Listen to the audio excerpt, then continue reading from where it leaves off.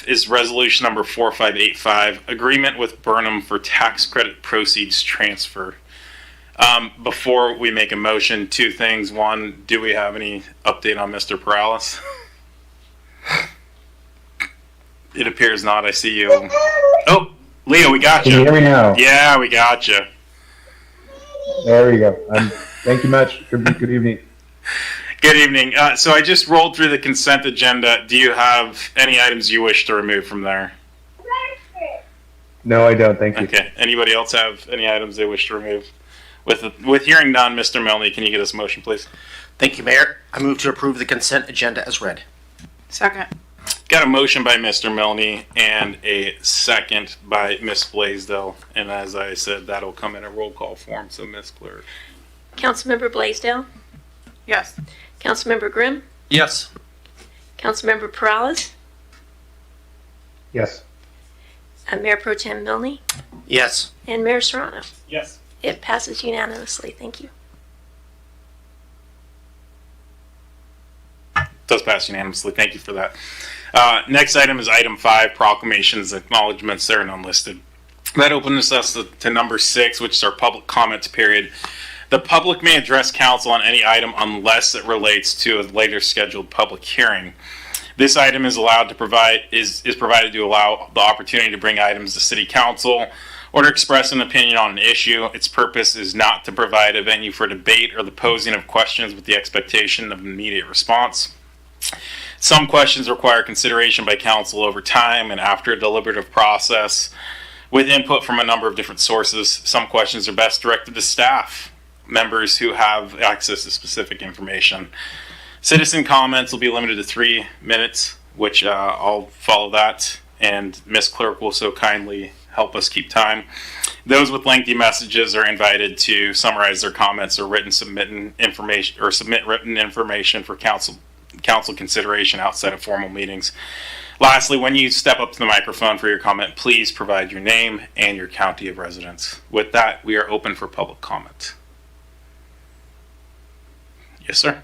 I see the mic's bent down, so if you can bend it up, and then there's also like a little speaker thing. There we go. We're red. We're good to go. My name's Dennis Brown, Franklin County resident. Okay, so I'm burning my 3 minutes. I had to have AI write me up a summary of what I want to say because I'm not that clever. So to begin with, it's curb ramps. I live in a part of town where they put the endless curb, and it's quite annoying. So here's what we have. Curb ramps are essential for providing smooth and safe access to your driveway by addressing several key issues. Protection of car suspension. Without a curb ramp, driving over the abrupt edge of a curb can cause significant impact on the car suspension system. This repeated jarring can lead to premature wear and tear on shock struts and other suspension components, potentially resulting in costly repairs and a less comfortable ride. Curb ramps effectively bridge a gap between the street and the driveway, creating a gradual incline that allows your car suspension to compress and decompress, blah, blah, blah. Prevention of scraping low-riding vehicles, in particular, are susceptible to scraping their front bumpers, undercarriage, and even the exhaust systems when navigating the sharp angle of a curb. Curb ramps eliminate this risk by providing a gentler slope, making the transition without contact, preserving your vehicle's paintwork and structural integrity. I have a sedan, and I still bump on it if I hit it wrong. Reduced jolting for individuals. The sudden upward and downward motion experienced when driving over a curb can be particularly uncomfortable and even painful for older individuals. The impact can jolt the body, potentially exacerbating existing back or neck injuries problems. Curb ramps significantly reduce the abruptness, allowing for a smoother and more comfortable transition into and out of the driveway. This consideration is crucial for maintaining the comfort and well-being of elderly passengers and drivers. Not just about convenience, they actively protect your vehicle from damage, prevent frustrating scrapes, and enhance the comfort and safety. So on that note, I'd like to see something in the code that allows me to install curb ramps, because currently at this time there aren't any. I found that out a couple of years ago when I tried to put a concrete one in and had to tear it out. Lessons learned. Thank you for your time. Thank you for bringing that to our attention, and I know staff's diligently taking notes, and something that we can address in the future. Thank you. Appreciate it. Here's a couple of examples. I did. Oh, okay. It's two sets of shoes. With that, do we have any further public comments? Go ahead, Ms. Mahoney.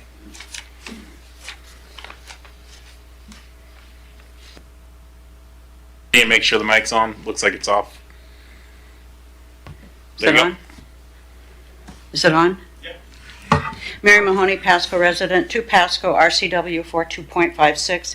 Provide permits for Pasco and Hayden homes to kill our 8 floodplain American bald eagles and eaglets. Provide a 404 permit for floodplain Road 48 Park, floodplain sewer, and for resolution number 4582. Provide all LID designs for Pearl Street, past and present, and for my property, indicating harassment and retaliation. Provide an LID and or ULID start date and cost for my property. See Forced LID Pasco City Council meeting on 5/23/22 and public comments hands off to Pasco and developers. With the Pasco Aquatic Center, how much is ex-Pasco Mayor Matt Watkins paid at a rate of $10,390 per month plus travel expenses? What's the total cost of the wow factor or wave machine, costing $22 million to $280 million, while Yakima's Aquatic Center, opening in June, costs only $10.8 million total?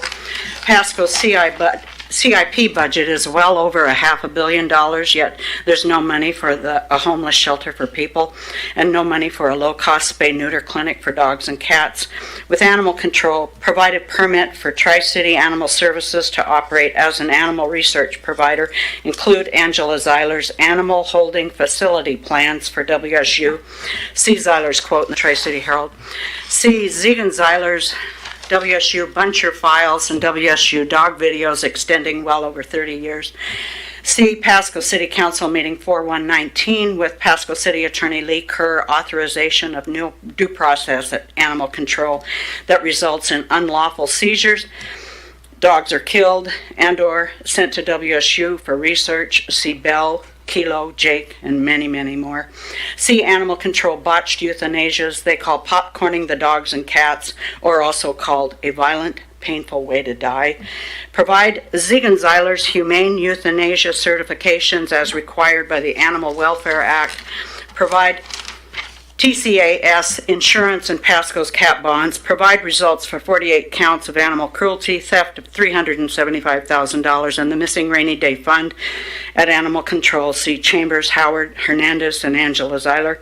For questions, call Pasco's Lee Kerr at 509-735-1542. For a list of animal research providers to WSU, including bogus rescues, call WSU President 509-335-4200. Call Dr. Guy Palmer at WSU and at Paul Allen School of Global Animal Health, 509-432-3385. My comments tonight are for the record and to put Pasco on notice. Thank you. Do we have any additional public comments? Going once, going twice, third time, all right.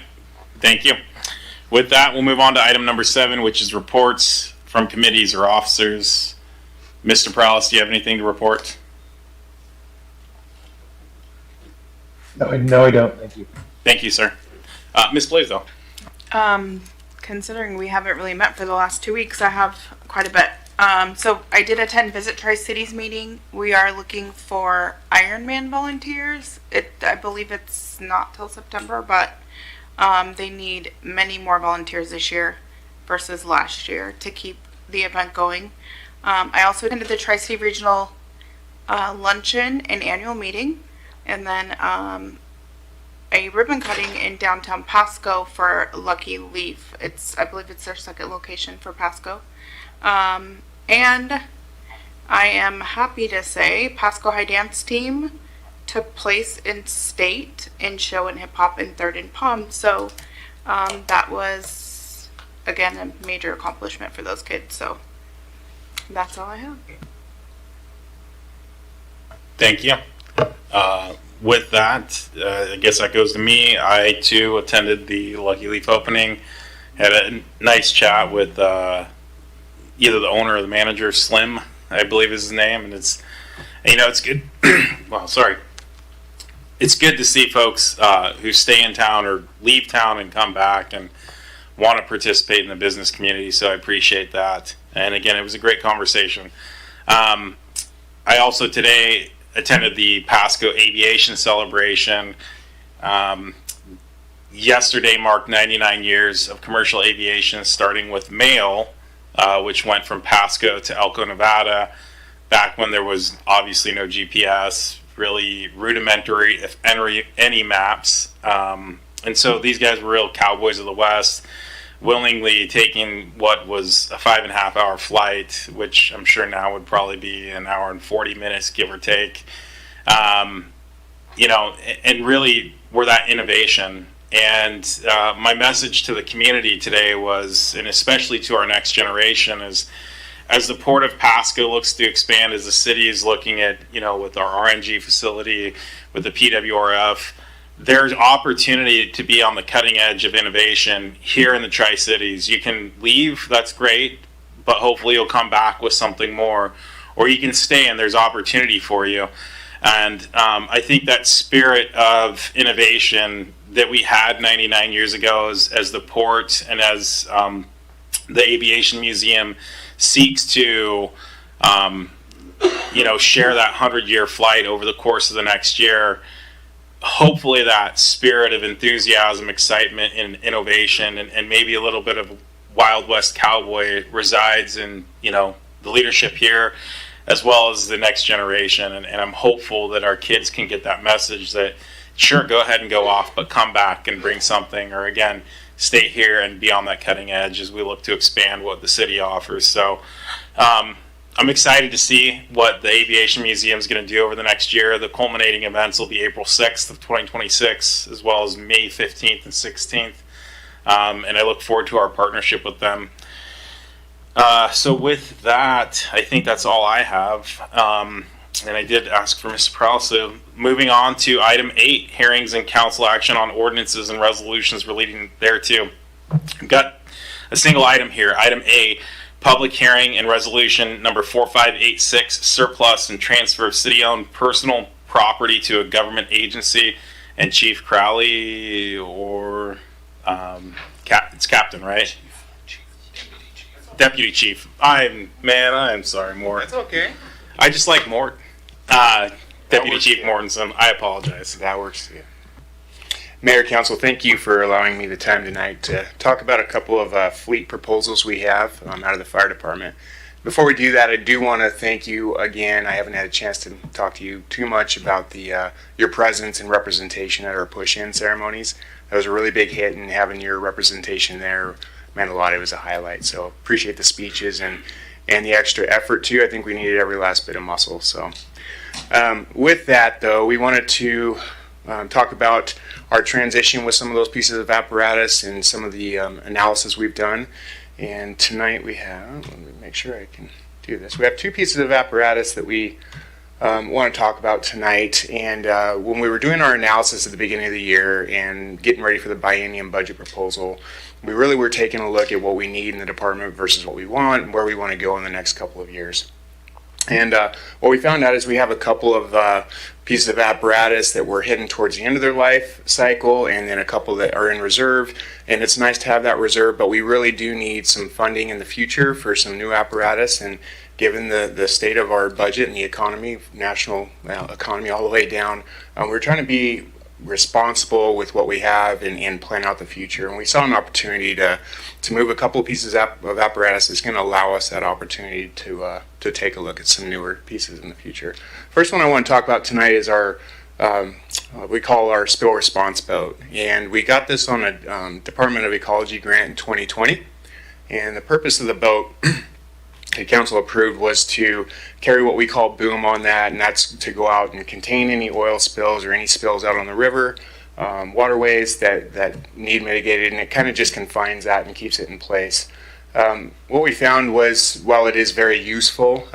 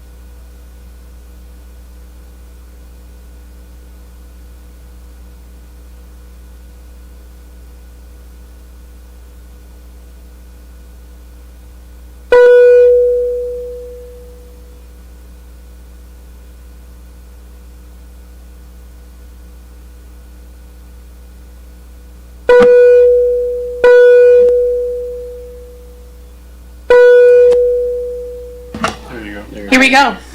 Okay. Good evening. My name is Kim Lehrman, and I would like to call the City of Pasco Planning Commission meeting to order. I would like to welcome all those in attendance this evening and ask you to join me in reciting the Pledge of Allegiance.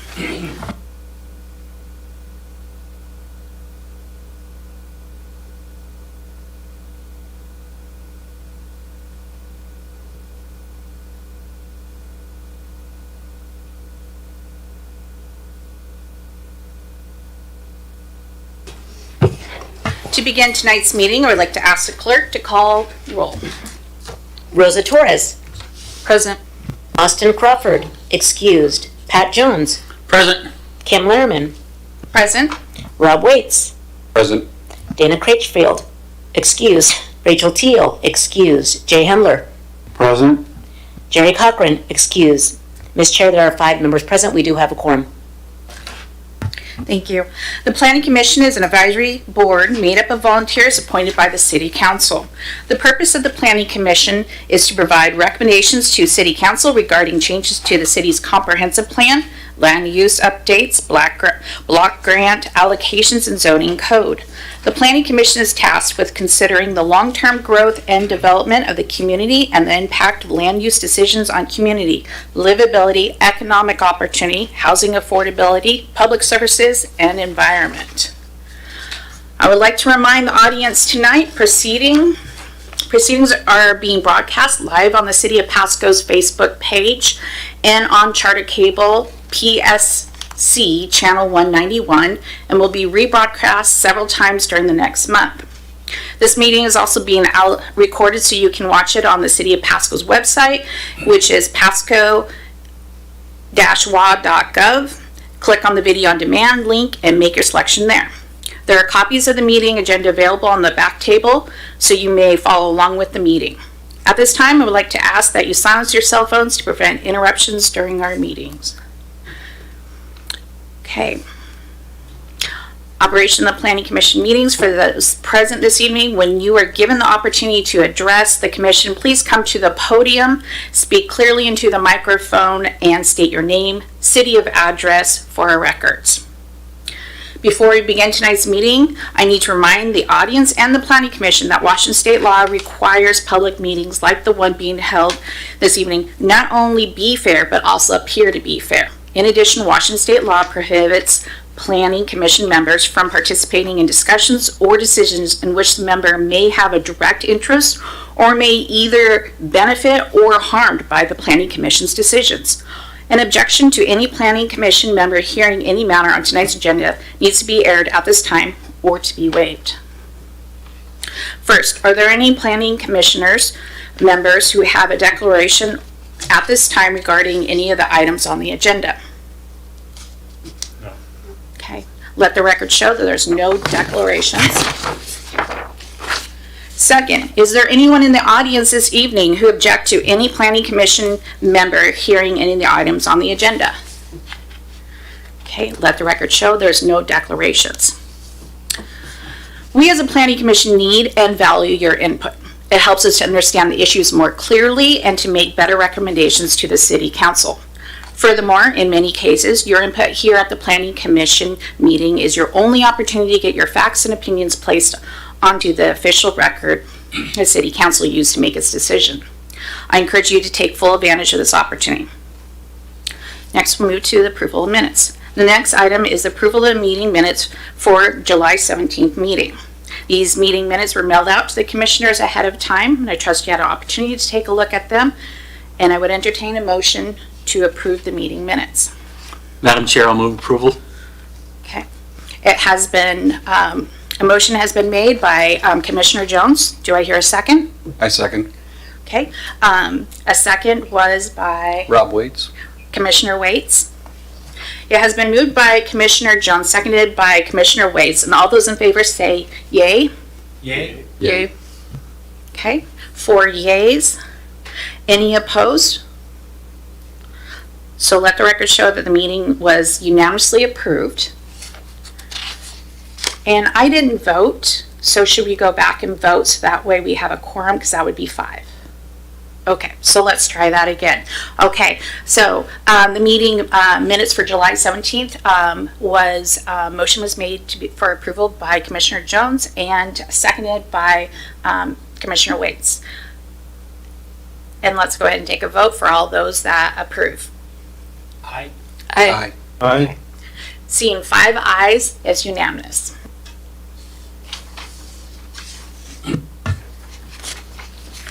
Okay. Moving on to our old business.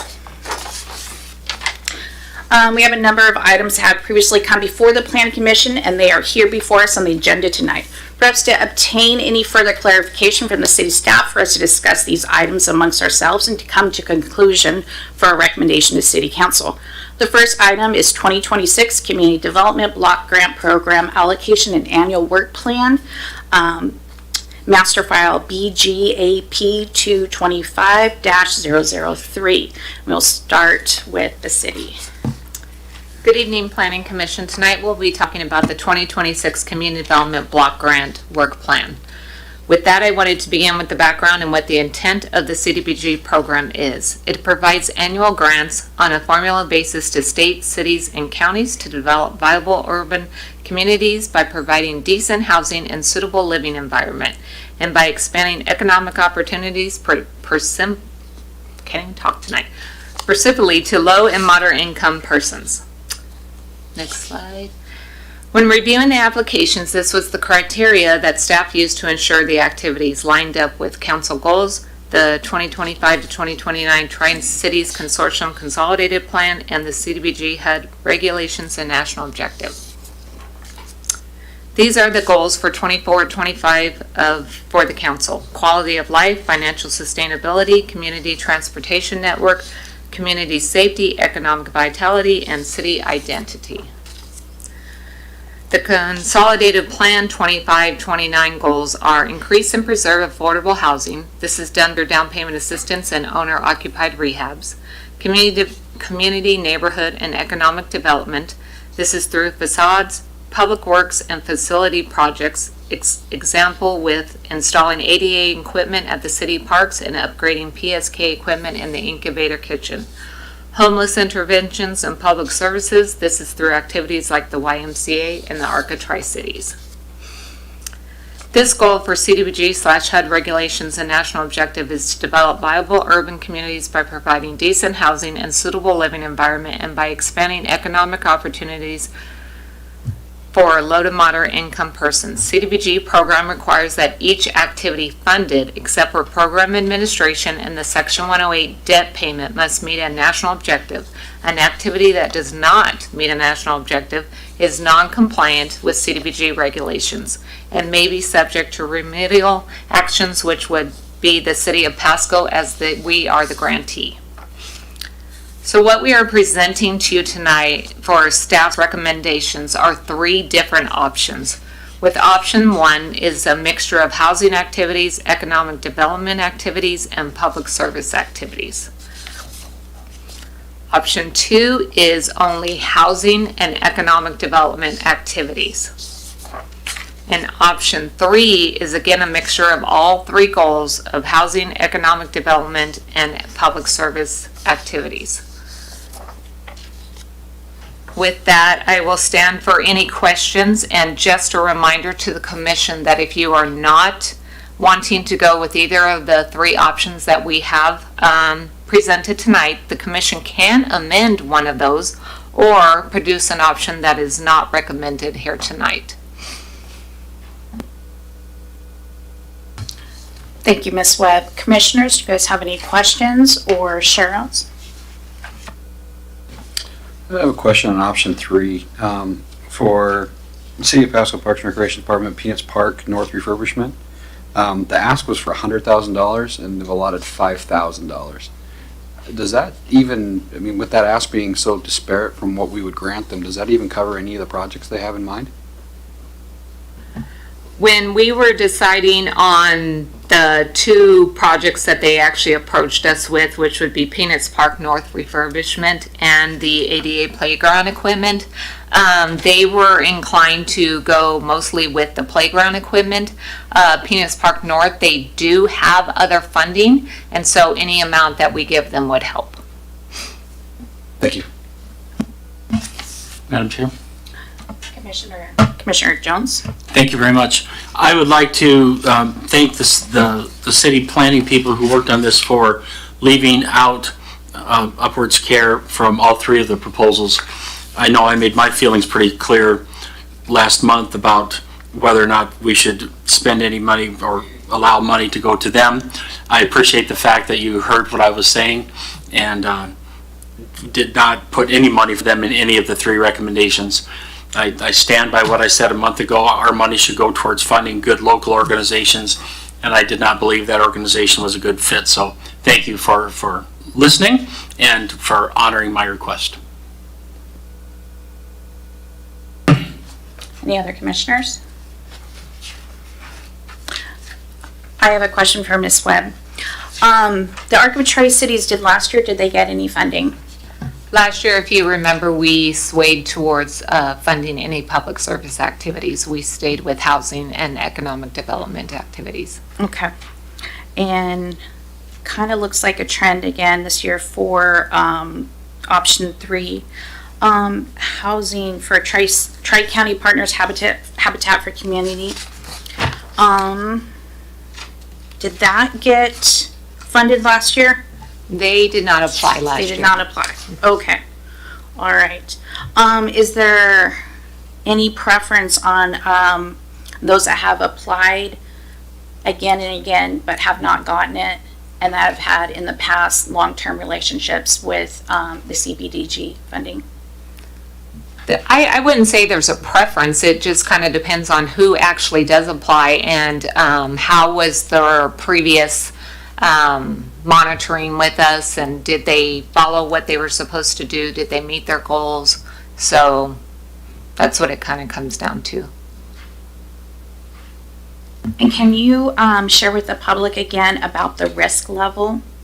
Yes, so the risk level actually comes from HUD. That is a form that we fill out. It asks all kinds of questions as like, have they applied before? Is this their first time applying? Is this a construction project? Is this, do they have any audit findings? They have to produce their audits to us. We have to go through those. So there's probably like 7 questions, and at the end there's a score, and that's where it comes up with the risk. Thank you. Anything else from the commissioners? Do you need a moment? Oh, Commissioner Jones.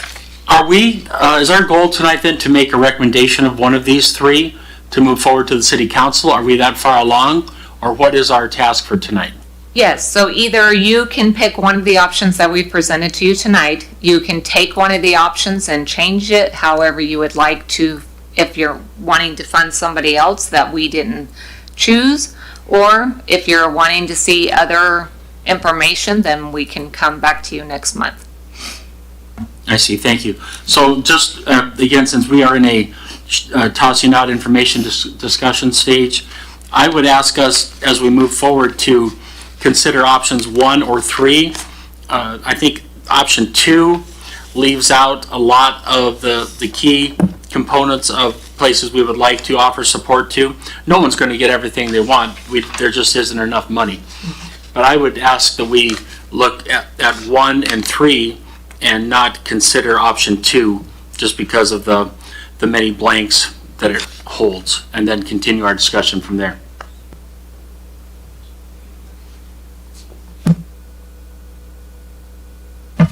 Are you putting that in the form of a motion?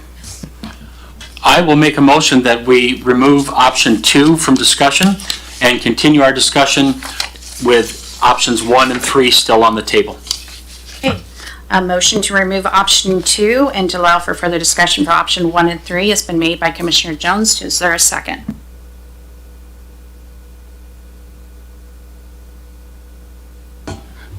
I second.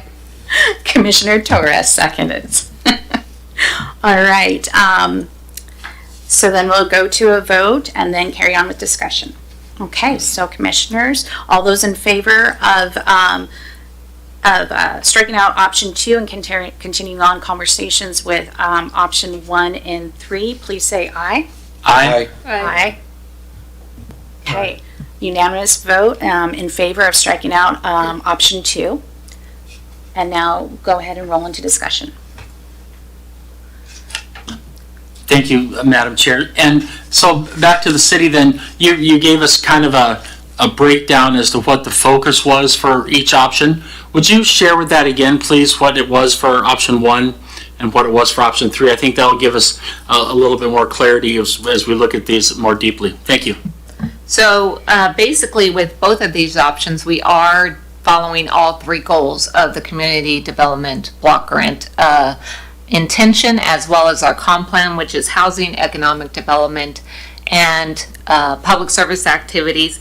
We just kind of tried to spread the money out as far as we could. Once you take out administration and you take out the Section 108 payment, we basically had less than $300,000.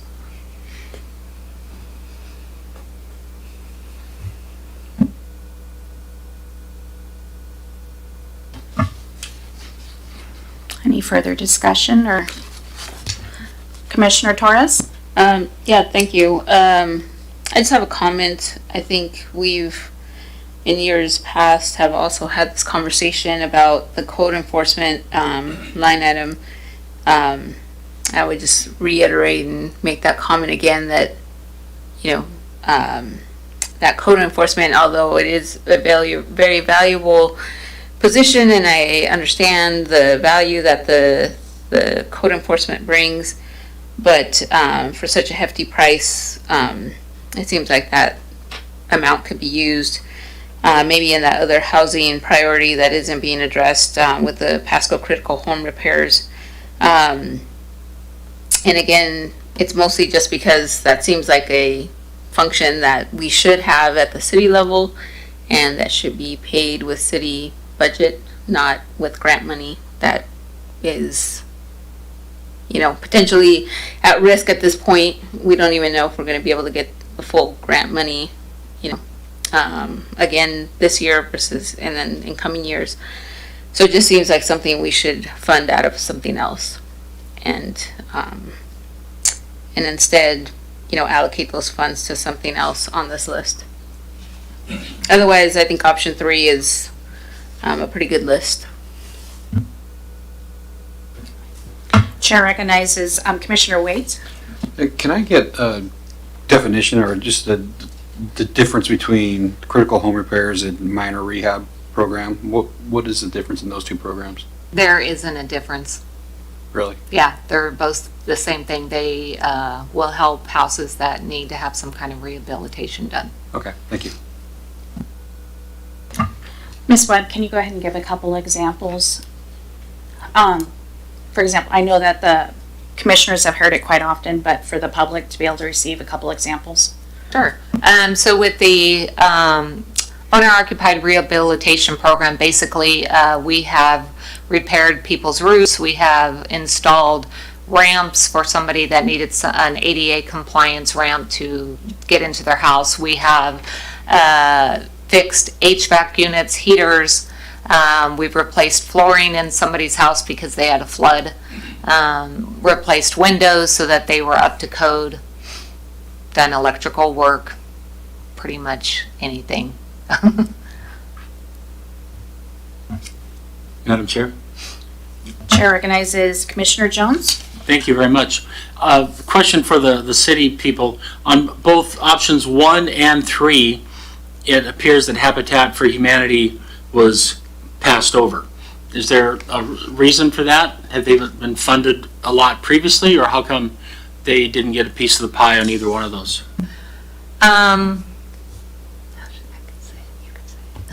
So maybe one good way to answer that, it simply is because this is the first time they've applied for this program. It's not an existing program that they have. We already have an existing program that we've been perfecting for years and years. And so we just felt like it was best to stick with one tried and true program as opposed to starting a new one. Or spreading it out, amongst the two. It would produce probably a greater impact. A program with Habitat for Humanity already, The city conducts the same activities. but not with Habitat for Humanity per se, not but the same specifically for type that. of activity. For the same type of home improvement activities. Okay. So, right. Not home ownership. That's correct. Yeah, it's different from what is most commonly known as their home building projects. It's a little bit different in that regard. No disrespect to Habitat, nothing knocking what they're wanting to do.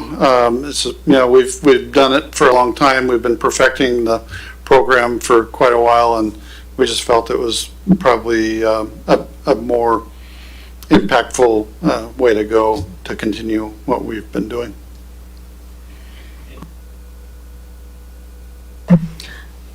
I want to piggyback on what Commissioner Torres has said, and we've shared our concerns over the past of having these grants pay for salaries of Pasco city staff, and our concerns about how long we're going to be able to continue to fund those staff members when grants come and go. True, this historical that we've received these grants in the past, but uncertain times, and the additional stress that can place onto those staff members. Have we ever received a comment, or could we ask for the city council to kind of talk a little bit about their value of placing the staff member onto the grant for payment for their salary versus salary and benefits coming out of the general fund? Yeah, it's definitely conversations we've had with the city council in the past. We've shared the planning commission's points of view historically.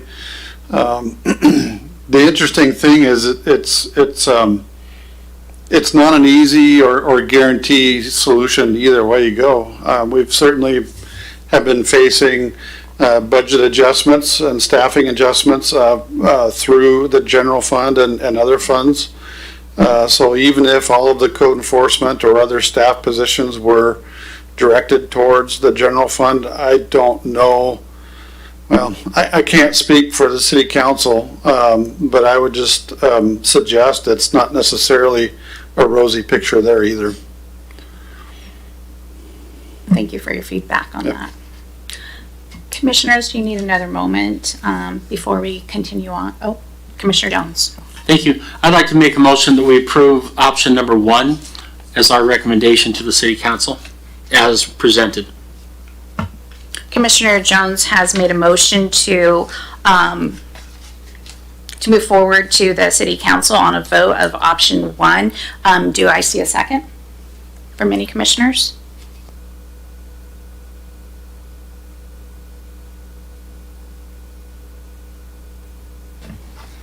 I'll second. Commissioner Hadler seconded. And commissioners, it's time to go ahead and make a vote. For all those in favor, say aye. Aye. Aye. Nay. Nay. The motion fails. 3, 4, 2 against. Excuse me, that does pass. Yeah. I was thinking back to a voting quorum. Okay. Yes, 3, 4, 2 against. And Ms. Webb, do you have something to say, or do I go ahead and move on to the next item? So what will happen now is we will take this to a city council workshop, and then they will have the final decision moving forward.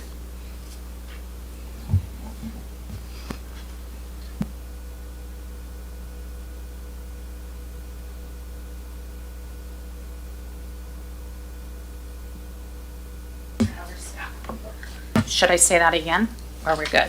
No, good. We heard you. Tonight I will be discussing the 2026 home program work plan and allocation. This presentation on the home program allocation, we are presenting this tonight as the home funds don't need a public hearing. Pasco entered into a home consortium agreement with Kennewick and Richland in 1996, making the cities eligible for federal home dollars. Each member city is allocated an equal share of the entitlement after 10% is set aside for the lead agency to administer the program and 15% is set aside for Community Housing Development Organization, which is currently Habitat for Humanity. The estimated entitlement funds for Pasco is $163,000. Estimated program income is $100,000. These funds are from down payment assistance that are paid off. We are budgeting for program administration $10,000 for Pasco staff to administer the program, down payment assistance of $10,000, anticipating only doing one as the purchase limit, which is set by HUD, for Pasco is $368,000, which means the purchase limit of the house cannot be more than that. This should have increased in July, but we are still waiting to hear something from HUD. Tenant-based rental assistance, $121,500. Currently, the consortium has a contract with CAC, Community Action Connection, to administer the program for all 3 cities. And rehabilitation, $121,500. These funds will assist with rehabilitating homes, which with home funds, the house would have to be brought up to current code standards. And with that, if you have any questions. Commissioner Jones? Thank you very much. When the members of the Planning Commission went to the City Council meeting a couple months ago to kind of start listening to this process and things, I was kind of shocked and amazed about this thing, this law, House Bill 1220, enacted in 2021, requires local governments to plan and accommodate affordable housing for all income levels, including emergency and supportive housing. I was a little bit taken back at how deeply the claw of state government comes into what we do. Apparently that's kind of a Washington thing, I guess. We don't do that in the Midwest. Yeah, right. But as I've read, as we do these things, it appears to me that we are most certainly satisfying the requirements of this. Okay. And is this discussed as part of the overall discussions as you guys are doing this planning and moving forward? Because to me, it seems like it's very satisfying. But I'm just curious as to how much this silliness fits into what you have to do in order to meet these rules and regs. Right. So as far as like the home program and CDBG, per our citizen participation plan, we do have to have public hearings. We do have to allow the public to know what we are doing. We need to be transparent with everything. So that's why everything is brought to the Planning Commission, which you are our committee to make these decisions, and then forward to City Council, which then allows the public more time to hear the information, which is the same thing we did when we were creating our consolidated plan. We have to bring in a bunch of different agencies, different stakeholders just to get information, but we are following the regulations and the rules that are set by HUD. A lot of rules, a lot of regulations, layer after layer after layer, and then the state one on top of it. It's pretty heavy. So I totally believe, I guess we as the regulatory group, for lack of a better term, that is being met fully. I just wanted your comments and opinion on that, so thank you. It's good discussion. Commissioners, any further questions or discussion? Okay.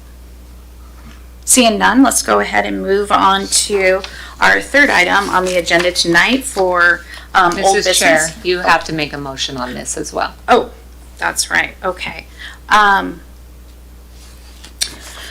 Commissioners, do you want you guys have a motion to share?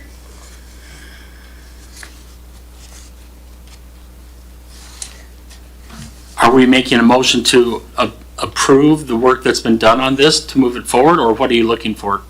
You're making a approval to recommend the programs that we're going to be assisting and moving that to City Council for their approval.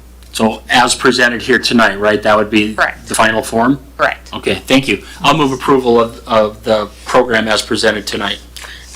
Thank you. A motion has been made by Commissioner Jones to go ahead and move forward as proposed from Planning Commission to the City Council. Is there a second? I'll second.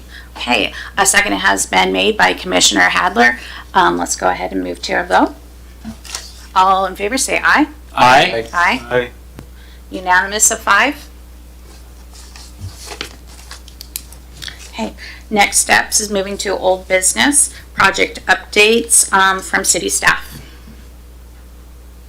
Thank you very much, and I'm not going to be exhaustive this evening, but just wanted to give you some updates on some of the ongoing projects that we have, including the Transportation System Master Plan, the state mandated regional climate planning, greenhouse gas plan, and also the energy resilience study. The Transportation System Master Plan is really it's fully underway now. The consultant is mainly doing data collection, existing conditions analysis, and even though the plan isn't like really old, there's been a lot of development happening in the Pasco community. So there's a lot for them to catch up on as far as new development patterns and different conditions since the last study. So they're in the process of that, and you'll be hearing more from us and them as the project moves forward and you start seeing public engagement touch points as we reach out to the public for inclusion in that plan. The regional climate planning project, that's been a pretty extensive project, and for those that maybe aren't really aware of what that plan or that project is, the state legislature mandated that the communities that are planning under the Growth Management Act include certain aspects of climate planning and resiliency in their comprehensive plan updates. And of course, the Department of Commerce provided substantial funding for that effort. And some of the communities in the Tri-Cities area, Pasco, Richland, Kennewick, Benton County, West Richland, joined together in that effort because largely the issues in this regard are pretty much the same. They don't stop at the river or they don't stop on a certain street. So we've joined together and hired a consultant to help lead us through that effort. So we've been busy reviewing draft policies, greenhouse gas inventories or analyses, vulnerability assessments when it comes to changing environmental conditions, whether it be more wildfires or floods or whatever. And coincidentally, a couple of dates for you to be aware of. Next month, the consultant is going to be presenting to this planning commission where the project is at. I mean, we're nearly done, but they wanted to present the project and where it's at to this planning commission next month. So you'll be seeing more from them on the 18th, I believe it is. Another date for you to be aware of is they will also be presenting more of a community-wide open house for people to come and listen and give their feedback on the plan and the project. We'll be hosting it here on the 23rd. In the evening, 6 to 8 p.m. So that'll be another opportunity for the community to get involved. Throughout the project, there's been different community input touch points, either in Richland, Kennewick, West Richland, virtual online surveys have gone out. So there's been a lot of community feedback throughout the process. So I think it'll be interesting to see what they come up with for the Planning Commission next month. I mean, I've been meeting with them every other week, so I already kind of know the essence of it, but I think you'll be interested to see what's going on there. And as far as the energy resiliency study, that project is actually complete. We actually very recently received the final report. So if you're curious to know about the outcome of that project and the plan, let me know and I can send it to you. It's a pretty large file, so we may have to do it through a file drop or something like that. But very interesting project, and so if you're interested to see that, be sure to let us know. Otherwise, we'll be including some of the elements of that also in the comprehensive plan update where it's appropriate. So I just wanted to give you an update, see if you have any questions for me, and that's it. Thank you. So to double check my understanding, for the regional climate planning, the GHC plan, the two different upcoming dates, September 18th for Planning Commission and then September 23rd for a public invite. That's correct. Do you know which city or location, or not there yet? The public meeting is right here. Okay. Yeah, right here City Hall. in Pasco City Hall. Okay. Other communities have already hosted some of the previous public engagement events, so we offered to host one here. Sure. 6 to 8 p.m. 6 on to the 8. 23rd. Planning Commission is normal. Planning Commission time 6:30. Okay, all right. Well, staff, if there's nothing else for old business, then we'll go ahead and move on, and there's nothing for workshop or public hearings. So I'm going to move to adjournment. Okay. All right, do you have a motion for adjournment, commissioners? Move to adjourn. Okay, Commissioner Jones moves to adjourn. Second from a commissioner, second from Hadler with a headshot. I'll second that. Okay, Commissioner Waite, second it, and then vote. I think we're all saying yes. Okay. Aye. Aye. Good night.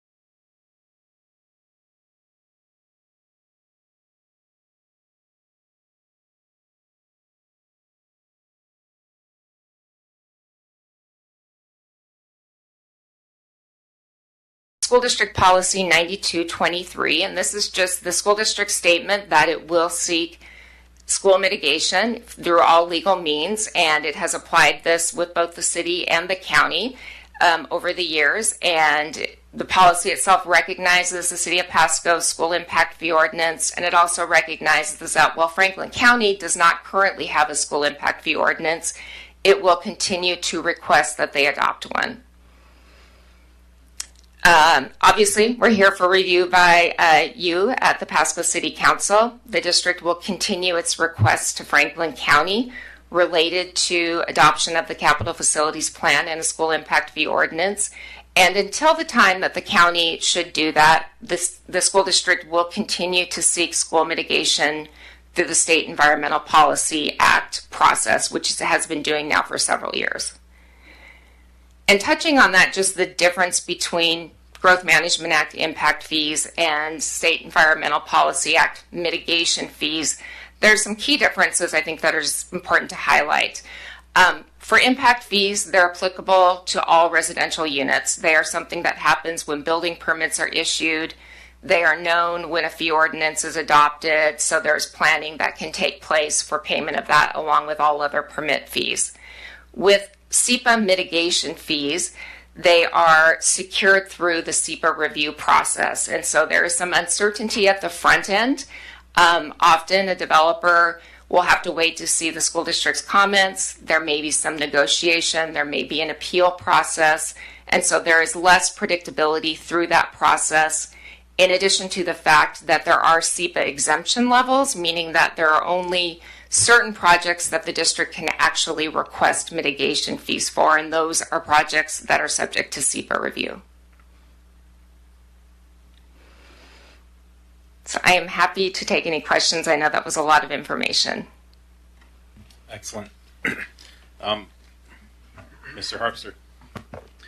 One question, excuse me, related to the end of that discussion. The fee is assessed at time of permitting. So then let's say there's a plat that was approved last year, but the building permits aren't applied for until this year. After this date, do they then pay the fee that's in place at the time of building permit, or is it retroactive when the plat was applied for? They pay the fee at the time of building permit. So impact fees don't vest in the way that other development regulations do. And so then that would be the same case for projects or developers that have done mitigation agreements? A little bit different for mitigation agreements. They actually are locked in place earlier in the process. Okay. Similarly related, sort of off topic, besides the new construction of middle school number 5, are there plans to remodel any existing middle schools like McLaughlin? There are plans. I might ask one of my school district friends to come up and talk a little bit more about that, but there are plans to do some elementary school modernization work, and then there is at least 2 middle school related projects. Yeah, you want to jump in, Michelle? So thank you for the question. We are currently working through the process of obtaining our long-term facilities management plan, and in that plan, it does focus on modernization and replacement of elementary schools, potential modernization of McLaughlin Middle School. So that plan will go to our board at the end of June with scheduled adoption at the beginning of the fall. There will be a public process that's coming up within the next few months where community will have an opportunity to give us feedback around that plan. But the board's direction to us is to have a long-term facilities management plan that outlines 3 bonds 4 years apart from now until 2040, which I will be retired by then. So. Okay.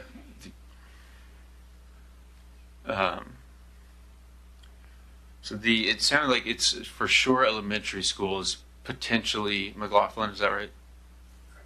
Okay. And how is that? Again, I know I'm getting a little off topic. How is that identified? Because, Ochoa was only built 20 years or so ago. Stevens has been essentially rebuilt, and then the other ones are newer. McLaughlin, to my knowledge, has had no significant remodels since it was built.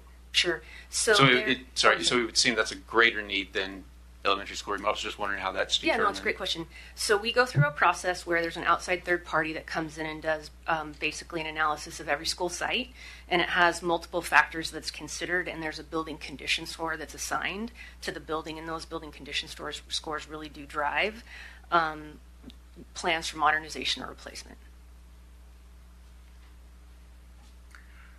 And then for Mr. Ferguson, since nothing has changed since the ordinance was initially passed in 2012, with the fee being changed, do we need to revise our ordinance at all? So yeah, that would be a first for us, obviously, because we haven't done it since 2012. So I was just looking at how that process would look like, but it would certainly need to be by ordinance because it was enacted by ordinance. Yeah. Okay. And I would rely heavily on Ms. Stiffarm to help us with that process. So. Cool. No, I'm just excited that this should hopefully reduce housing costs just a little bit for at least a couple of years, and appreciate the presentation. Thank you, Mr. Harpster. Mr. Grimm. Thank you, Mr. Mayor. Thank you, Ms. Stiffarm, for your presentation. This seems, I was going to save this for miscellaneous discussion, but this almost seems like a better time to bring it up. Everybody, on Wednesday night, Maya Angelou is celebrating their 20th anniversary. They're going to have food trucks, activities, knocker ball, other activities. I was invited out there in my official and unofficial capacity, but 20-year anniversary Wednesday night at the elementary school from 4 to 6 p.m. So, sorry, but thank you. With that, and maybe I should have asked this in advance. I was just having a hard time finding it on the interwebs. How many municipalities on behalf of school districts utilize impact fees across the state of Washington, roughly? If you're not prepared to answer that, I totally understand. I'm not fully prepared, Okay. and it's a really good question. And I apologize for putting you on the spot like that. I can get more specific information later.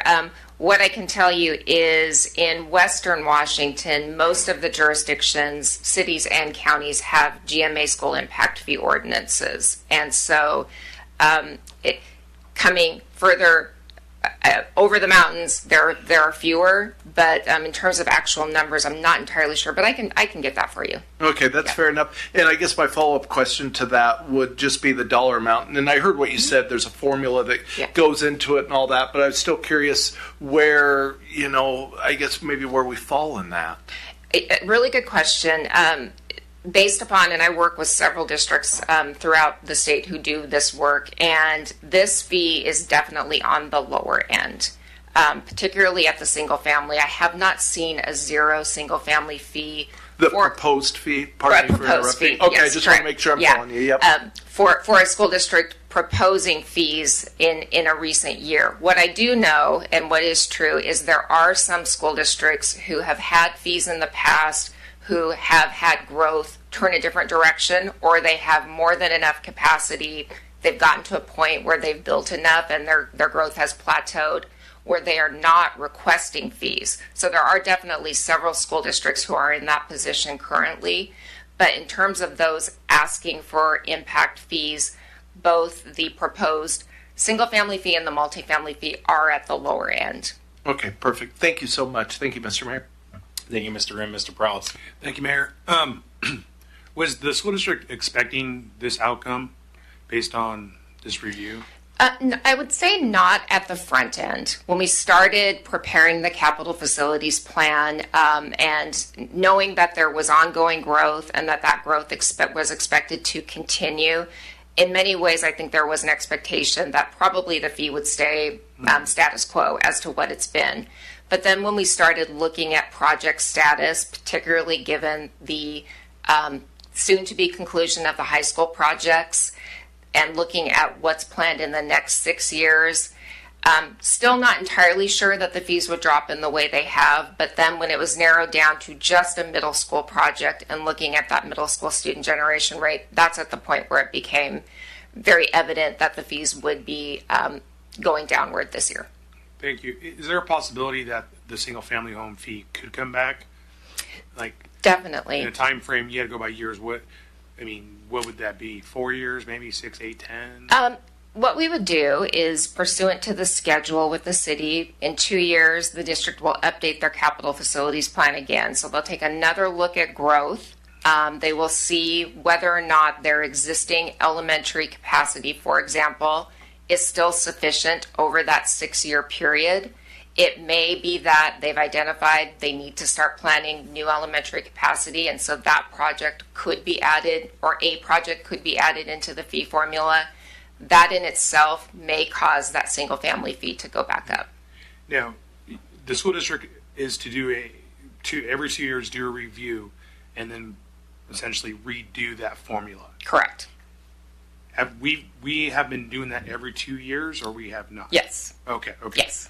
So is that something the school district does, or is that something that the city needs to talk to the school district to initiate every 2 years? The school district does it, and they are proactive in doing it. It's an important planning tool at the school district level, and they also know that you expect every 2 years to have an updated plan come before you. Okay, and so the next one would be in 2026? Probably towards the end of 2026, just to be on the same cycle that we're on now. Okay. That's all the questions I had. Thank you. Thank you. Mr. Milne.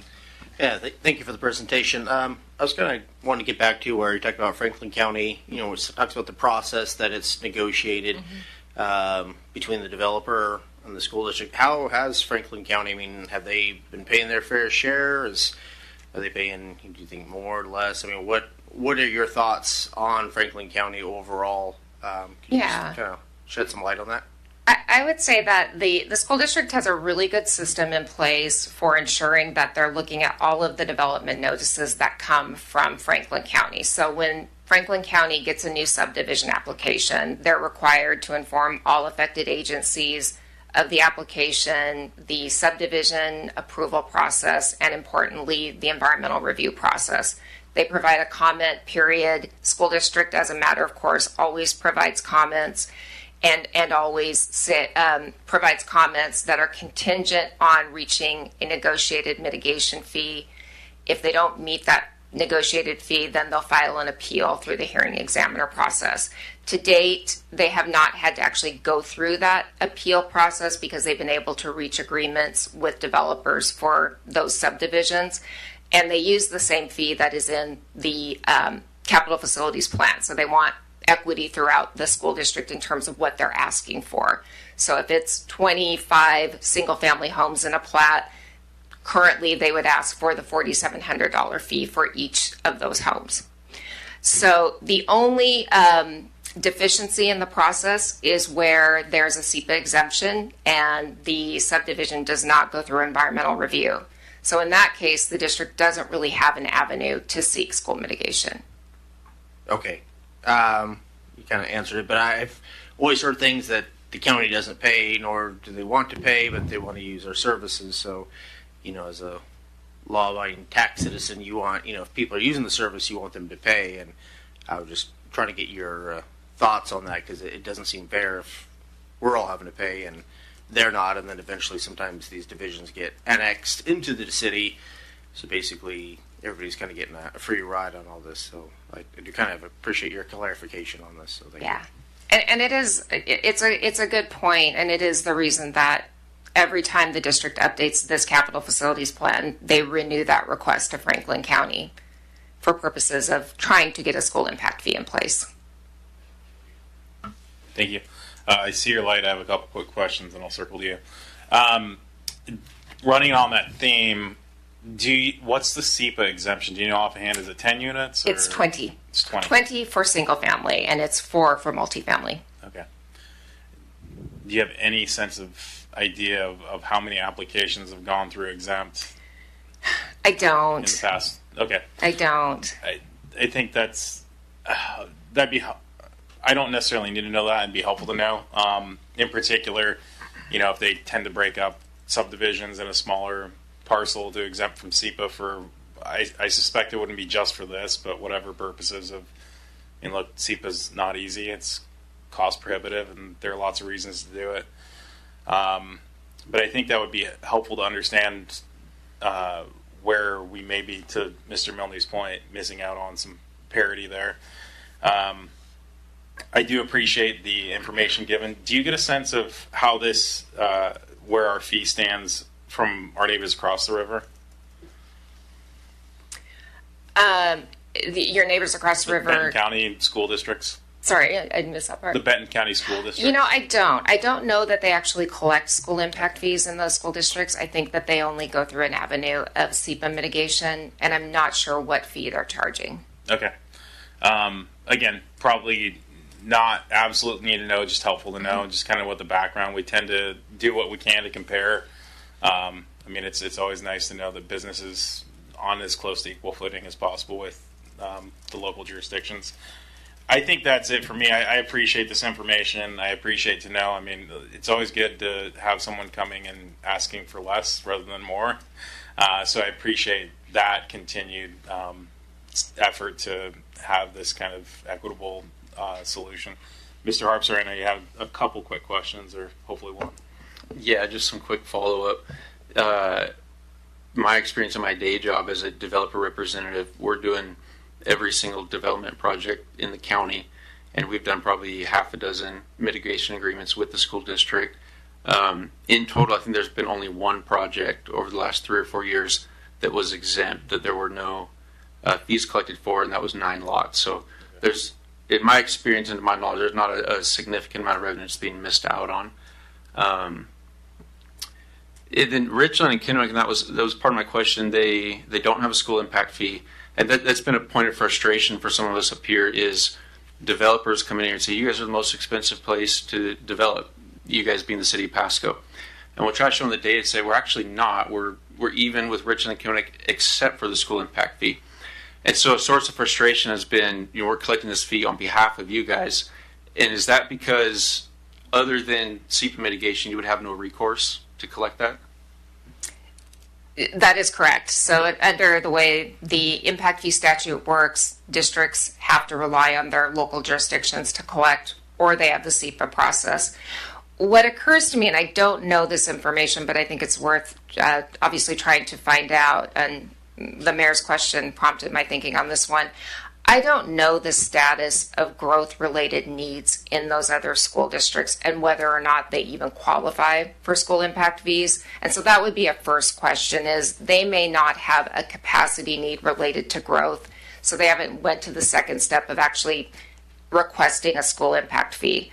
I don't know if that's true or not. I think it's just something that occurred to me to think about and how you think about comparisons to your neighbors.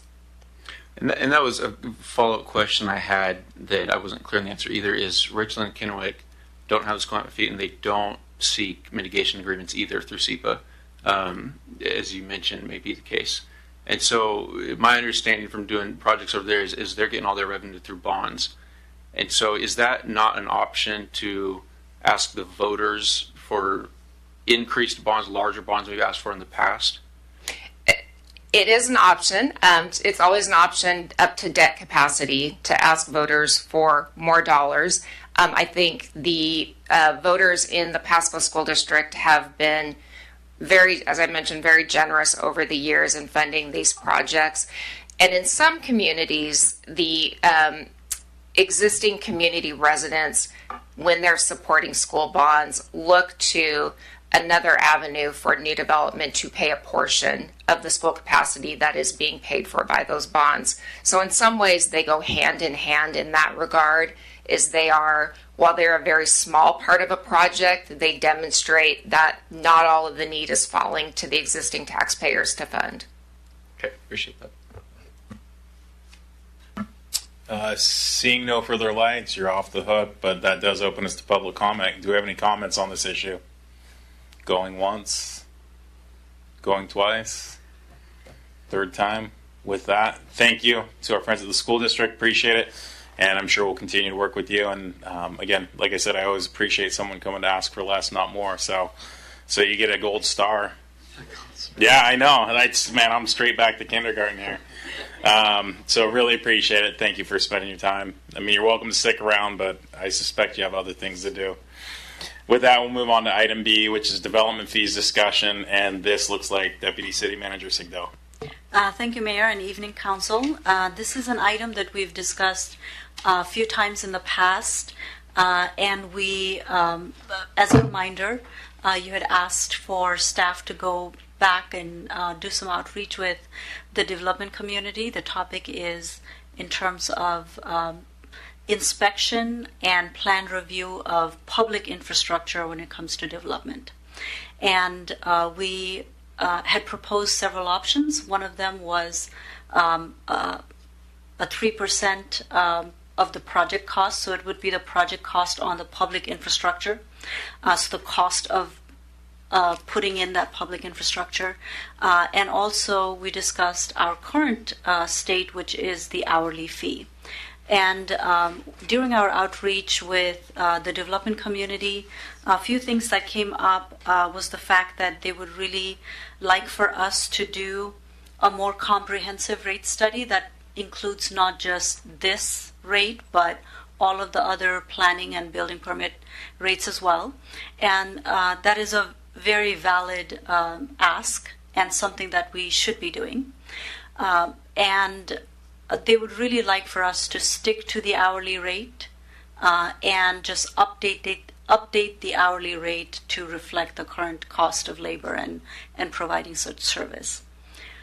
This is a pretty complicated area. One of our hopes with going with something that resembles our neighbors was to be able to receive the funding in a way that is most efficient for the city.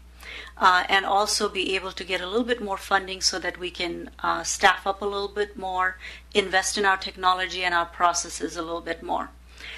However, we understand the fact that while it might not be completely predictable, an hourly fee is something that this community highly desires, rather than the 3% or a percentage-based rate. So what we're coming to you with today is a simple escalation of cost, which would be instead of $60 per hour. So right now we have $90 per hour for the first hour I like to not even think of that as a rate. It's just, the first hour. But really, $60 per hour is our current rate, and we're proposing we move it to $100 an hour. As I mentioned in the staff report, this is only as direct of costs as you can get, only. And so this is not a comprehensive cost increase, but we're also trying to be mindful of not increasing the rates significantly all at once. But also at the same time, and this is not included in your staff report, but we've been working with few consultants to see what it would cost to do a full, complete study of all of our planning, development, review, building permit fee structures. And we received an estimate late in Friday, and that estimate is about $90,000. I do believe it's a big number, but I do believe that it is worth the effort for the expertise that they bring to the table, and also the fact that we are overdue for a comprehensive review of all of our rates and see what needs to be eliminated, what needs to be changed, what needs to be added. And so with that, what I have for you is an interim increase in that $60 per hour to $100 per hour, and then a request for direction from council on if you'd like to move forward with doing a more comprehensive rate study that would include a lot more other components as requested by the development community. Thank you, Ms. Signal. Mr. Prowse. Thank you, Mayor. Yeah, I was thinking about this a lot yesterday, going through the packet and everything. I don't really have an appetite to do a huge, drawn-out rate study. I don't think the development community, from which I heard at a meeting, it has an appetite for the percentage. And don't get me wrong, that it was 6 times, 10 times, and if you did the math, it was about $400 an hour. And so I think when they did that, it really wasn't justified. And so I think $100 is a good starting point, but I think if we're just going to go ahead and make a change, I say we just go ahead and add a little bit more. And so I would like for us to entertain at like $150 an hour, and a portion of that has to go towards putting money away to hire more people, build that capacity, put money away for technology. I think that's the best thing to do right now. I don't see a reason why to go through this whole study, pay someone $90,000, and then turn around, present it to the development community, and then they're still going to be against the 3%, 2%, whatever percent. I just think it's such a big jump. I think we can work that way over some time. I don't see the benefit of it. So that's the reason why I sat down and was kind of looking at the numbers and playing around a calculator, and I just looked at this way. I was like, you know what? I think $150 an hour rate for all the time spent. And I looked at the couple meetings ago, I looked at that little table you guys gave, and it gave comparisons between City of Kennewick, Richland, Pasco. And if I did that, it'd be about like, for that example you guys gave, it was close to like $17,000. So it was about 10 grand more than what we, I guess, in theory, charged originally, which was close to 7. So that at least gives the City of Pasco money to put away for admin support, looking for other people like planners, reviewers, invest in technology. So that's what I would like to see, and that would probably just be long-standing. And again, if we have to do a study to look at all our rates and stuff, I'm fine with that. But this essentially should just be left alone at this point, and then eventually, if inflation and stuff catches up with us again, we look to increase that hourly rate. But I think that would be fair. I mean, $100 an hour would only cover the cost of labor, right? And so how much money are you getting out of that to invest in the department? It's not a lot. It only includes just the hourly labor, which not every hour that a staff works is billable. So there's a whole component here. But we also have to be very mindful of development fees and ensuring that there's a very strict calculation of those costs and ensuring that we can fully defend them. And that is where doing a more comprehensive rate study, because we have managers who don't just do one thing or supervisors who don't just work in one area. So looking at it comprehensively is definitely beneficial, especially given that we've not really done that in the past. And we are at a size where that should be an expectation of our customers and our residents. So that is why you're seeing a $90,000 price tag, because there's really nothing to build from and there's a lot to look through. Then I guess why did we go ahead and just suggest a copy in Kennewick then, if we needed to provide a study and provide a nexus and all that stuff? I mean, it seemed like we've been just dragging this on for months then at this point. And I guess why didn't we just get presented with an option just to do a study at that point?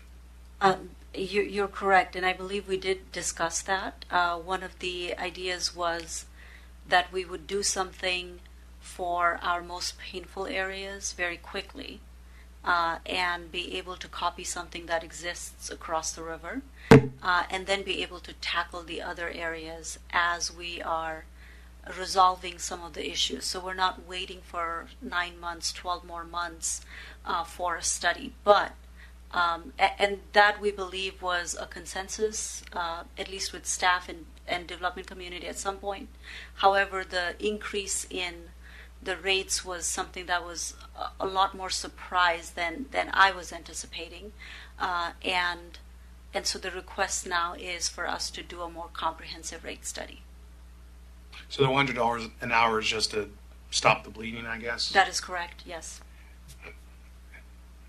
That just seems interesting.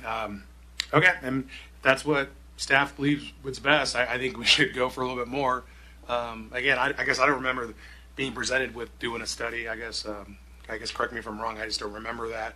It looked like we were going back and forth with the development community, trying to figure things out, and then now we're having to provide a study to justify what we're doing, which I'm in favor of, but it just seems like we're just kicking the can down the road again. And so we're not really getting anything out of what we're trying to do now. And I mean, how long is this study going to take? My best guess is about 9 months to 12 months. And just to clarify, higher you start taking the rates, more you have to justify your rates. And so more you need better math behind your numbers. So $100 is something that I can defend at any given moment. Now you start getting into 150, 200, whatever that number comes up to, then there's a whole lot of other components that comes into play, very much like what you would see in our utility rate study. There's so many components, and we have to be able to defend every part of that. So $100, or maybe even more, and more than happy to hear from council overall. We can go for that, but we have to be able to really defend it and do a lot more work on the back end to show that. Right. I guess I'm trying to grill you, but we were going to do this percentage, and it went up to 70,000, and we really didn't provide any justification. And now we're let's go and provide a justification. It just seems if we went along with it, we wouldn't be doing this. So, but okay, I'll go ahead and stand down. I still think it should be a little higher. I stand with $150 an hour right now as an interim rate, and then we do the study. Thank you. Thank you, Mr. Prowse. Mr. Herbster. Yeah, thank you for the presentation. Appreciate your time spent on this, especially being that it's not your primary role. With the discussion happened just now, I want to make sure I understand this. $100 is easy to explain, for lack of a better term, for a temporary stopgap solution for as long as it takes to do a rate study. And what was proposed as one option a few weeks ago on a percent base, that would have required the study, correct? Not necessarily, Okay. because that's something that is a practice that we've seen in other places. However, when you're starting to update rates and you've got development community who would like for you to step through those rates slowly, you have to be able to justify the hourly rate or even the percentage base rate. So the 3% would be a really easy one. Now, if we came to you and said it should be 7%, that's kind of where you have to really be able to show your numbers. 3% is a low percentage for most of the industry as you look around the state. Whereas if you start getting into the higher end, then you have to really be very sure of your numbers and make sure that what you are charging is very defensible. Mm-hmm. And I would say that there's a range between 100 and 200 where staff could probably come up with a defensible range. We're only proposing 100 at this time because right now the dollar amount is 60. If council would like to do the rate study, more comprehensive rate study, then you've got about 9 months, 12 months, and then we can come back to you with something that is much more studied and defensible on all fronts rather than just this one.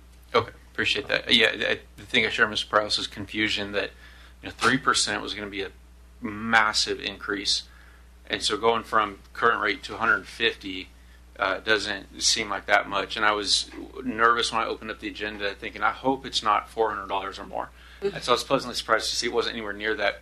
But my position would be the same as Ms. Prowse, that we start with 150. That's just slightly doubling it, but that's still significantly lower than the previous options that we discussed.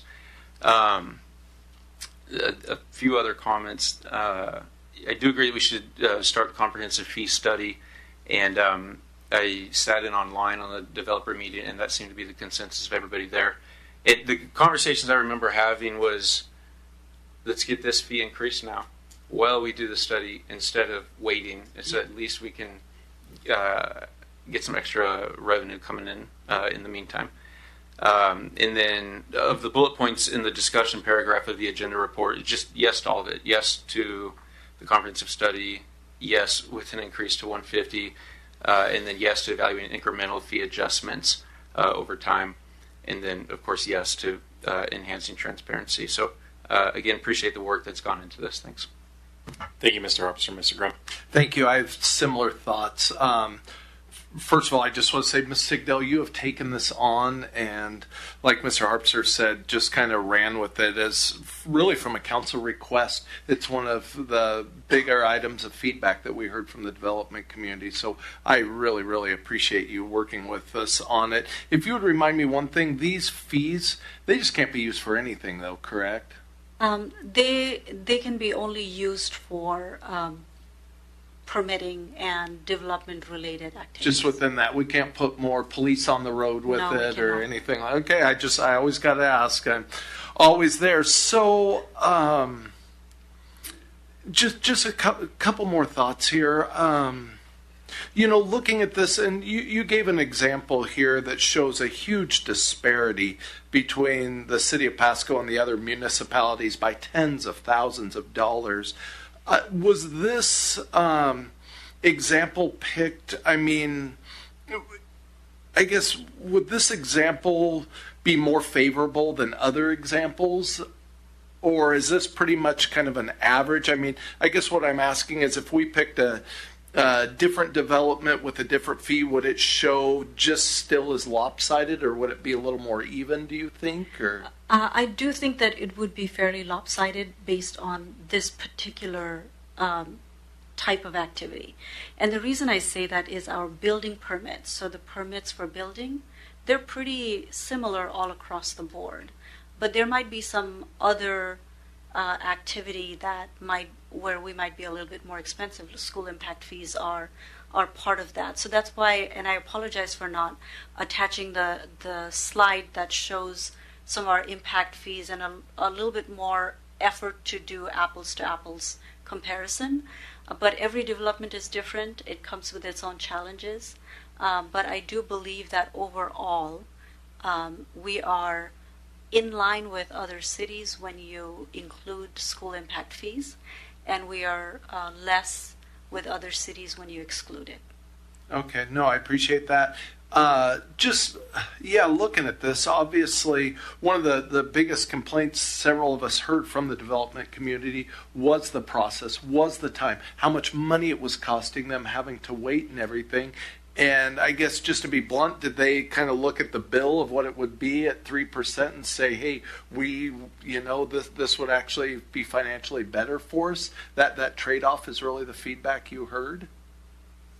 Yes. Okay. I do believe there is a desire for things to be better, and I think we can definitely accomplish that. We're looking at transportation impact fee, which is a key area that is the biggest challenge. And so if we are to reduce the scope of the traffic impact analysis, because right now it includes everything and anything, a large volume of projects might be included in that. They might be big dollars, like sometimes Road 76 overpass, and those are big dollar projects. And so it's a sticker shock, and then it's a long, drawn-out negotiation process, whereas updating the transportation impact fee is going to get us to a lot more localized safety access around the neighborhood, and maybe an intersection kind of discussion rather than the interchange discussion. And so that is the one area that is a big issue that we hear and we experience as staff as well, that extends the timeline a lot farther out. And so once we resolve that, then you're going to see the process be a lot better. There's definitely many other things that we need to do. Increasing the SEPA threshold is one that we've been talking about, and I will just apologize in advance. We've been too busy to be able to kind of move that process along, but our newest CED director is going to be arriving here in 2 weeks, and she's going to fix everything. So, but there's a lot of those key things that are a challenge right now that are outside of the cost, as you mentioned, and so we're working on that. Okay, no, I really appreciate that, and I appreciate all the work you've done on. I mean, the last thing I want to see this do is, for lack of a better phrase, just stick it to the development community. I mean, these are people who are investing in our community. These are people who live in our community. These are people really we're in partnership with to build this community. And so, yes, as much as we can work with them and partner with them is great. But on the other hand, we are all, to be stewards of the community too, and to make sure that, we have the resources to provide the assets and the infrastructure for the community. So I would definitely be supportive of some kind of middle of the road approach that gets the development done, allows the city to have the resources they do, but makes us more attractive than our neighbors across the creek. So I thank you so much, Ms. Sigdell, for all of your work on this. Thank you. Thank you, Mr. Grimm. Mr. Moon. Thank you, Mayor. I'll be somewhat brief. I just want to say that when I saw the $100, I thought that was also quite low. I'm also amendable to the 150 or in that range, depending on what staff thinks is the best course of action on that. And then just so we have a fourth vote, I'm also for spending the $90,000 on the study. So just let you know where I'm at, and I again agree with all the council members that have spoken so far. So thank you. Thank you. Mr. Prowse, I see your light. I want to get in a couple comments before I circle back to you. I think, if we're going to stopgap this, one of the concerns I consistently heard was when we do the hourly rate, there's time that's spent that's on administrative work that takes away when we're billing. And then from the development community, what I hear is what they're really most concerned about, and obviously an exorbitant increase, they were concerned about that. But the primary concern was consistency in our review process and in our review timing. Now, I understand that this is a question of what it should cost, but I do believe that that's some of the cost-benefit analysis that needs to be driven here. I suspect the rate study is not going to achieve that, will it? No, the rate study will give, what we have is a rate that has been built up over time, and so it does need some fresh eyes. It is not going to fix the process, but it might allow us, I do believe actually it'll allow us to think about our processes and how our rates are charged and what does it truly take to do something and if it's worth doing or it's worth doing differently. So I do believe it's going to help us think about our processes differently, but not necessarily if we it's not going to change the process unless we think about the process and how we're going to change it. So realizing that your joy begins in 2 weeks, when we get the CED director and this falls onto her plate. My admonition, my comment, I guess my individual direction, see if council supports it, is if we're going to go ahead and increase the rate for a stopgap. I'm fine with that. Quite frankly, I'm not sure the full utility of the rate study. I understand that it helps support if we modify or restructure our rates, but it sounds to me the most important things are, one, making sure that the bank account's adequately funded so that we could spend some time bettering our process, giving more surety and direct path to the development community who's coming in here and paying these fees. I think I would be more inclined to increase the rate, hit the stopgap, and put that same effort, maybe not into a rate study, but into a process streamlining.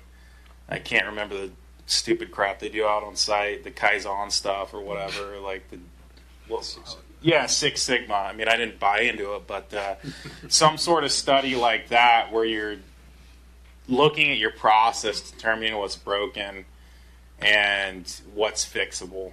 So I think for me, if 150 is justifiable, and I don't know that it is, and I don't know that it isn't, and that allows us to set aside some money or utilize that to look hard at our process while making sure we're not expending too much, my preference would be to increase the fee, hold on the rate study, look at the process study or study the process, maybe whether that means hiring someone to do that or whatever, purchasing new technology.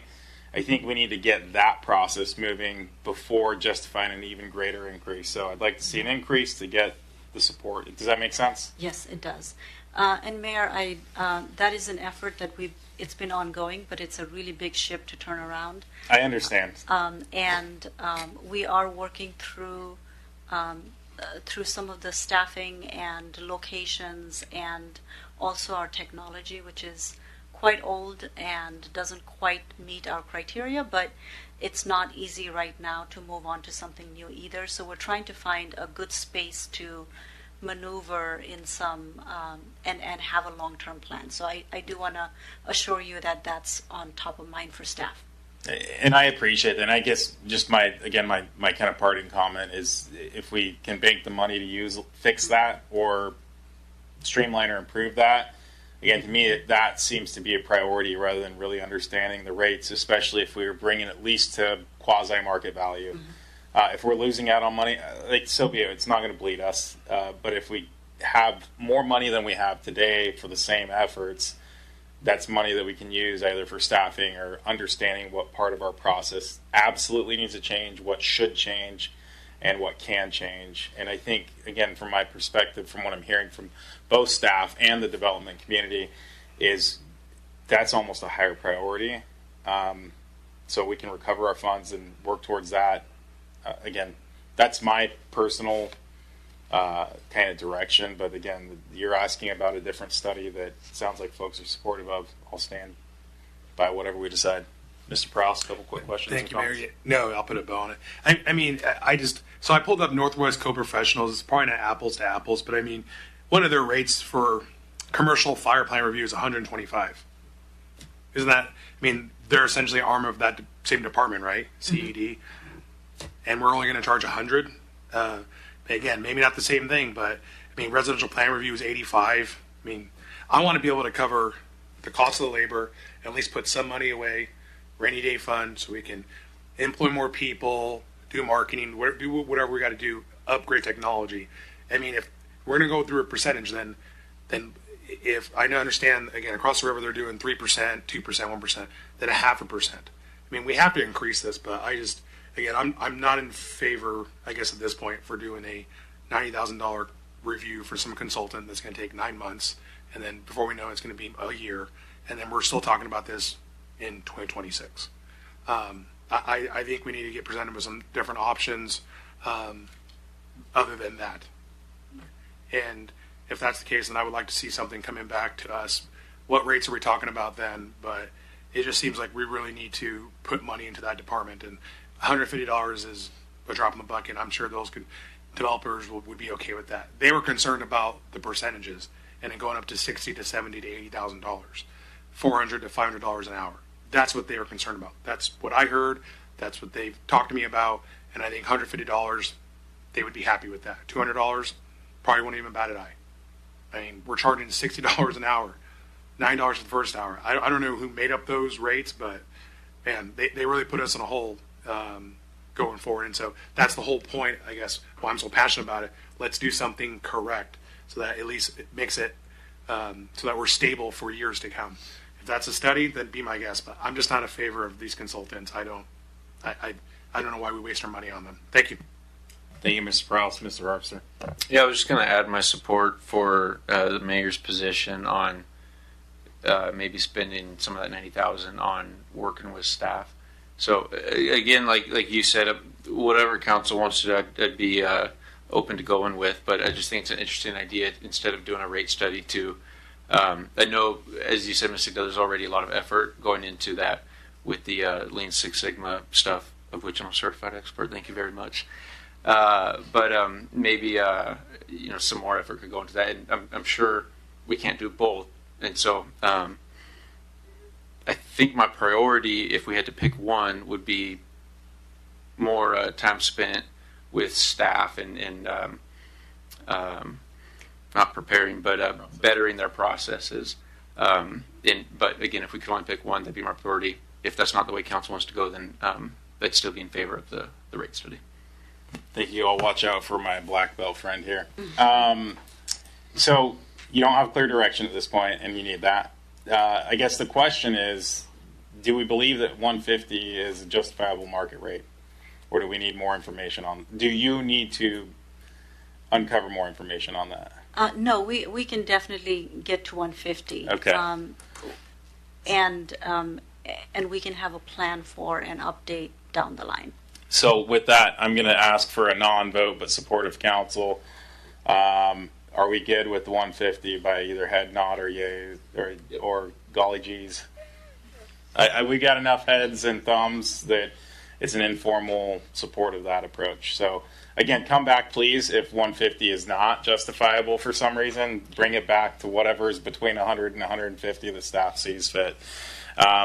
So two of us have pitched the idea of looking at process improvement before going out to a market rate. Okay, I see enough head nods. Is that something that's clear enough to staff, or do we need to hash that out? I mean, I think, quite frankly, you're the ones that ought to lead that. No, I think that we can definitely forego that. I will just say that probably in a year or so, we do want to look at that, just given that these rates have not been looked at for a very long time. And they need to be looked at holistically, all together, rather than one by one, if we can do so.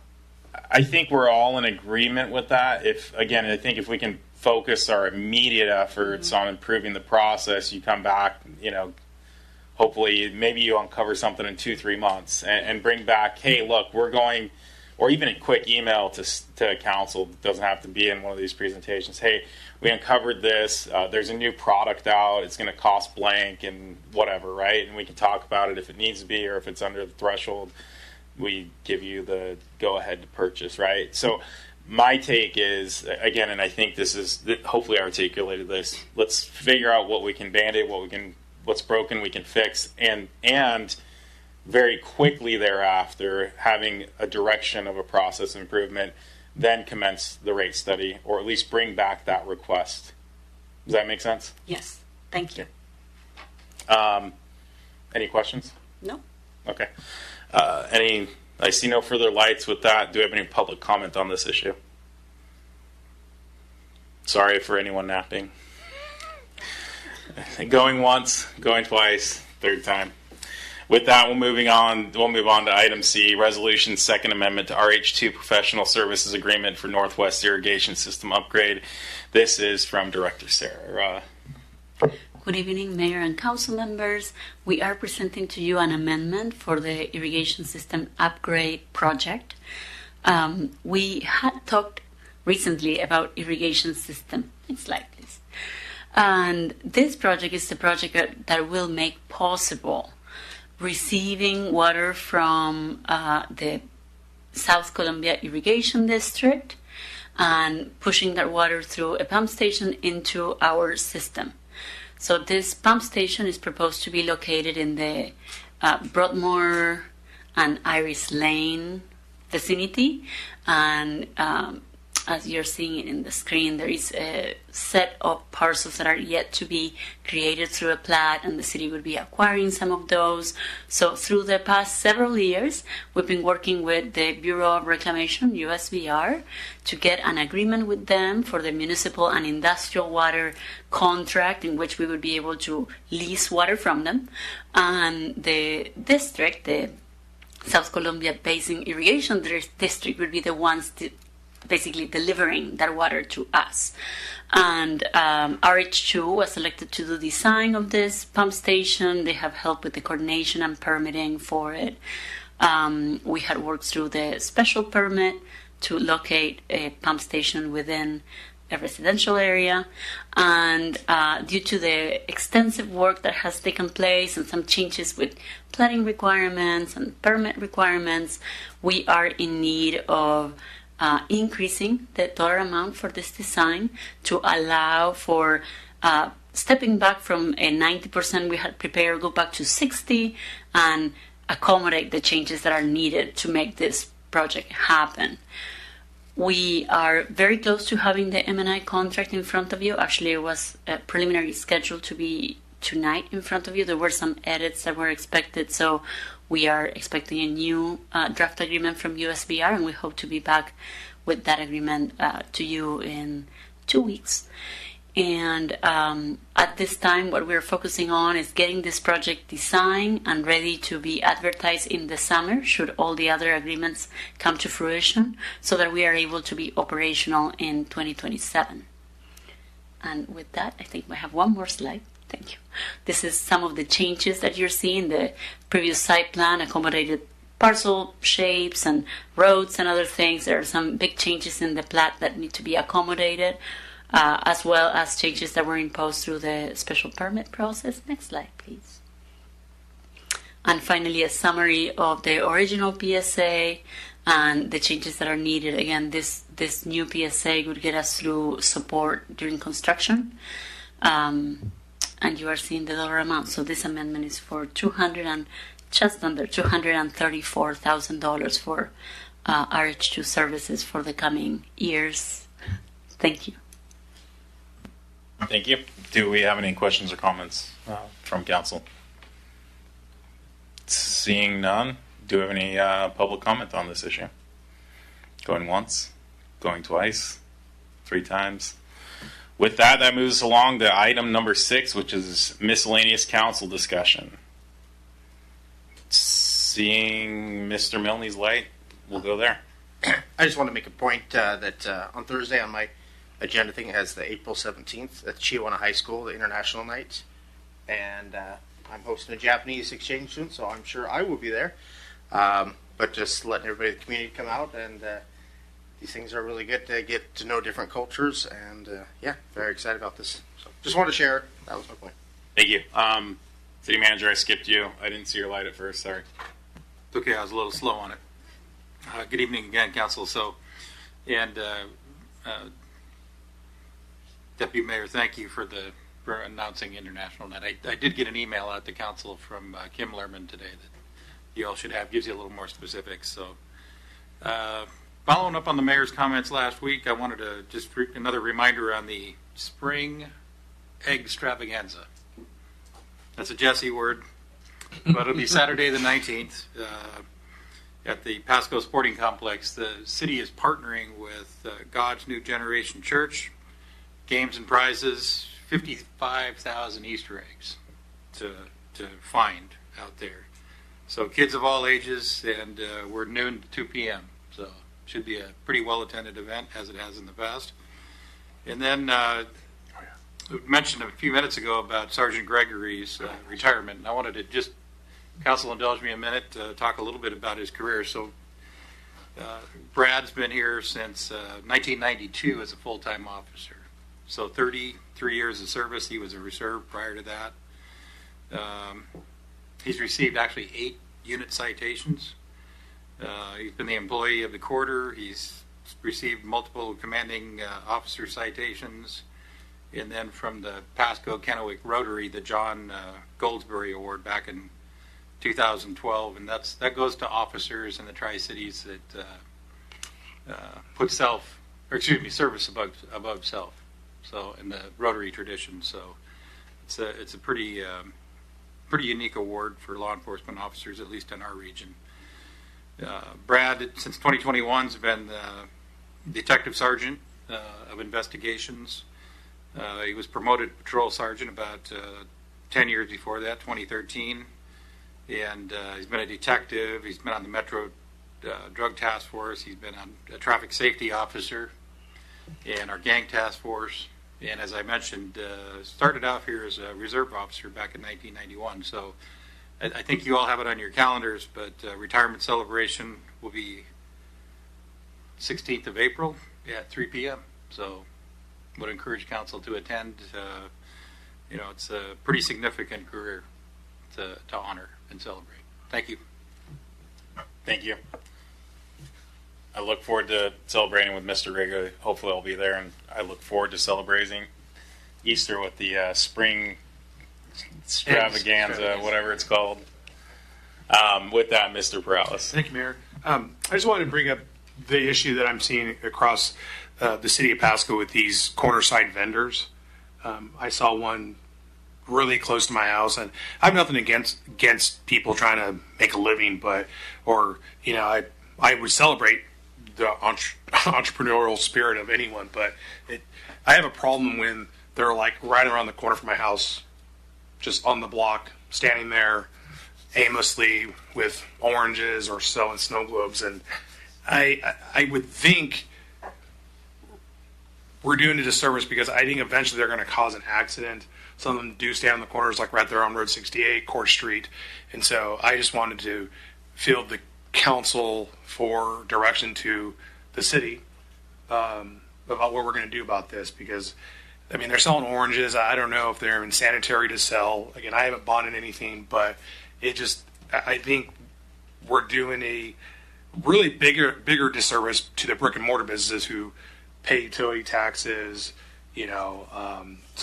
sales taxes and all that stuff, and all their overhead costs and employees. And then we have people just really almost seems like a group across the whole city selling on almost every other street corner. So if Mr. Zabel has any information to share on that, if we need to just start making complaints to code enforcement, please let me know, and I'll use the Ask Pasco app. But I have fielded phone calls from residents, and for me the trigger was, I'm just driving down 44 in Burden, and lady's just standing there with oranges on the sidewalk. And again, she's not hurting anyone, but it's just, we don't need people doing that in our neighborhoods. There's places for that. If we need to create a place at Peanuts Park where they can come, and, it's farmers market, maybe give them an application to farmers market. It seems like there's appropriate places for that, and it's not on street corners.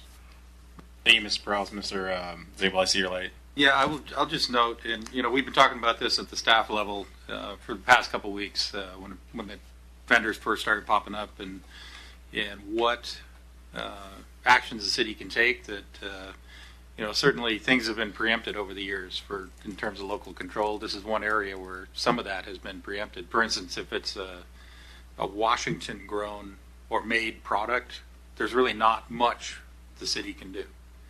But what I think would be helpful, and what I was kind of kicking around today, was to be able to have legal our police and codes here in a workshop setting, perhaps our next workshop, and council have the opportunity, give you a presentation on it and what we can and can't really do, and have council the opportunity to ask those kind of questions. I think that would, one, help council understand some of the challenges of this, and two, it would give the public something that they'd be able to see, where we have our subject matter experts in a position where they can advise and discuss this issue with council in kind of a comprehensive manner, with all three of those disciplines represented. I will say that if anybody is blocking or causing traffic problems specifically, that is something the police can do something about right now. So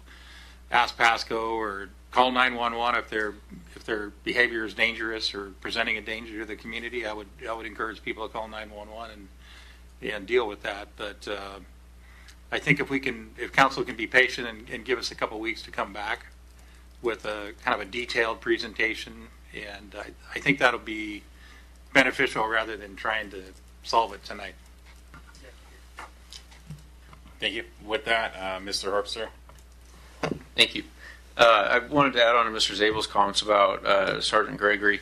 I thought I'd share sort of a humorous first interaction. My dad started with PD in the late 90s, and at the time, and I could be mistaken on details, but what's burned in my memory is Brad Gregory, not yet a sergeant, was working undercover and had a mullet that was permed and a cut-off Raiders jersey. And I remember my dad introduced me to him. I'm like, this guy's not a cop. Like, something's going on here. And was very intimidated by him for several years.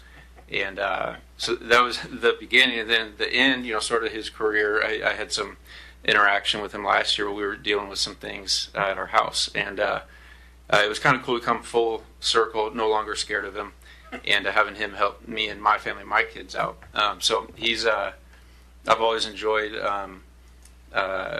seeing him, and not always, I guess. In the beginning I didn't, but I've really, we're lucky as the city of Pasco to have somebody like him who has worked for this city for 33, 4 years. And so I'll be there Wednesday and hope to see you all there as well. On the vendors selling the oranges and tomatoes, I would definitely love a workshop presentation. I think that'd be super helpful. Not just for my own knowledge, but folks reached out to me last week on two things. One, the smell that was going on whatever day that was, that seems to have been asked and answered. And then these vendors, and I don't have a good answer for them. And so the workshop would help me to be able to have an answer. And I also, like Mr. President, I want to know what can we do and what can't we do? Where are the limits? And, explore what we can do. For instance, several months ago, maybe this time last year, I think Chief Roski indicated that if they're blocking sidewalk traffic, then now there's an issue. And, some of them on Route 68, you guys might have seen, will line up their flowers along the sidewalk and then stand there. So if I'm walking by and they move out of the way, are they no longer blocking? I've just got a lot of questions like that would be great for a workshop discussion. A couple other questions. The city manager update, there was an email that indicated that GMP was in the information gathering phase. Can you help me understand what exactly does that mean? What does that entail? So part of that, thank you. Part of that process would be individual conversations which you had scheduled with council members as well as department directors. And so it's really to kind of get your individual take on characteristics you might want to see in the next city manager experience, those kind of things, as well as your thoughts on the goals and objectives, the major challenges, opportunities you see ahead for the city on the near term and maybe the midterm, things that you're expecting the manager to weigh in on immediately. It's helpful to have that information. Well, the other piece, the third leg of that really is, what is it about the city that brought you here and keeps you here? Because part of this is marketing and trying to describe this opportunity in a way that prospective candidates are going to look at it and say, this is a place that I want to be. This looks really exciting, and it's a reflection on the corporate outlook of the city council as well. So then the next piece of that is, after we have that kind of information, is this meeting that was going to happen tonight, talking to council about corporate view and very similar questions. And also, I think the other piece of this is, Greg was going to talk to you about market and salary range and things like that too. I shared with Councilmember Perales before the meeting that unfortunately the consultant couldn't be here tonight due to illness, but we'll have him back at workshop in a couple of weeks. But we're not going to slow the process down or let the schedule slip by 2 weeks. We're going to continue those interviews. Probably will be me instead of Greg, and Greg will then talk to council at the workshop level, but we'll continue that out so we can start to develop that profile and maintain the schedule that was provided previously to you. So the other piece of that is your key staff talking. We have the city manager has a number of direct reports, and so those similar kind of questions will be asked of key staff. I mean, this is your employee, and your stamp needs to be on it. This is their boss, their supervisor, and having an understanding of the perspective of the directors, I think, is really important too. And not only is it important in the profile, it's important for the recruiters, because when you're talking to prospective candidates, understanding where council or staff are coming from, understanding what they're hopeful of seeing, whether it's reasonable or not, is worth knowing when you're talking to prospective candidates. And I'll just say, having been in here now, a couple months, this is a council that is very action oriented. That's going to attract a certain kind of candidate.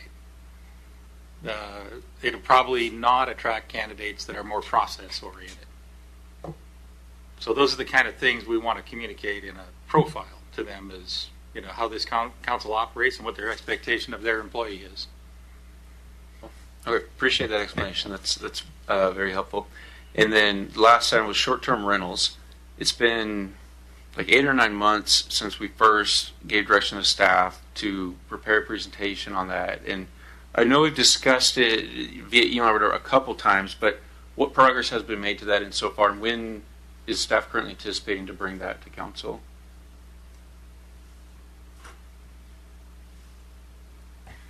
Well, not a cop-out, but I wasn't here for short-term rentals, and it's been on our list. And I know I've mentioned it in a couple reports to you that we want to have that discussion with you. Our real hope was that we could have had some time in the past couple of times, the 31st or this past Saturday, to have that discussion.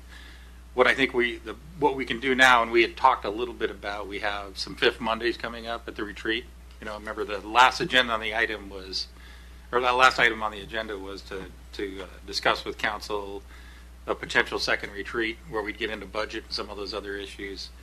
I think where council was at, or where I kind of sense we left it, was we're not probably necessarily looking at more Saturdays, but let's maybe have a little bit longer workshop. I heard the idea of starting at maybe 6 on a couple of those, and that might give us some opportunities to dig into an item, for instance, like short-term rentals. It seems to me that we're probably a half hour from having some pretty good direction from you. We just need to have the opportunity to have that discussion, give you the presentation, get some feedback on what you're looking for that'll be concise enough that'll give legal and our planning staff the ability to go put regulations together and bring them back to you.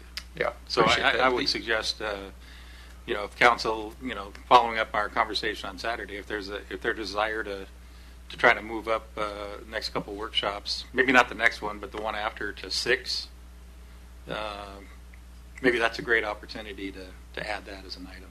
Yeah, I for one would love to do that, because like I said, it's been 8 months, and I bring this up because yesterday, front page of the paper was the headline, why 2,000 workers were just hired at Northwest only nuclear power reactor, in the subheadlines about how most short-term rentals are full. And unfortunately, City of Pasco didn't get to take advantage of that.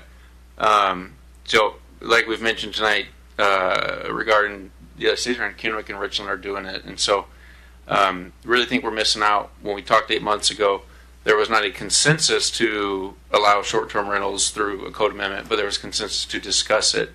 And so, I'd definitely be in favor of doing that in 4 weeks or so. Thanks.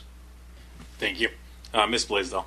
I just have a question regarding the vendors on the side of the road. If that would qualify under a peddler's license, and if when you do present that, if you could include peddler's license, so we understand what that is versus people selling on the side of the road.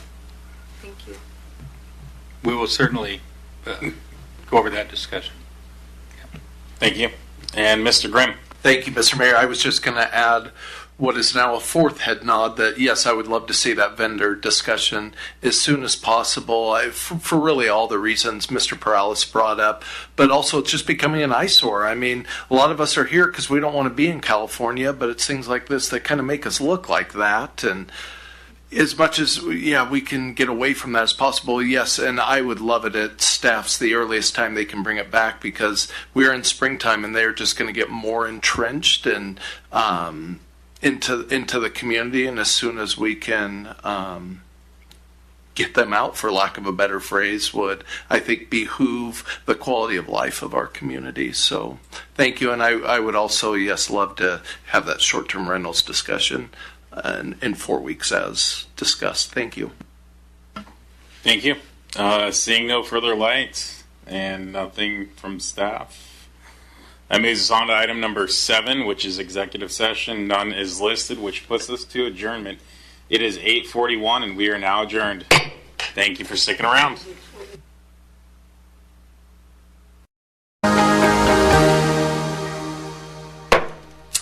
Well, good evening, everybody, and welcome to the City of Pasco Council meeting. The City Council thanks you for being part of our city government. At meetings, the City Council takes formal action on items, holds public hearings, and conducts other business of the city. Agenda packets are available at the City of Pasco's website at www.pasco-wa.gov/agenda.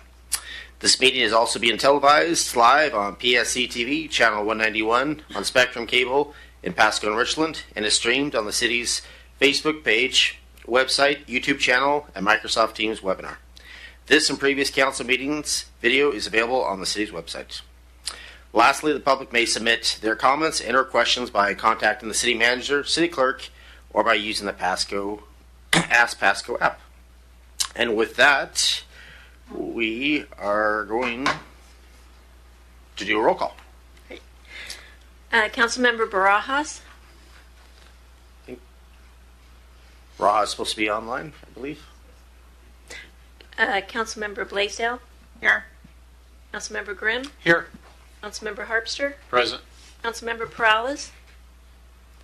He is also supposed to be online. Okay, and then Mayor Serrano is excused. And yeah, Mayor Pro Tem Milne. And I am here as well. So yeah, I know Mayor Serrano's with city staff, interim city manager, and they're at a conference to promote the city of Pasco. So very pleased that they're willing to do that for us.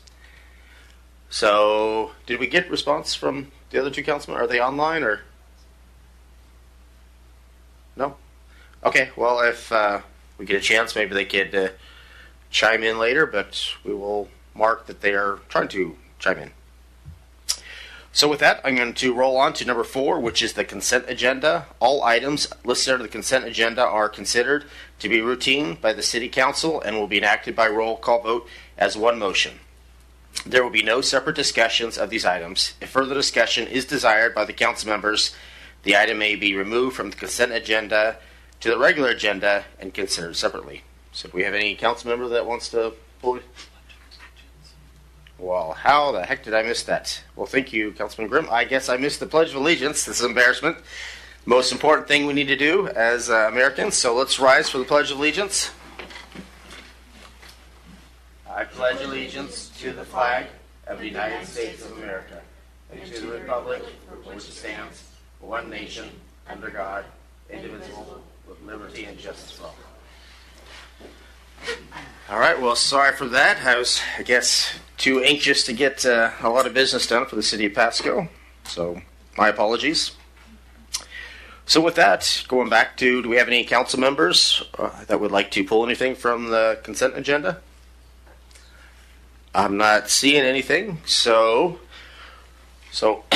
on 4A, we have approval of meeting minutes for May 5th and May 12th. We have B, which is bills and communications, approving claims in the total amount of $4,909,379.11. We got C, resolution number 4600, surplus and sale of city personal property. And with that, Councilman Harpster, can I get a motion?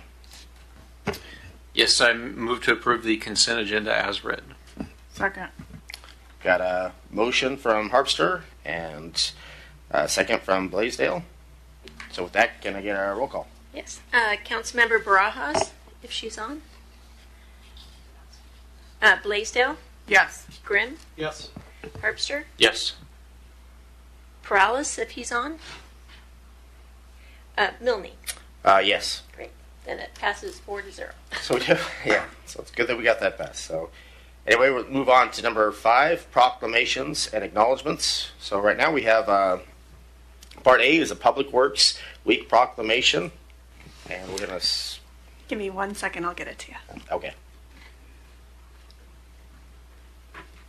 And we're also being made aware that audio is something that we're looking at, so we're working on it on our end. So we just need a minute.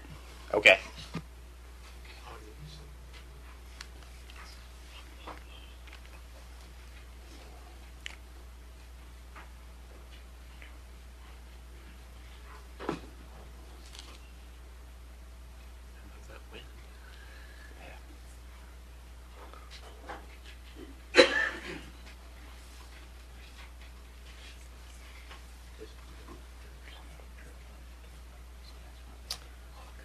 Thank you. Before I read the proclamation, did Director Maria Serra, did you want to have any words, or do you want me to go right to the proclamation?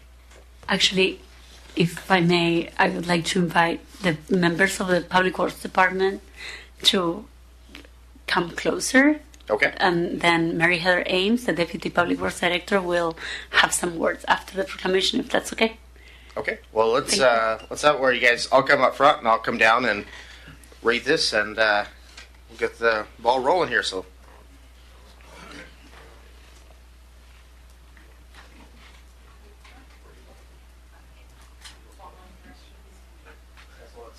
Stand here? Yeah, stand in front of the council.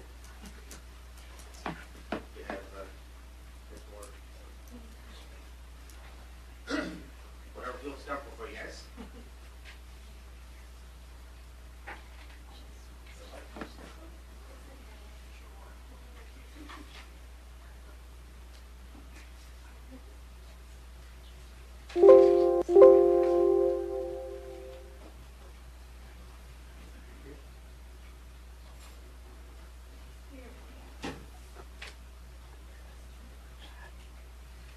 Thank you.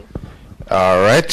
Hopefully everybody can hear me just fine. So I'm pleased to pronounce that May 18th through the 24th of 2025 is Public Works Week.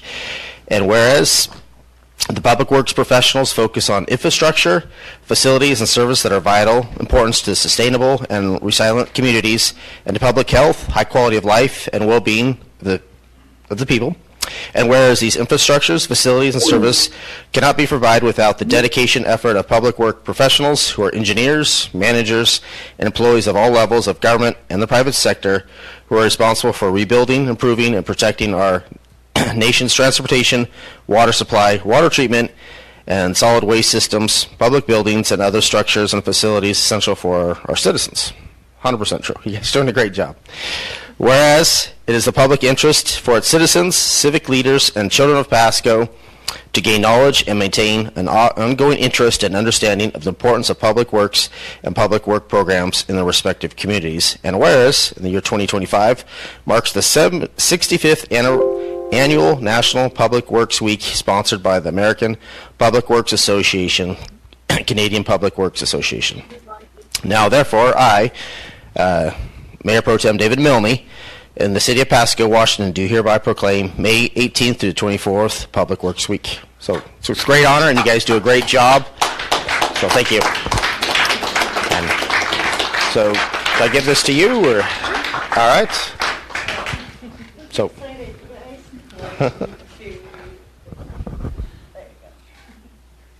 Thank you. Is there anything you'd like to comment, or? I came prepared with a speech, but it's quick. So, good evening, Mayor Pro Tem and members of council. My name is Mary Heather Ames, and I am your Deputy Public Works Director. I'm absolutely thrilled to be here tonight for the proclamation of National Public Works Week in Pasco. I've been a fan and supporter of Public Works since I learned what it meant while working as an intern watering street trees and entering customer concerns in a database during the summer before my senior year in college.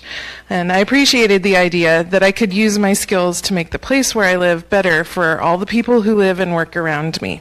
So when I graduated, I started a career in Public Works. The theme for the National Public Works Week this year is people, purpose, and presence, which really resonates as Public Works professionals. Each of the people here find their purpose in meeting the needs of people.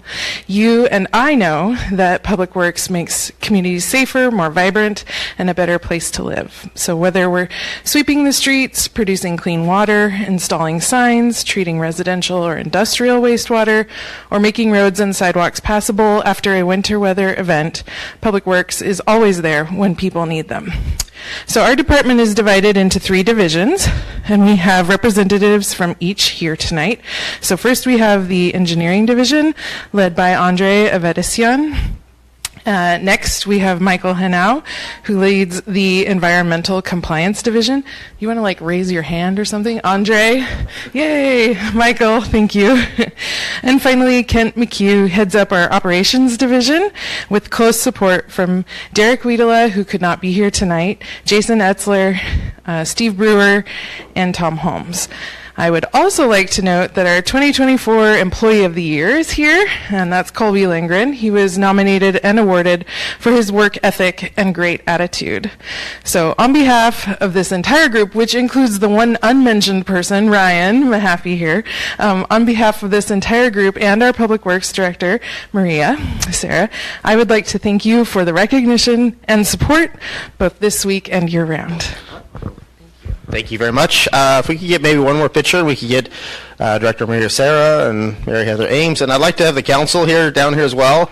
Sometimes they're up higher and they kind of feel disjointed. So if we could get everybody down here, that way we could show that we're one big community. So if we could maybe have you guys closer here, where it says, yeah, well, if you two could be in the middle.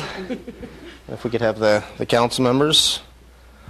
We got, all right, we got Grimm and Harpster, so got the whole gang here.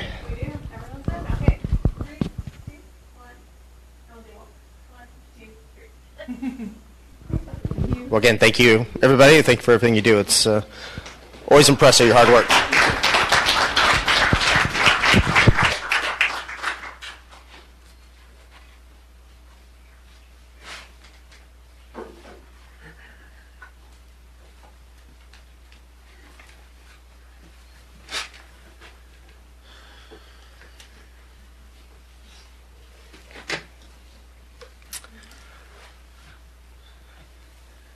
All right, we'll wait a quick second here.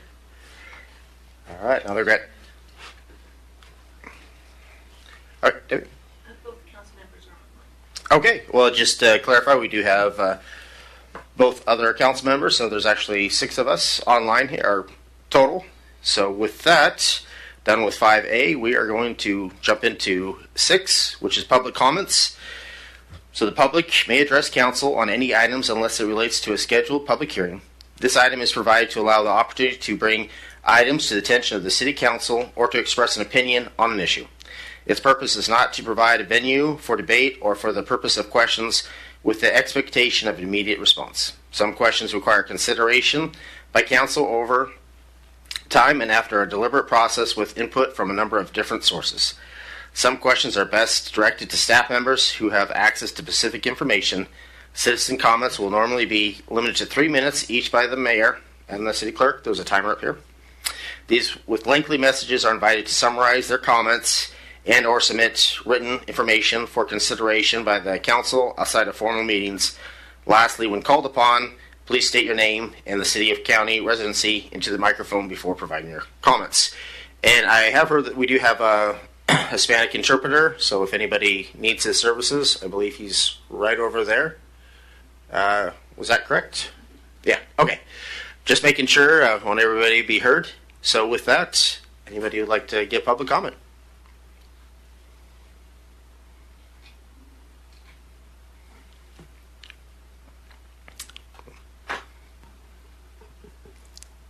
Mi nombre es Santos Echeverría. Yo vivo en la calle Bonneville, enfrente del Parque Memorial, que es la 1516 West Bonneville. My name is Santos Echeverria. I live on 1516 West Bonneville Street, in front of Memorial Park. Y mi comentario es que el parque ya no veo que es un parque calmadito, es un parque lleno de gente de la calle. Hay mucho fuego en una parrilla de 10 a 11 de la noche, mucha gente en la calle y muchos carros ahí vienen por 2 años, con tanates adentro, se hacen pipí afuera, un desaseo. Vienen muchos carros en la noche y paran allí, se detienen, no sé qué está pasando, pero para mí ya no me siento que es seguridad el Parque Memorial. Y quiero saber si así va a seguir o así es, o hay reglas o no hay reglas. My concern was with Memorial Park and how it's not a calm park anymore. It's lately full of street people, and there's a lot of fire. They have a fire pit going from 10 to 11 p.m. There's cars out there that have been there for 2 or 3 years. There's a lot of people peeing outside. I wanted to know if this was something that was going to keep going because I don't feel secure anymore. Okay, thank you. I wasn't aware of that, so I appreciate you bringing that to the attention of the City Council, and we'll definitely direct staff and see what we could do. So thank you.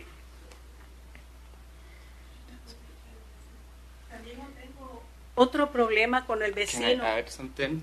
Quiero que a ver si me ayudan. Hay mucha bulla, celebran fiestas cada 8 días, cada 15 días. Una música bien en alto, hasta me vibran los vidrios y ya ando buscando ayuda. He venido aquí y me han mandado cartas a ellos y no han hecho caso. Yo voy y les digo que no quiero esa bulla. Se empiezan desde las 12 de mediodía y a veces son las 10, las 11 hasta las 12, 1 y la gran música alta. Yo sé que ellos como que no son dueños de la casa, han llegado a rentar esa casa porque el dueño ya no vive allí. Pero yo quiero acudir a donde me pueden ayudar porque me han robado mi tranquilidad con esa gran bulla de música. Digo yo que no va a haber aún algo que pueda ayudarme. I wanted to add that there's a neighbor that has constant loud music every week or every other week. They have really loud music where the windows shake. I've gone to speak with them. I've sent letters. They've sent them letters, but they start from like noon up until 10, 11. One time, 1 in the morning, and it's really loud. I think they're renting there because the owner I've never seen, and they've stolen my peace. I don't know where to go. I've come here, and I want to know what I can do. Okay, I appreciate you. Again, we only have 3 minutes, so what I would suggest is call code enforcement and then go from there. But usually, code enforcement would be your best option, or Pasco Police Department for a noise violation if it's after I believe it's 9 o'clock. All right, thank you. All right, do we have anybody else? We got the gentleman in the back.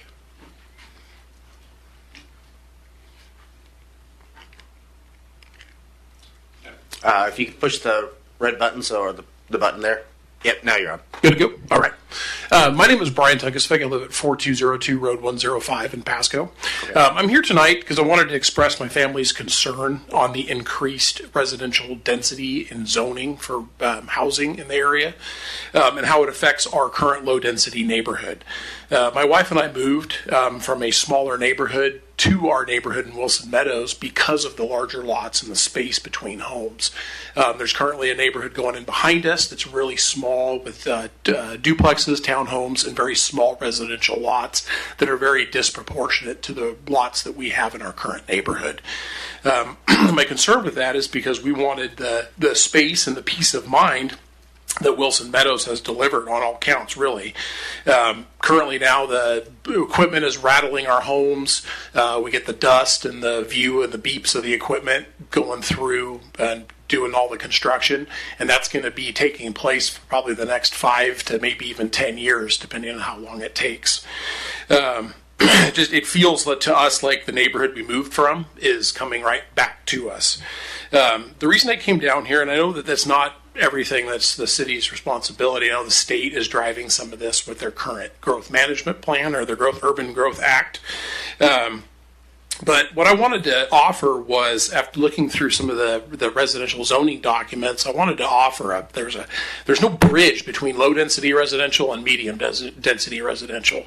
And my concern, even from the start of this planning, it was that there's no transition. There's no ease of from smaller lots to bigger lots and vice versa. It's just, cram-packed right behind us. So what I was going to offer was a addition of like an R1 to R3 zoning classification that could allow for from bigger lots that could blend in with the smaller lots that would help maintain the characteristic of our neighborhood and also ease that transition from the bigger lots to the smaller lots.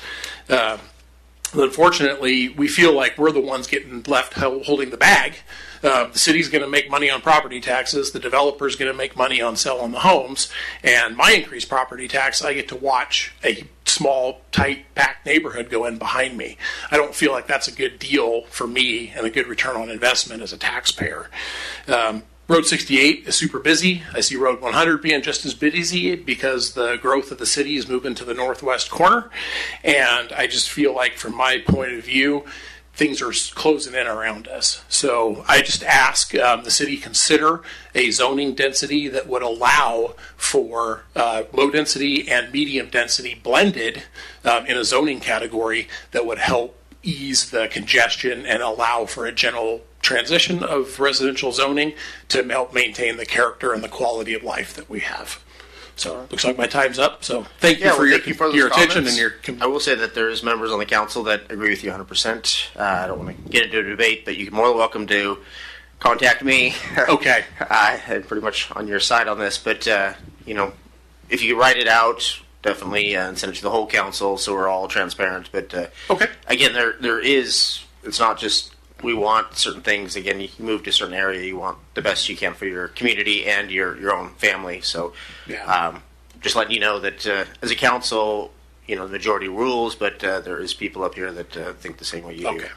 But please feel free to. I'm willing to definitely more time, kind of explain things a little bit better. Okay. But please reach out to me. Okay. Yeah, absolutely. I will do that. Thank you. 3 minutes goes by quick. It does. Thank you. All right. Do we have any other public comment? I think we got the two ladies in the back, and then we'll jump to Mary there.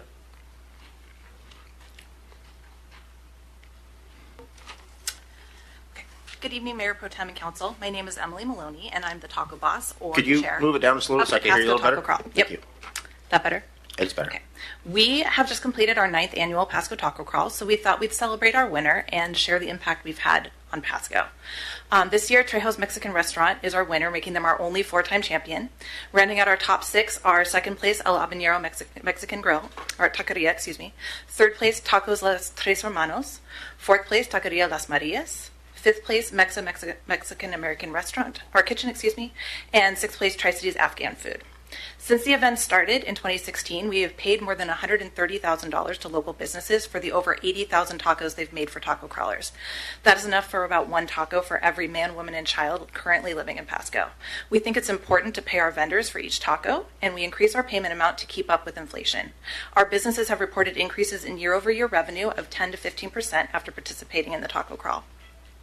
So far, 8,171 taco enthusiasts have bought into the Pasco Taco Crawl. Most taco crawlers are from across the river in Kennewick and Richland, and we have folks make trips from the Seattle area and beyond to participate. One taco crawler shared that he was out of the Seattle area and that he shut down his chiropractor practice for a week each year to come in and taco crawl. The Pasco Taco Crawl is grassroots tourism at its finest. On top of all of that, we have raised almost $90,000 for Boys and Girls Clubs. We are a volunteer committee, and our major expense is paying the small businesses and printing the Taco Crawl booklets. Everything else goes to support the Boys and Girls Clubs. We have some big things in mind for our 10th anniversary this next year, so we hope that you'll keep an eye out. Thank you for your time, and I'd like to introduce Megan Sharks from the Boys and Girls Clubs to tell you more. Thank you so much, Council, for your time. The Boys and Girls Club serve over 12 sites across Pasco, and we are committed to empowering local youth, and with the great support from the Taco Crawl and sponsors alike, they help us serve more Pasco kids and teens in meaningful ways and giving them the tools that they need to be successful in life and in this thriving community. The funds raised from the Taco Crawl directly help support over the 1,600 youth served in Pasco, and we are so grateful for the continued support from this award-winning fundraising community event. We look forward to celebrating the 10-year anniversary of the Taco Crawl next year and provide even more meaningful programming to the youth of Pasco. Thank you. Well, thank you for that, and Taco Crawl is an amazing event, so thank you for all you do, and please tell your husband we said hi as well. I will. Thank you. All right, I think now it looks like Mary wants to tell us some important words here.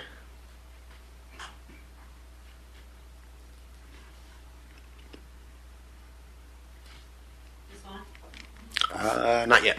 Now it is. It's on. Mary Mahoney, Pasco resident, to Pasco via RCW 42.56. Add the following to my comments made to the Pasco City Council on 5/5/25. Provide the fines paid by Pasco and spot zoning developers Hayden Homes for killing our 8 floodplain American bald eagles and their eaglets. I have over 500 photos. And provide a permit number 404 that allows Pasco to develop our floodplain and destroy our wildlife habitat and more. Regarding the Pasco Aquatic Center, provide ex-Pasco Mayor Matt Watkins and or Watkins Endeavor LLC provide his total travel costs for the search of the Wow Factor wave machine that costs anywhere from $22 million to $280 million, include passport entries and trips on cruise ships.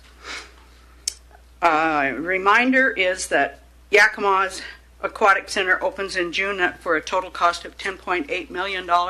Provide the YouTube video of the Pasco City Council meeting on 4/1/19 with comments made by Pasco City Attorney Lee Kerr. Include a copy of the termination agreement regarding the contract between WSU and Animal Control.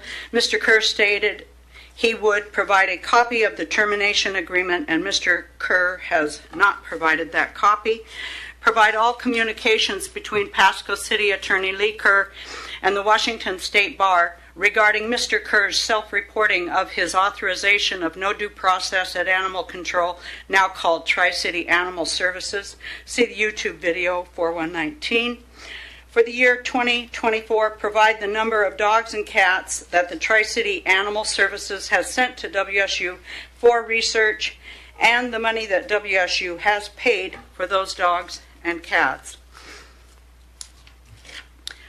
Contact the Washington State Attorney General and Pasco City Attorney Lee Kerr and provide the results of the 48 counts of animal cruelty, the theft of $375,000, and the missing rainy day fund. See Chambers, Howard, Hernandez, and Zeiler.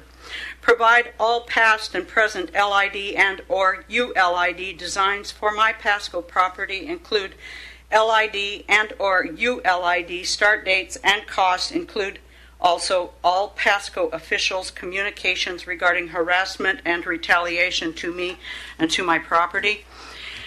I reserve the right to amend this request upon further discovery. Reference number P001447-051625. My comments are for the record and to put Pasco on notice. Thank you. Anybody else in the audience that would like to comment on anything? All right, I'm not seeing anybody jump up. So with that, we're going to move on to number 7, which is reports and committees from our council. We got Councilman Grimm. Oh, thank you, Mr. Mayor Pro Tem. Attended this last week, the groundbreaking for the CBC new housing unit for student housing. Dr. Woods hosted I don't know, it seemed like there were 50 or so people there for this new housing unit right on the corner of Argent and 20th there. Going to house 156 students. Apparently there's a waiting list already, and it's affordable housing for kids going to school, and looks like they're just doing great things over there. And then also this last Friday, it was our Ben Franklin Council of Governments meeting where I was going to forward on the packet to the rest of the council like I did last week at my other meeting, or some pertinent screenshots, but it was over 500-page packet. Few of the kind of highlights were Daisy did a presentation on safe routes to school, just looking at every school in the entire Tri-Cities area and looking at the safest way and mechanism of getting kids to and from school, and all the way down to looking at where maybe trees need to be added in high concrete areas to make it more, I guess, appealing to kids to walk to and from school. It was very, very comprehensive. And speaking of comprehensive, we also talked about the comprehensive action plan, which really just has a lot to do with traffic in the area and accidents in the area. And just a couple things worth noting is this says statewide crash numbers mirror the data of Benton Franklin counties. The overall number of crashes is decreasing, but deadly crashes are rising. Just a couple footnotes real quick. Statewide crashes were down 10% in the last 6 years, but up 5.5% in Benton Franklin counties. Fatalities were up 48.2% statewide, 86.4% in Benton Franklin County. Serious injuries were the only one where we were slightly down from the state average. We were 50% even. They were 52.5. But overall, what they call FSI, fatalities and serious injury crashes, 51.7% up statewide in 6 years. Benton Franklin County up 58.3%. So then we went on, without going too deep into this, about what steps are taken to mitigate some of those through whether it be traffic calming measures or just training drivers better, and just how can we get better on this. And I thought that would just be a great point to also make a plug for our dedicated traffic unit for the Pasco Police Force that I think would help deter some of that I will keep fighting for. Thank you, Mr. Mayor Pro Tem. Well, thank you, Councilman Grimm. A lot of statistics there. I appreciate the honest report, and then also thank you for attending the groundbreaking. It's always good when a council is active in our community. So, Councilwoman Blaisdell. Thank you. I had the opportunity to go to Persona Employment Solutions for their ribbon cutting. They have actually Pasco is their third location, and they chose Pasco out of the whole Tri-Cities. So, interesting fact, they also support farm labor for Pasco, so it's definitely much needed here. So welcome to Pasco. Well, thank you for that. Also, again, thank you for taking time out of your day to attend the groundbreaking. Means a lot. So do we have anything from, we'll start off with Councilman Perales first. Can you hear me? Yeah, now we can. Perfect. I attended the grand opening of Stack's Mobile Bistro right there off of Court Street. So they have a brick and mortar there. They have another one over in Kennewick, but this one's very special. It's unique to them, and I can tell they're very proud for opening up their first really unique and just a lot of culture in there, and the art in there was amazing. It was all done by hand by a local artist, and so yeah, I had a good time there. Went through this weekend with my family, so I definitely recommend the Chilaquiles.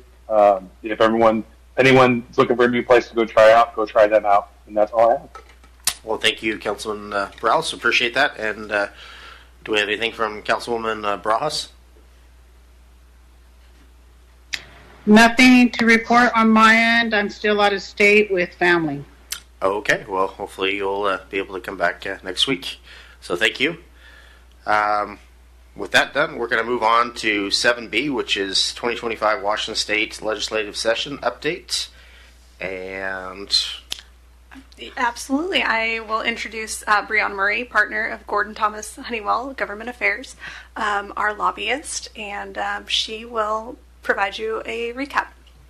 Well, thank you, Brianna, for making it all the way over here. We always appreciate you making the drive and not doing this by Zoom. That does make us feel special. So, again, thank you for being here to present us what you're able to tell us. So What thank you. I can share, absolutely. Well, good evening, and yes, anytime I'm able to make the drive, I do, and then on those times that I'm not, I always appreciate your all's flexibility to allow me to appear before you virtually. This evening, I'm going to provide you with an overview of the 2025 legislative session, review for you the outcome of your 2025 legislative priorities, and then also identify next steps. In your packet, you have a fairly comprehensive draft report from me. That report will be finalized, and you'll get a final version of it after the governor takes final action on all budgets and bills, which is supposed to occur tomorrow, late in the day. It will take me some time to wrap up all the action, so don't expect it on Wednesday, but within the week we'll get you a fully final version of those written materials. The legislative session included a lot of action, so my goal this evening is to hit you with the highlights. Start with an overview of just the high-level context for the 2025 legislative session. You'll recall from some of our previous discussions that the legislature operates on a 2-year cycle, and this legislative session was the first year of that 2-year cycle and was a long legislative session scheduled to last 105 days. During long legislative session, the legislature focuses on developing their biennial budgets, operating capital and transportation. Unlike the city's budget, they separate out capital and transportation. Transportation's in a separate budget and all other construction is in capital. In addition to doing their budgeting work, they also consider all legislation. There were over 2,500 bills introduced this session, 431 of those passed into law, and so far the governor has not vetoed any of them. Any legislation that was introduced that did not pass into law automatically carries over and will be considered in 2026. The political context of the session is important to understanding why what occurred. And following the November 2024 elections, we saw 24 new legislators join the Washington State Legislature.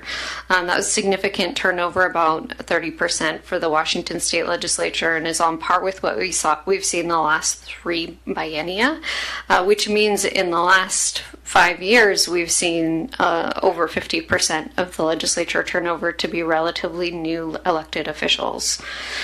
Also, this year was the beginning of Bob Ferguson's first term in office.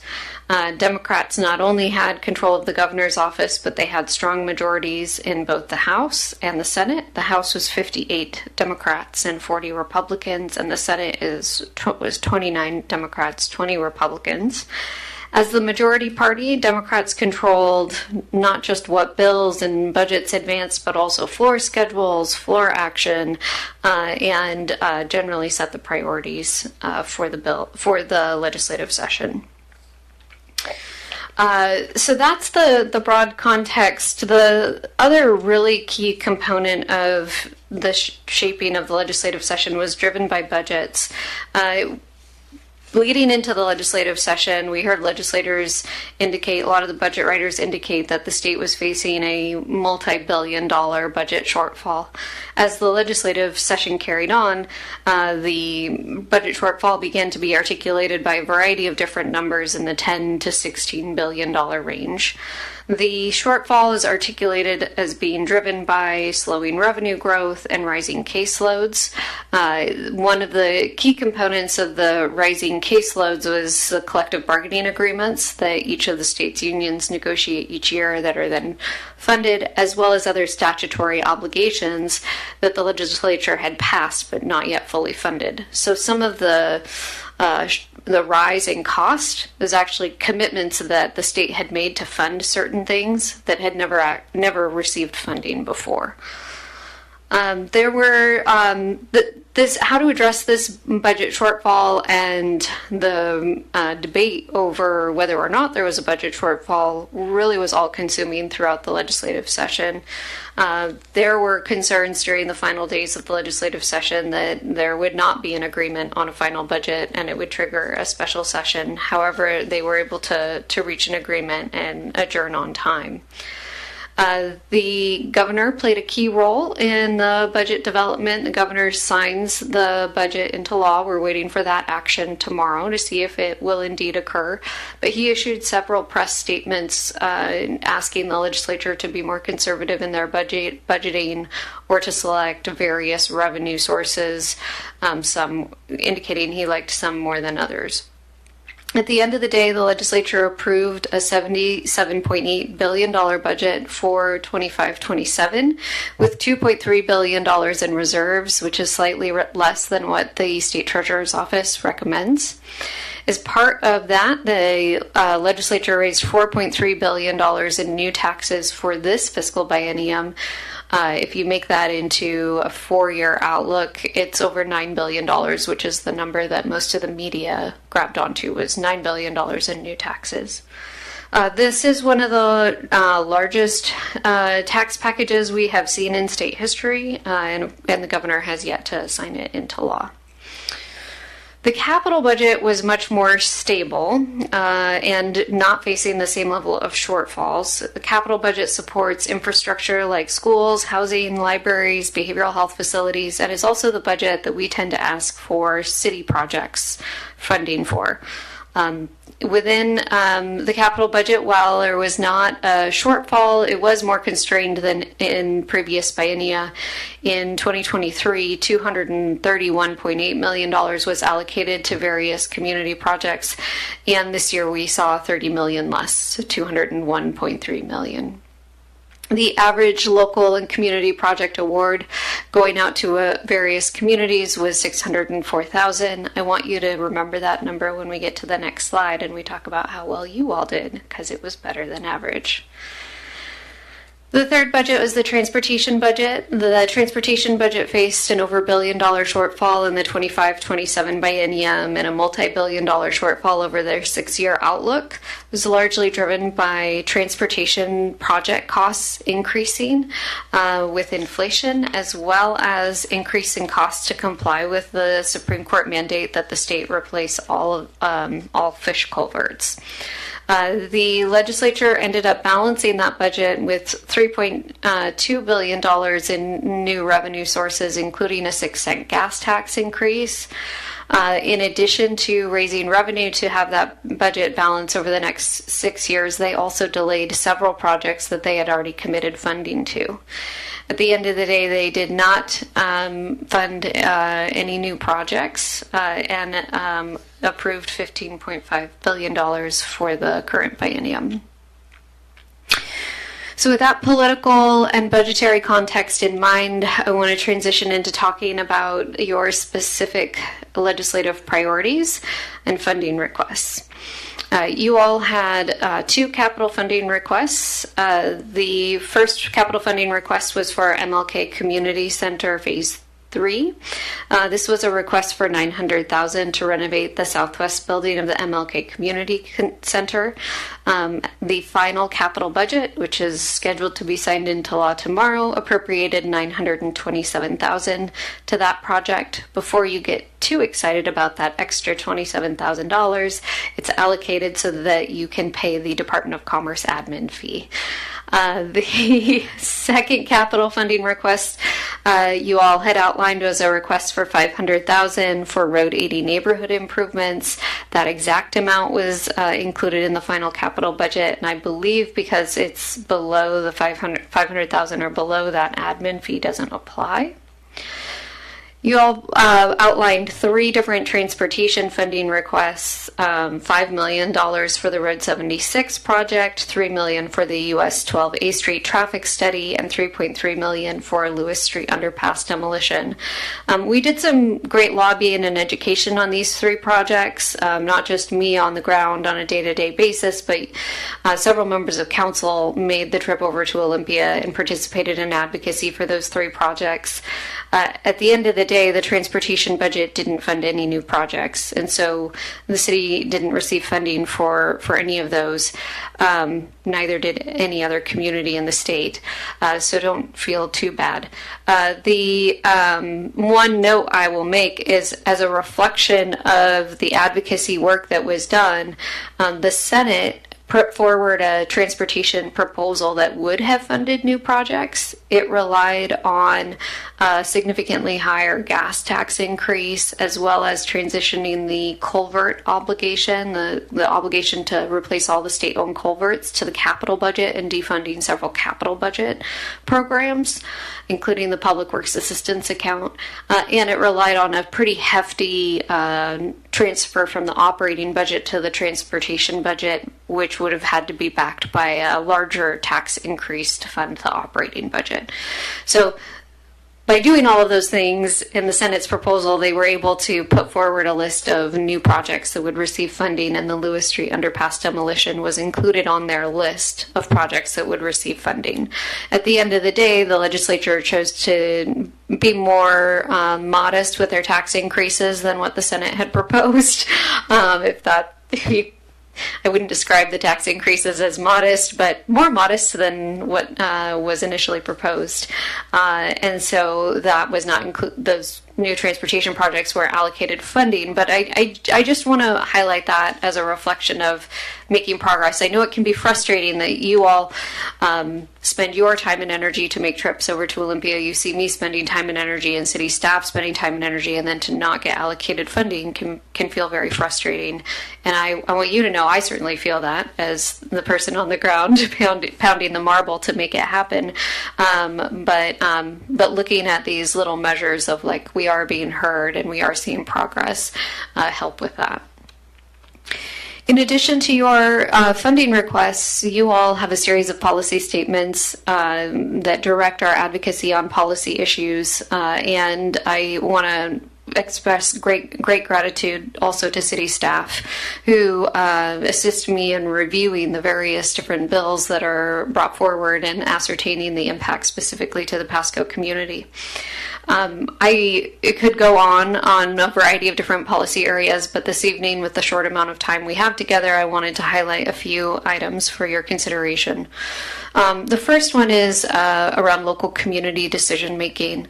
Over the last several years, we have seen the legislature advance this trend of preempting local control, particularly in the space of land use, in the notion or in the vein of trying to increase housing availability. We saw that trend continue this year. There were 3 major pieces of preemption that I wanted to highlight for you all this evening, and then the report captures probably about 15 additional bills. The first one is that the legislature is directing your ability to require parking for new construction.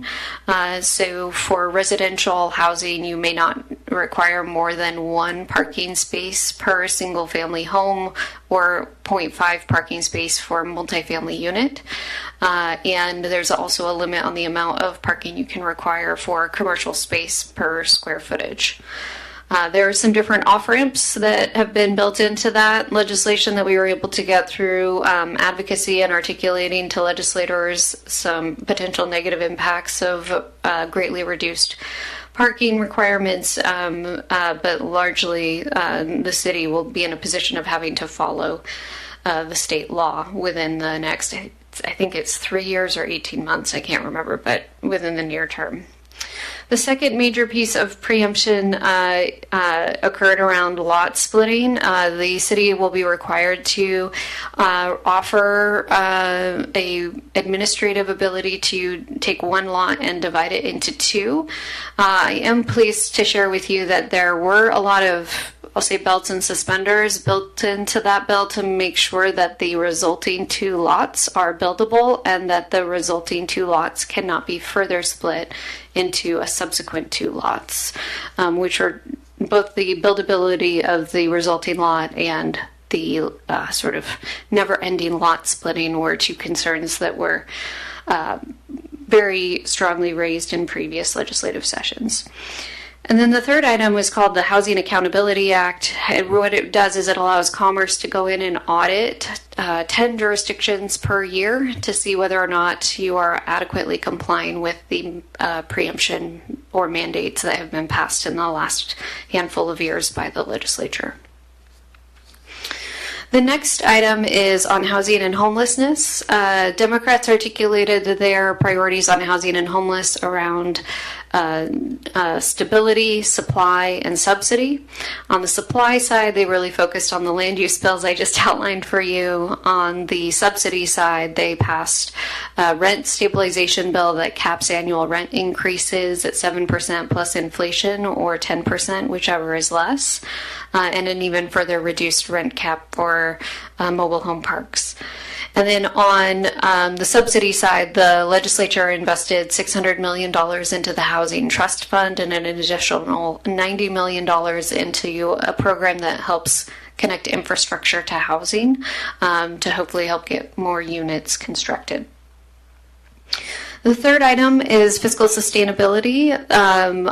On this one, I would like to frame it as the best defense is some offense. So through the course of my 18 years lobbying in Olympia, every time the legislature has faced a significant budget shortfall, they have balanced their budget by reducing state shared revenues. That did not happen this year. And it did not happen in large part because there was significant taxes raised, revenue raised through tax increases. But it also didn't happen because I think local governments came forward asking for greater fiscal sustainability, and they heard that outcry, and therefore those state shared revenues were not on the chopping block in the same way that they've been in previous years. So the good news is no cuts. The other piece of good news is a small amount of flexibility with your existing real estate excise tax revenues that allows you to spend some of that revenue on operating and maintenance rather than on new capital expenditures. So a little bit more flexibility with the dollars that you have. And then I'll just note that you all have had debate over the years on the 1% property tax cap. And so that was not an item that we weighed in on in any way, but the legislature had a robust discussion but chose not to advance forward any changes on that cap after the governor indicated he would be inclined to veto anything. Finally, on community safety, the legislature's biggest action was that they allocated $100 million to a grant program to hire law enforcement officers. To be eligible for that grant program, you do have to have either you or the county have to have an ongoing revenue source to support those positions. I'm not actually sure whether you all have one of those ongoing revenue sources in place, but if you don't, they provided you with councilmanic authority to increase the sales tax locally in order to provide that ongoing funding and take advantage of the grant funds. So that's a snapshot. That comprehensive written report that I mentioned goes into a lot more detail, and I could stand up here probably talking for an hour, and I won't. But that gives you some flavor of where some of the policy issues we worked on your behalf landed. I want to direct you to next steps. We had great success within the capital budget, getting 2 appropriations and between the 2 of them, greater than average dollar coming into the community compared to many others. And you all truly have an excellent delegation in the 14th, the 8th, and the 16th district legislators. And as you see them out in community or otherwise, please thank them. They have heard from me endless amounts of gratitude and appreciation, but it is very meaningful coming from you all, elected to elected. And I will be brainstorming with city staff different ways of more formally acknowledging and expressing our appreciation to our legislators. You all also have some work to do to implement not just some of the policies that they've passed, but also make sure we deliver on their funding. Anytime the legislature allocates us funding, we want to make sure that we can show them that groundbreaking or that ribbon cutting or the project moving forward as soon as possible. So we will get working on that. And it's never too early to start thinking about the next legislative session, because while we're not quite done with the governor's final action for 2025, January 12th, 2026 will be here before we know it. The next year of the legislative biennium will be a short legislative session. It'll last 60 days, and the legislature will be going in and making amendments to the budgets that they just adopted. I will note that it is possible, if not likely, that we will see a special session between now and January 12th that would be driven by actions at the federal level that would result in their budget no longer balancing. One of the things that was new this year in the budget is that the legislative budget writers are going to be receiving monthly fiscal reports from the Office of Financial Management on the status of revenue collections and expenditures, so that they can call a special session quickly if the budget really starts to get out of balance, in an effort to try and avoid getting to a $15 billion shortfall number like we saw this last year. With that, I'm happy to answer any questions. Well, thank you, Brianna Murray, for your presentation on that. Definitely frustrating being a Washington State resident and seeing taxes continually go up. Wasn't it just a couple years ago the state of Washington had a surplus? Yes, however, much of it was one-time dollars through ARPA. Okay. How much was that surplus, just out of curiosity? I don't know off the top of my head. Sorry, I'm happy to follow up. Okay. Well, again, I really do appreciate your hard work getting the city of Pasco some big wins. I know Councilman Grimm is very unhappy that he doesn't get his road 76 overpass, the 76 Grimm overpass, as he called it. But just joking. But anyway, I did want to let my other colleagues say a few words, but I know as a resident it is very frustrating to constantly see tax, and we tax our way out of issues. I know this isn't your doing, and again, I know our legislative groups very well, and I know they are trying. It's hard when you're in the minority and you have the majority choosing what and how whatever you think gets passed and what gets even read. So I do understand it. I'm just saying, and I'm sure you hear it all the time, that it's very difficult to be taxed every year. Then you wonder if you can continually stay in this state of Washington when it gets to retirement age. It just seems to be so difficult. But I do love the state, do love the trees, do love living here. I'm proud to be a Washingtonian. Just always frustrating that our state seems to want to tax their way out of stuff versus actually find better ways. And then, again, I would want to make a comment that what also is frustrating is we don't get money for some of these things that would alleviate traffic, like the Road 76 overpass, and yet the council then is blamed for not thinking ahead, and yet in reality we're asking for the state's help.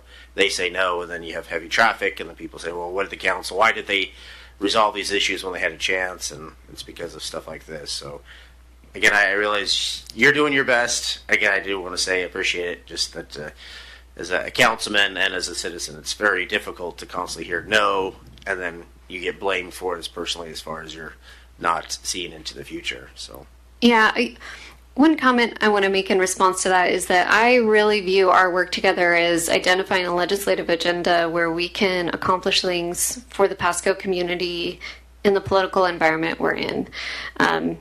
You all on this dais can't control who has the majority in Olympia. I, single-handedly, as your advocate, cannot influence whether or not they're going to increase taxes or not.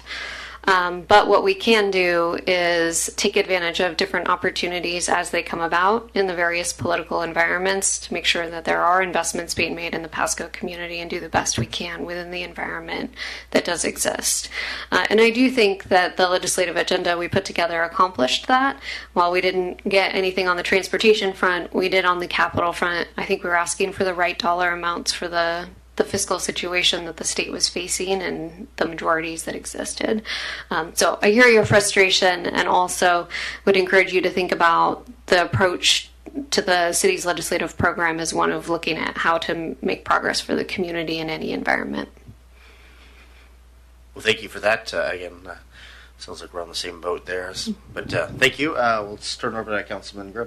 Thank you, Mr. Mayor Pro Tem. Thank you, Ms. Murray, for everything this season. Really, my sentiments are nearly identical to the Mayor Pro Tem's, and if I didn't have so much opportunity for personal interaction with you over the last legislative session, I probably wouldn't have turned on my light. But no, thank you for giving me every opportunity to advocate on behalf of the city and the mayor and the Mayor Pro Tem also when we were over there. All the meetings you set up, and then me springing on a last-minute visit that you still accommodated and was able to connect me to senators and legislators and everything. Really appreciate it. Yeah, of course, I'm disappointed, as I would think most Washingtonians are. I mean, the highest tax package ever, so hard on the working class, the middle class, lower income workers. But,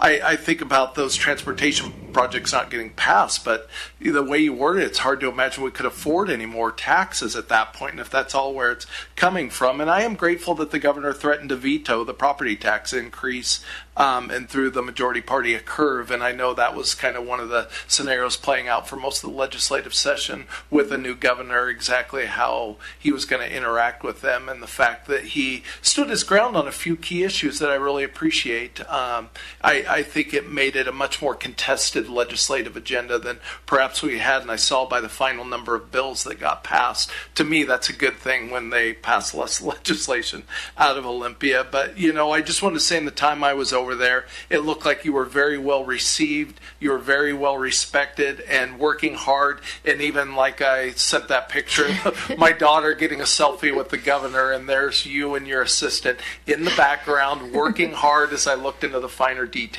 Just says so much about your work ethic over there and what you're doing on behalf of Pasco. So thank you so much. Well, it's truly my pleasure. I love what I do, and I invite any of you to make the trip over to Olympia at any point during session, and happy to host you and get you connected and see part of our world. Thank you for that. Do we have any other councilmen or on the dais here? No. Do we have any from Mr. Perales or Bras?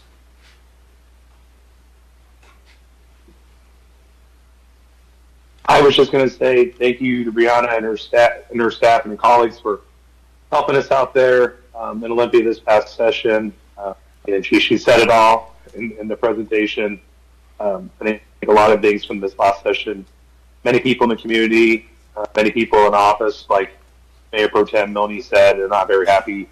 And I think it's just, I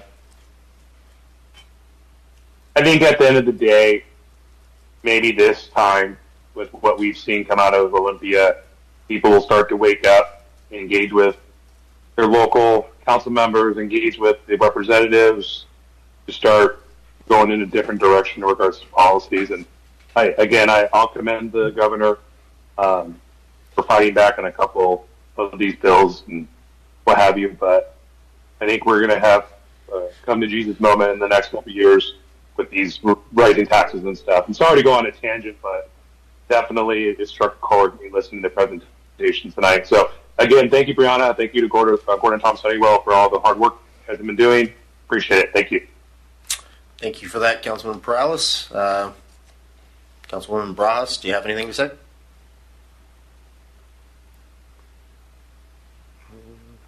Maybe we lost her.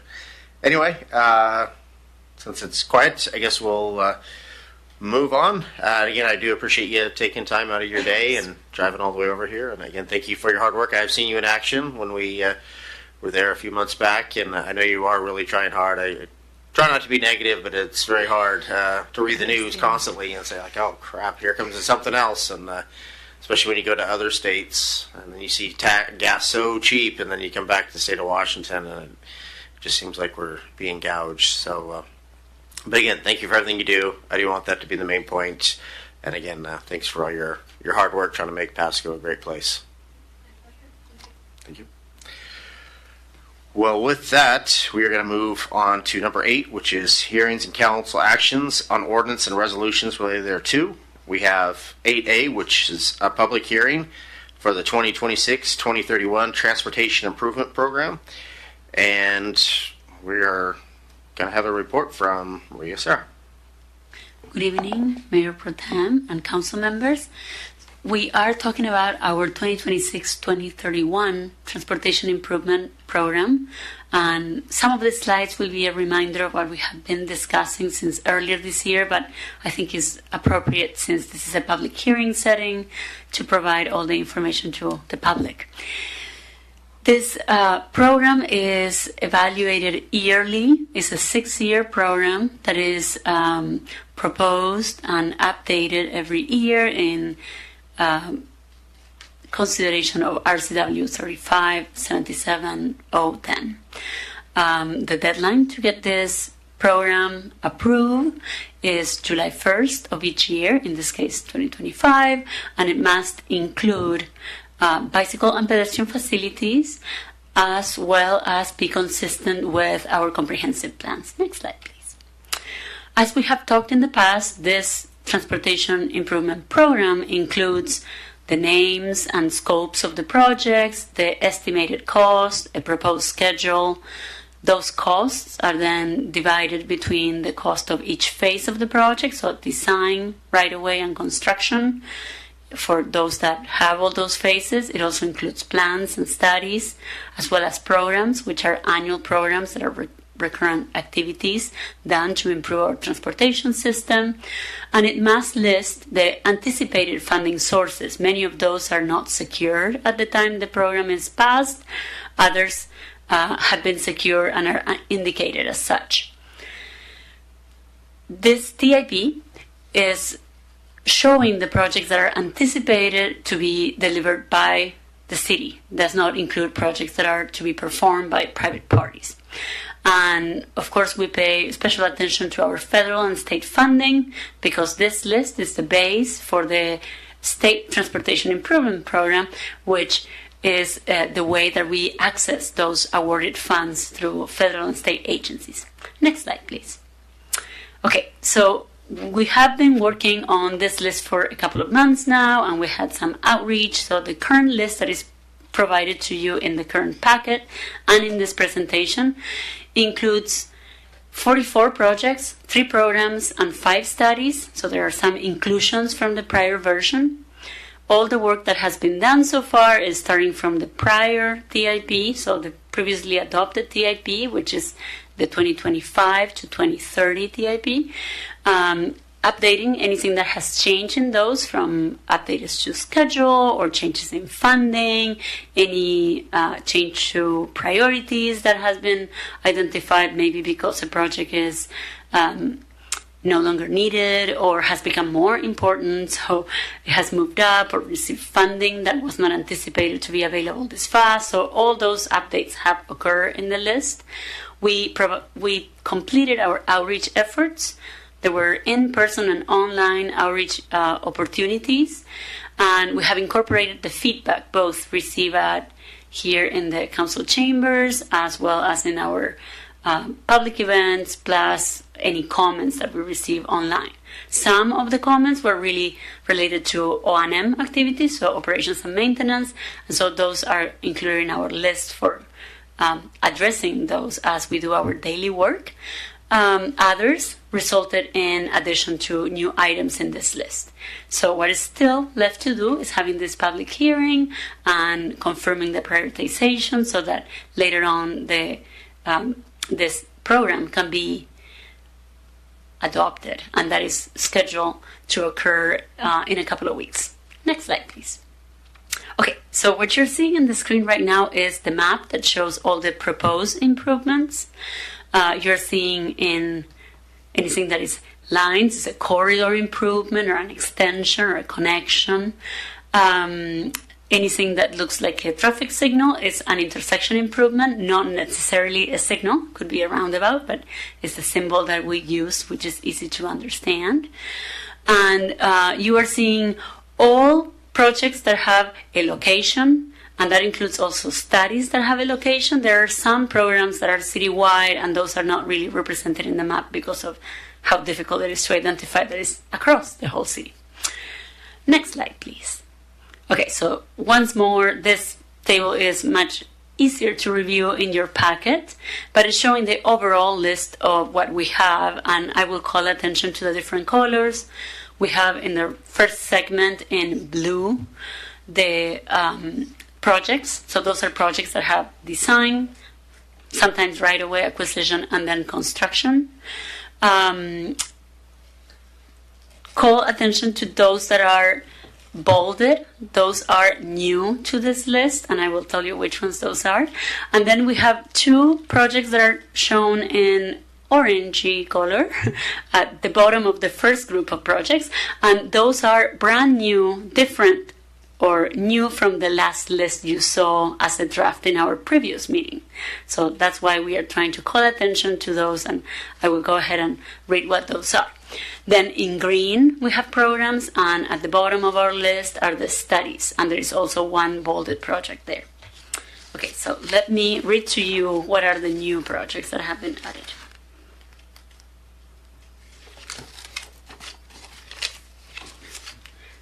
Okay, starting with project number 16. This is the Road 68 Payment Preservation Project that is new to this TIP, did not exist in the previous TIP that was adopted by you all.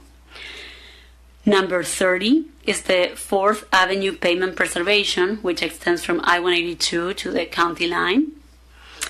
And then in orange, in the first group of projects, is the brand new project. You have not seen this one before in this any draft list. That is project number 43, is the Road 44 FCID Canal Crossing. That is pedestrian facilities to cross the canal. It's a gap that has been identified and mentioned in prior meetings. And then item 44 is Core Street Safety Improvements Phase 2. And this was as a result of comments that we received during our meetings. It's pedestrian and bicycle facilities along that corridor extending between Road 68 and Road 96.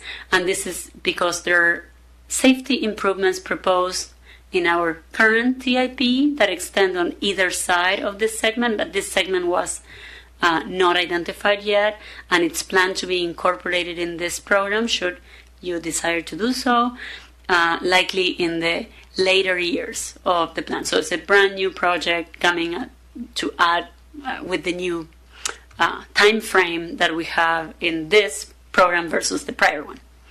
And finally, the other new project to this, it is a study to this program is number 51, Road 68 and Taylor Flats intersection study. That is an intersection that didn't used to be city jurisdiction. It is now partially city jurisdiction, and with increased volumes and the configuration of that intersection that has 5 legs, it is likely we will have to find solutions for increasing safety at that location.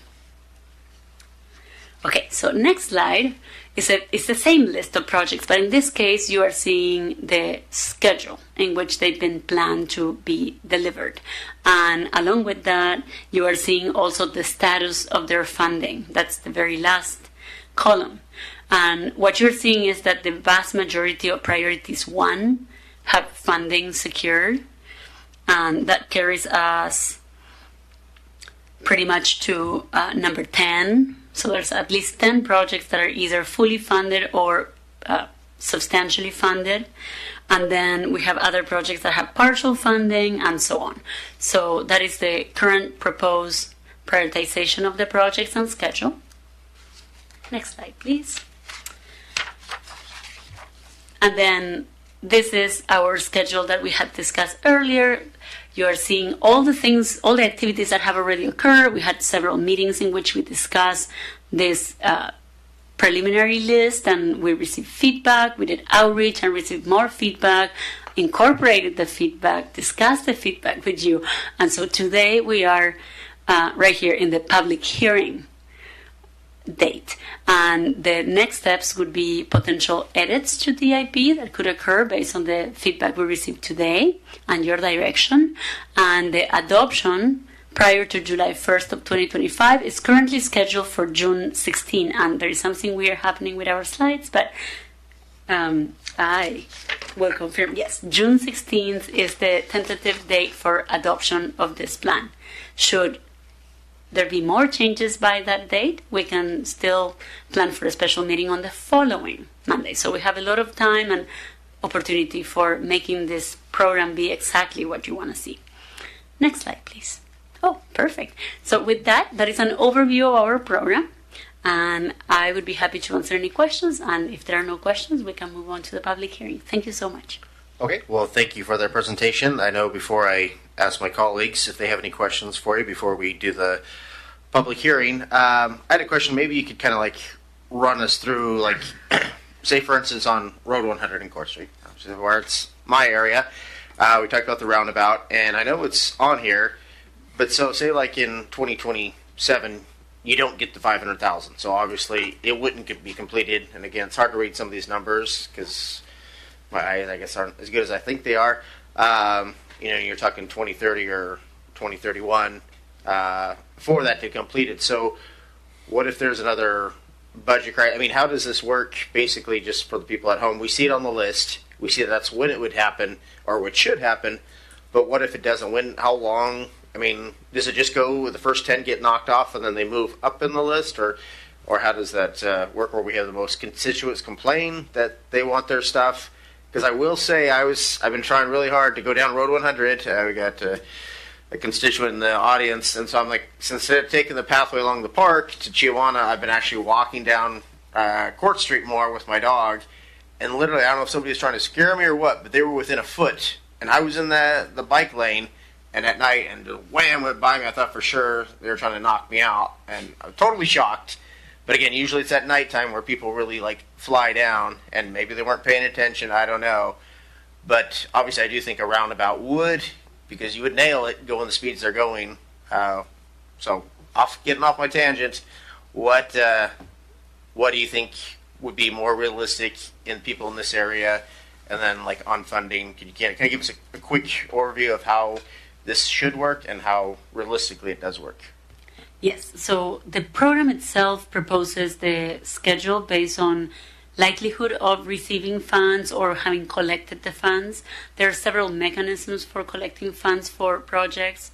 Of course, our arterial fund and streets funds are funded through gas tax and other utility tax revenue that is provided for street maintenance and improvements. Now, additional to that, there is the transportation impact fee, which could be one mechanism to partially fund projects, and that is a project that is included in the transportation impact fee list of projects.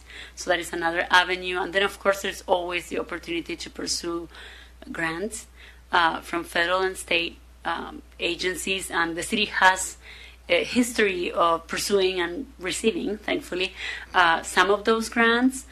We anticipate that the future of grants for the foreseeable future will be a little bit drier than what it has been up until now.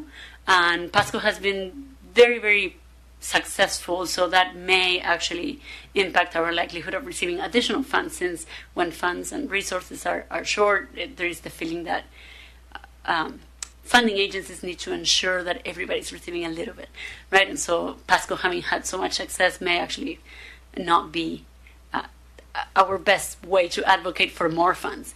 Now, the way our plan or program is proposed is based on reasonable expectation of receiving funds. So we believe that this is not too aggressive of a plan, and therefore we think that it is possible to receive funds.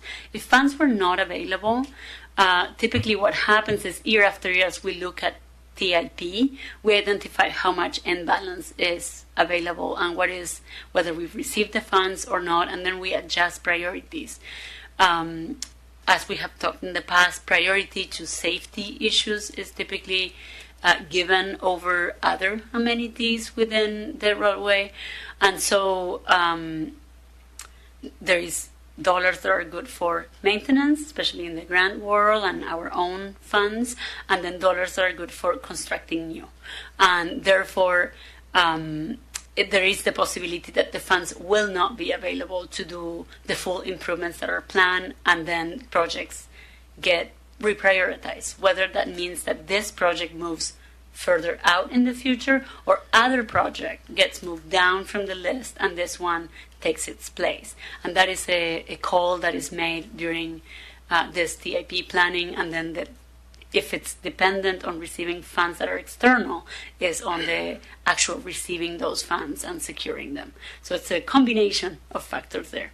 Hopefully that addresses Yeah, that does. Again, just to clarify one quick thing. So, say like for instance this roundabout.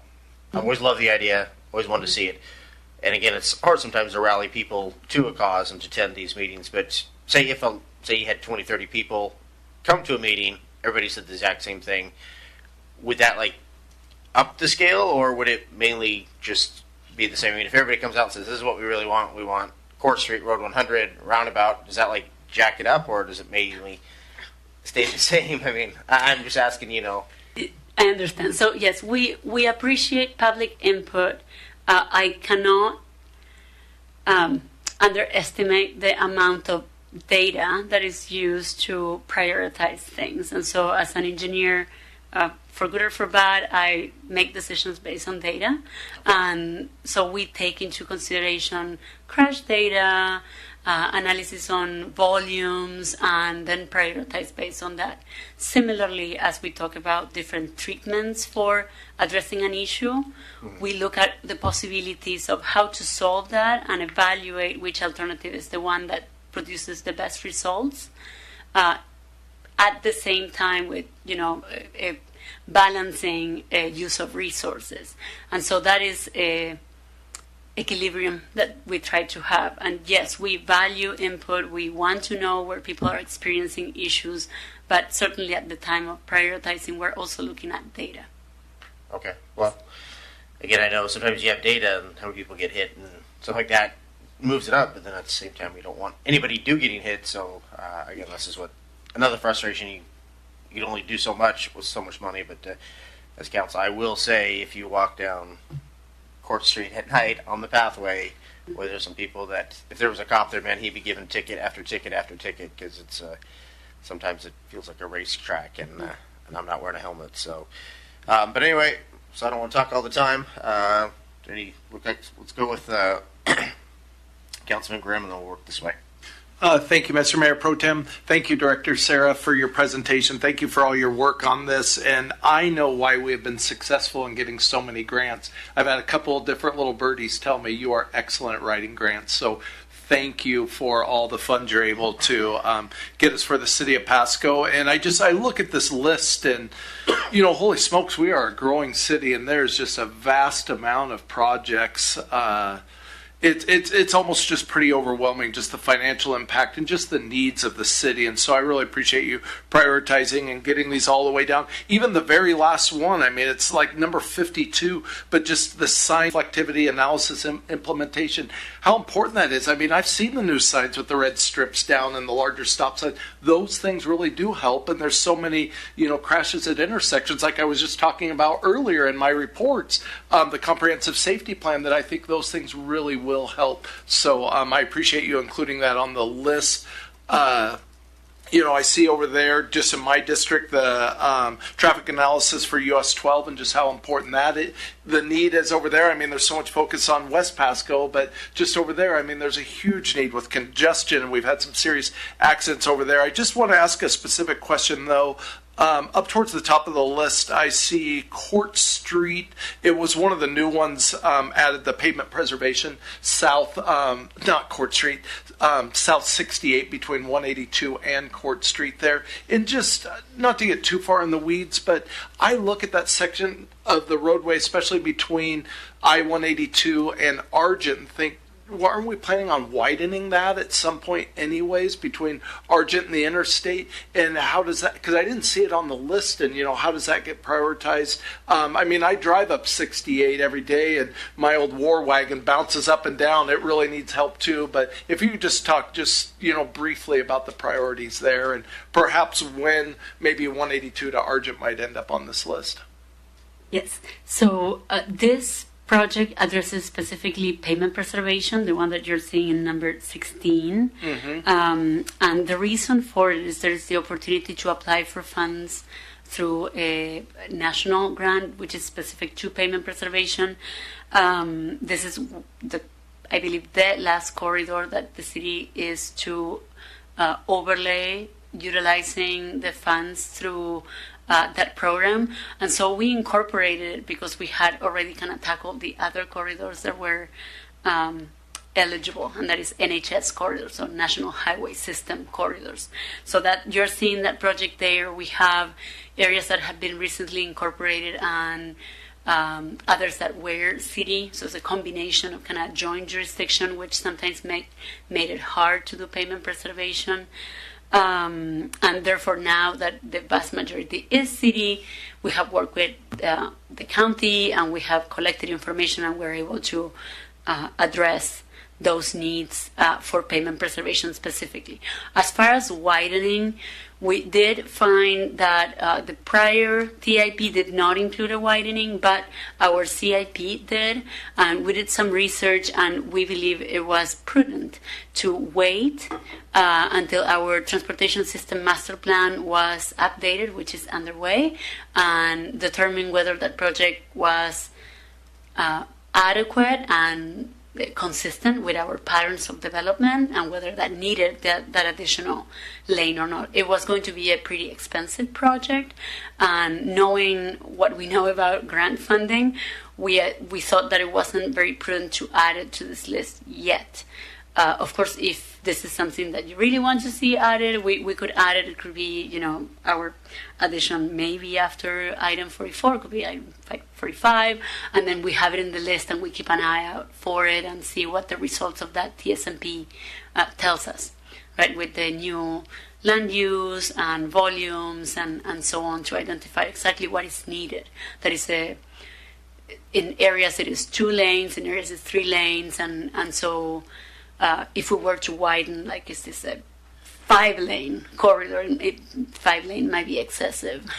And then 4-lane has the problem of the left turns, right? So there's some further analysis that would be needed to support the widening as we understand it.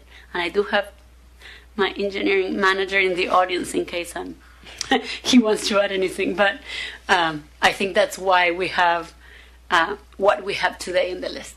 Okay, no, thank you. I appreciate that. Yes, and I'd much rather have an overpass than, that wide. No, and I appreciate all your work on it. And I've got an idea for pavement preservation, too, that maybe I can catch you and the city manager offline and try to work through or whatever to preserve more of our roadways. So thanks again for all your work. Well, thank you, Councilman Grimm. And just in case you don't know, I mean, we do appreciate all the work. We appreciate all the grants. I know sometimes members up here on the dais don't say it, but I know we all do really appreciate you guys, everything you can do to make Pasco a better place and the roads better. It's always appreciated. I'm not seeing anybody else's lights. And Councilman Perales, do you have anything you'd like to mention or have a question? I have a comment. I sent the email off earlier. I just want to put it on the record. I would like to see a potential project, a enhanced crosswalk at Road 44 and Hilltop Drive. And really, across the whole city, I think we should be partnering with the school district to find funds to enhance our crosswalks for our kids. So here's my plug. It's for the kids. It's not for me. It's not for my district. It's for our children who are trying to get to school in the mornings. And we all know we have a speeding problem, and we want that dedicated traffic unit. So, but this came across my emails, and I've had phone calls about this intersection, but I really just want to say we need to be doing this and enhancing our crosswalks across the whole city. So I'll go ahead and put that on the record. Also, too, I like where Mayor Pro Tem Milne was going with the roundabout, and I think we should probably seek out, like we're doing right now, comments from the public about what they would like to see done first as a priority. I know we have a list of stuff, and staff gets together the data and stuff and then believes that we should go after funding for this project or that one.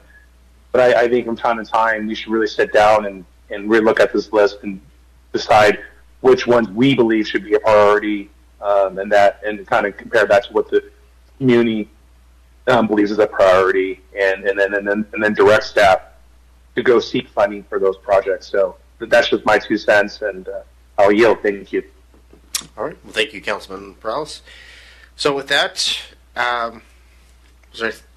May I address one of the comments? I appreciate the email. I received it. We appreciate making us aware of crossing issues. And then as far as collaborating with school district, our engineering team has a standing meeting with school district staff specifically to discuss future projects and support for infrastructure surrounding schools.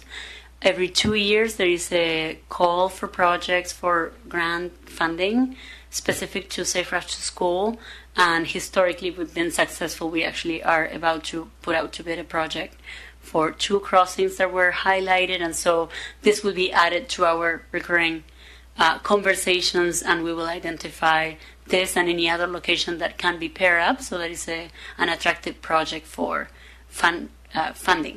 So I appreciate it. Thank you. Okay. Well, thank you for the comments. Thank you.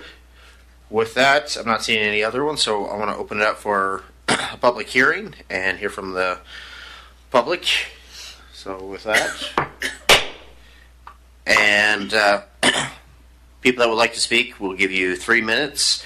Please, again, bring your comments to just 3 minutes. And with that, I'd like to know, do we have anybody from the audience that would like to speak on this topic? Mr. Green?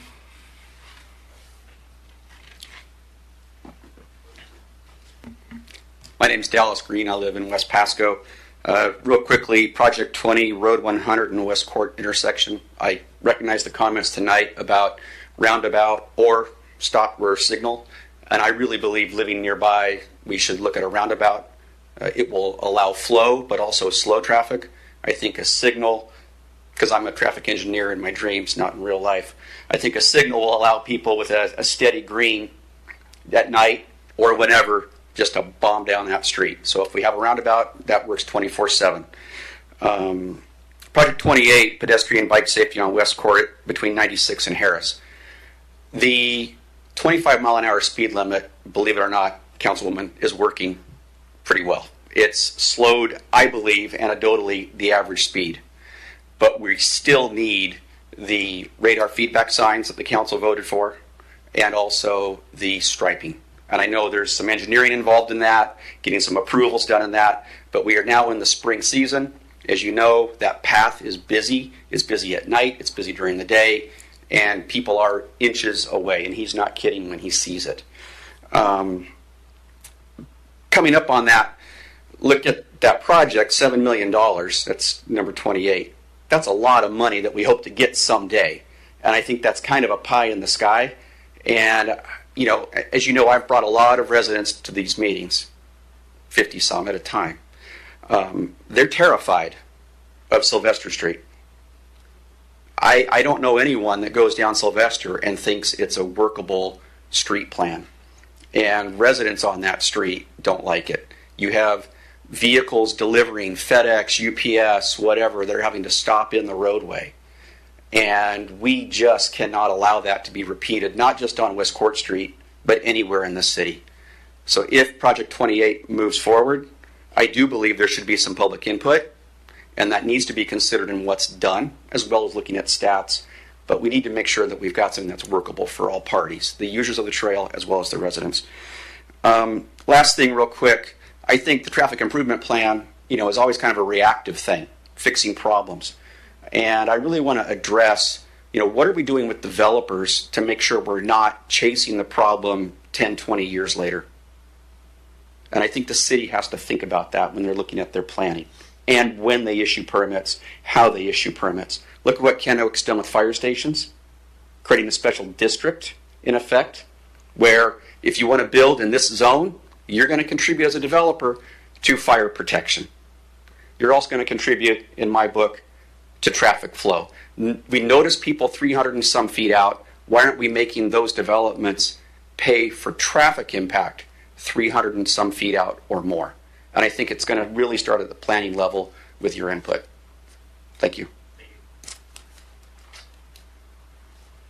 Do we have anybody else from the audience that would like to talk about this? My second call.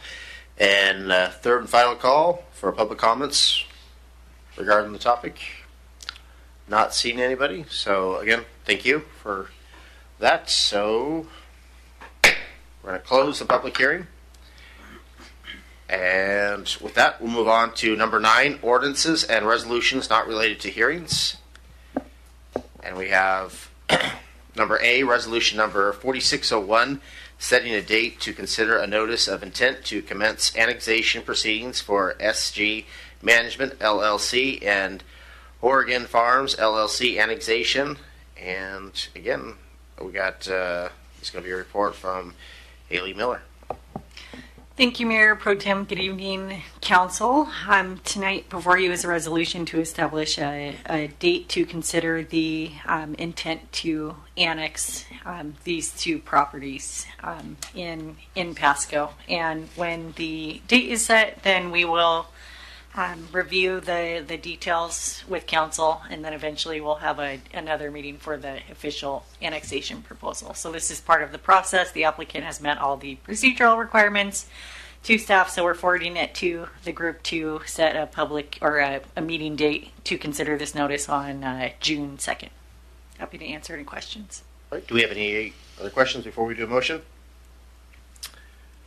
I'm not seeing any. We'll give Mr. Perales a second, but nothing to add, sir. Okay. Well, with that, I'd like to get a motion from Mr. Harpster. I move to approve resolution number 4601, setting 7 o'clock p.m. June 2nd, 2025, as the time and date for a public meeting with the initiators to consider the SG Land Management LLC and Oregon Farms LLC notice of intent to commence annexation of short plat 2021-08 Lot 2 and short plat 2022-32 Lot 1 property located south of Burns Road and east of Shoreline Road in Section 12, Township 9 North, Range 28 East Westernmost. Second. Thank you. So we have the motion by Councilman Harpster and a second by Councilwoman Blaisdell. And with that, all those in favor say aye. Aye. Aye. Aye. Aye. All those opposed say nay. Looks like that one carries unanimously. So we're going to go on to B, resolution number 4602, setting date and time for right-of-way vacation public hearing for Wanderack. And again, Ms. Miller. Thank you. This is also a resolution to set this is a public hearing date for right-of-way vacation for Wanderack, and this is a property located over on 2502 North 4th Avenue, and this is a fueling station, and the front portion of their property that faces the street has a right-of-way there, and this was initially brought to staff in 2024, and we were researching whether the state owned it or the city owned it, and we landed on the conclusion that the city of Pasco does have ownership over this, so the applicant will be proposing to vacate this portion, and council will be hearing this matter during a public hearing on this date if the date is set tonight. Happy to answer any questions. Okay, do we have any questions from council? I'm not seeing any. So with that, can I get a motion, Mr. Harpster? Councilman Harpster. I move to approve resolution number 4602, setting 7 o'clock p.m. Monday, June 16th, 2025, as the time and date for a public hearing to consider the vacation of a portion of right-of-way along North 4th Avenue in Pasco, Washington, and waiving the requirements for an appraisal, title report, and payment of compensation. Second. So we got a motion by Councilman Harpster and a second by Councilwoman Blaisdell. All those in favor say aye. Aye. All those opposed say thank you. All those opposed say nay. Again, passes unanimously. So with that, we're going to move on to item C, which is resolution number 4603, setting date and time for right-of-way vacation public hearing for Pasco School District.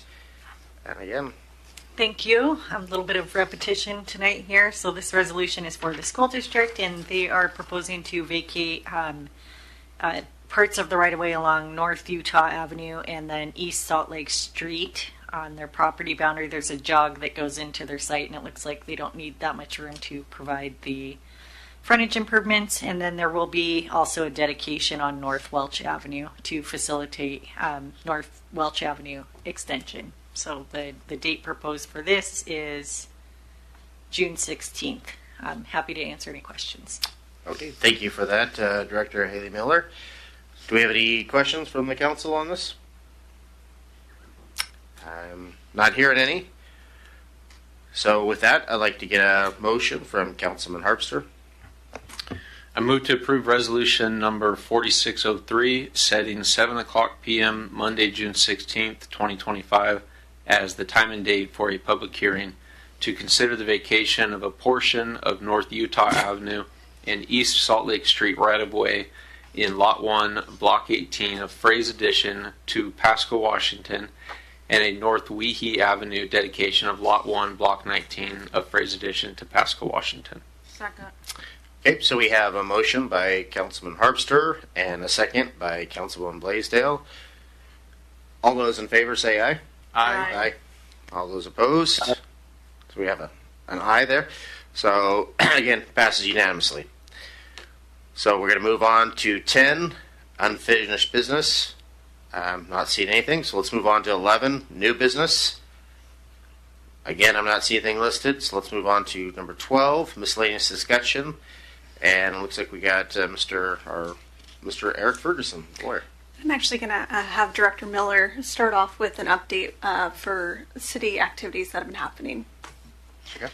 Thank you. Quick update for the group. We had a third-party canvasser start with the City of Pasco this last Monday. I believe it was the 12th. So they have been out there 5 days in a row, and they were able to make contact with five different vendors and move them along and educate the vendors on the process. So far, 5 for 5. I'm not guaranteeing they're not going to come back into the area or end up somewhere else, but the 5 that we were able to make contact with were asked to move along and pack up, basically, if they weren't able to show they had the proper approval. So I believe it's going well. If you do see a roadside vendor out in a location consistently and want to let me know, feel free to email, I guess, Dave and CC me and let me know, and we can emphasize those areas for you. But so far, it's going well. All right. Well, thank you for that update. Was there anything else from staff that would like to, Mr. Ferguson? Yeah. So essentially, I just wanted to circle back. Last time we talked about this a couple weeks ago, the kind of the marching orders, as I understood them anyway, was to make sure that we looked at this issue with the other cities, get a sense of what our other neighbors are doing, and then also see if there's just something that we don't have that everybody else has, kind of a silver bullet. Is there just something that is this just new to us, kind of thing?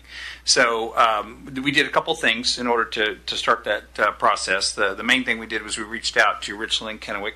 Didn't hear back from Richland, but I did have an extended conversation with the city attorney for Kennewick, which was kind of a nice treat. We were able to really dig into this issue quite a bit. And essentially, I think the article, a lot of folks saw the article in the paper and it talked about kind of what their approach is. But essentially, excuse me, they're not too worried about it. That was kind of the takeaway that I got. And that's not from the city attorney. That's not his assessment. That's just based on the conversations that it sounds like that have been dealt with. It sounds like it hasn't been as prolific, maybe. I don't know if that's the right use of that word in this sense.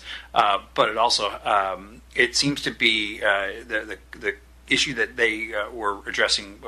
They felt it was more related to seasonal aspects in terms of that it goes away pretty quick after this kind of the spring kind of run at it, and then they really weren't getting a whole lot of complaints. It sounds like that. I don't mean to be putting words in their mouth. This is just kind of my assessment from the conversations in the article. But so it doesn't sound like they're in any hurry to try to do anything about it, and they're just going to kind of stand down and stay where they're at. The other thing that we did was I took the effort to get on what's referred to as the WASAMA listserv, which is the Washington State Association of Municipal Attorneys, and put out a very specific inquiry related to this. It's one of the few times where we can do that where we don't have to worry about any kind of privilege, because obviously this is a big issue that we're not seeking legal advice. We're just trying to gather policy advice online. So I received a whopping 0 responses from about 200 to 300 attorneys statewide. So normally someone will just ping you and say, how's the weather over there? But I didn't even get that. So yeah, I was disappointed in that. I thought for sure that there would be a little more out there. One of the things that did come out of my conversation with the Kennewick City Attorney was that apparently their current city manager was the former city manager in Battleground, and she had stated, he told me that she'd stated that they had tried to address something like this in Battleground and to take a peek there. So we did. We went to Battleground, looked at their statute or their code sections, and unfortunately, it did not really helpful. I see why people might think that it would be a little more helpful because of the way it's titled. It's called mobile food units, and so it looks like it might be a little different than what we're normally looking at. But essentially, when you read it, it is essentially the exact same thing as what we do under mobile vendors. Now, the one little nuance, they have this description of where a mobile food unit must have, quote, wheels and be attached and be readily movable. So clearly that's not anything remotely close to what we're talking about with this situation. So anyway, I guess a long way to say that Battleground wasn't a whole lot of help. We didn't. That wasn't really what we were looking for. So with that being said, really what we're stuck with is kind of on our own in terms of like really kind of pioneering this and seeing, okay, what would this look like and what do we have? So to that analysis, that's really where kind of the legal analysis kicks in. And this statute is very interesting. It's very broad. I don't know if for folks like me who get excited about stuff like this was actually originally passed in 1897. That is 9 years after statehood for those that are keeping track at home. And it was really interesting because the title of the act in the Session Law of 1897 stated that it was an act to permit farmers, gardeners, and manufacturers to dispose of the products of their labor. So that was essentially the overarching title of it. It's changed a few times in terms of adding some language. They struck some language that talked about that they struck out a bunch of fish and milk and poultry and stuff like that. But long and short of it is it's really been around for a long time, and pretty much it's standard form. It shall be lawful for any farmer, gardener, or other person without license to sell, deliver, or peddle any fruits, vegetables, berries, butter, eggs. So it's still pretty close to the way it started, and there's been a few iterations. But really, what it comes down to is the statute that we start with really is an exception to, and these are rare situations when the legislature. Maybe not so rare anymore, but they used to be rare situations when the legislature would really preempt local government's authority to regulate certain things. And so this was kind of an extraordinary thing that really limits the local government's ability to regulate something. So it really just takes it off the table the way it's drafted.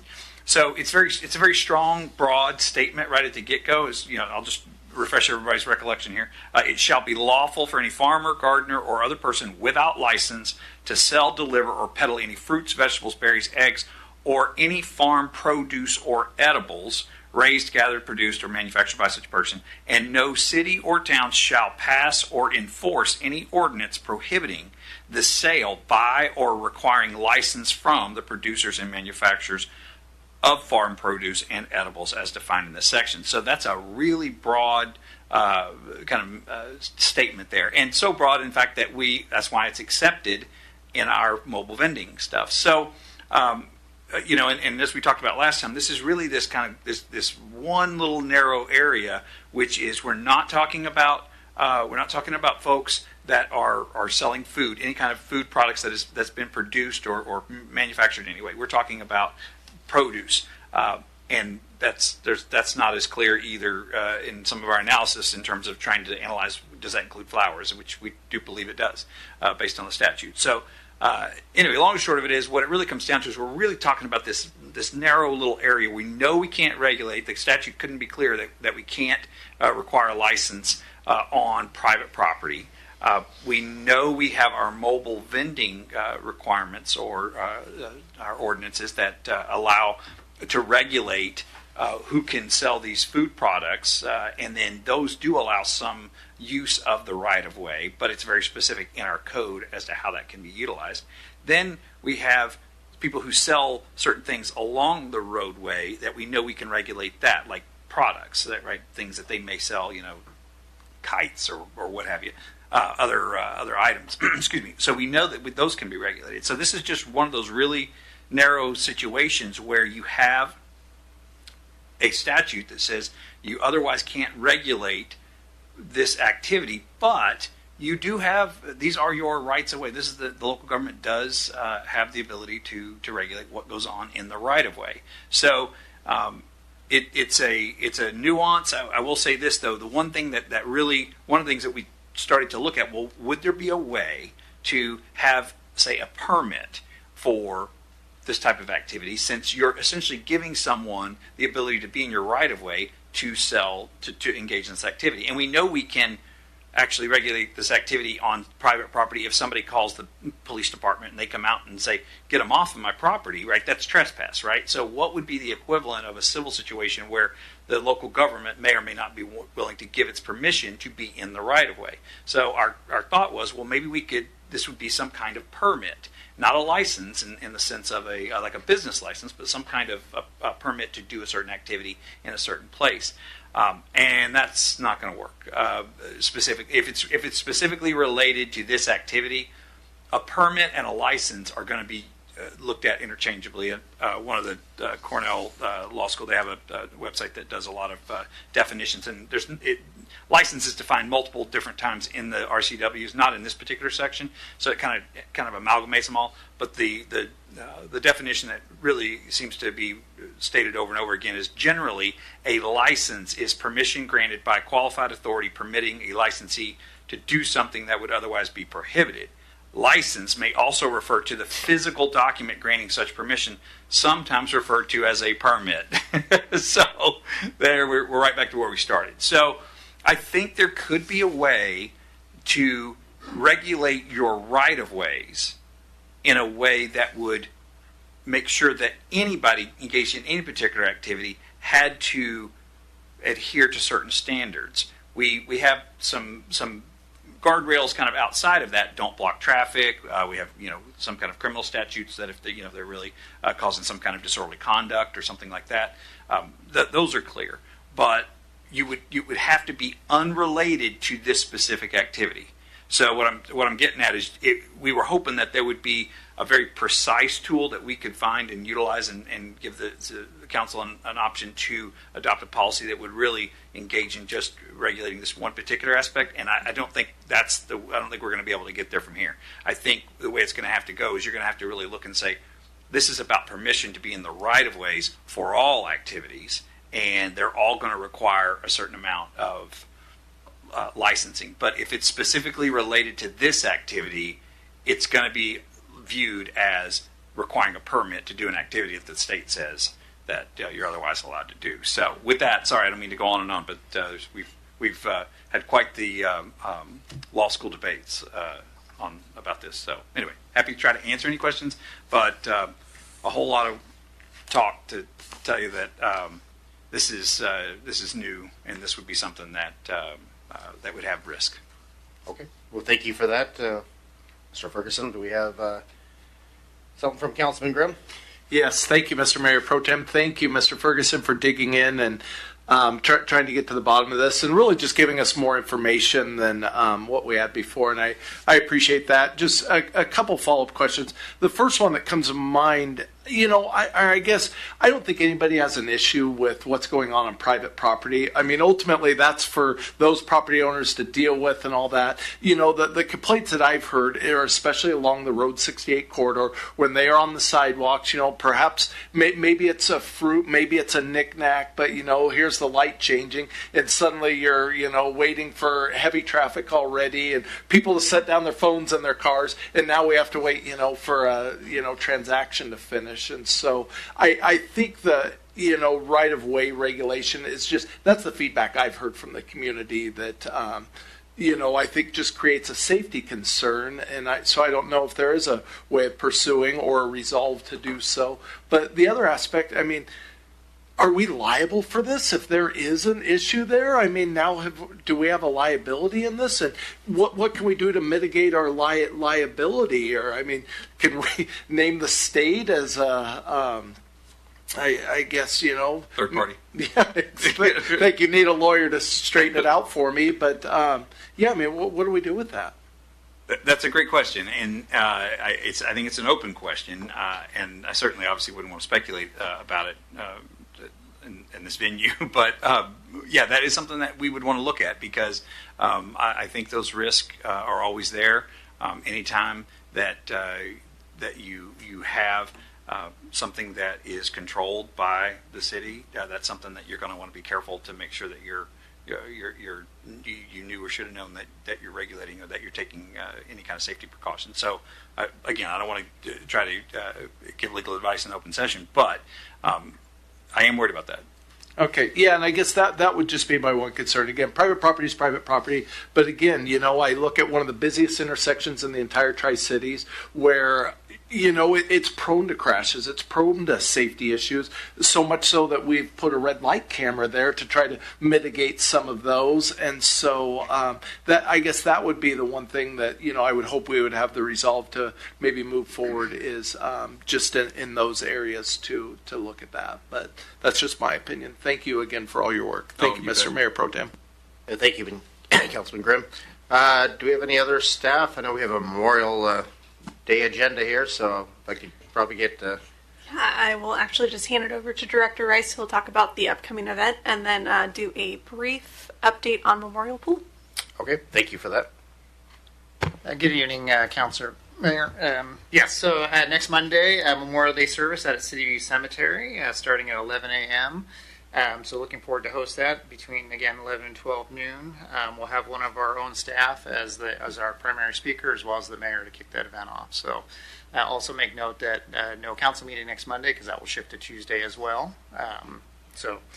I think more on that if we need. But otherwise, I do have an update on our Memorial Pool Dome project I want to share with you, some of the progress that we've made, some of the items that we've discovered, and some additional expenditures due to those, so that council is up to date as we try to wrap up this project in the next week and bring that project bid closure to you soon. So brief update, 2018, the city recognized the need to have a year-round swimming pool in the community, and decided to add an air dome cover project to Memorial Pool to the capital improvement plan. 2024, City Council approved the purchase of the pool dome cover, so manufacturing could begin for delivery in 2025.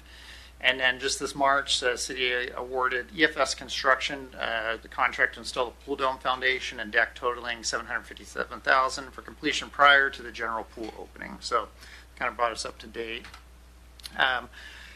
As with several projects, particularly something that was built in the 1950s and has been remodeled through the years, there are several unknowns that have been discovered since construction started, resulting in about $64,000 of approved or pending change orders to allow planned public opening of the pool. The change orders will be presented as part of the project acceptance, but wanted to review them now as we are incurring the costs as the project completes. Further delay to the pool usage impacts our lifeguard training, resulting in delays to general pool opening and swim lessons. So if we hadn't kept moving forward, it just kind of cannonballed right into the middle of summer, which we've been trying to avoid, especially with the start of our swim lessons. So a couple examples of these. Shade structure. We had a pretty large shade structure that was installed several years ago. We found that the contractors found the foundation encroached in the pool decking area that we needed to replace. And not only did it encroach, it was a very large chunk of concrete holding that in, so it required additional labor and equipment to remove.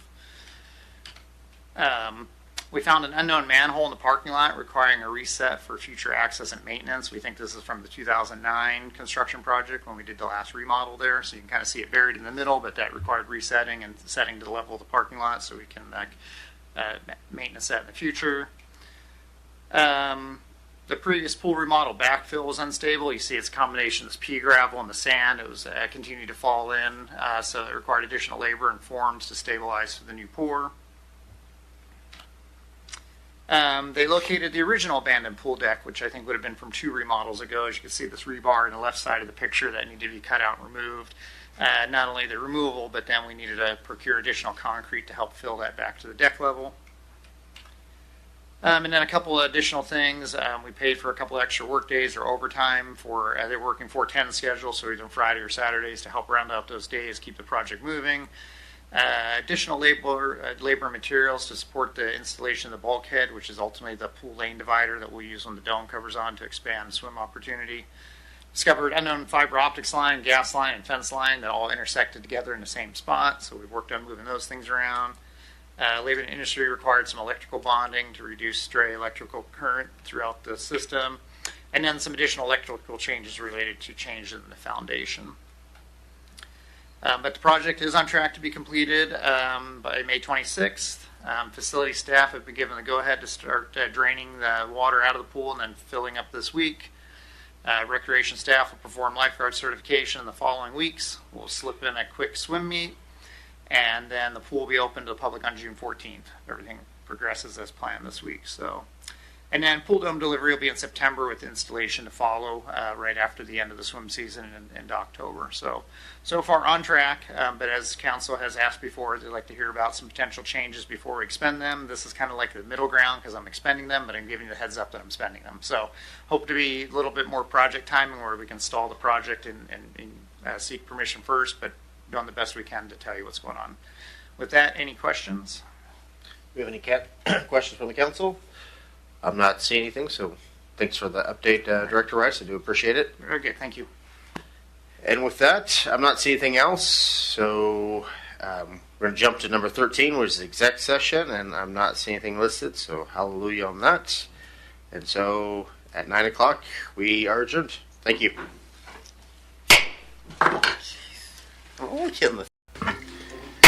Good evening and welcome to the City Council special meeting of Tuesday, May 27th, 2025. I know it is odd for us to meet on Tuesdays, but yesterday was a Memorial Day, so hopefully you all celebrated that and remembered those who have fallen before us. With that, Ms. Clerk, if you'll call us in. Yes. Council members Barajas. Present. Blaisdell. Present. Grimm. Okay. Harpster. Present. Perales. Here. Mayor Pro Tem Milne. I'm present. And Mayor Serrano. I am here, and I apologize, I did skip over our typical read-in, so for those following along, their agenda packet's available on the back of the table right there, next to Mr. Grambois, who's there presently. For those following along, www.pasco-wa.gov/agenda. The meeting's televised on PSC-TV, channel 191 in Spectrum. In Pasco and Richland, it's streamed on the city's Facebook page, website, YouTube channel, and via Microsoft Teams. This and previous council meeting is available on the city's website. The public may submit comments either using the Ask Pasco app or through the city clerk or city manager's office. With that, we've had the roll call read, and if you'd all join me in the Pledge of Allegiance. I pledge allegiance to the flag of the United States of America and to the republic for which it stands, one nation, under God, indivisible, with liberty and justice for all. Thank you all. That'll move us along to item number 4, which is our public comment period of the special meeting.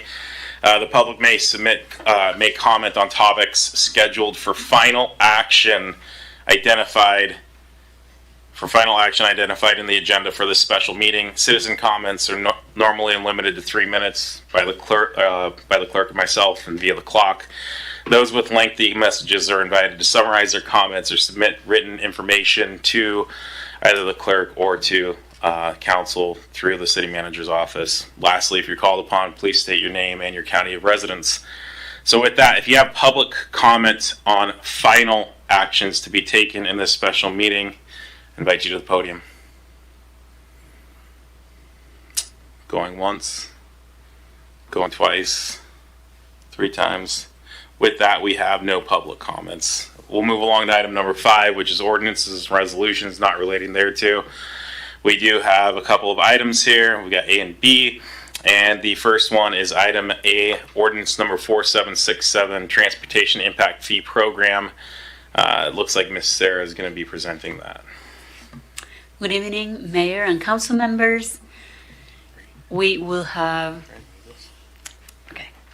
Mayor? Can I make it work? Oh, sorry, Mr. Prowse, I didn't see your light. I'm sorry about that. I was, in the interest of time, I want to make a motion to postpone the vote on the traffic impact fee program. I have reservations, so I'd like to make a motion to postpone it until the school impact fee, ILA, and all that stuff gets figured out. I don't think adding another fee on top of other fees, perhaps that shouldn't be in motion right now. It's not prudent to do with a lot of the housing affordability issues we see, and so rather than have Director Sarah give us a presentation, I just want to cast or make a motion for that, and if that can pass, then we can bring this back at another date, preferably when the school impact fee ILA and stuff is addressed. Okay, so we've got a motion to table this vote until the school impact fee ILA is addressed. Do we have a second, Mr. Harpster? I'll second with discussion.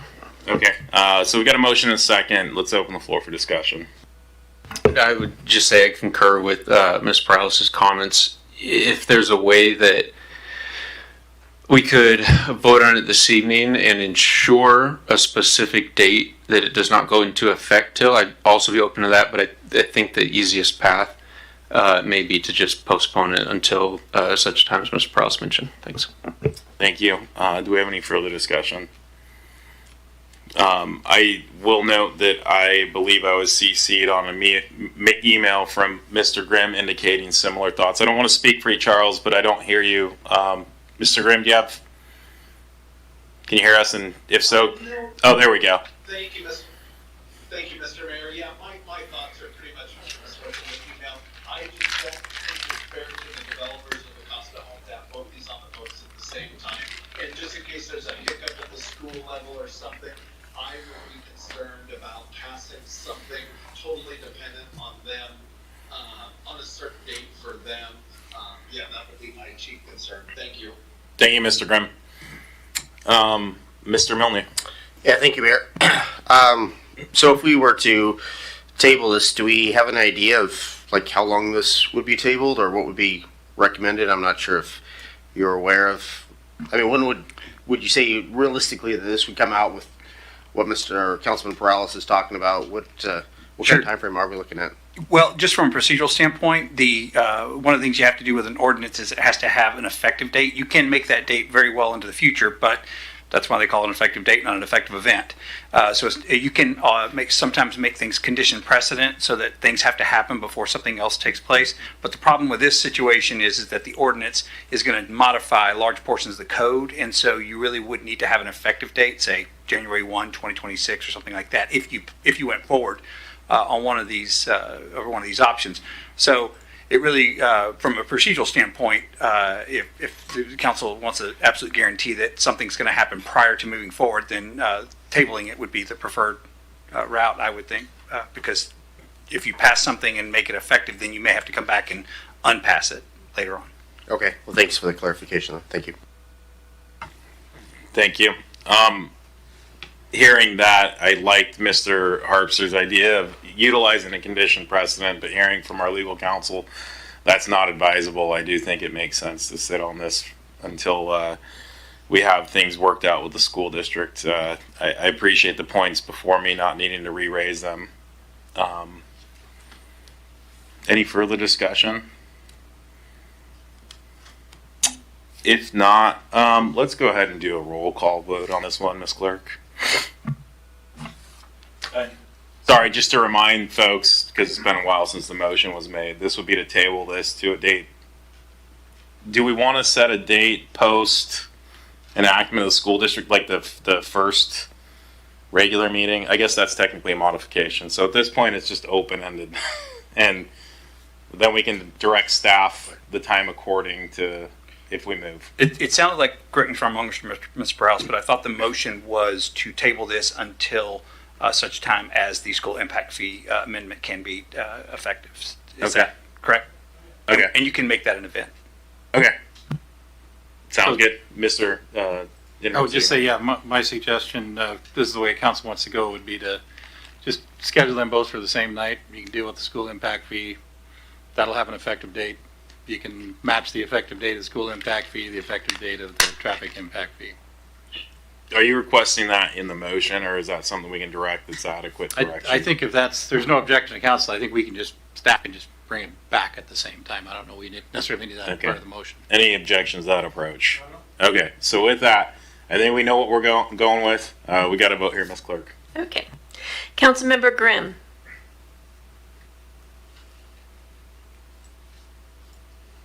Councilmember Grimm. Yes. Sorry. Yes. Thank you. Councilmember Harpster. Yes. Councilmember Perales. Yes. Councilmember Barajas. Yes. Councilmember Blaisdell. Yes. Mayor Pro Tem Milne Yes. and Mayor Serrano. Yes. Passes unanimously. Okay. So sounds like you all know what you're doing, and we know what we're doing, right? Thank you. Thank you for being prepared, Miss Sarah. With that, we'll move along to item B, which is joint resolution number 4604, extension of the interlocal and financing lease agreement for the HAPO Center facility until December 31, 2025. Interim City Manager Zabel, looks like it's yours. Thank you. Good evening, Mayor, Council. So, as Council is well aware, the city and county have had a long-standing partnership over HAPO Center for about the last 30 years. And that partnership, for the benefit of the audience, exists formally through an interlocal agreement, which actually dates back prior to that, 1994. A little bit of history over the years. Pasco's invested about $7.7 million into that facility. The majority of it, $5.6 million, for operational subsidies per the agreement, and about $2.1 million for 20 years worth of loan payments towards the initial capital outlay for construction of the project itself. So the original agreement was a 30-year agreement, and it was set to expire on May 24, 2024. Council extended that agreement in December of 2024, and we're now coming up to the expiration of that agreement, which will be in May 31st of this year. So we have to act fairly quickly. So we've been, we have a committee of council members, staff, and then some other meetings have occurred, and trying to get us to probably an extension. There was no way we were going to be able to, in the amount of time we had left when we really started meeting with the council or the commission, no way really to pull together a comprehensive agreement in just a couple months. And so we pulled together with their cooperation, just a brief extension. We talked about this a little bit at the retreat and got some direction from council that council would be willing to entertain an extension to the end of this year. But council had some conditions on that extension. There were some things that they specifically wanted to talk about having to do with governance, which has been an area of discussion over the course of the agreement, finances, whether that's capital or operational, even down to what the facility, what's the best use for that facility. We talked about review of cost centers and when it comes to finance, to look at operating revenues and expenses and make some fresh determination as to whether or not the split, the 50-50 split that's in the ILA now, is appropriate. So there's about probably 12 or so items that are listed in the resolution. Those are not necessarily demands in that resolution. They're really a list of topics that we're going to talk about that we're interested in the council, and they're not all inclusive either. The guy invited the county to add anything to the list they wanted to. They felt that was a pretty good list to talk about, but we certainly, there's maybe other items come up during the course of those negotiations. So this extension gives some time to talk about these and other issues, and ultimately for the county commissioners and the city council to decide at the end of the day whether or not they want to continue the relationship through a successor interlocal agreement or a pretty beefed up extension that would probably very much modify the initial thing. I think one other piece of that is that I want to bring up, because it's something that we've talked about quite a bit, is the disposition of the land leased by the city or by the county, by the city from the county for the ball fields. And so that's also another piece of that. As council's aware, that's typically been on a 5-year lease. It's $1 a year. Maybe the last couple times it's been a little awkward, I'll say, between the agencies, $1 a year. It's getting to be pretty valuable real estate, although on the other hand, the county or the city has invested millions of dollars literally in that site to develop those ball fields. It was sagebrush before it was ball fields. So both the county has ownership of the land, the city has a huge investment in that parcel. So that's another big piece. And what council had directed staff at the retreat was we need to be working towards long-term security for those ball fields, rather, because they play such an integral role in our community. Those more than every 5-year lease with an option to extend. So those are the pieces. Tomorrow, the Franklin County Commissioners will be considering this same agreement. It's on their agenda. And if it passes here tonight and passes across the street tomorrow, we will have some time to negotiate all these issues, A through I, in the resolution, and probably more. And staff's recommendation is the council approve the agreement. I guess one other piece probably worth mentioning is that it keeps the original ILA status quo in terms of the subsidy share and operation responsibilities, things like that. Thank you, Mr. Zabel. Do we have any questions or comments from council? Mr. Harpster. Yeah, I just want to comment that it's a little aggravating. We're doing a third extension in over the last, I think, 18 months or so. However, I am pleased with the leadership changes at Franklin County, and specifically Mr. Dansel, their new county administrator, and have been able to talk with him about this. I've talked with Mr. Zabel about this, as well as one of the commissioners, and I think extending this one more time is what's in the best interest for the residents of Pasco and Franklin County for the long term. And so I don't want to say I'm happy to extend, because I would hope that we'd be further along, but I think we're making good progress. Thank you, Mr. Harpster. Mr. Prowse. Thank you, Mayor. Yeah, and I agree with a lot of the same sentiment from Councilmember Harpster, but I'll say this. I think my plan on behalf of the committee is this is the last one. I don't care if we're here on Christmas Eve, but before the end of the year, this needs to get done. And we're working diligently with our counterparts across the street, but you know, I do intend on seeing this being the last extension. I like the conversations that I've had, that the committee's had, and I think we're getting there. And I think from here on out, we're gonna see something come together here shortly in the near term. So don't get me wrong, I share the same frustrations, but negotiations sometimes take time. And I think with some of the changes that we've seen there over at the county at the courthouse, they've been good. Again, the conversations have been great, and so yeah, no, I this is on the list to get done for the end of the year. So thank you. Thank you, Mr. Prowse. Ms. Ross. This is a question more for staff, and I'm looking at Ms. Sigdell. We've extended this a couple times. Is there any accountability to the individuals managing this organization to, as far as the accounting, as far as the reporting, so that we can finally come to a final last interlocal agreement to where we don't have to depend on extensions? In terms of accounting and some of the financial concerns that you're stating, we are working with the new leadership in county and have received some much more detailed information than we have in recent past. And it is definitely an item that is addressed as a point of discussion and clarification for the new ILA so that we are not in the same position that we have been in the last 5-6 years. Thank you. Thank you. Mr. Grimm, do you have anything? No, thank you, Mr. Mayor. Thanks for asking. Not a problem. Thank you. With that, do we have a motion?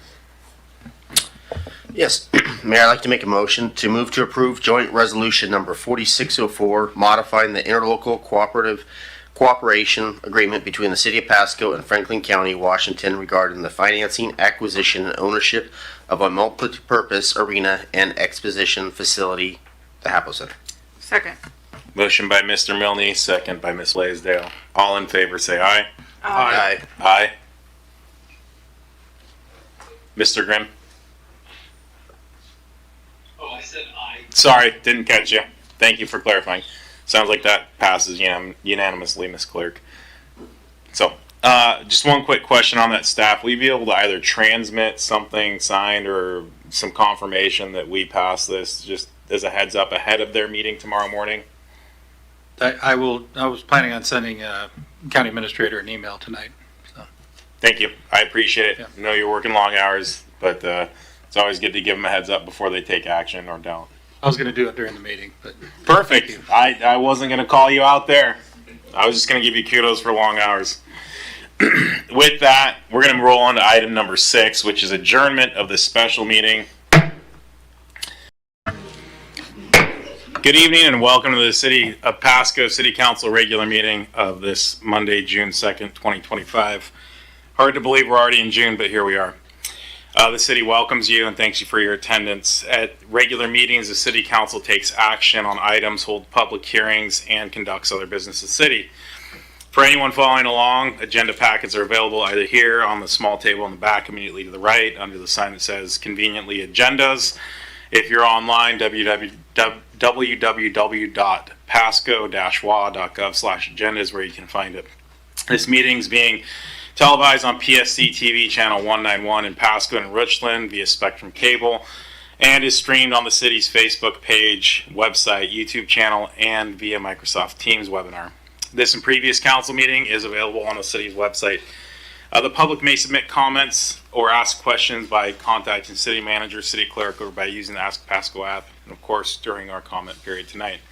With that, Ms. Clerk, if you'll read in the roll. Thank you. Council members Barajas. Present. Blaisdell. Present. Grimm. Here. Harpster. Present. Perales. Present. Mayor Pro Tem Milne. Present. And Mayor Serrano. I am here. Thank you. Thank you. If you'll all please stand with me for the Pledge of Allegiance. I pledge allegiance to the flag of the United States of America and to the republic for which it stands, one nation, under God, indivisible, with liberty and justice for all. Thank you all. With that, I'll move us along to item number 4, which is our consent agenda. We have a handful of items. All items listed on the consent agenda are considered to be routine by the City Council or enacted by a singular vote, by a singular motion. There will be no separate discussion of any of these items unless one of the council members asks for removal and further discussion. Then it would be removed to a later portion of the meeting via the regular agenda. So with that, item A is approval of meeting minutes for May 19th and May 27th, 2025. Item B is bills and communications, approving claims in the total amount of $4,387,389.29. And item C is resolution number 7605, the 2025 to 2029 Tri-Cities Home Consortium Assessment for fair housing. With that, do we have anyone seeking to remove any of these items? Hearing none, Mr. Milne, can we get a motion, please? Thank you, Mayor. I move to approve the consent agenda as read. Second. Motion by Mr. Milne and second by Ms. Blaisdell. Ms. Clerk. Councilmember Barajas. Yes. Councilmember Blaisdell. Yes. Councilmember Grimm. Yes. Councilmember Harpster. Yes. Councilmember Perales. Yes. Mayor Pro Tem Milne. Yes. And Mayor Serrano. Yes. It passes unanimously. Thank you, Madam Clerk. With that, we'll move on to item number 5, which is proclamations and acknowledgements that are not listed. Moving along to item number 6, we have public comments. Now is the opportunity for the public to address council on items unless it relates to a scheduled public hearing. And we have one of those listed in item in section 8. So as long as you're speaking on something not addressing that item 8, you may address us at the podium. This is the opportunity for folks to bring items to the council, to our attention. Excuse me, to provide your opinion on an issue. It's not an opportunity to provide for debate or expecting some sort of immediate response either from staff or from council, as some questions do require deliberative information and further consideration. We do appreciate your participation. Comments are limited to 3 minutes, as you'll see by the clock that's running to my right. As you approach the podium, it'll be to your left. And those with lengthy messages are requested that they summarize them, and then you're always welcome to submit further comment, again, as I mentioned, via the Ask Pasco app, city manager, city clerk, or if you have handouts, you can hand them to the lovely city clerk, who will then pass them down to us. When you approach the podium, if you can provide us your name and your county of residence, that'd be great. So with that, I'll make a couple of calls. This is the first call for public comment. Go ahead.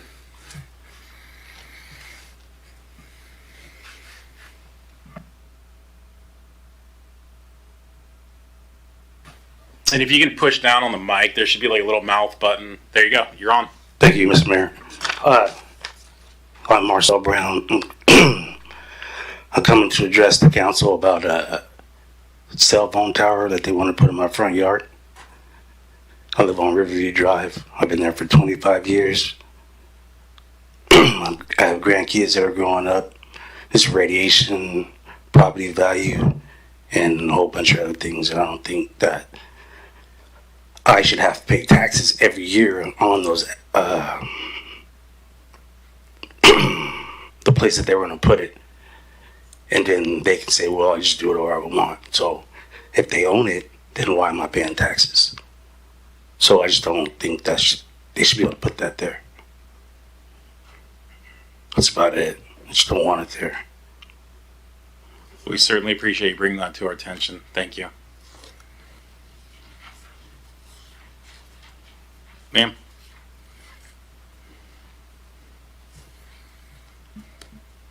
It looks like a mouth with a couple of lines.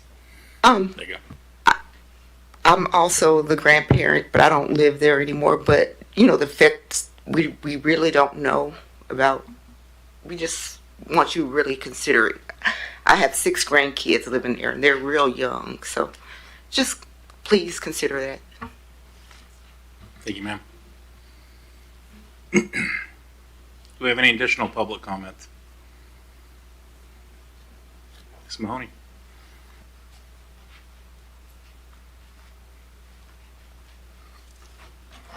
This on? Yeah. Mary Mahoney, Pasco resident to Pasco via RCW 42.56. Pasco City Attorney Lee Kerr took an oath to follow the U.S. Constitution that says no person shall be deprived of life, liberty, or property without due process. Yet, Mr. Kerr authorized animal control with the right to seize, kill, and/or send our family dogs and pets to WSU for research without the semblance of due process. So Mr. Kerr did not tell the truth when he took his oath to follow the Constitution and to comply with due process. See files for Bell, Jake, Kilo, and thousands more. Further, Mr. Kerr falsely stated he would provide a copy of the termination agreement between WSU and Animal Control, now called Tri-City Animal Services, or TCAS. Mr. Kerr did not provide the termination agreement, and Animal Control continues as an animal research provider to WSU, and also as a high-kill facility with no spay-neuter program and no adoption program. See Tri-City Animal Services rehire Angela Zeiler's quote, "The dogs euthanized at WSU were ones we would have had to kill anyhow," end quote.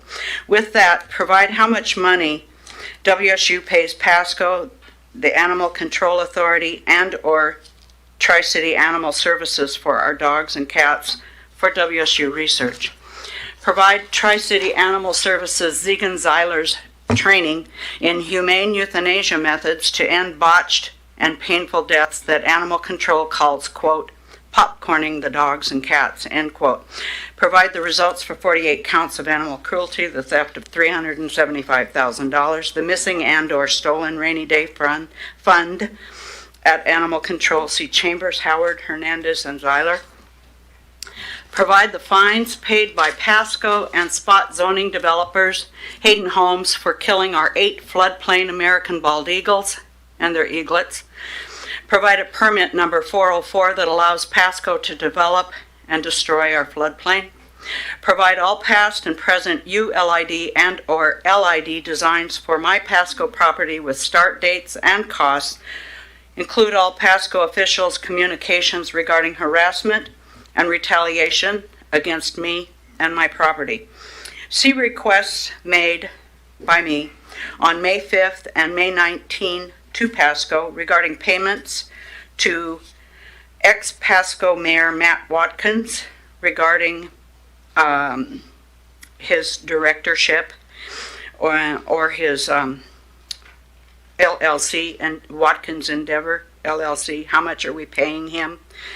And Pasco's cap bonds. My comments are for the record and to put Pasco on notice. Thank you. Do we have any additional public comments? Yes, ma'am.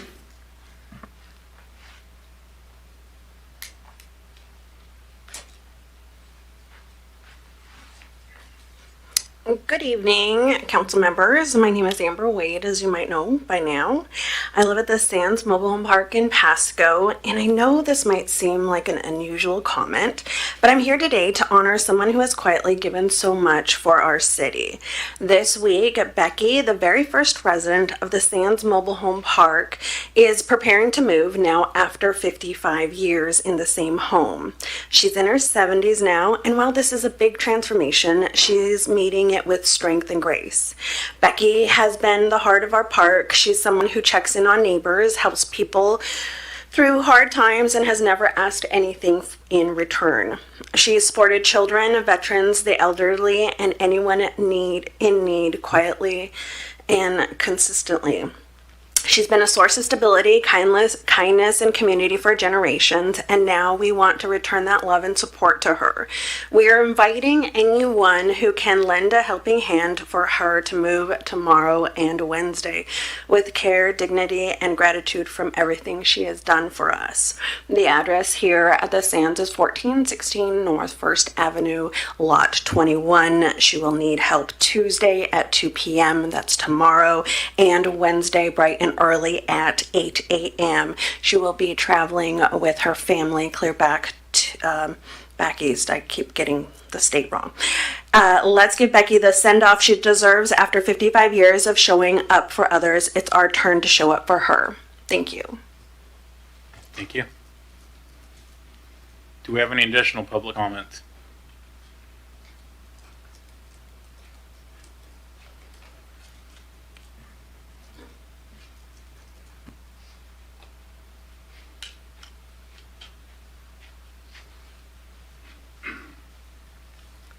Good evening. My name is Frankie Hurley, and I live around the corner from Marcel Brown. And I also object to having a telephone tower put on my property as well.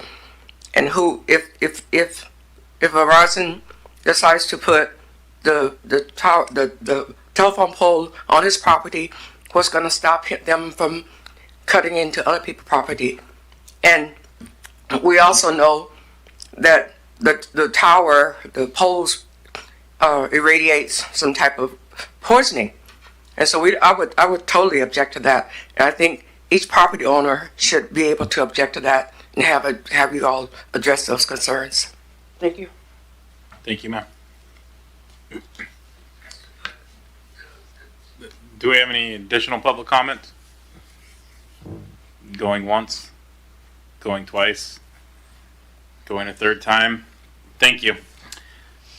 Appreciate those comments. With that, we'll move on to item number 7. There's a single item. Item A is verbal reports from council members. Mr. Prowse. Appreciate it, Mayor.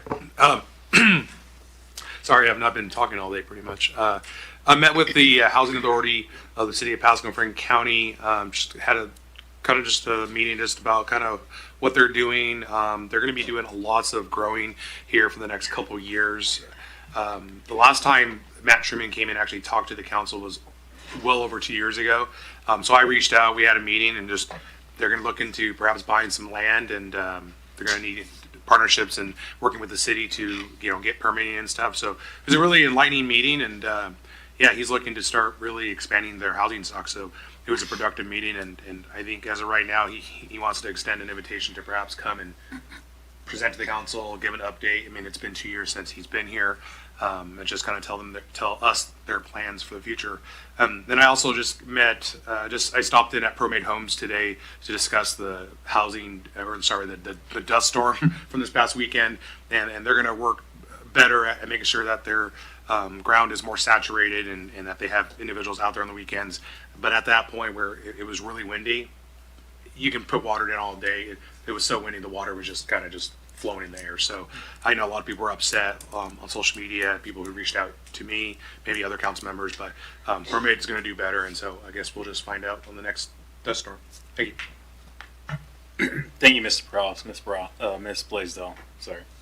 Thank you. I attended the Visit Tri-Cities board meeting last week. Hector Cruz shared that the Washington Recreation Park Association had the opportunity to visit downtown Pasco and eat some good tacos. So they were pretty impressed with downtown Pasco. Also, I attended the District 2 Community Police meeting. Areas of concerns were racing and mini bikes as the weather gets warmer. And I also attended Farmers Market this last Saturday, and I believe that'll be going on every Saturday until October. Is that correct? So, and that's from 9 to 1. Thank you, Ms. Blaisdell. Mr. Milne. Thank you, Mayor. On Thursday, I had got to come here to City Hall, and we had some students from Virgie Robinson Elementary. They got a tour of City Hall and the police department, and I got to play mayor, and they had wanted to know all about council and told them all about it, and I had 2 classes, and it was quite a lot of fun, and the students got to sit up here at the dais. Everybody wanted to get the mayor's spot. My spot wasn't as everybody wasn't fighting for that one. So but anyway, it was good. It's been a couple hours, and again, hopefully represented the city well. And then on Friday night, I did attend the TCRA graduation with the local firemen, and it was really good. Had a good turnout. I was also Councilwoman Brajas was there as well.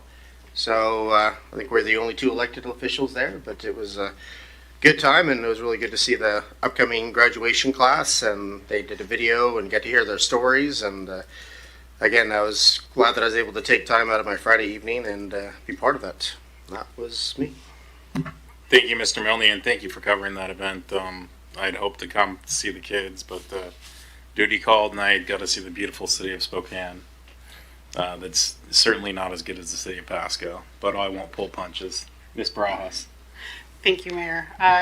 Well, just wanted to mention that, yes, I was at the graduation. Very proud moment to see, 16 graduates. But I do want to highlight 2 of those graduates that came to Pasco, and that will be Cooper Famright and Jerome Needhold. So congratulations to them, and welcome to the City of Pasco. Also did attend a luncheon, but I'll leave that to Mr. Harpster to talk a little bit more about that. But again, congratulations, Fire Department. Thank you, Ms. Barajas. Mr. Harpster. Yeah, I attended a luncheon with Ms. Barajas. We attended the Tri-Cities Chamber of Commerce luncheon, which was legislative update from Senator Torres, Senator Binky, Representative Clicker, and Representative Manjarez, I believe is how you pronounce her last name. It was sort of a depressing presentation. We all know already what's happened, but I did want to note Senator Binky's remarks at the end kind of brought it all full circle. And if I could summarize his comments, it was something like, there's wins and losses, a lot of losses for those folks this year, but we keep fighting and we keep pushing. And in the meantime, we respect the people who are in the position they're in. He specifically mentioned Governor Ferguson, and keep trying to work together and make our communities better.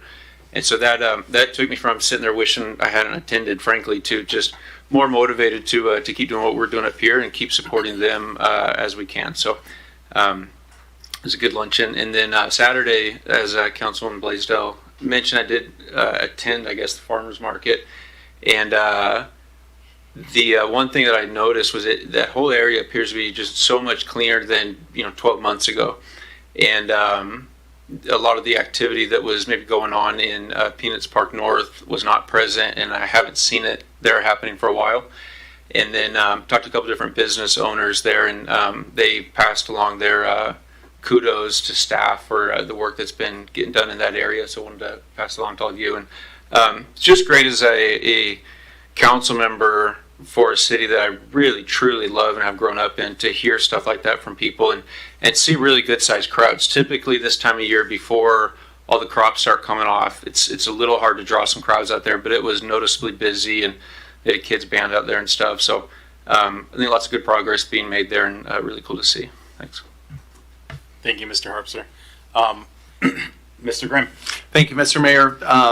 Speaking of food, I forgot I attended a fundraiser for the Boys and Girls Club with Benton Franklin Transit, and the new CEO there, Thomas Stross, just really brings a lot of new energy, passion, and excitement. Some of you may have seen online that they are starting express trips to the Tri-Cities Airport, and more kind of investment as it directly relates to Pasco. He has envisioned this perhaps a little bus, as he calls it, the shopper, that maybe just takes little trips around downtown Pasco, connecting people with close residents to kind of the downtown shopping areas. So he really comes to the table just with some great ideas, great enthusiasm, and even for somebody like me, it's inspiring to be around. But Boys and Girls Club looks like they had a very successful fundraiser, investing in the lives of so many children in our community. So great turnout, and great to be a part of. Thank you. Thank you, Mr. Grimm, and thank you for attending that. That's the breakfast. I'd hoped to attend that, but same reason I missed. I was out of the area. Wednesday, I had the opportunity to cross the river. A friend of mine, Sergeant John Davis, received what they call the John Goldsberry Award. This was by the Rotary Club, and really the ultimate goal is to not promote in the sense of giving him a promotion, but promote an officer who embodies service above self. So when I heard he was going to be honored with that award, my wife and I attended, not so much in the mayoral capacity, but it's great to see folks throughout the community recognizing our great officers, both for fire and police. And so, shout out to John and his great work and his team, and folks at PD and the folks at fire. Thursday, I attended a National Parks Committee meeting. If you're not aware, they're doing some work to the B reactor, so tours are temporarily stopped for about, I think, 2 years. As you can imagine, with one, a behemoth that size, and two, trying to keep the historical authenticity, it's not so easy to replace a roof as it may be with, your shingles or something of that nature. So it's kind of a bummer, but it's the process. It'll bring the integrity of the building and the structure, and again, keep the historical presence. I think what I'm hearing is like a 50-year lifespan that it should add to the B reactor. So once the work's done, it'll be back up for quite some time, God willing. Let's see. In addition to that, and I have a list of places I was somewhere on Friday, and I don't know why it's escaping me where I was. Friday night I attended the Dust Devils game with the Amazon folks that invited me and my son over, and we were recognizing, back to the Boys and Girls Club, Amazon donated $40,000 as a community partner to Boys and Girls Club. Robert, the Youth of the Year from Pasco, was one of the individuals throwing out the first pitch, so it was pretty cool to recognize not only the commitment and the partnership between Amazon and our community, but also, recognize one of our local youth. So that's always exciting. I think that's about it for me. So with that, we'll move on to item 8, which is hearings and council action on ordinances and resolutions relating thereto. We've got a single item, item A, which is a public meeting and resolution number 4606, accepting notice of intent to commence Annex SG Land Management LLC and Horgan Farms LLC. It's a 10% annexation petition, and this is going to come from Director Miller. There's the button.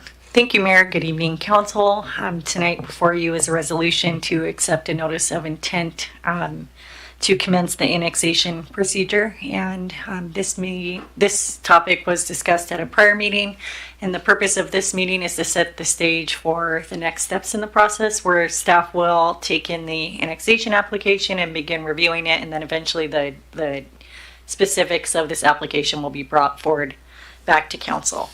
And so during the public meeting, Council is, as outlined in code, reviewing these three key items: the annexation area itself, and staff is proposing that we modify the annexation area to include the portion of Burns Road that's located north of the project site and north of other neighborhoods that are already in city limits. So staff is recommending motion B tonight for consideration. And the second item to consider related to this is whether or not a simultaneous adoption of zoning regulations will be required, and it is likely that staff will go ahead and recommend that route. We do want to review the application, and then when it comes back, have a formal application or a recommendation within that. And then the final item is whether or not there's an assumption of bonded indebtedness that is required for the site, and that will be reviewed in the materials. So staff is requesting a motion from Council and recommending motion B. Happy to answer any questions if you have any. Do we have any questions or comments? Seeing none, this is listed as a public meeting, so I suppose I need to, and I'm not opening a hearing. Am I offering comment period? This is one of our one-offs in the statute. The legislative body is required to hold a meeting in public with the initiators. So typically what we do is just ask if the initiators are here and they would like to speak on this matter before you move forward. Yeah, no, at this point it's not a public hearing. Okay. Yeah, I caught that and I forgot the distinction. So is the initiator here? I'm going to assume that silence means no. I guess going once, going twice, third time. Okay. It sounds like the initiator is not going to speak. So with that, having no comments from Council or questions, go ahead and move forward with the motion, Mr. Milne. All right, so I'm going to move with motion B. I move to approve resolution number 4606, accepting the notice of intent to commence annexation proceedings for the SG Land Management LLC and Oregon Farms LLC annexation, providing a determination on the boundary to be annexed, which includes a portion of the right-of-way of Burns Road, and whether simultaneous zoning and assumption of bonded indebtedness will be required. Second. Motion by Mr. Milne, second by Ms. Blaisdell. All in favor, say aye. Aye. Aye. Any opposed, say nay. Hearing none, that passes unanimously. It moves us along. You all right, Ms. Burrell? We need to take a break? I'm good. Okay. If we got to do it, we got to do it. Just want to make sure you're okay. With that, we got number 9, which is ordinances and resolutions not relating thereto, and resolutions not relating to hearings. Sorry, I went a little lower on that and just went into full autopilot for a second. Number 8, at letter A, is ordinance number 4768, Sawyer RS1 to R1 zone change. This is Z 2025-002. And back to you, Ms. Miller. Thank you, Mayor. This item is an ordinance, and this is part of a quasi-judicial process where this rezone has been notified to the public, and a public hearing was held by the Pasco hearing examiner, and the meeting for this was held on April 9th, where all aspects of the project was reviewed, and the hearing examiner did recommend approval. There were no appeals received, and details can be found in the packet, specifically the hearing examiner decision. And with this request specifically, the applicant is requesting to rezone the site from RS1 to R1 low-density residential. And this change will allow for additional density on the project site. And staff is recommending approval of this matter. Happy to answer any questions. Thank you. Do I have any questions or comments from Council? If I could, Mr. Mayor, this Yes, is sir. a quasi-judicial matter, so I'll just run through the script real quick, if you don't mind. So this is a quasi-judicial hearing or proceeding to render a final decision on the materials presented. It's defined as a proceeding in which the council defines the legal rights, duties, and privileges of the specific parties in a hearing, proceeding, or other contested proceeding. The appearance of fairness doctrine applies, and the hearing must be fair in 3 respects: form, substance, and appearance. All council members should consider whether they have potential conflicts as follows. A demonstrated bias for or against any of the parties. B, any direct or indirect financial interest in the outcome of the proceeding which would affect the council members personally. C, whether there has been any prejudgment of the issues prior to hearing the facts. D, whether there has been any ex parte contact with anyone other than staff prior to this hearing. And finally, E, any other conflict which a council member believes would prevent them from hearing this matter fairly and impartially. If any council member has any of these concerns or disclosures, now would be the time to make them known. Seeing none, are there any members of the public seeking to disqualify a member of the council from participating in these proceedings? Seeing none, please proceed. Thank you. With that, do we have any questions or comments from council staff? Seeing none. And we don't need to open that for the public comment, correct? Okay. Mr. Milne. Thank you, Mayor. I move to adopt ordinance number 4768, amending the zoning classification of certain real property located on the east side of Road 40 near the intersection of Road 40 and West Pearl Street, Pasco, Washington, further authorized publication by summary only. Second. Motion by Mr. Milne, second by Ms. Blaisdell. All in favor, say aye. Oh, Aye. Aye. Aye. Any opposed, say aye. Hearing none, passes unanimously. Was that supposed to be a roll call, Ms. Clerk? I saw you poke your head up. Okay, just wanted to make sure. I saw you give me that look. I thought I was in the right lane. Just wanted to make sure. With that, we'll move along to item B. Do you want to go ahead and kick us off with the quasi-judicial? Sure. Yeah. So same pretext that we just or premise that we just moved forward on, except just a reminder that any council member should consider whether they have potential conflicts related to demonstrated bias for or against any of their parties, any direct or indirect financial interest, whether there's been any prejudgment of the issues prior to the hearing, whether there's been any ex parte contact with anyone other than staff, and finally whether there's been or if there's a council member believes there's anything that would prevent them from hearing the matter fairly and impartially. Any council member with any of these concerns or disclosures would need to make those known now.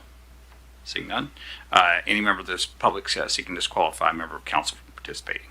And seeing none, please proceed. All right. With that, we are going to kick ordinance number 4769, Stutzman RS12 to R1, zone change Z 2025-003 to Ms. Miller. Thank you, Mayor, and apologize for going out of order on the last item. This is a similar process, and this is for a rezone from RS12 to R1. And this application was forwarded to the hearing examiner, and a public hearing was held on April 9th. And there was an approval recommendation provided by the hearing examiner. No appeals were received. There was opposition that I noticed in the public testimony summary of the hearing examiner meeting, and there was just concerns in general about the duplexes that were already under construction, which the zoning does allow for. And this rezone would allow for the owner to subdivide the duplexes so that they could be separately owned parcels. So the hearing examiner reviewed that, took in the input, and recommended approval. And I'm happy to answer any questions on this if you have any. Thank you. Do we have any questions or comments from council and staff? Seeing none, Mr. Milne.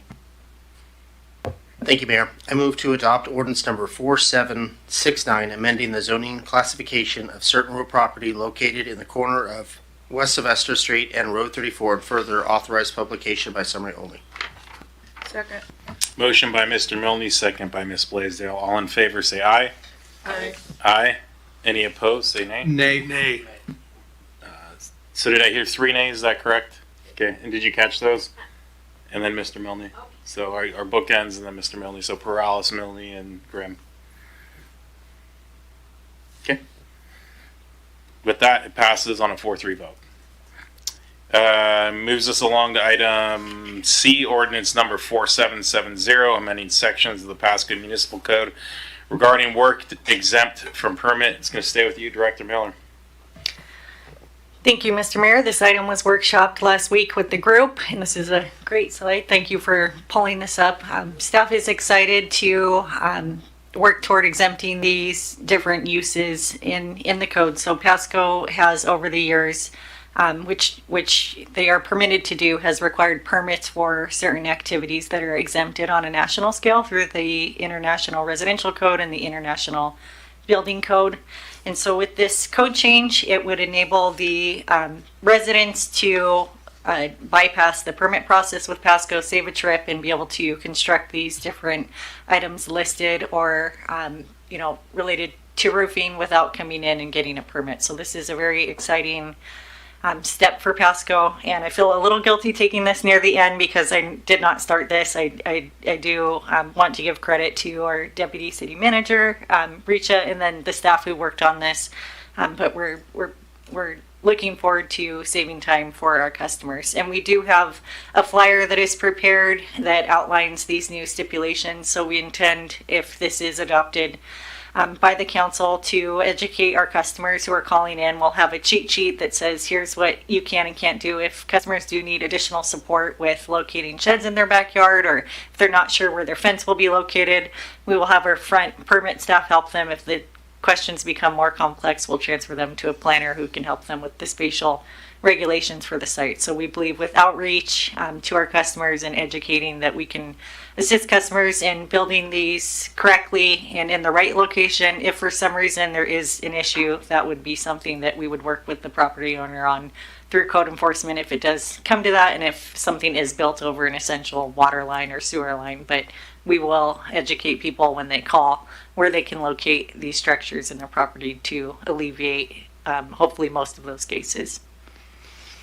Thank you. Do we have any questions or comments from council? Mr. Grimm? Thank you, Mr. Mayor. Thank you, Director Miller. I am absolutely over the moon by this. I know this council has been, had some frustration here and there about goals and agendas not maybe being done in the time we would appreciate, even though we've thrown a lot at staff. But this is one thank you, each and every one of staff who worked on this, because this is just a big win for the citizens of Pasco. And I was going to bring some red tape, Mr. Mayor, that we could ceremoniously cut, but I did forget that. Probably a good thing. But no, and I appreciate staff talking through some of the potential issues of, somebody building something that may end up in the right of way or something that could bring a real issue down the road. But overall, I think this is a big win for the people of Pasco. And, we'll obviously free up some staff help, I think, as this says, to be utilized for a higher mission, and just a big win all the way around. So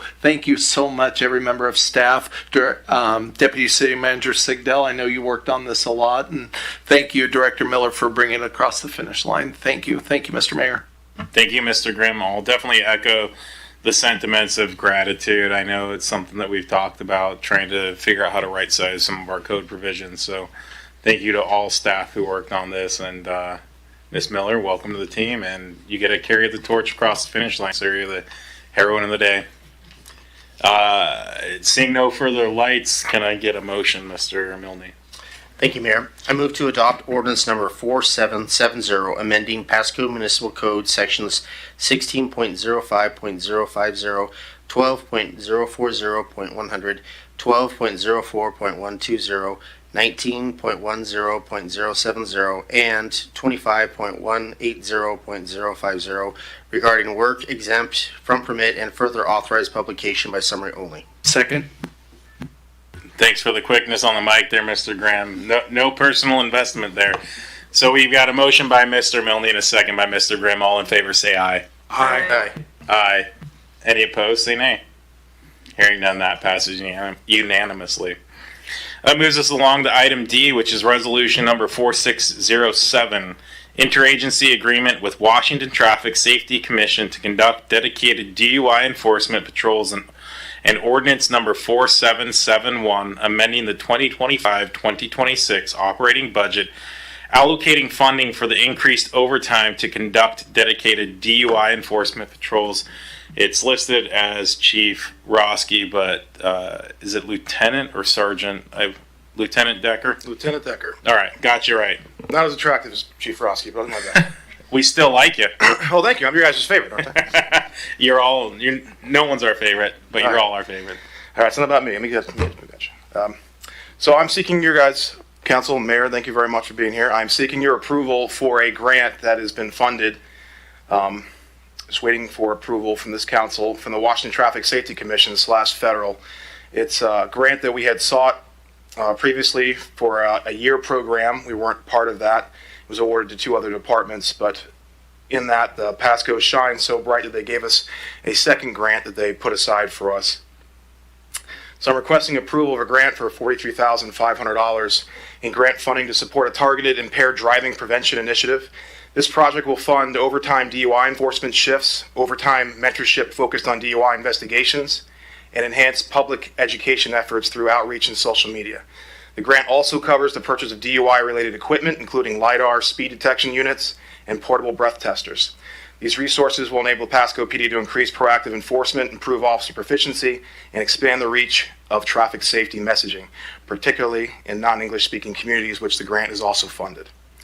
The initiative directly addresses the growing concern of impaired driving in Pasco, where DUI arrests have increased in 2024 and continue in 2025, and impairment remains a leading cause of fatal crashes. By investing in the strategic enforcement, officer development, and community education, this grant supports a comprehensive approach to reducing collisions, saving lives, and reinforcing the public trust in the traffic safety efforts that Pasco has put forward.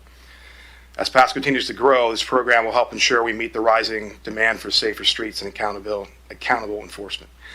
I can take any questions if you have any. I see Mr. Grimm. Thank you, Mr. Mayor. Thank you, Lieutenant Decker. I just want to thank you for your work on this, and I look forward to having some more enforcement dollars, especially ones that don't have to come out of our budget. It was just last week I was kind of highlighting information, or the week before now, from the COG, just talking about the rise in serious injuries and fatalities here, especially in Franklin County and everything. So really appreciate any more emphasis and enforcement we can have. And it's probably the number one thing I think probably a lot of, I know me for sure, hears from constituents just as far as just woes of traffic and everything. So really appreciate you guys taking advantage of this, and I know you will. Thank you so much. Thank you, Mr. Grimm. Ms. Baraha. Thank you, Mayor. Lieutenant Decker, this might be a question that I'm not sure you're going to be able to answer, but you can definitely come back with it. Just a quick question in regards to around the last two paragraphs on the discussion part. It says that there is external funding with no local match requirement. Can you just elaborate a little bit about that and what it means? I can address that if you'd like. Essentially, usually many grants come with requirements of a 5%, 10%. So if they are giving us $100, then we need to, if it's a 10% matching, we need to provide 10 local dollars to the grants. So you really cannot get the $100 without spending $10. And so essentially this grant does not have any matching requirements. So whatever we get from the grant, there's no requirement for any of the city's funds to be spent in order to qualify for those funds. Thank you. That's what I needed. Every dollar they give us is a dollar we can spend. So I'll have to make weekly reports to Washington Traffic Safety Commission for what we do spend for that week, and provide data to them why I'm doing what I'm doing. So the benefit to this is, I'm sure we're all familiar with the Teen Target Zero program. That I run based upon their data and what they want us to do enforcement. With this grant, with the data I have, whatever the need for Pasco is where I can push the resources to. So it doesn't have to be targeted what they want. I can push it to where our data says we need help doing this, and use that money for those resources. Perfect. Thank you. Thank you. Just a couple quick things and then hopefully roll into motion. Do you anticipate this is going to be more, I know it's enforcement, do you foresee it being like stops with, like a reader board or active patrolling? Both? It's everything. So this grant covers everything from getting new equipment for those officers that are out there so they have it, so it doesn't affect patrols resources from what we already have. So it gives them new equipment so them to go out and hunt down impaired drivers. It covers everything from social media, paying them to be in overtime to do social media posts, to go out and do interviews with the radio shows, to do Spanish-speaking radio, that kind of thing, all in overtime, to do a whole board from everything from social media to putting the reader boards out, those kinds of things. But the majority of it, the bulk of that money, is for straight enforcement. And as of right now, we're a little behind because of just the way how things lagged with getting that grant in. So I actually have, once this kicks in, I'll actually be able to put out extra trolls once this starts. So it won't impact the staffing at Pasco because it's an overtime detail that we will be scheduling out. So it's going to do everything. It'll run all the way until the end of September 30th. Excellent. Well, I appreciate that, and I look forward to seeing the quarter end report or whatever September 30th turns out to be. We really appreciate the work y'all do in keeping our community safe. I see no further lights, so Mr. Milne. Thank you, Mayor. I move to approve resolution number 4607, authorizing the interim city manager to execute the interagency agreement with the Washington Traffic Safety Commission and the Pasco Police Department for grant funding to support DUI overtime. Second. Got a motion by Mr. Milne, a second by Ms. Blaisdell. All in favor say aye. Aye. Aye. Any opposed say nay. Hearing none, that passes unanimously. Now to the second one, Mr. Milne. Thank you, Mayor. I move to adopt ordinance number 4771, amending the 2025-2026 biennial operating budget by providing supplement thereto to provide additional appropriation in the city's general fund, allocating funding for increased overtime for the police department to conduct dedicated DUI enforcement patrols, and further authorize publication by summary only. Aye. I'm guessing it's a second. I mean, it can be both. Second. But, I second that, yes. Okay, I wanted to say that. Well, you can have both if you just sit tight a second. We got. It's okay. We all are. It's a Monday. So Mr. Milne's got the motion. Ms. Barajas has the second. Do we have any discussion on? If I know typically we don't do that, but since this is a second motion on the same topic, I just want to make sure we didn't need to cover anything. Seeing none, all in favor say aye. Aye. Aye. Any opposed say nay. Hearing none, that too passes unanimously. That rolls us into item number 10, which is unfinished business. There is none listed. Moving along to item number 11, there's a single item, item A, that's new business. Designating voting delegates and alternate delegates for the Association of Washington City, or the AWC, annual meeting scheduled for June 26th, 2025. Interim City Manager Zabel, looks like you're taking this. Good evening, Mayor, Council. So the AWC annual meeting will occur, as the Mayor mentioned, on the 26th, and that's kind of sandwiched into the Association of Washington Cities Conference, which is going to take place at Three Rivers between the 24th of June and the 27th of June. So the annual meeting itself, a little bit different than the meeting. Meeting, you just need to register and you're in there, but the annual meeting, you need to be actually designated by the council as delegates or alternates to be able to participate. Kind of a rough agenda is election of the board, AWC Board of Directors and Officers.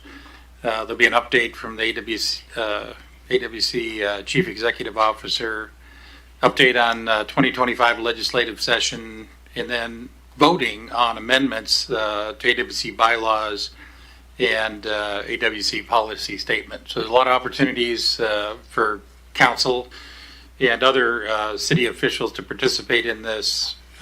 Council needs, like I said, council needs to delegate. We need to report in advance who the alternates are to AWC, delegates and alternates are. And so tonight we're asking you to kind of flesh out that slate as to who you want. As far as I know right now, I think Councilmember Barajas and Councilmember Perales are registered. I'm not sure if other council members have registered in the last few days or not, or plan to register. You don't really necessarily have to be registered to show up to the annual meeting. You can attend online, or you can participate in it, I believe, in person as well. There's also a number of staff, registered staff are available to be alternates or delegates as well. So my recommendation is that you designate 3 delegates and a couple of alternates. Sounds good, thank you. So before we get into the appointing or whatever we're doing, are any of the other council members not listed and intending on attending? I know, Mr. Zabel, I've sent an email saying I might, but that's as far as I've committed. So I just want to make sure, Okay. So my suggestion is, with that, unless there's a reason not to, we appoint those 3 council members as our delegates. So you're certainly committed, Ms. Blaisdell? Okay. So it sounds like you do have one action item after this, which will be to make sure she's registered. I mean, not you. You can delegate that downward, but for staff. So, I mean, I guess let's go ahead and take these 2 pieces or 2 actions at once, or 2 separate actions. So the first one would be to appoint our 3 delegates. Would be Mr. Perales, Ms. Blaisdell, Ms. Barajas. Does anyone? I see your lights on, Ms. Barajas. I have a follow-up question for Dave after we're done with this. Okay. I guess with that, does anyone having discussion? Anyone oppose those 3 names as our delegates? I hear none. So can you go ahead and make a motion on that, Mr. Milne? This would be that first half of the motion. Okay, I move to approve up to 3, Mr. Perales, Blaisdell, and Barajas as the City of Pasco's voting delegates in the June 26th, 2025 Association of Washington Cities annual meeting held at the Three Rivers Convention Center, Kennewick, Washington. Perfect. Got a motion. Can we get a second? Second. Got a motion by Milne, a second by Ms. Barajas. All in favor say aye. Aye. Aye. Any opposed say nay. Hearing none, that passes unanimously. Ms. Barajas. Question, Dave. Will the City of Pasco be participating in the Parade of Flags this year? Yes. Okay. That's all I needed to know. With that, we still have the second action, which is to appoint our 3 alternates from that list. Now, Mr. Zabel, does this conflict with other sessions, or is this separate from the? Yeah, the business meeting separate from the Okay, session. so it's not like if we pull, some of our executive staff out, you're missing something that's ultra Nope, critical. This is matter of fact, other attendees can sit outside of the delegate area, the non-voting area, and observe. Okay. So, seeing the list has a handful of folks on the slate to my right. Let me start with this. Does anyone over there not want to do this? I mean, this is your out. This is not going to reflect on your performance. If you don't want to attend this and you'd rather sit outside, I don't know why you would, but air condition works there too. Okay, I guess if there's no one that doesn't want to do this, it seems to me it makes sense. Mr. Zabel, Ms. Sigdell, there Ms. Pichong, or since Director Miller's here and listed, maybe we could hand it to her. What are your all thoughts? We want Pichong or Miller, since Ms. Miller's here. And Miss Miller's here. you cool with that, Ms. Miller? Okay. So we're going to go Zabel, Sigdell, and Miller. Any further discussion on that? Okay. Can you make that second half of the motion, Mr. Milne? Thank you.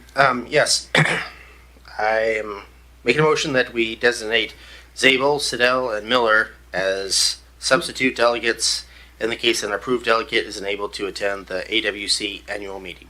Second. Got a motion by Milne, a second by Blaisdell. All in favor say aye. Aye. Any opposed say nay.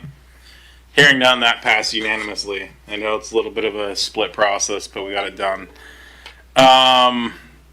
Miscellaneous discussion. Mr. Zabel. Just one item I wanted to get on council's radar. June 17th, we have the Basic Law Enforcement Academy graduation at Hapo Center. That'll be at 10 a.m. As I said, June 17th. So, Can you make sure a calendar invite gets sent out for that? There probably is one okay, already, we'll but do that. usually I look day of to make sure I'm not screwing things up. I'm just going to throw myself under the bus. Okay, anyone else have miscellaneous discussion? I see Mr. Perales. Thank you, Mayor. Just a couple items. In my meeting today with Matt Truman, he was telling me that Paul Cook, who we approved back in August of last year, is still not approved by the city to be on the housing authority. We haven't sent over paperwork for him, approved paperwork, so he wanted me to bring that up, and I figured I'd bring that up in a miscellaneous. And then also I was going to request, can we get more information about this Verizon cell tower? Because I mean, it was essentially a complaint about it, and just I want to learn more about it, and I guess if there is a complaint process, and how does that go? We could do that. Matter of fact, I was in the process earlier today of kind of putting together a note. Staff's been working on this to kind of get council up to speed. But short story is that as a local agency, much of your former authority, as of about 30 years ago, was preempted by the federal government having to do with telecom, the ability to regulate telecom within the public right of way. So you're very limited. Two, you did go through a franchise process. This was the U.S. Cellular. And, even in that franchise process, there's only so much the city could regulate. And frankly, it isn't a whole lot. So what you heard tonight, that example, and I plan on getting a hold of Browns as well, but and is with U.S. Cellular, but they're operating within their permit and they're operating within the franchise. That's the unfortunate part, and there's not much this council or prior councils could have done about it, at least not in the last few decades. Okay, and then lastly, I know we've talked about fluoride a few times, and it seemed like perhaps we're going to get information. I was just wondering, engage interest from the council, if we can just bring forward a vote in the next couple weeks to just remove it from our water without getting a staff presentation and or hearing. So I think a lot of us feel that we should just take it out, and so that's what I wanted to gauge the interest of the council. Thank you. So I'll speak to that before I get to you, Mr. Grimm. I'm certainly in favor of removing it, as insofar as I think my concern with jumping ahead of staff's presentation is if there's an indication of a high cost or a prohibitive issue of removing it, I'd want to be informed of that, or if there's some sort of process that would implicate other water quality issues, I guess. I don't know enough about it, but again, if staff's done the research and they say, hey, look, it's as simple as running it through a filter again and not going to cost us a bunch of OT and that sort of thing, I'd be okay with that. But I do think the presentation potentially could present those types of concerns or address them. Mr. Ferguson. Just for the council, mayor and council's edification, I have not even looked at the legal ramifications of any of that. We've been obviously busy with school impact fees and vendors and all these other larger projects at council, as well as the packet items that we do have to do on a regular weekly basis. So we haven't even looked into the legal aspects of that yet. So just FYI. Okay. So I think I'll just take my position. I don't necessarily need a formal presentation if staff's going to run it to the ground and give us the information. But that's my take. Anyone? Yeah, Mr. Zabel. Yeah, I will just throw this out here because this is something that's come up before in the city back probably 8 years ago or so. I think we had maybe 2 different presentations about it, and it's a health issue, and there's 2 sides to it. I honestly don't think the cost or the procedural issues are that significant. We'll probably save $50,000 a year in chemicals, right? That's basically, and the water plant operator's job is probably going to be a little bit easier. I'm not sure what we'd have to do off the top of my head, and Director Sarah's not here, but in terms of modification of any kind of equipment, but I don't think it would be very extensive. But I think the thing I would just caution the council, what the city attorney set aside, is that there'll be a lot of interest in this. There was before, because there's people that are strong believers in fluoride for dental health, and there's strong believers opposed to fluoride, and you're probably going to want to give them a little bit of some runway to address you. And my fear, and certainly council can do what they want, but my fear is if you just make a decision without inviting input from those groups, it could just come back and bite you, and they'll probably give you input anyway, for a while, and I don't think it does a whole lot of harm to let folks talk. So. Okay. I guess with Mr. Grimm, is your light still on or newly on? Or both? Well, it's both. Let's address fluoride and then we'll go back to yeah. I guess I'm good with what the rest. I was just kind of writing a note that yes, to the best of my recollection, it was yes, just asking for staff to put together a resolution or whatever it took to remove it. But with that, yes, if we were looking for, some information or whatever that might be helpful, my stance is probably with you, Mayor. If there was, some information they thought would be helpful in the process or whatever, I would definitely be amenable to that. And I think too, our legal, Mr. Ferguson, his advice is this was still planned for another month or so down the road. So yes, the fact that he hasn't gotten to it yet, I think there's some grace there. Totally understand. So thank you. Okay, Ms. Barajas. It's on that same issue. You're correct, Dave, on saying that it was about 8 years ago, if I'm not mistaken. It was former councilman Bob Larson that had brought it up several times, and we had a full room full of people from the Department of Health and other citizens. So I think it's in our best interest to have that open conversation before we decide on anything concrete. Okay, thank you. Mr. Harpster.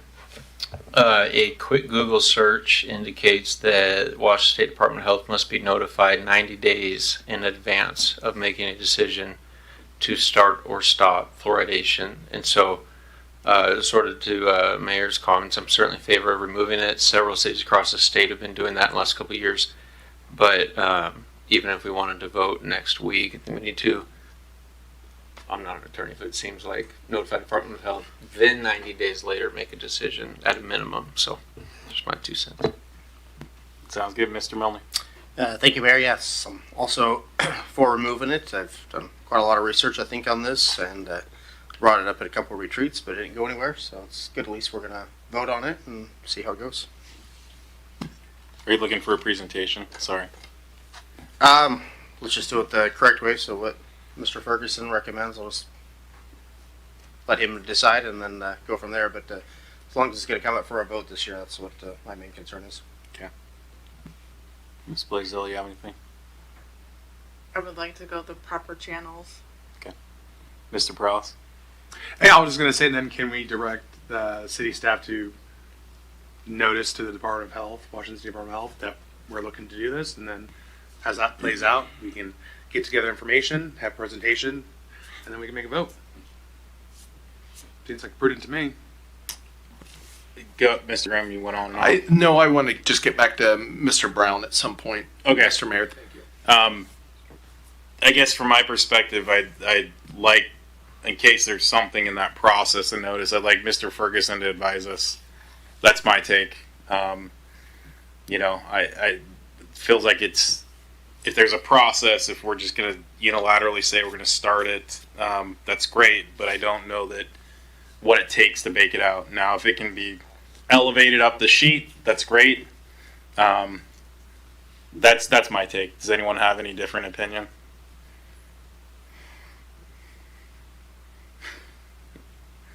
So, I guess there's either consensus that we just push the notice out now, or there's consensus that we await legal review.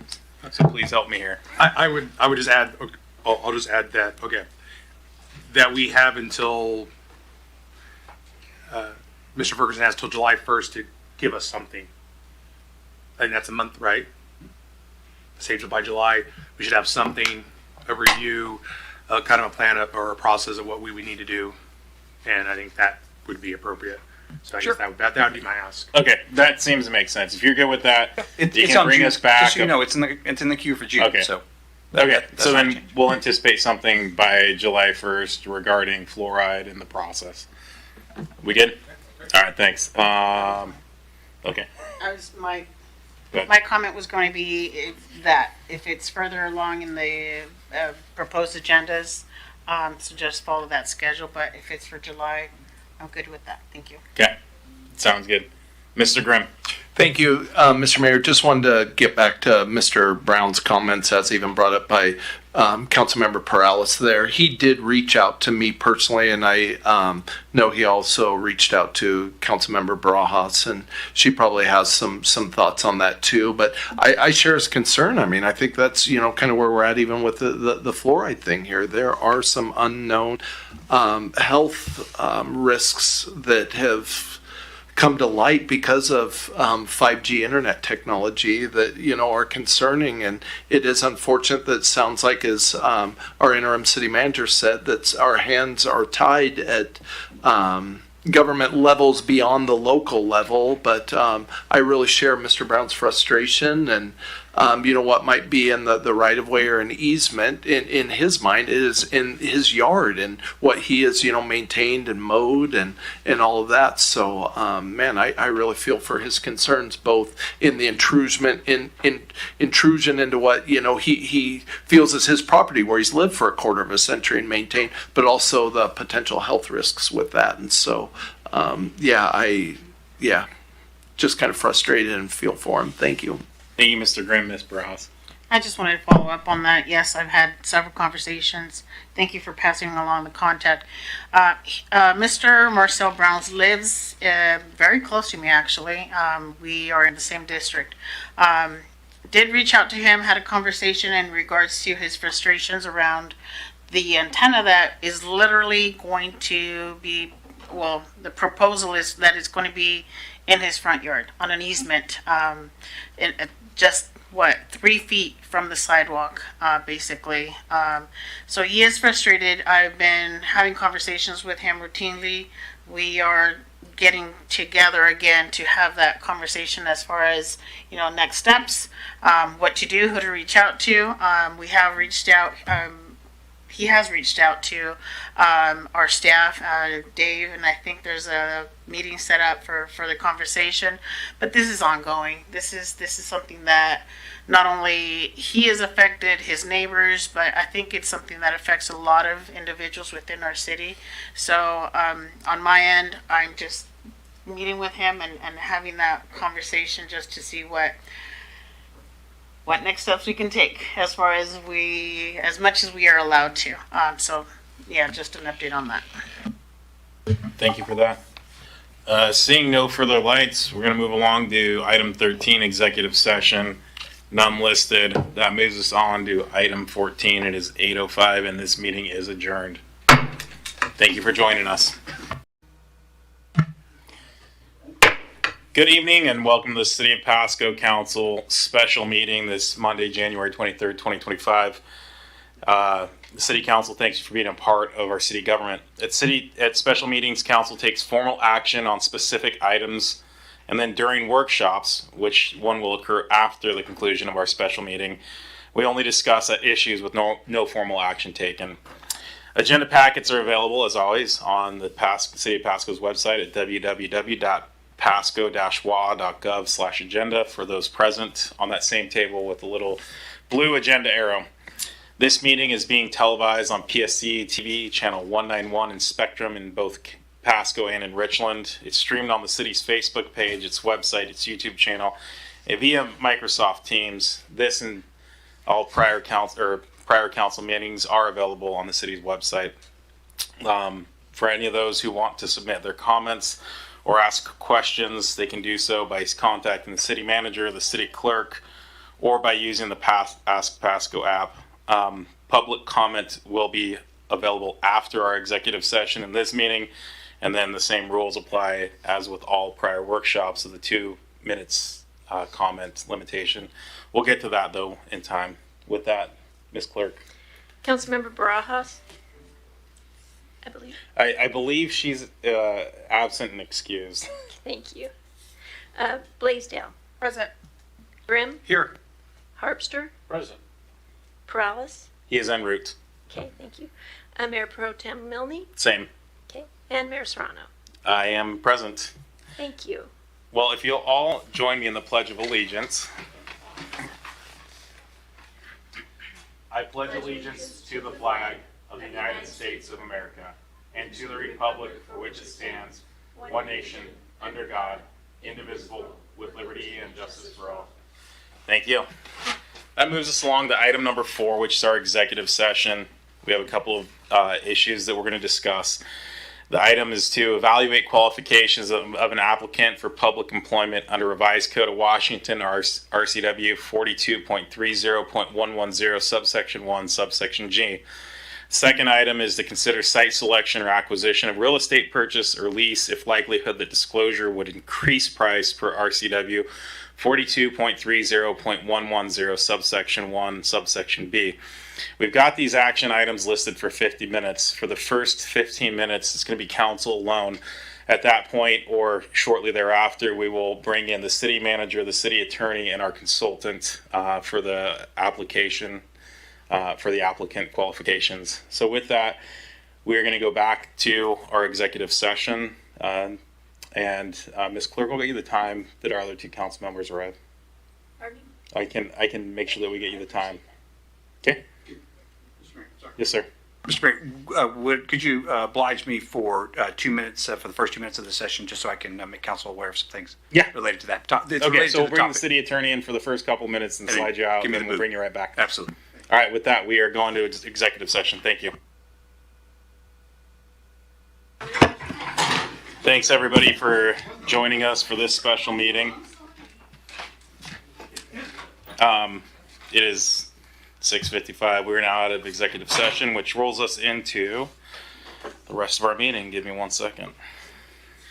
Oops. Okay.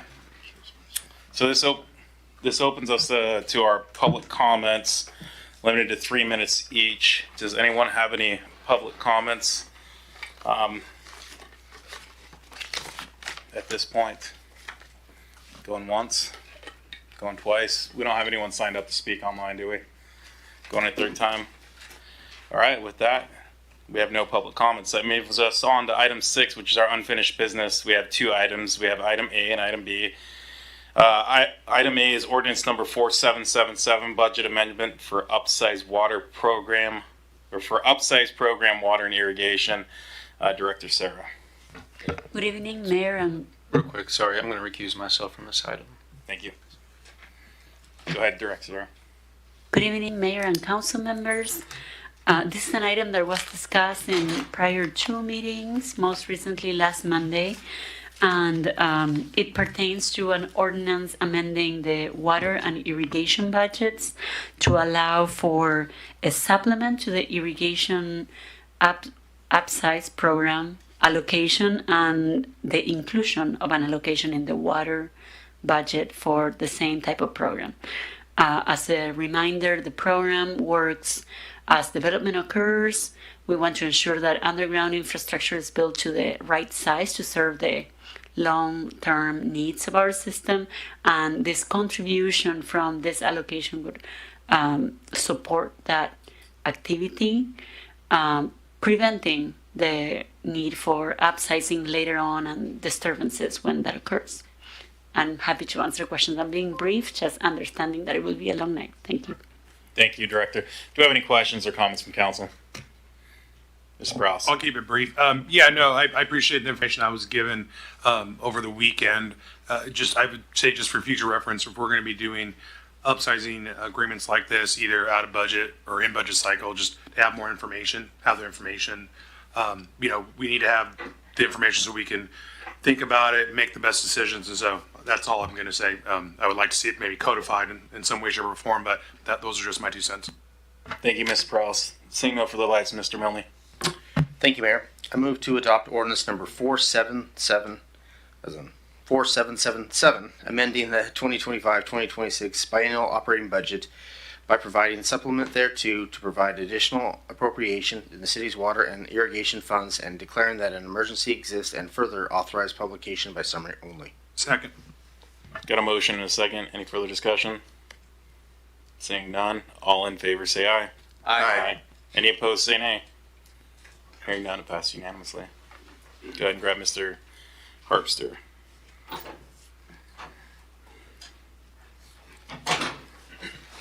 Moves us along to item B, which is resolution number 4619 and ordinance number 4778, authorizing the interim city manager to execute the purchase and sale agreement to purchase parcel number 1153-50010 and amending the 2025 to 2026 capital projects budget. We got you, Deputy City Manager Sigdahl. Thank you, Mr.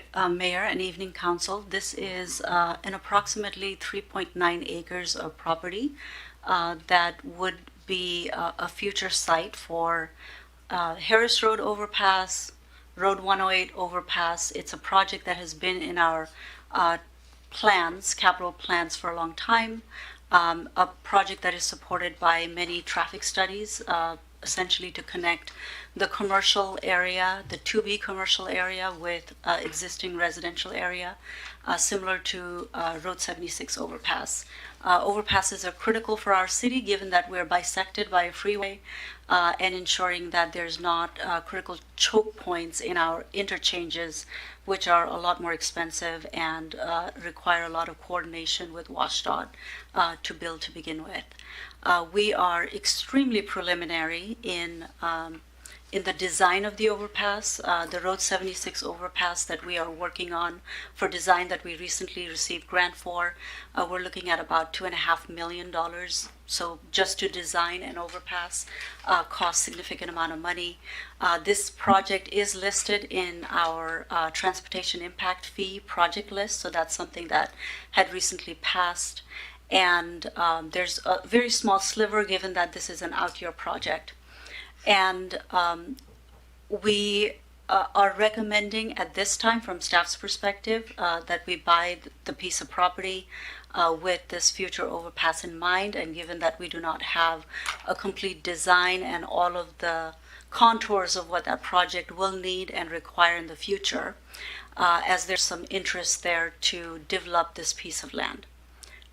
As we've had discussions, if council desires to purchase a smaller piece of land, I would recommend that you vote down the motion that is currently there, and staff can restart the process in a different manner. Thank you, Director.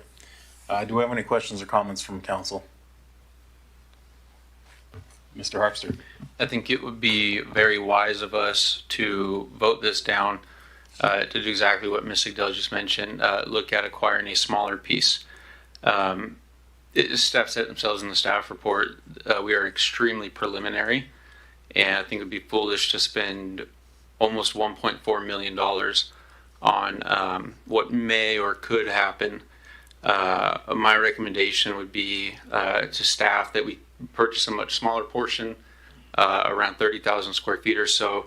Looking at the preliminary designs where we need approximately 10,000 square feet, so around 30,000 gives 3 times the space we need, which should allow flexibility for design as well as flexibility for eventual construction. And I'd also recommend that the seller, if still interested, be responsible for doing that. It shouldn't be up to the city or city staff to complete a short plat or some kind of parcel segregation. So those are some of my thoughts. Thanks. Thank you, Mr. Harpster. Any further comments? Seeing none, Mr. Milne, can we get a motion? Thank you, Mayor. I move to approve resolution number 4619, ratifying the purchase and sale agreement with Gage Properties LLC for purchase of parcel number 115350010. Second. Got a motion and a second. I think this one, given we're already at 6 instead of 7, let's do a voice vote here. Councilmember Blaisdell. No. Councilmember Grimm. No. Councilmember Harpster. No. Councilmember Perales. No. Mayor Pro Tem Milne. Yes. And Mayor Serrano. And I'll go with yes, but it fails 4 to 2. However, Yes, you that want is to count correct. that. Thank you. All right. With that, does staff need further? Mr. Zabel.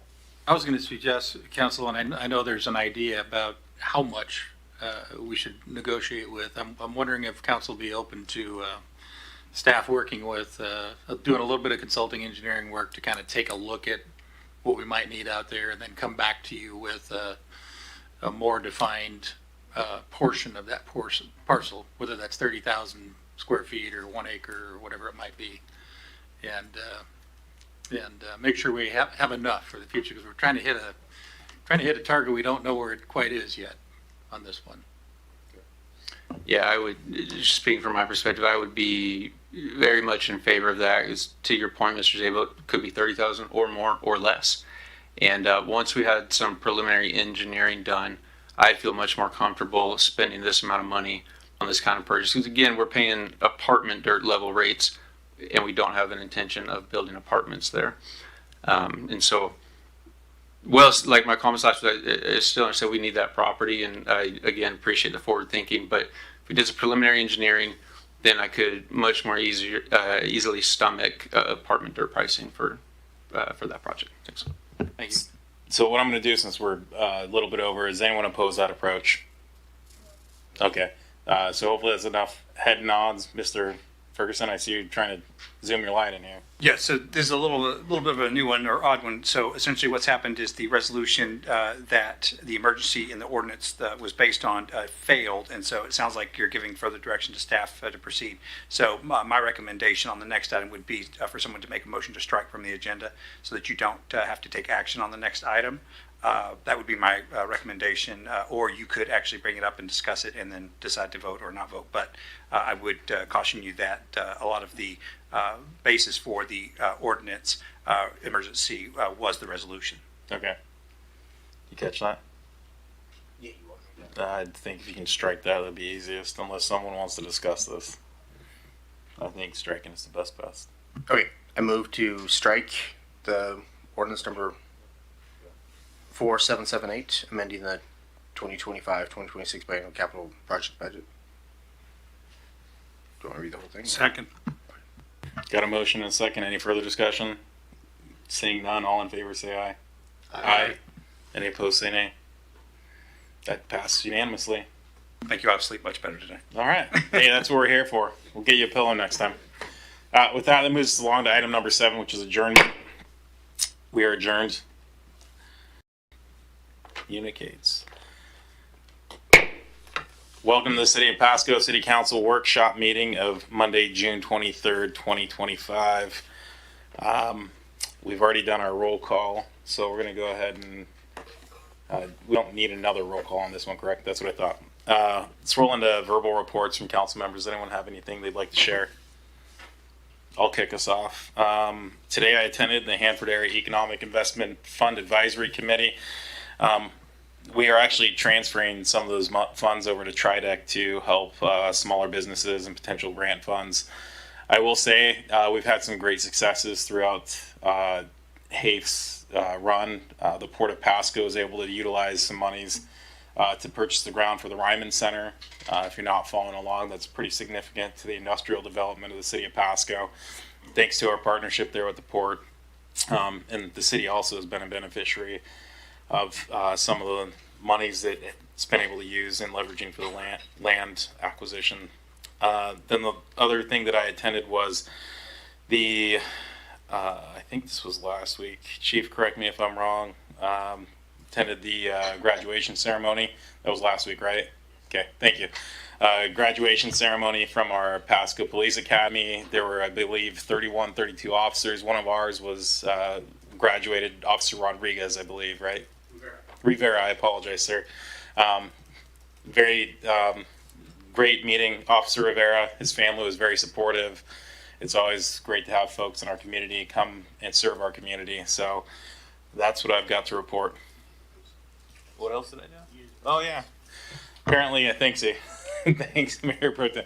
Also, with Mayor Pro Tem, did the Breeza Heights, which is an apartment complex right off of Burns and 100, right next to that Sinclair, did an opening ribbon cutting. It's certainly beautiful property. They had some pretty cool amenities. They had stuff like a dog park, a splash pad, pickleball court, so pool, you know, some really good. They have this interesting trash service that could come right to your door.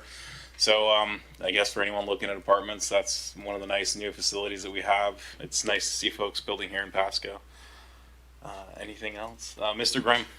Thank you, Mr. Mayor. I attended with the Mayor Pro Tem the, make sure I get the name correct here, the Wheelhouse Events ribbons, ribbon cutting ceremony there, just in my district down there on the port and near the barge slip, and just kind of what the family has done there with the old restaurant and modernizing it, and It looks like the rates are pretty affordable for what's really a nice venue for people to rent out on the water. And so that was really good. And then also on Friday, I attended the BFCOG meeting, where really the only action item we had was a big one. It's approving the 5-year comprehensive economic development strategy.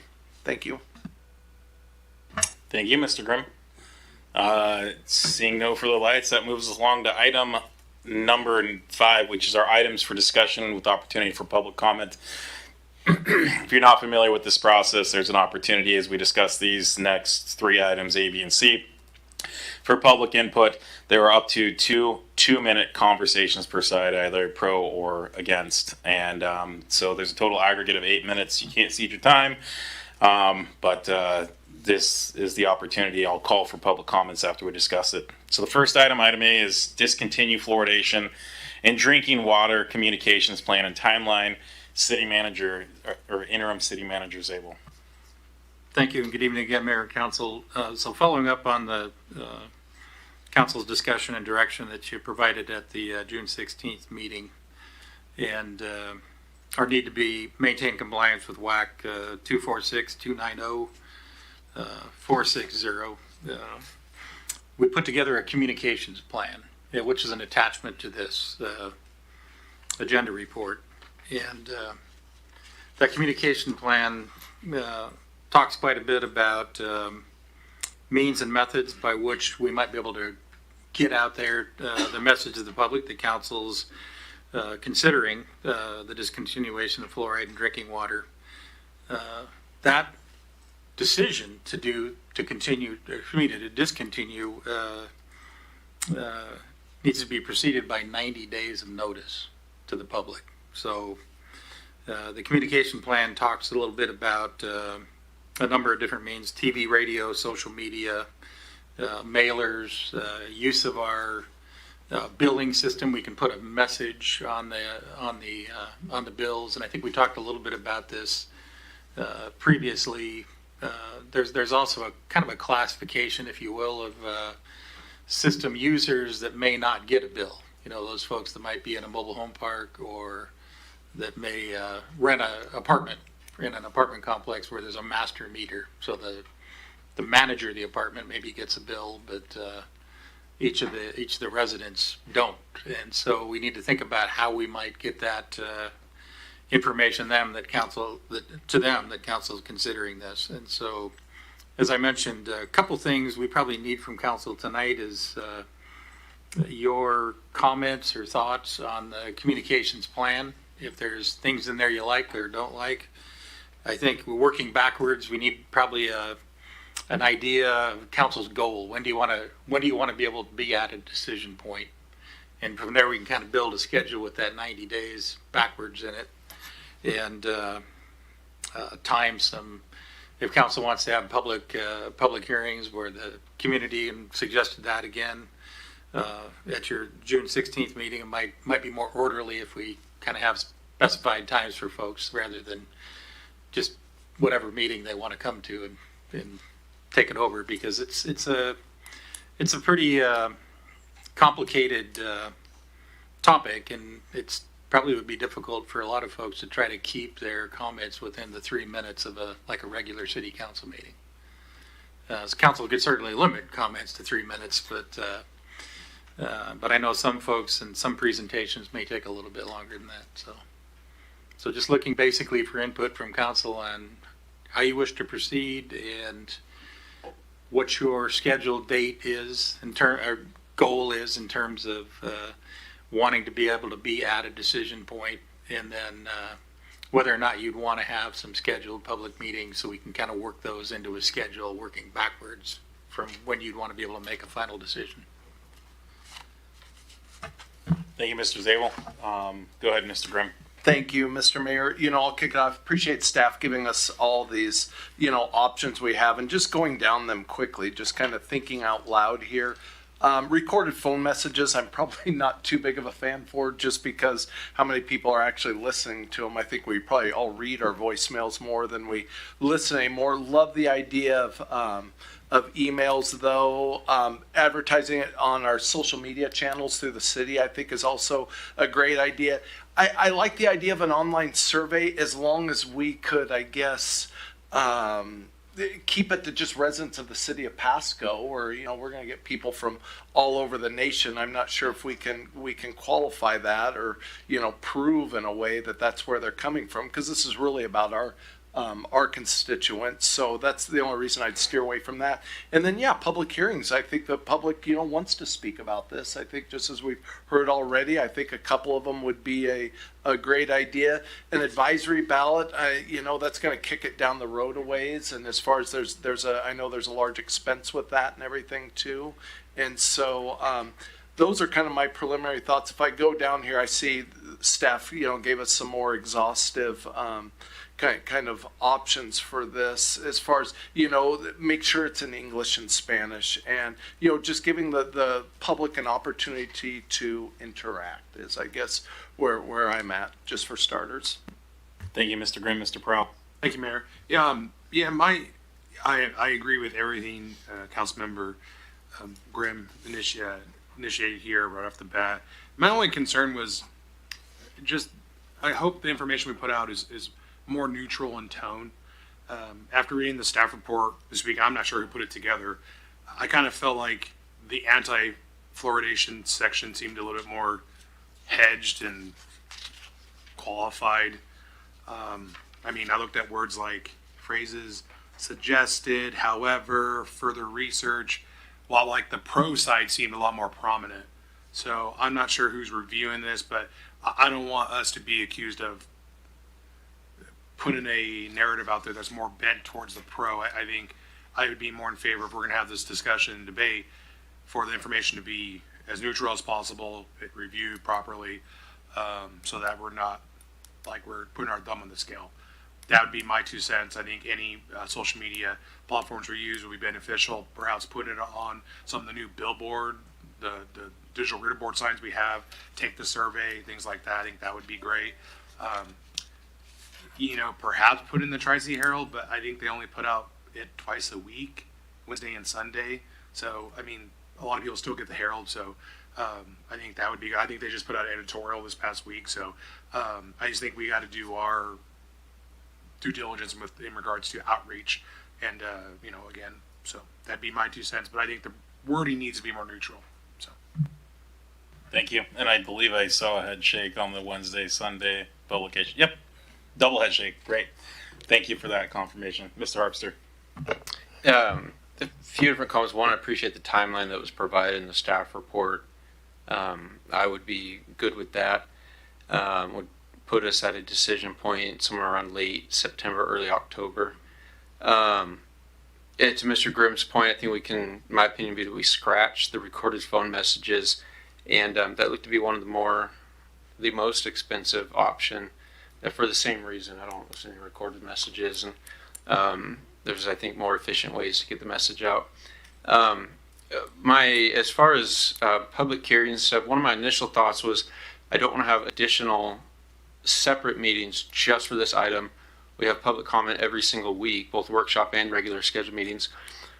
And I hate to bring it up, but I know a couple years ago when council was discussing marijuana, that became such a hot topic that it almost distracted from the other business at hand. And so maybe look to Mayor Pro Tem Milne, Mayor Serrano's experience on whether that was a distraction or whether we should have separate meetings. If it does become such a huge distraction based on previous items they've got experience with, then I'd be open to maybe hosting some open houses or meetings specifically for public comments on fluoride and nothing else.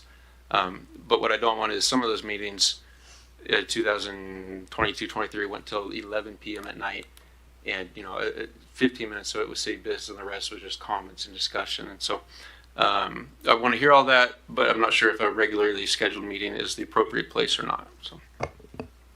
So I'll respond to that, even though typically we don't do that, but you asked the input, so I feel it's okay. It definitely, the issue took over a lot of meetings, so I'm with you. I think this is going to be an issue that's hotly contested, and I think it's worth having workshops. We did that for a lot of the design work when we were kicking off various plans for parts of the city, like the downtown master plan. We hosted some public meetings. People had the opportunity. Obviously, there were more choices other than yes and no, so it wasn't just a binary decision, but people had the opportunity to kind of weigh in on some thoughts. So I'm with you. I think it would be worthwhile potentially having those types of meetings. I don't necessarily want to schedule a ton of these meetings where we conduct several items of business and have that overtake other workshop. Unless we have a really light agenda somewhere down the road, I'm fine kind of keying it in. Admittedly, I don't know how many I'm going to show up to of those public meetings. So it's just simply put, I'm going to inform our decision. We'll go how we go. So with that, I do think having, I can't remember what we call them, like not zone-based, but kind of district-based meetings, maybe one or two in different parts of the city makes sense. Just touching on everything else that's been said, I'm with it. The expense of the recorded phone messages, we could probably cover some of the OT that staff might need. If we were to host, something at the Hapo and something at one of the libraries in downtown. I think really that's the one thing that I see as an added service that we could probably scratch. That looks like the rest. Again, with the public hearings, I don't know that we necessarily need a public hearing. I think having meetings, again, community engagement meetings, I think are adequate. I guess technically the public hearing is a requirement if that's what that intends. I understand that's maybe a requirement for the code, and if that's the case, then I'm all for that. I don't have anything else to add. I see Mr. Grimm, you're letting. Oh, sorry. No. Go right. I'm going to slide to Mr. Milley because Yep. he hasn't spoken on it yet. Yeah, I mean, I personally believe, I know the marijuana issue is a big one, but that's kind of like a very hot topic. Fluoridation or not is, to a lot of people, really isn't that big of a deal, especially considering that the other two cities don't have fluoride in their water. So, I know the council kind of has, maybe we haven't all decided, but I think we should, have a meeting, and maybe we have, as the Mayor Serrano was talking about, we have two events or two open houses, in the city, see how much people actually turn out to that, see what we get, and just kind of try to move this along quickly and then go for the vote. I would, again, try to do it in 60 days or 90 days, whatever the staff thinks is appropriate. But to me, I don't want to have this stretched out, and I just don't think it's as big of a topic as marijuana, and I don't want to put too much time and resources of city staff into this. Want to hear everybody, definitely, but a lot of times when we have these open houses, it seems like we get 8 people or 10 people, and that's my 2 cents. Let's just see what emails we get, see what we get. Try not to spend a ton of money on this, and then put it up for vote. Thank you, Mr. Milley. Back to you, Mr. Grimm. Thank you, Mr. Mayor. Yeah, and I just wanted to quote, or just to comment on the timeline too, that yes, I'm also for the timeline. I know the 90 days comes from the Department of Health and their statute or their regulations that they have governing this. And then, the only reason I kind of threw out the idea of the public hearings or something of that sort is so that, we have a lot of other important things we're also trying to do. And so those don't get in the way of every meeting or, bog down some of the other business that we're trying to accomplish at that point too. So thank you. Thank you. Ms. Prowse. I think if I remember, I attended quite a few of the marijuana public hearings, and it was just essentially a mic, and I think staff just stood there and people came up and talked. So it could be beneficial, but I'm not married to it. If we can do it here, that's fine, but that's essentially all it is the platform. I think they hit record, and we just kind of heard both sides. So that'd be my 2 cents. Thank you. And I'll make one last point and then back to you, Mr. Zabel. What I did hear that I do agree with is if we're going to do an online survey, and this is true about hosting in-person people, I think we need to make sure that we somehow capture the data of who's a resident and who's not. I recall with the marijuana issue, we had a lot of people that were from out of the city that, quite frankly, I don't care if you live in Yakima, you don't have an opinion on what happens in Pasco unless you're speeding or your car catches on fire and you need our emergency services, right? But when it comes to our day-to-day life, you don't have a vote here, and I equally don't have a vote to say what happens in Seattle, Yakima, pick any other jurisdiction. So if we're going to do it, we're going to need to make sure. And I mean, the tough part about either is someone could make up an address or whatever, but hopefully no one's going to that much trouble over fluoride. But that said, I do think having it culled down to people who are residents of the city who are going to be impacted would be helpful. Mr. Zabel. Yeah, well, just on that issue, I think the first question of the proposed survey kind of gets at that, something along the lines of, do you or your dependents live, work, or attend school in Pasco? So, yeah. But the other comment I wanted to make about the recorded phone message, so that's the quickest way to get to all of our utility customers. So we could do it with the mailer or the bill, the message on the bill, but that's a four-week process if we hit it just right, because the bill is split into two, to where half the accounts go out 1 month and the next month the other half of the accounts go out. So depending on when we hit that, could impact when everybody has notice.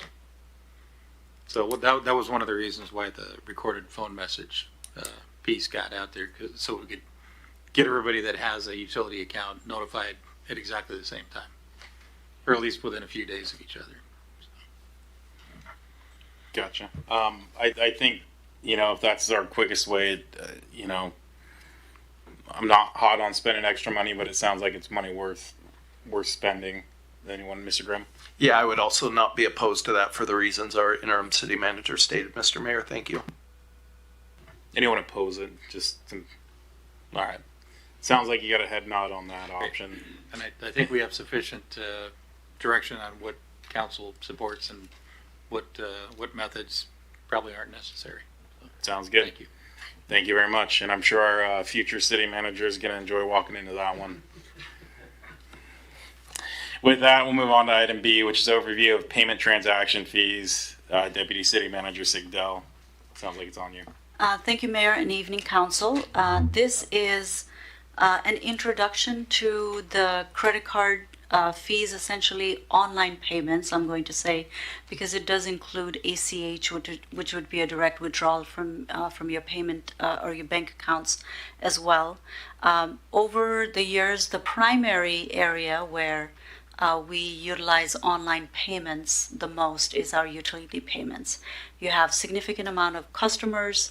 The bill is on a monthly basis, and so every month there's 20,000 plus transactions happening, and so that's your biggest area where you're paying for services to provide online payments. We just in the utility side, we have about 25% of our transactions where we're withdrawing via ACH, and the rest of that, 75% about, are paid via credit cards. We have a payment processor called Paymentus. Their contract with us ends at in November of this year. And I remember when I first started with the city changing a payment processor, and it is quite a transition. And the reason for that is because it disrupts what some people just have a credit card in there, it charges every month, have their bank account in there, and then they are not really paying attention till they're in arrears. And so it is quite a bit of work to do transition of payment providers. However, recently I've heard that they've made that process much smoother, linking kind of transactions so that people do not have to make those changes again or set up their accounts again. We are, there's a lot that has changed since we picked the last payment provider.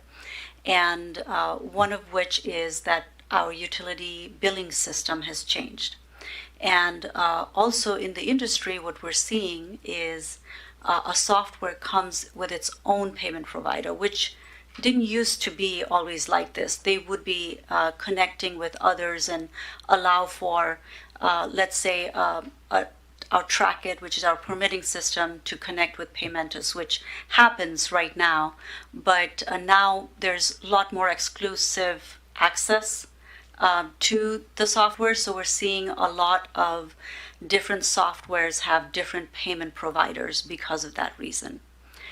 But the key impact, financial impact to the city are really in two areas. One is the utilities, which we do provide online payments, and one is for permit fees, which we're looking to provide online payments. And as council remembers, as we were talking with our development community and asking them about how we can provide better customer service to them, online payments and online applications was on the top of the list. What is happening right now is either somebody's having to send a check, put it in the mail, wait some time, receive their permit, or somebody's having to come to the city hall. So that's a lot of labor, gas, to come all the way to the city hall for, if it's a really large permit, maybe that's worth it. But if it's a smaller permit, you might be spending a lot of time just on staff labor. So that was a big thing. We've been working on figuring out how we can utilize our current permitting system and integrate it with an online payment system. Our team has been working diligently, our IS, Information Services team, and our CED team, and we believe that we would be ready to roll it out in the next 2 to 3 weeks. However, our current codes read as such that essentially does not really address how we handle credit card fees or any online payment processing fees, because a large part of our expenses have been in the utility realm, and there's advantages to incentivizing people to pay their utility bills online. Otherwise, you'd be dealing with, I don't know how many people have checks now, but let's say that, people had checks and they wrote it. It cost a lot to process that. So we want to incentivize people to pay online for such a routine, but a smaller amount as much as possible. On the permitting side, you have usually bigger checks and they're less frequent, so it's not a monthly bill. The model for how the cities handle this cost is all over. So it's really up to us on how we want to handle it. But there are cities that just absorb the cost. There's no limits to the permitting fees, how much they can pay with a credit card. There's ones where they have a limit. So if it's more than $5,000, let's say, then you have to send a check or do it via ACH. They pass on all of the cost. And council was also interested in knowing how much are we spending on payment processing fees. So overall, at this time, you're looking at about $530,000 annually. And as our accounts grow, as our transactions grow, that is without permit fees. So as your permit fees transaction, once you fold that in, that's going to get a lot bigger. Just talking about what exists right now, that $530,000, because large portion of that is utilities. Our utilities funds reimburse that cost to our general fund. And so our water, sewer, ambulance ratepayers are essentially paying for that service via the rates. For our permit fees, all of that would be general fund, and my estimate was around $160,000, I believe. That would be impact of absorbing all of the fees for what I will call non-utility payments, because there's really those two criteria, utilities and non-utilities. And that's really based on some of our prior year's transaction, assuming that 25% will pay via ACH and the rest will pay via credit cards. There's a lot of people who will pay via credit cards, especially if it's a large transaction and there is no fee because they earn points on those credit cards. So there's a lot of variance on where we think it will go. The question in front of council that staff has is looking for your discussion and your guidance on how we want to handle the permit fees, the online payments for the permit fees. It will cost around 2.75% for transaction of the permit fee if it's a credit card, or I believe $1.1 per ACH transaction. That's a decision that we need to make and make changes to our code in the next month. And then we have another decision that we're proposing be down the line in November. If we choose to change our provider, there's an opportunity there if you want to change the model for passing on some of the costs for our utility customers as well. For example, if you chose to say if you draw it from your bank account and it's an ACH transaction, it's free. If you pay with credit card, then we pass on that cost. That's a model that exists. It doesn't save as much money as one might think, because what will happen is most people will then migrate to ACH, which is not free either, right? So it's a lot of transactions happening on a monthly basis, but it's a model that we can do. However, changing it now is going to be essentially a waste of time and a lot of confusion for our customers, because we're going to be working on that transition, and then our contract will end, and it will get us in a spot where maybe we're stuck with this payment provider when we don't want to be, and there's other better options. So at this time, we're looking for two things. One is, how would you like to handle the permit fees? And the other one is, are you okay with us not discussing the utilities, changing the utility online payment fees at this time, and we bring that back to you sometime in October? Thank you, Deputy City Manager. Mr. Grimm. Thank you, Mr. Mayor. Thank you, Ms. Sigdell, for bringing this back to us. I just, in almost a year in review here in June, and I just think about really all the council goals and agendas that you have worked on and brought to us through permitting, and, you know, even before we were blessed with Miss Miller down there at the end, and, you know, all your hard work in community and economic development, just with our mobile trucks and just so many other things that you've brought before us. I just really appreciate it. And this is one just really I wanted to see just for the savings to the ratepayers and the taxpayers. And so I do have one question, and then I'm happy to share how I feel about this too. For the non-utility payments, you said number 3, absorbing ACH fees while passing on card fees with an estimated annual impact of $7,000. Is that just the savings, or is that what we would be passing on? I guess I wasn't sure how to read that. That would be what it would cost us. So Okay. I counted transactions of, you know, how many permit transactions did we have last year? And there was about 7,000, a little bit less, but I extrapolated it for maybe a little bit more in the future. And if we absorb that ACH fee, it would cost the city about 7,000. So we're essentially incentivizing online payment by taking on the ACH fee. There's also a psychological element to it, which is you're taking it out of my bank account. Why are you charging me this? I mean, there's people who feel like that. And so taking that away might be a policy decision for council to consider. But it would cost, to allow for our customers to not pay for ACH fee, it would cost the city $7,000. Okay, thank you. One more follow-up question before I really chime in here. As far as the fees and everything for the non-utility customers, do we ever have an issue with bounce checks?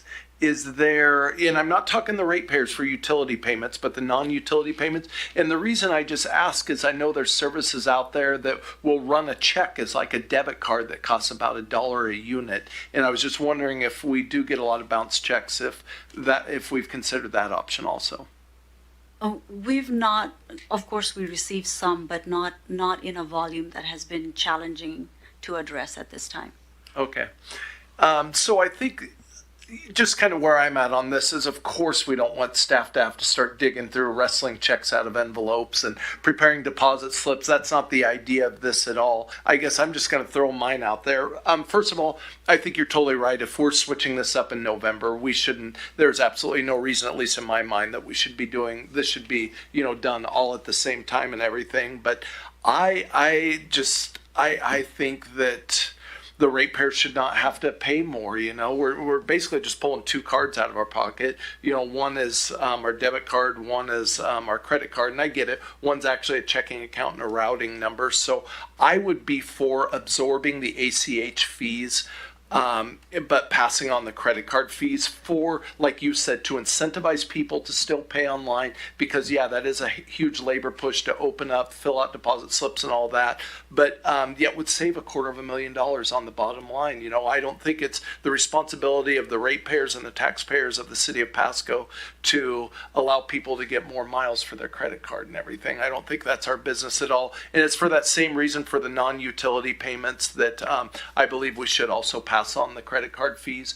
But I guess I'm amicable. I would be for absorbing the ACH fees, because again, as you stated, it makes people say, hey, you know what, I'm going to pay to use my checking account. So I would, my position is to take the same position on both. Absorb the ACH fees, pass on the credit card fees, and yes, as you also recommended, wait till November for all of it. Thank you, Mr. Mayor. Thank you. Mr. Prowlis. No, I agree with Councilmember Grimm. That was the same sentiment that I shared in my notes. Can you give an example of permit fees, I guess, for non-utility with a 2.75 pass on? It would be any building permit fee, plan check fees, anything that is related to development. Okay, so like $100,000. It could, it could be. It includes school impact fees. It includes. Okay. So it can get up there. Okay. Thank you very much. Thank you, Mr. Prowlis. Mr. Harpster. I was just going to say ditto to Mr. Grimm's lengthy comments. Mr. Milne. Same here. I thought it was well put. So I would, as a business owner, I'd also agree with Councilman Grimm. I guess I'm somewhat off here because I think all fees should be consumed by the consumer. So, Mr. Ferguson. Well, to that point, I haven't had a chance to fully dig into this, but one of the concerns that we would have to analyze is making sure there wouldn't be a gifting issue related to a specific ratepayer. So that'd be something we'd have to analyze, but that's the first time looking at it. Okay. I was just going to add, I know like when we pay our property tax bill, it's the same thing, I think Josie Kelser charges us $1. It's $1 flat fee if we do an ACH versus like the 2.75 or 3%. So I would assume it would fall under the same statute. And I know there's other municipalities and counties that do the same. Thank you. Yeah. So that's my only comment. I'm fine with pushing this down till October, November, whatever it takes. But again, I recommend allowing the user to decide to either come in here and pay the same price in gas as their ACH fees, or, I run a nonprofit. We have the people the option for them to either eat their fees or I eat it. I'm pretty sure you don't even have that option. And I'm pretty sure you don't either, and you don't either, and you don't either. And technically, I don't know that you ever take payment, Mr. Prowse, but for all of those. Yeah, for all those who have some sort of point of sale type service, our customers eat that cost, and we eat the cost, yeah. And I think in this case, I struggle to have the ratepayers being the ones that eat the cost. So, Mayor, if I'm hearing this right, are you all okay with bringing a change to our code for at least the non-utility payments, so we can roll out the online payments for the permit fees, which you should be seeing in the next couple of weeks? Yeah, I'm seeing enough head nods that would be the case, and then in October we can address how we want to deal with the utility payments. Thank you. Thank you. Anything further on that? Ms. Sigdahl? We good? Okay. With no further comments on that, we're going to move on to item C, which is a resolution acceptance. Oh yeah, I apologize. I have totally failed to invite the public to comment on items A and B. Do we have any public comment on item A, the drinking water fluoride issue? Going once, going twice, third time. Okay. Back to public comment on this one. Do we have any public comment on item B, this payment issue that we just discussed? Going once, going twice, third time. With that, we'll move on to item C, which is resolution acceptance of work for MLB required improvement at Giza Stadium dugout bench additions. This is phase 1B. This is coming from Director Sarah. Good evening, Mayor and Council members. This is the acceptance of work completed as one of the several phases of improvements that are happening at the Giza Stadium. And we have a location of the project. That's where the Giza Stadium is located. Next slide, please.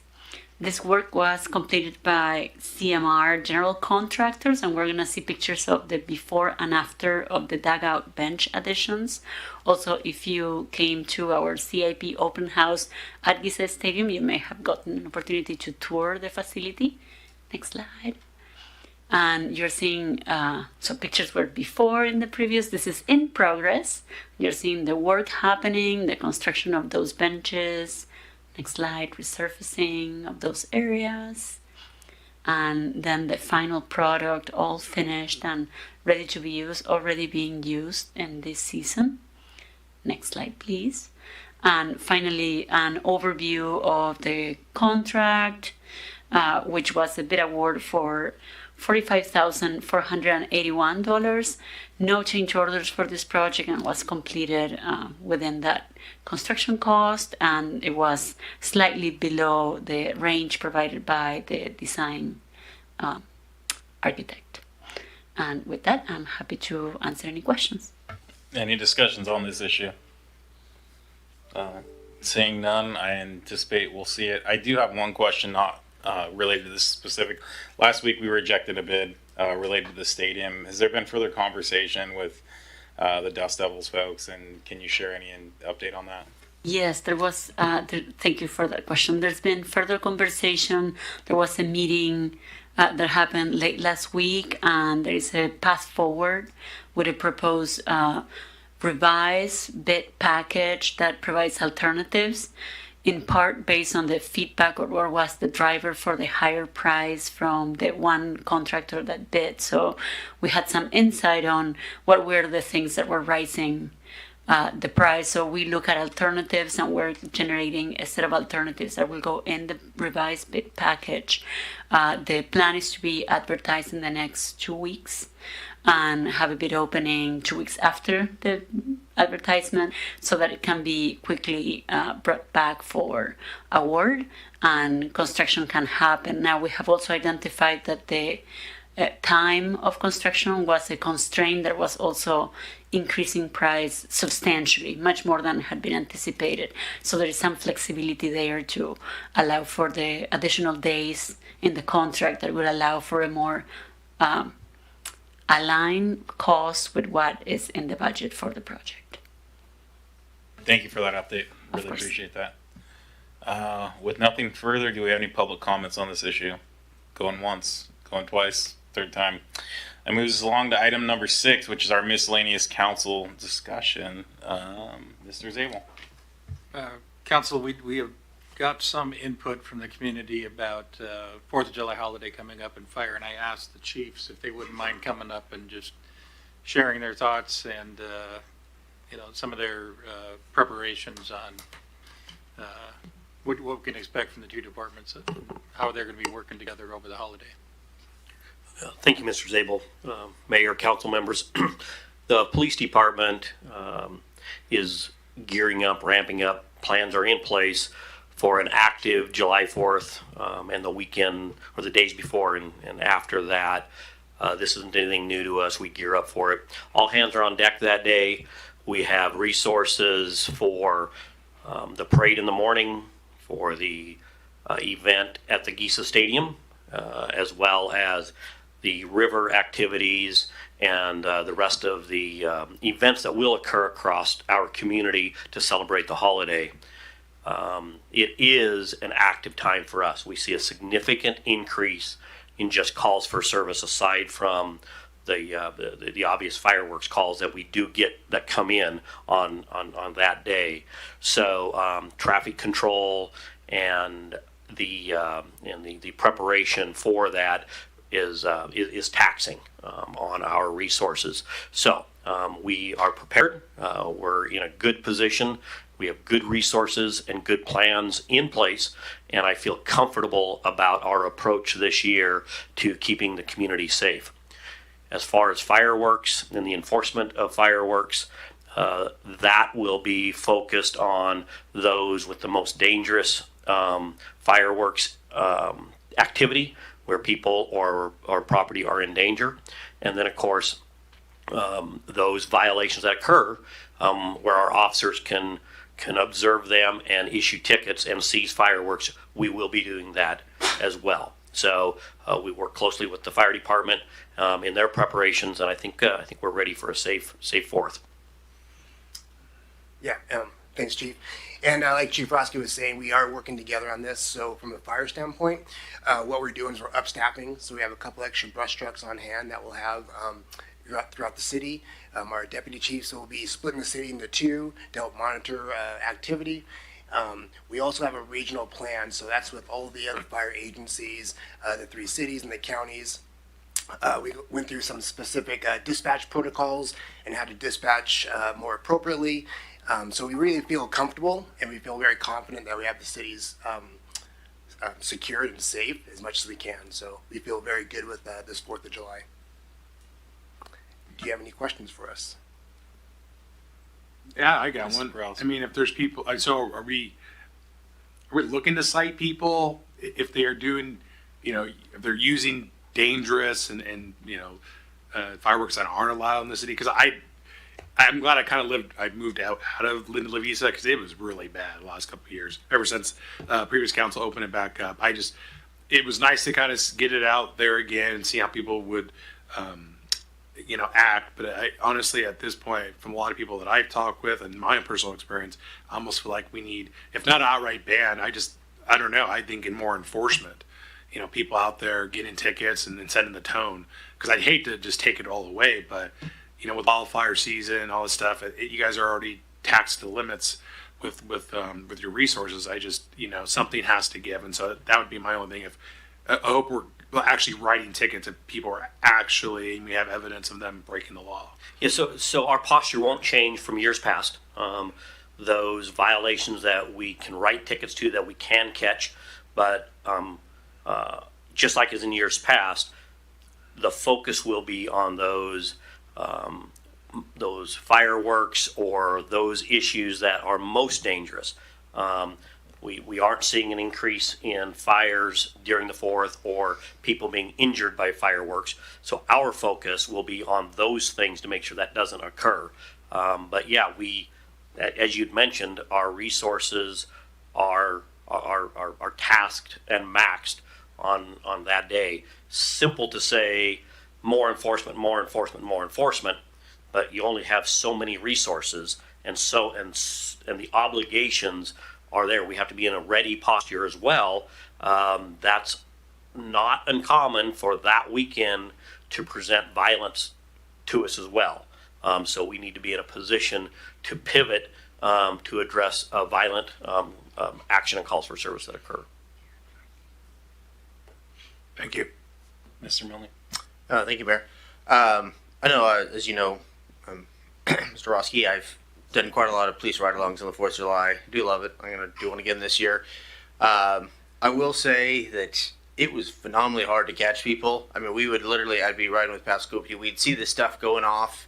We'd turn the corner, he'd fly down the road, hit the corner, and they were gone. I mean, you see seats, the chairs, drinks on the sidewalk, everybody's gone. I was shocked on how many people could run that fast or get away that quick. And it happened over and over and over again that whole night. So I guess my question to you would be, and I realize it would be difficult to have like unmanned cars or not unmanned cars, but unmarked cars. But is there anything? Because I mean, again, it seems like people have a sense when a cruiser's coming down the road, and they're assuming that's Pasco PD, and by the time you hit the lights again, we never caught one person the whole night, and it was again quite a shock that people are watching, or they're really, when they're doing the legal stuff, they're really very vigilant of, they know it's wrong, they're doing it anyway, and then they scatter. So And we will have unmarked vehicles out, unmarked resources as well. However, they aren't just focused on people committing fireworks violations. There's drunk drivers, there's activity, other things going on that are, we put in a priority response that the most dangerous to the public, drunk drivers, etc., we will be responding to first. But those undercover vehicles and those undercover officers will and have, same posture as in years past, we do catch people with those undercover approaches and stuff. But you're right, it is difficult, and then the time that we have to put those resources in, do we need to be putting those at traffic control, monitoring the Giza Stadium, the riverfront? We still have a downtown corridor and a whole city that is celebrating in a lot of different ways. So again, directing our resources, we have them all, everybody's in service that night, everybody is working those days. Both of our lieutenants will be out. It's a busy time for us. Okay. Well, thank you. I do remember last year when I was riding, the only person we caught was a guy that was shooting his 9mm into the ground, and the amount of police that had to attend that, get the interviews, and then arrest the guys. I mean, it took a couple hours to do everything. So obviously that was 4 vehicles that couldn't be patrolling neighborhoods. So I'm just saying, I do realize there's people that are drinking, doing crazy stuff, but a lot of times that's what causes all the police attention, and then people get upset that there's nobody when the guys are shooting off the fireworks. So it was really interesting to actually ride along with you guys, see what is the priority. Obviously, a guy with a gun is a huge priority versus the kids shooting off the legal stuff. So I do want to commend the Pasco Police Department, and just say there's a lot more different circumstances why you can only attend so much when you get alcohol and fireworks and guns and all that kind of stuff out there. So again, just thank you, and just letting you know it's a lot more complicated than I thought it was. Thank you, Mr. Milne. Mr. Grimm. Thank you, Mr. Mayor. I just want to take the opportunity to tell both the chiefs thank you. Chief Roski, you used the term taxing on your crew, and I know this is kind of a big push for them, that weekend for both of your crews. And so just wanted to say appreciate the service of all of your teams, and thank you. And hopefully they're all able to get some rest at the end of the day. Appreciate it. Thank you. Thank you, Mr. Rice. I just want to take the opportunity to promote our Grand Old Fourth celebration, which will be out at the Giza Stadium this year, and encourage those that are using fireworks at home to maybe come out and attend our celebration. This year we've partnered up with Giza Stadium to expand our event, which will include a battle of the bands. 4 local bands will be battling it out. So instead of our normal start time, we'll be starting at 6:30 p.m. Concessions will be open this year at 7, and then the battle of the bands starting at 7:30. Every half an hour until the fireworks start. And then also just want to say a quick thank you to our sponsors, Edison Valario at State Farm and Renewal by Anderson Windows. So please come on out and join us on the 4th for that at Giza Stadium. Thank you. Thank you, Mr. Rice. Mrs. Abel, do you have anything else? Just one other thing, of course, this is a double plug, AWC this week, and then part of that is there's a transportation committee, legislative committee tour of some public works projects across the Tri-Cities, including in Pasco. So they're going to take a look at I-182 Broadmoor interchange improvements and the Court Street roundabout, some things like that. And they'll be leaving from Three Rivers Convention Center. So I think that's on Wednesday, is that right? Tomorrow. There we go, tomorrow. And Director Sarah will be representing the city on that, talking about those projects with the legislators. So, thank you. Thank you, Mr. Zimmel. Mr. Prowse. Thank you, Mayor. I'll be brief. I did brief the mayor and city manager Zabel that I would be bringing this up tonight. It was a piece of legislation during the this past legislative session in regards to public safety funding and different tools. And so essentially HB 2015 passed, and now it allows cities to adopt a 0.1% sales tax increase, which would be dedicated to police, safety, fire, EMS, and justice services. And so I wanted to gauge the interest of of our council here. This is something we can task our staff to look into. It's a twofer type of piece of legislation. We also have to be eligible for the grant funding and what have you. But I think this is a good opportunity. I know we've talked about dedicated traffic units, expanding our fire departments as we grow. I think this is a tool in our tool belt, and I think we should use it respectfully and carefully. But the sales tax is, in my opinion, is more equitable, even though it is regressive to people who don't have a lot of disposable income. However, they all use the same services that we're talking about. So I would just like for us to kind of be proactive and look to perhaps getting staff involved and start kind of workshopping this for us. So I know you're asking for kind of some head nods. I'm open to looking into this, or having staff look into it. I don't know. I think my comment to you earlier was I don't know what our timing is as far as where it falls in our list of honeydews and hot sheet lists, but I think it is something worth looking into if there's an opportunity for helping our budget out, which is tight, especially in some of these areas.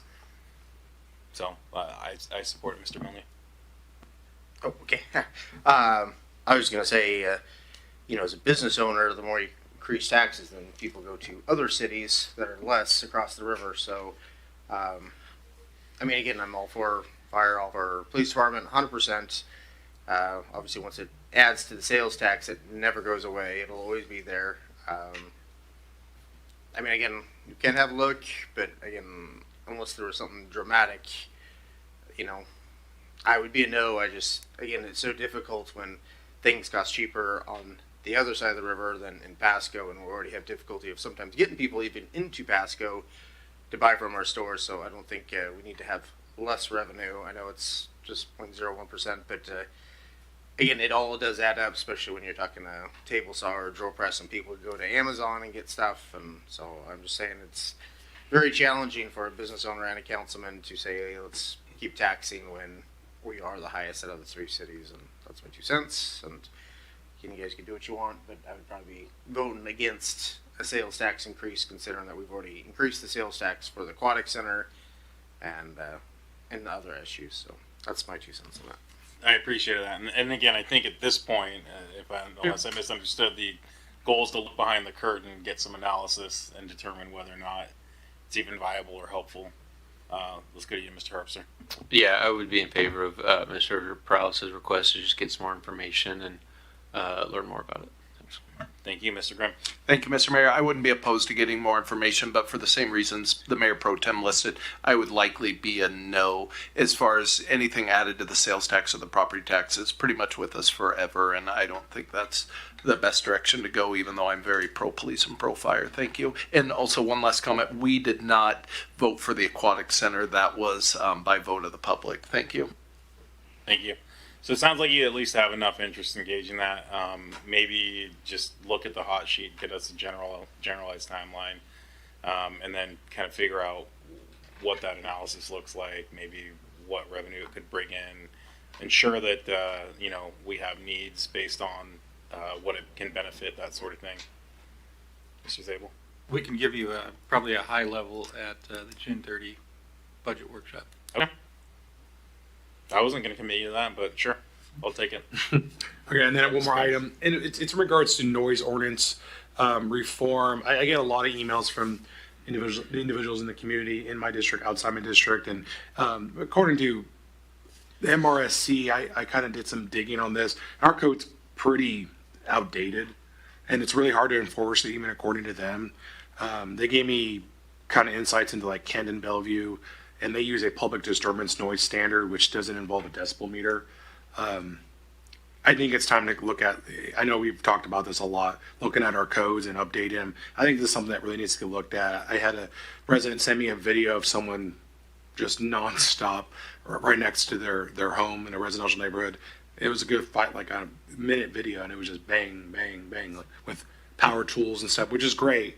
And there's some other issues with that, but no one should have to live next to noise ordinances or noise issues like this. And I feel like I get a lot of them through my emails, and so I want to do my best to address every issue that comes through my email or through a phone call. And so I'm just requesting hopefully a review of our codes and perhaps draft something more in line that has some teeth, that can give our law enforcement the ability to start, citing people for noise complaints and issues. So that was it. Thank you. I don't know if anyone has any thoughts. As I emailed you earlier, I think that's something that's kind of for me is down the line, especially like weighting some of the issues that we have. I'm open to looking at some of these issues in our code. I have no desire to do so now, given that we'd have to shuffle some. I mean, especially if it was checking into the sales tax increase versus that, my interest would be more leaning towards making sure our budget's as flush as possible. So, from a perspective of asking for assistance or head nod, I'd say sure down the line, but not now. Mr. Harpster. I was just going to say basically the same thing. Definitely something I'd like to take a look at in the future. But I think we've got quite the workload at this time. And I don't remember what the item was, but sometime recent I mentioned that the noise ordinance part of our code mentions jukeboxes and cassette tapes and things like that. So it probably is due for an update. So is much of our code. So something to probably add to the list, but not to try to get done in the next 6 months or so, in my opinion. Does anyone have a higher priority? Okay. I think just sit and wait and put it in the shuffle and the iPod shuffle, that is, because that's probably in our noise ordinance too, if it was updated in 2006. But just put it in the queue as something down the line, or just where we go. I do have one item. Sadly, I got this information from a friend in Tacoma, not from Washington State Department of Transportation. They're going to be here tomorrow night, in case anyone was wondering. They're going to be talking about the Snake River dams at the Pasco Library, the one on 1320 Hopkins Street, from 5 to 8 p.m. Pretty frankly, I'm disappointed that that's how I learned about it, that they didn't communicate to the city. Apparently they're doing these presentations in Colfax, Pullman, and Clarkston. And tomorrow night, Pasco's open house is at the Mid-Columbia's Libraries branch at 1320 West Hawkins, 5 to 8. I know I've got a jam-packed evening, but I'm going to try and shove a few minutes in there to just say I'm the mayor and I still oppose this. Hopefully council members can slide in for a couple minutes. I don't know how this is going to play out. I don't know what their structure is of the meetings. Apparently there's one that just finished in Colfax, so hopefully we can get some staff there, at least to hear. I mean, I hate to throw more on the plate and not needing to stay for all 3 hours, and hopefully some of us can show up. But yeah, so the WashDOT's talking about the Snake River dams tomorrow, 1320 West Hopkins Street, 5 to 8 p.m. for anyone interested. Seeing no further lights, that leads us to our favorite part of the evening. It is 8:08 p.m. and we are, oh wait, sorry, just kidding, executive session, there's none listed. I don't hear a need for a second one. All right. With that, it's still 8:08 and we are now on to item number 8, which is adjournment. We are now adjourned. Thank you.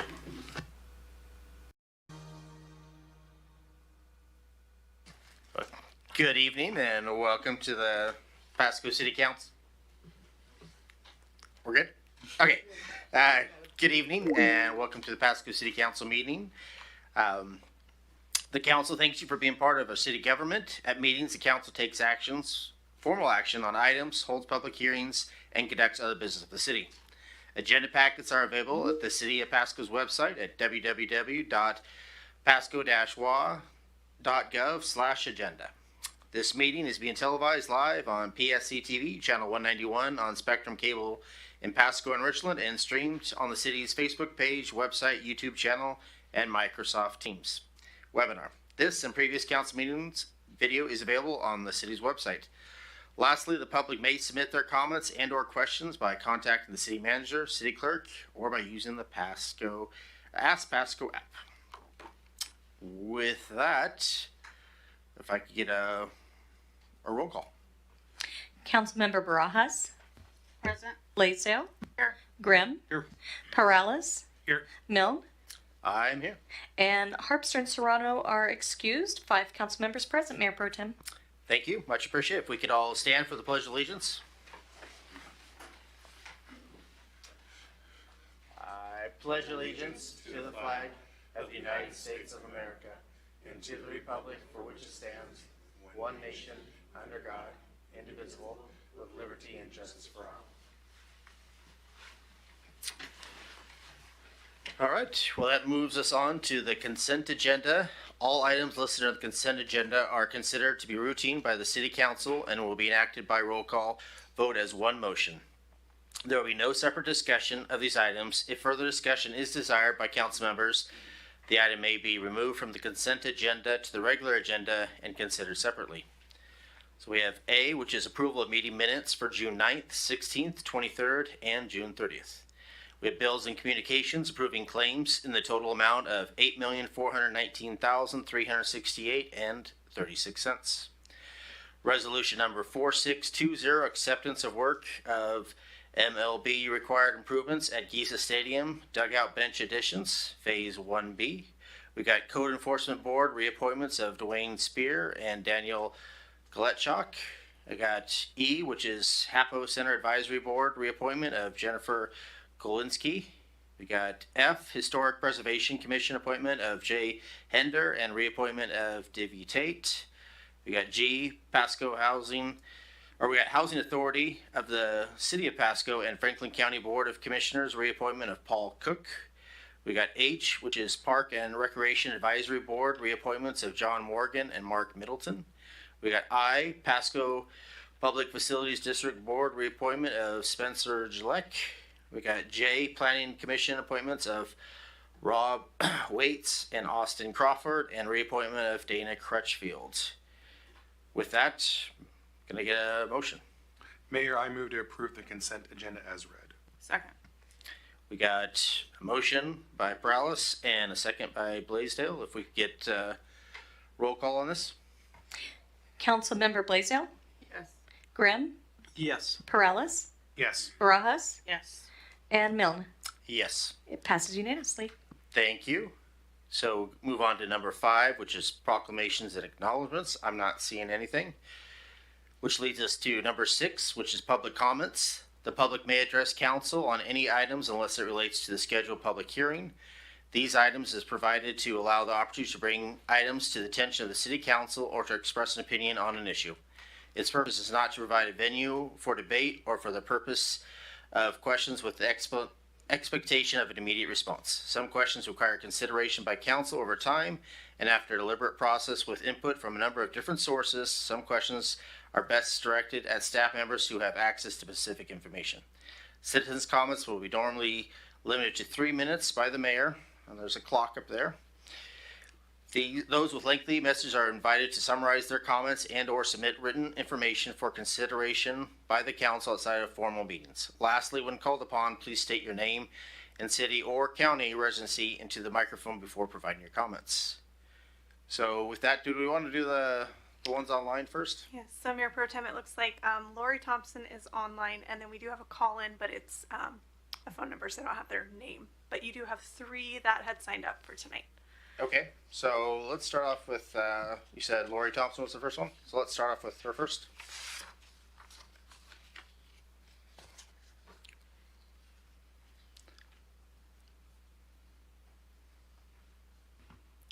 Lori, it looks like you should be able to unmute yourself on your side.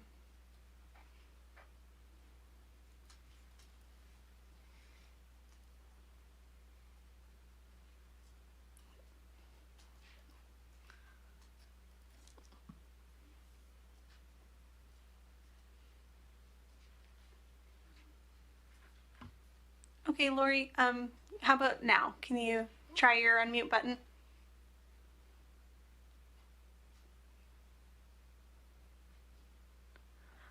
Mayor Pro Tem, what I can do is take the contact information and try and contact them offline and see what's going on. Okay. Was there anybody else then that's... There is a call-in number with a 541 area code as well. But no name? No name. All right. Well, with that, while we're maybe try to work through this stuff, why don't we have people from the audience? If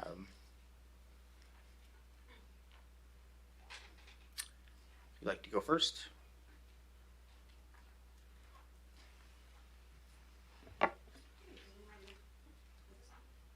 There's a little button there. Yep, now it's on. Good evening. My name is Amber Wade. In the jungle of Newell, on a warm sunny day, an elephant bathed as he splashed on his way. The water was lovely, the breeze just blew just right, when a small voice called out, soft but full of fright.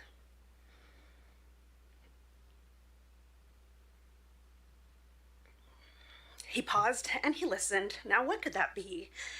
Then he spotted a speck floating wild and free. He caught it with a care in the curve of his trunk and said, there is life here, as sure as I thunk.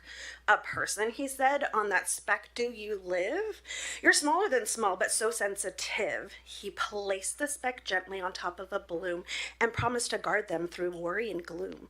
But the others just scoffed, there's no one in there. That speck is just dust floating through the air. Still, Horton stood firm. There are people, I swear, and someone must speak even when it's not fair. A vulture swooped in and snatched up the flower, then dropped it deep in a field full of clover. But Horton kept looking. He never gave in. He picked every clover again and again. Until, yes, he found it, and loud came the plea, we are here on clover 5003.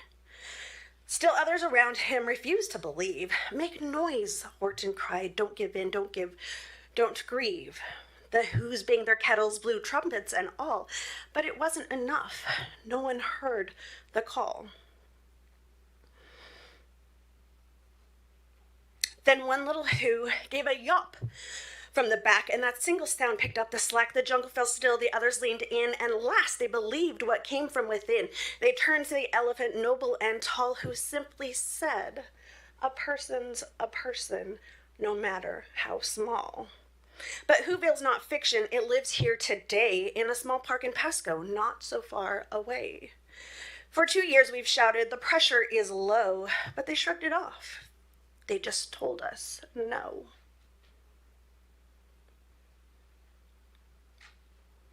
They said it's your pipes, it's not on our side. They turned from the problem, they ran, they denied. But still we kept speaking, though tiny and few. And we weren't alone because someone heard too. We needed your help, we needed you all, and you who believed us when no one else would. You lifted our voices, you did what you could because of your listening, because you stood near. The ones who denied us have started to hear. The pressure's not fixed, but the silence is cracked. And we know we were heard because you had our back. So thank you for hearing what others let fall. For proving that voices don't need to be tall. We couldn't be loud without help from you all. Because a person's a person, no matter how small. Thank you. Do we have somebody else from the audience that would like to speak? Are you doing your phone thing? I think we're going to come back to that at the end. We'll see if maybe we get that figured out. But so,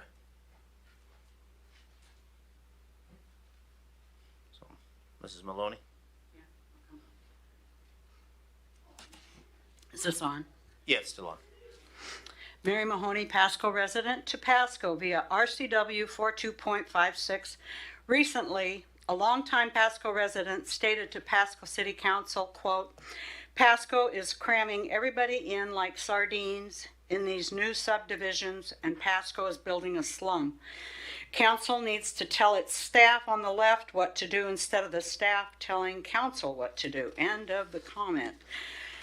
Pasco caters to the developers and to the chosen few and not to the citizens of Pasco. Basically, it's a money grab, a feeding frenzy. With Pasco's CIP budget well over $500 million, how much are we paying the taxpayers? How much are we paying the Kerr Law Group with Pasco City Attorney Lee Kerr and his proxies? How much are we paying GMP Consultants with Pasco City Manager Dave Zabel as its senior consultant? Give a total amount paid out to ex-Pasco Mayor Matt Watkins and or Watkins Endeavor LLC at a rate of approximately $11,000 per month, plus his travel expenses. Provide a total cost for the Pasco Aquatic Center's Wow Factor wave machine, costing anywhere from $22 million to $280 million. List the funds scheduled for a low-barrier homeless shelter for people.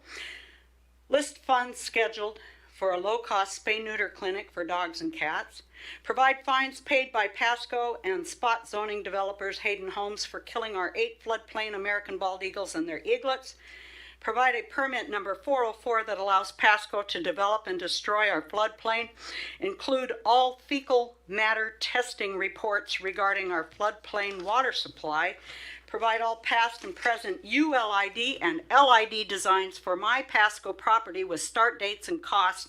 Include all Pasco officials' communications regarding harassment and retaliation against me and my property.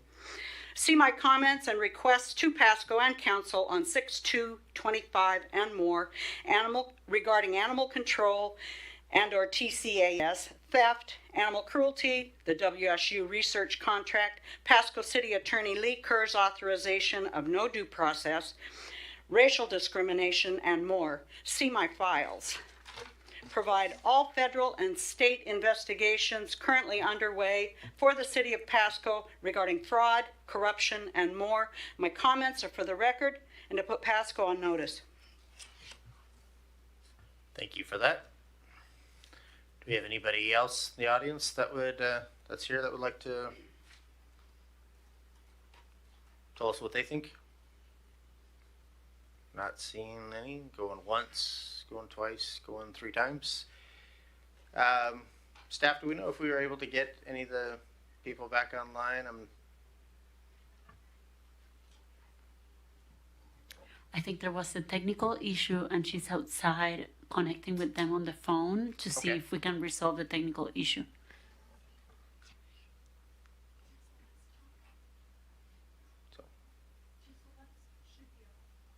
Okay, so let's start off with Celeste. If you could get 3 minutes and tell us what's on your mind.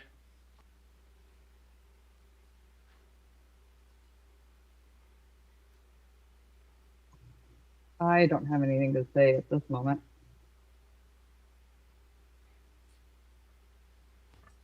Okay, there's nothing because we can't hear you, so.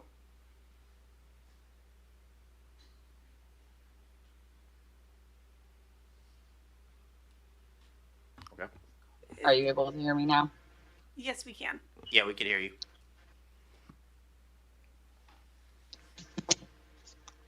I have nothing to say right now. Okay, well, So Mayor Pro Tem, we are having some technical difficulties. Lori is on my phone, so I was going to try her through speaker. If it doesn't work, we've talked about it, but okay. I'm going to unmute my phone, get her to the mic. Okay, let's try it. Okay, Lori, go ahead and let's see if we can make this work. Thank you. Are you folks able to hear me? Yes. Perfect. My name is Lori Thompson. I'm a resident of West Pasco, and my attendance tonight is primarily concerning the fireworks situation that we have here in town every 4th of July in particular. There are other dates, but primarily around the 4th of July, and not just the little fireworks that the children play with. I'm talking about the illegal M80 mortars and all the aerials. And I just learned today, apparently people put them in metal cans when they set them off to make them even louder. And this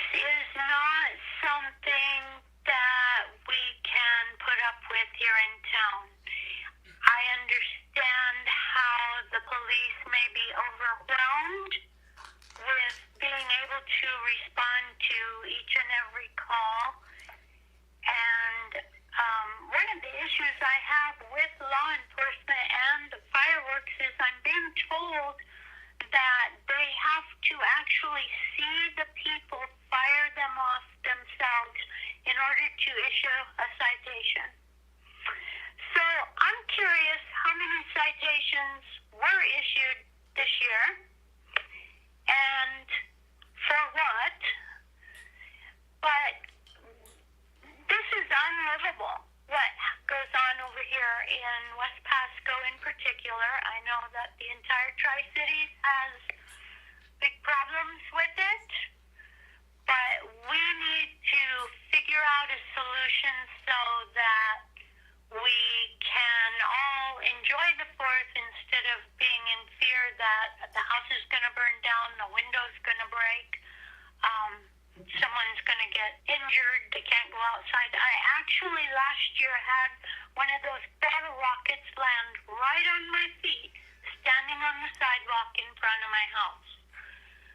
So that's my quest, is that we need to address the use of the illegal fireworks in Pasco particularly. All right, well, thank you for that. I appreciate your time. Thank you. Thank you for the call in. I know we've got quite a lot of emails as well as far as council members. And in my verbal report, I will mention what I saw when I was out on a police ride along on 4th of July. But I think that's all we have online, correct? So let's move on. And again, we could hear from everybody what they did. So let's start off with members of the council for the verbal reports. This is 7A. Let's start off with Councilwoman Blaisdell. Thank you. I'm going to take it back last weekend. I attended the Pasco Police Foundation fundraiser, and it was, I don't know how successful it was, but it seemed pretty successful in the silent auction and their live auction. Was very enjoyable. It's probably one of my favorite events to go to that we've had this last year. And then I also did the parade, which it was kind of overcast, but it seemed like the streets were pretty filled from beginning to end. All the kids were enjoying the candy that was being thrown, and then the dancing in the middle of the street before the parade. And then I also did the car show, judging the car show, which I picked a 1965 Impala as mayor choice. And then I finished the night off with, right along with the Pasco Police Department. And I will say that we had a lot of interaction with the fire department, and it was non-stop. I did 4 hours. I started at 8 o'clock and ended at midnight, and it was one thing after the other. And I will say this, they couldn't keep up, police or fire, so they were pretty overwhelmed. But everywhere we went, they were doing the best that they could to get on to the next call and get the solution handled. So I want to say thank you to police and fire for all of your hard work this weekend, probably since before the 4th, and it's probably still continuing. So kudos to our teams for really working hard, and I was gonna say something kind of inappropriate, but they really kicked butt this weekend. So thank you. Well, thank you for that report. Are you going to chime in as well, or? Sure, I can. Yeah, I also attended the Grand Ole 4th of July parade and some of the festivities. It was my daughter's birthday, so some things are a little bit more important. But the parade, as usual, and the festivities, flawless. Thank you to staff, and your staff was very courteous, professional. It just seems like it gets better every year, and it was enjoyment to myself and my family. So thank you to you and your staff, Mr. Rice. Thank you. Well, thank you for that report. not seeing any of the lights, so I'll comment on it. Did start off with the 4th of July parade. I do appreciate Perales, Blaisdell, and Barajas, and I know Barajas went with the Mustang Club, so I do appreciate the involvement by council members. I did see Councilman Harpster, so I was glad that he was at least there. And then in the evening, it was a pleasure to give the speech since Mayor Serrano was out of town. And I will want to thank staff. I assume it was Nicole for writing a great speech. I did enjoy it. And I did say on the parade, I do also want to echo Perales's that we are blessed with great weather. I thought a good turnout overall, and I was lucky enough that my wife Nicole and grandchild were in the car with me, and we were able to wave at everybody and have a good time. And then after my speech at Giza Stadium, I did a ride along with John DeLiego, or it was a D'Aquila. Yes, sorry about that. Can't read my own handwriting. And we were out till well after 1:30. And I know for myself, I was hoping we'd give more tickets, but it seemed like we were overwhelmed with intoxication, disturbances where people were drunk.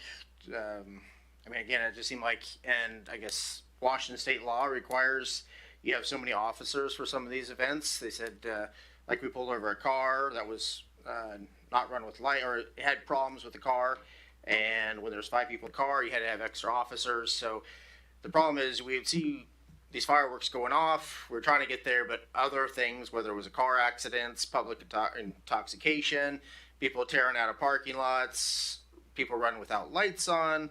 It was just one thing after another, and those were priority. But I will say all the officers we talked to, we did try to keep going back, trying to find people that were shooting off illegal fireworks. A lot of times it was already done, or and we did go off and talk to them, and we must have hit 6-7 houses. Definitely wanted to do more, but it was definitely frustrating when you get that many calls. You only have so many officers, and everybody's trying their best. And it did kind of seem like people were in competition with Giza Stadium. I was actually kind of shocked. The other fireworks that were going around, as a council, we do talk about these things. I think we're all wanting the best for the city of Pasco. We are wanting police force to clamp down on all this. And maybe that's further discussion on how we get there. But I know with the budget that we have and the police force that we have, we can only do so much. But I did want to give kudos to Pasco Police Department. Again, we were out till, and the fire department. Again, it seemed like everybody was working their hardest to try to do the best 4th of July that we could have. So again, my hat's off to you guys, and thank you.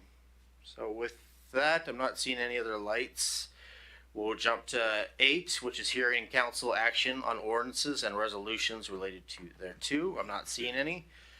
We go to 9, which is ordinance and resolutions not related to hearings. So we have A, which is a quasi-judicial, and I'll read it, and then we'll have our lawyer say his. So we got quasi-judicial ordinance number 4779, Diaz rezone from C1 to MU, and Mr. Ferguson. Great. Thank you, Mayor Pro Tem. Again, this is a quasi-judicial matter. It's a hearing or proceeding to render a final decision on the materials that are presented. It's defined as a proceeding in which the council defines the legal rights, duties, or privileges of the specific parties in a hearing, proceeding, or other contested proceeding. The appearance and fairness doctrine applies, and the hearing must be fair in 3 respects: form, substance, and appearance. All council members should consider whether they have potential conflicts as follows: A demonstrated bias for or against any of the parties; B, any direct or indirect financial interest in the outcome of the proceeding which would affect the council members personally; C, whether there has been any prejudgment of the issues prior to hearing the facts; D, whether there has been any ex parte contact with anyone other than staff prior to this hearing; and finally, E, any other conflict which a council member believes would prevent them from hearing this matter fairly and impartially. If any council member has any of these concerns or disclosures, now would be the time to make them known. Hearing none. Are there any members of the public seeking to disqualify a member of council from participating in these proceedings? Seeing none, please proceed. Well, thank you. We're going to go with Haley Miller as far as going to give us a presentation on this. Thank you, Mayor Pro Tem. Good evening, Council. Tonight before you is an ordinance for a rezone of a parcel shown on the screen here that is just south of West Sylvester Street and then west of North 20th Avenue. And this is the northern portion of the parcel shown on the screen that is vacant. And the applicant proposed to rezone this parcel from C1 commercial zoning to mixed use zoning. And this is in compliance with the comprehensive plan designation, which is mixed use commercial. And this project went to a public hearing on May 14th, and the hearing examiner has recommended approval. There were no appeals that were received.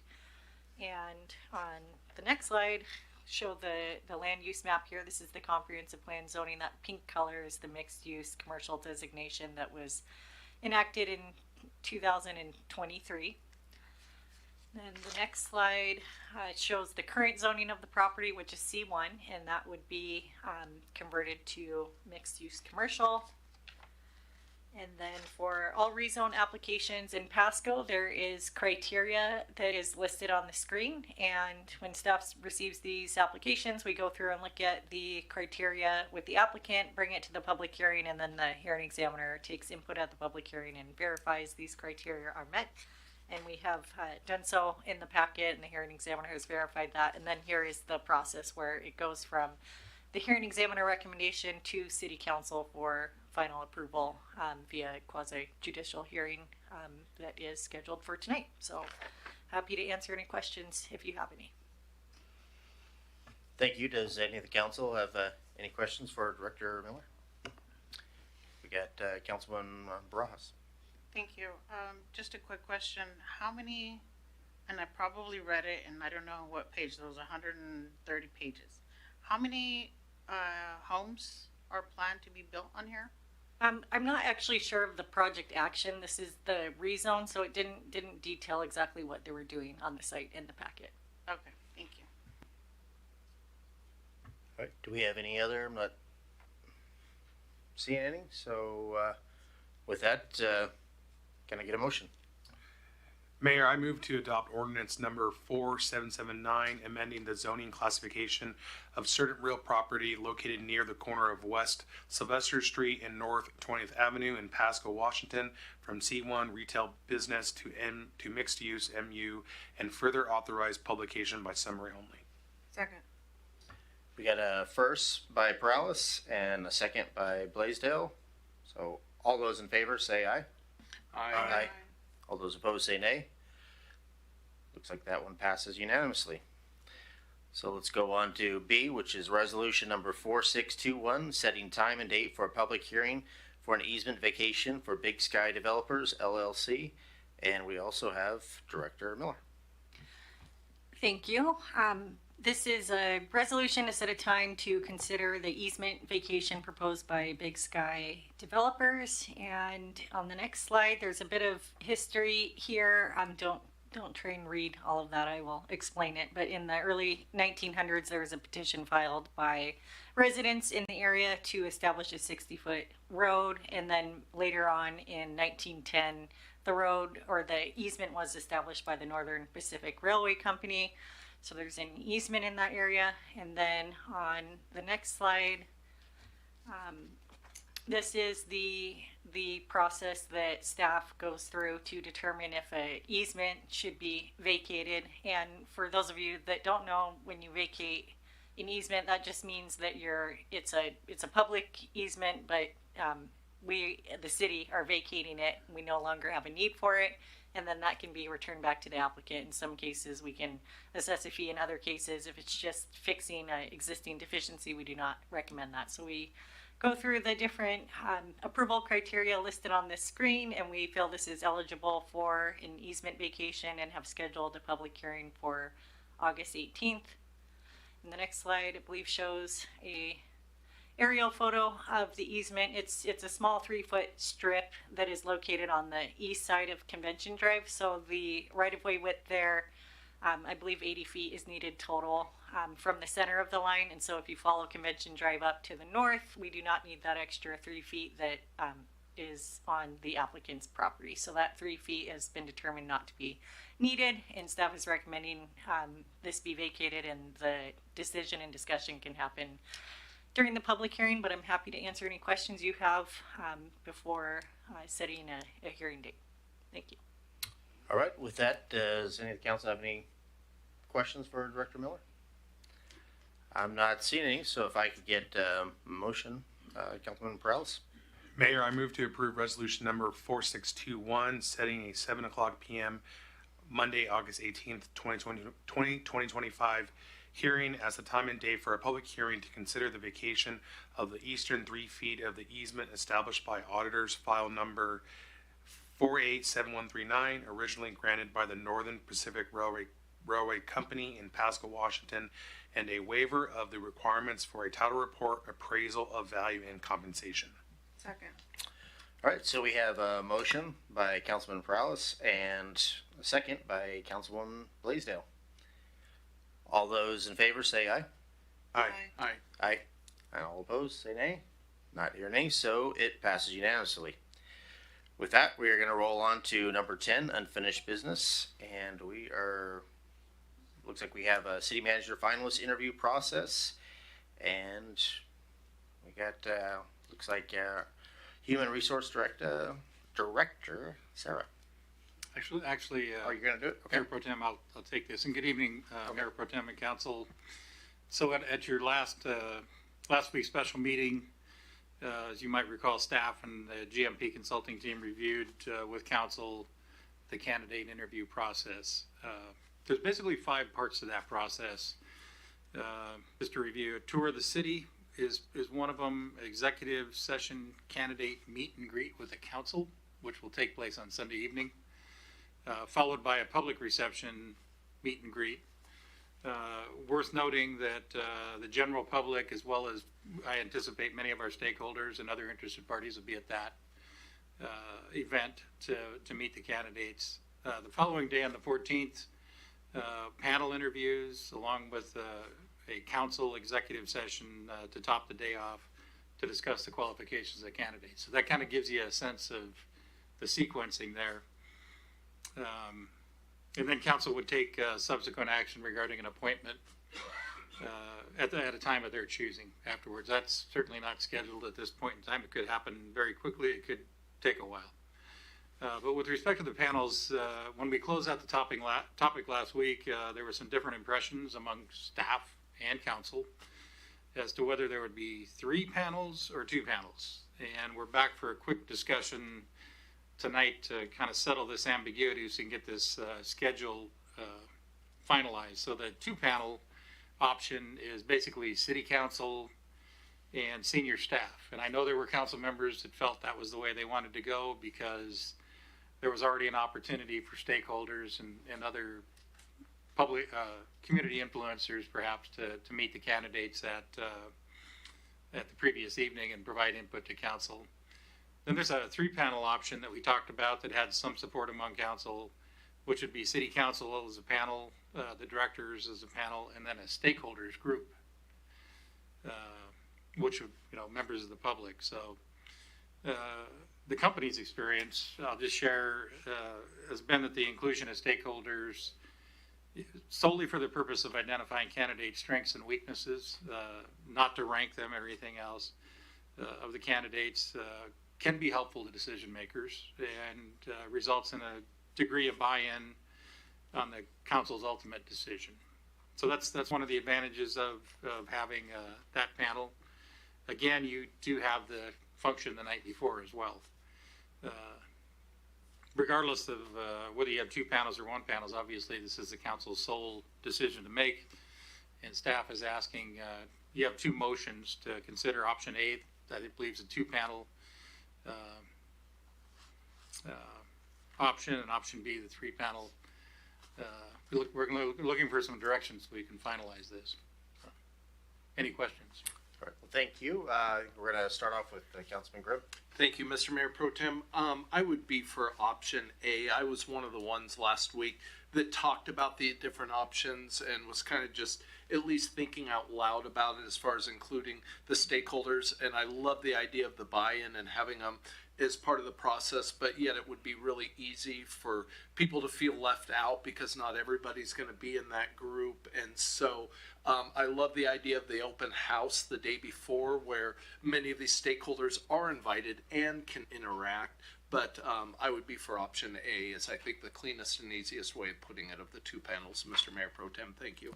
Thank you, Councilman Grimm. We got Councilwoman Barajas. I have a quick question for staff on what we've done in the past. I'm looking at David. Not sure if you recall what the process was when we brought on Adam, but that was a little different. Here we're starting brand new. Can you, Dave, I'm not sure if you were there, but Richa or staff, can someone refresh me on the process we went through when Dave was brought on?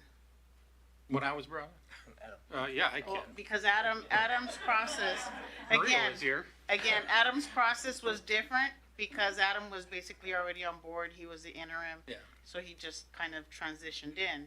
But the process to bringing in someone new, someone different.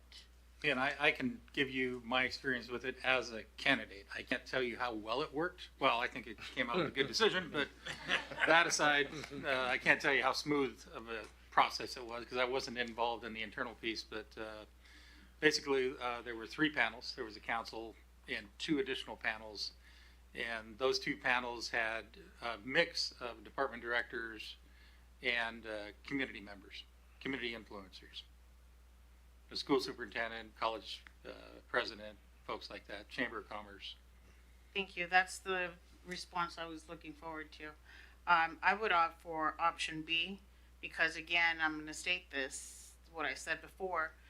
It's a community-wide consensus of who is going to help us as council members to run the city when we're not present. Someone that does the hard work behind closed doors.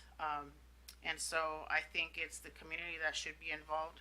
Like Mr. Zabel just mentioned, colleges, your school directors, your possibly your school board president, but someone that has a stake in it and someone that has good input to share on why they're participating. That's my take. Thank you. Thank you for that. We're going to move on to Councilman Prowse. Thank you, Mayor Pro Tem. I'll be brief. Yeah, I agree with Councilmember Grimm. I thought about it a lot over the weekend because I knew we were going to talk about this tonight. I just don't really see any benefit from it because I did think about, I don't want to leave anyone out. I don't want to get into this whole, I suggest like 4 or 5 people and then half the council doesn't agree and then it just goes back and forth. I think the points that interim city manager Dave Zill made about, maybe having, Superintendent Whitney, CBC, but at the same time, I'll just say it, I don't really feel like we have like the best relationships with any of those entities. We're community partners, but it's not like we talk every week or something. So I'm going to go off of their judgment. I don't know. I don't know what benefit I would get from hearing what they think. I think the community mixer on Sunday is something great. People can come, they can talk to them. I just think at the end of the day, hearing from director heads and talking amongst ourselves, we'll be able to get a good kind of grasp of the 3 candidates and kind of make a decision from there. And so I'm going to be for option A. And again, I'm all for community input. I'm Mr. Community after all, but I just think I'm not really sure what I can glean from having a 3rd panel of community stakeholders and influencers. And plus it's more work on staff because they're going to have to organize it. And, it's not like we have a lot of time here. And I know Dave wants to get back to being retired. So, a little faster we can kind of get information and make decisions. I think that bodes well for us. Thank you. Thank you for that. Councilwoman Blaisdell. My preference is option B. Reason being is this city manager is representing Pasco as a whole. So I think that that's more reason for this person to build relationships with council, the directors, and the stakeholders. They're going to have the relationship with all of those people. And the stronger the relationship they have with everyone, the better city we will have. I think that our stakeholders are really important to the city, and I think that their opinions matter. All right, I do appreciate that. I know I'll give it to Mr. Perales in a second to do his motion, which one he decides he wants to push forward first.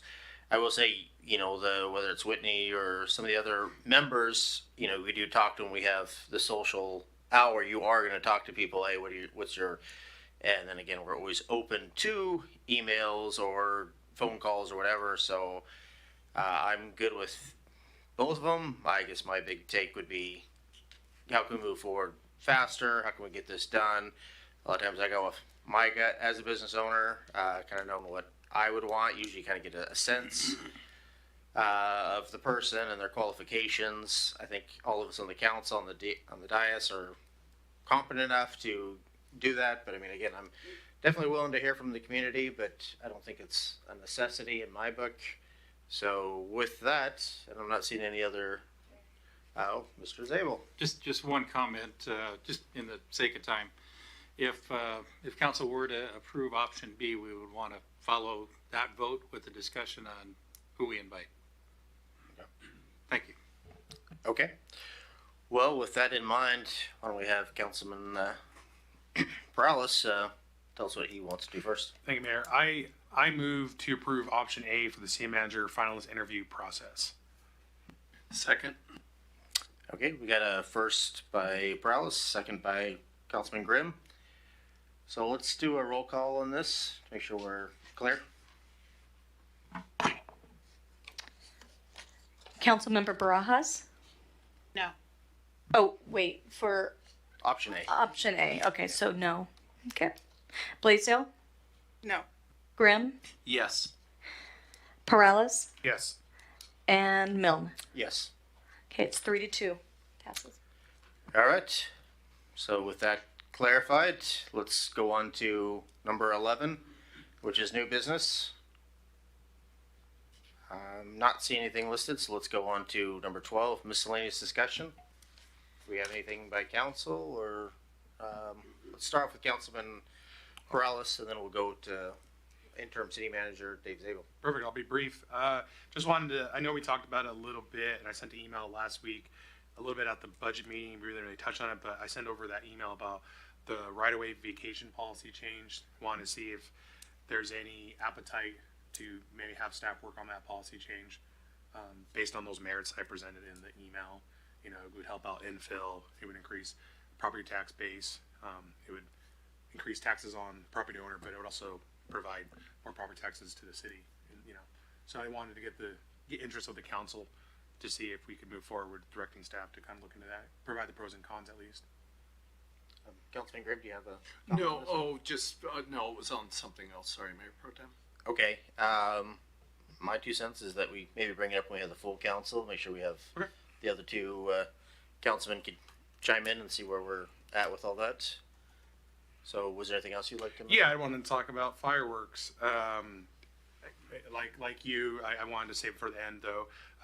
I also fielded a lot of phone calls and met with residents this past weekend. I do think we need to look into the merits of perhaps banning them again. It just seemed a lot of people were very irresponsible. We had a record night, and I will say that, I think we're going to get a presentation probably right now or an update. I would rather kind of get email before seeing it in the news. When I see record numbers, I'm like, well, I kind of wish we would have known more about this prior to the council meeting. But I look forward to the presentation. We have an issue where we're doing more with less, and that's the reason why I brought forward that perhaps looking into HB 2015 and increasing the sales tax, because we do need more officers, we need more firefighters, we need more resources because we continue to grow. There's way too many incidents this weekend that could be prevented, and I think there's a lot of small proportion of bad actors, but they cause great big problems for our city within a 2 to 3 day span. We don't got to make a decision tonight, obviously that wouldn't be appropriate, but I think we need to at least have the discussion. It looked like we lifted the ban 6 or 7 years ago based on kind of a simple search. I do think we need to look into it. If I could just bear with me. I know we get excited when we get a chance to get out early, but I got a lot of different emails from people. I have one from Diana Bellafato off Salem Drive. This is what she had to say. I had an absolute mess in my front yard, especially my backyard, until I saw my driveway. This is so frustrating. Little bits of melted plastic and shredded cardboard, not to mention, I actually take care of my yard, and then the 4th of July happens, and now I have to clean up all by myself. From Jean, over here in the community also, last night sounded like a war zone with explosive sound. It sounded so loud, it sounded like they were right outside my window. I got another individual who said that, her walls were shaking, her dogs were barking, she had to calm them down.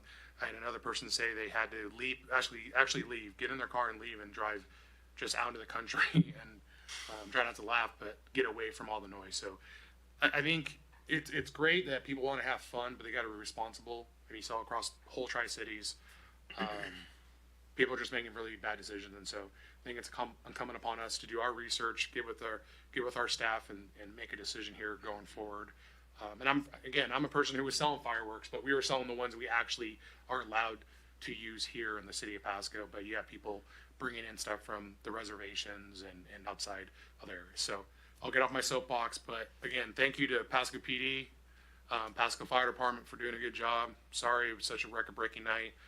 We'll try and get you guys some help and get you the resources that you need. Thank you. Thank you for that. And since I was here at that vote when we lifted the ban on fireworks overall, I will say that when I was on the ride along, we had a gal call up, was very mad that the kids next door were sprinklers. He tried to tell her that, hey, this is legit. She was yelling and screaming, wanted Pasco PD over there because she felt, that kids shouldn't be running around with sparklers. And I know during the discussion years ago, a lot of it came up was that there was regular stuff that really wasn't worth Pasco PD's time. They want to concentrate more on the illegal stuff, and that's why we allowed the regular stuff that's sold in the city of Pasco to be legit. It's the stuff that's going up in the air. I do feel we should have a conversation as far as how to have more police on this particular day and this evening. I'm all for that. I'd wait to hear if Ken Roski, within the next couple weeks, he's going to give us a report. But I'm saying that it is difficult. We did go back and forth on whether to lift it. And again, if you put the ban, you're still going to have kids with their little firecrackers, sparklers, and you're going to have Pasco PD. And then again, as I said before, there was a lot of other things. When you get drunk and you get people with alcohol partying, it causes, that's higher up on the chain. It shouldn't be, but I mean, I guess it should be, but it's, when you only have so much police force, it's very difficult to be everywhere at one time. So definitely willing to have a discussion, but right now I still think I'm going to go off with what Ken Roski has said in the past, that they want to concentrate on people that are shooting illegal. And again, with the amount of resources that we have, I would be for that unless we got a different tone came back from Pasco PD. So that's my 2 cents, but I know Councilman Grimm was next. Thank you, Mr. Mayor Pro Tem. Would it be more appropriate to add my comments at the end after were they going to make a presentation or talk about it, or? Were you planning on this evening? Okay. I wasn't sure if you were. Okay. Well, he is Johnny on the spot on that one then. So, I just prefer to make them afterwards then, okay. Mr. Mayor Pro Tem. Thank you. And let's go. I have a quick request. Okay.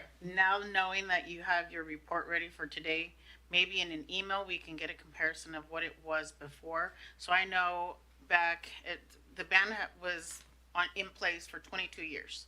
2018 is when we lifted the ban. So I'm curious to see what the numbers were when there was a ban in comparison to now. And just an email is perfect. Thank you. Okay. And Mr. Zabel, did you still want to? I was actually going to invite the chiefs up to give their presentations, and then I do have one other item after that. Okay. Well, let's see what the chief of police has to say. There we go. Thank you, Mayor Pro Tem, council members. Quick update on the July 4th and the weekend. It took it took us most of the morning into the afternoon to pull the data, get it analyzed, get it into a report for me. So that's why you didn't get it well in advance. I didn't have it well in advance. So we were a little busy last night as well. So we hit the ground running this morning. This was a priority for us, pulling this data, but other events from last night got us a little bit behind the 8 ball. So apologize for not getting it to you in advance. See if the clicker's working. Just some graphs and some data for you. It was a, whoops, am I missing sorry, but again, we just put this together. I'm just going to start with the staffing levels. So you can see that we staffed up for the night. July 4th for us is a blackout day, which means we don't give any of our field support officers vacation on that day. They all have to work unless it's their scheduled day off. Then it would have been overtime to bring them in. So you can just see that we were adequately staffed. We have some lean times and some beefed up times, but then you also have to remember, in addition to 250 calls for service in that 24-hour period, a little over 10 calls an hour, we had 3 major missions and events that we also had to monitor, the Grand Ole Fourth, the Gisa Stadium, and the riverfront.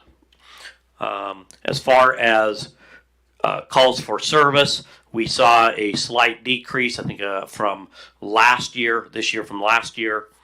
And there's a breakdown of the type of calls that we responded to on that day. You can see, as Pro Tem Milne mentioned, domestics, intoxication, all of the other things that come with a celebration. Definitely busy for us, but I felt that as far as calls for service, the events, we were well staffed and did a good job at handling those. Some comparison and some data you can kind of see from how the calls came in.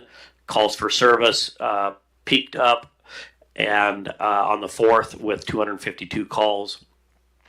Number of fireworks complaints across the Tri-Cities is the next box to the right. You'll see that we were lower than Kennewick, about average with Richland, so it's not just Pasco that's dealing with this issue. And then calls for service by hour. I think one of the things that the data shows us is we have to mitigate all of the events that are going on for public safety. Council members that were out witnessed it. It's not as simple as writing a traffic ticket. You do have to seize evidence. So then you have to determine, are you going to take an officer out of service for an hour or so to go process seized fireworks?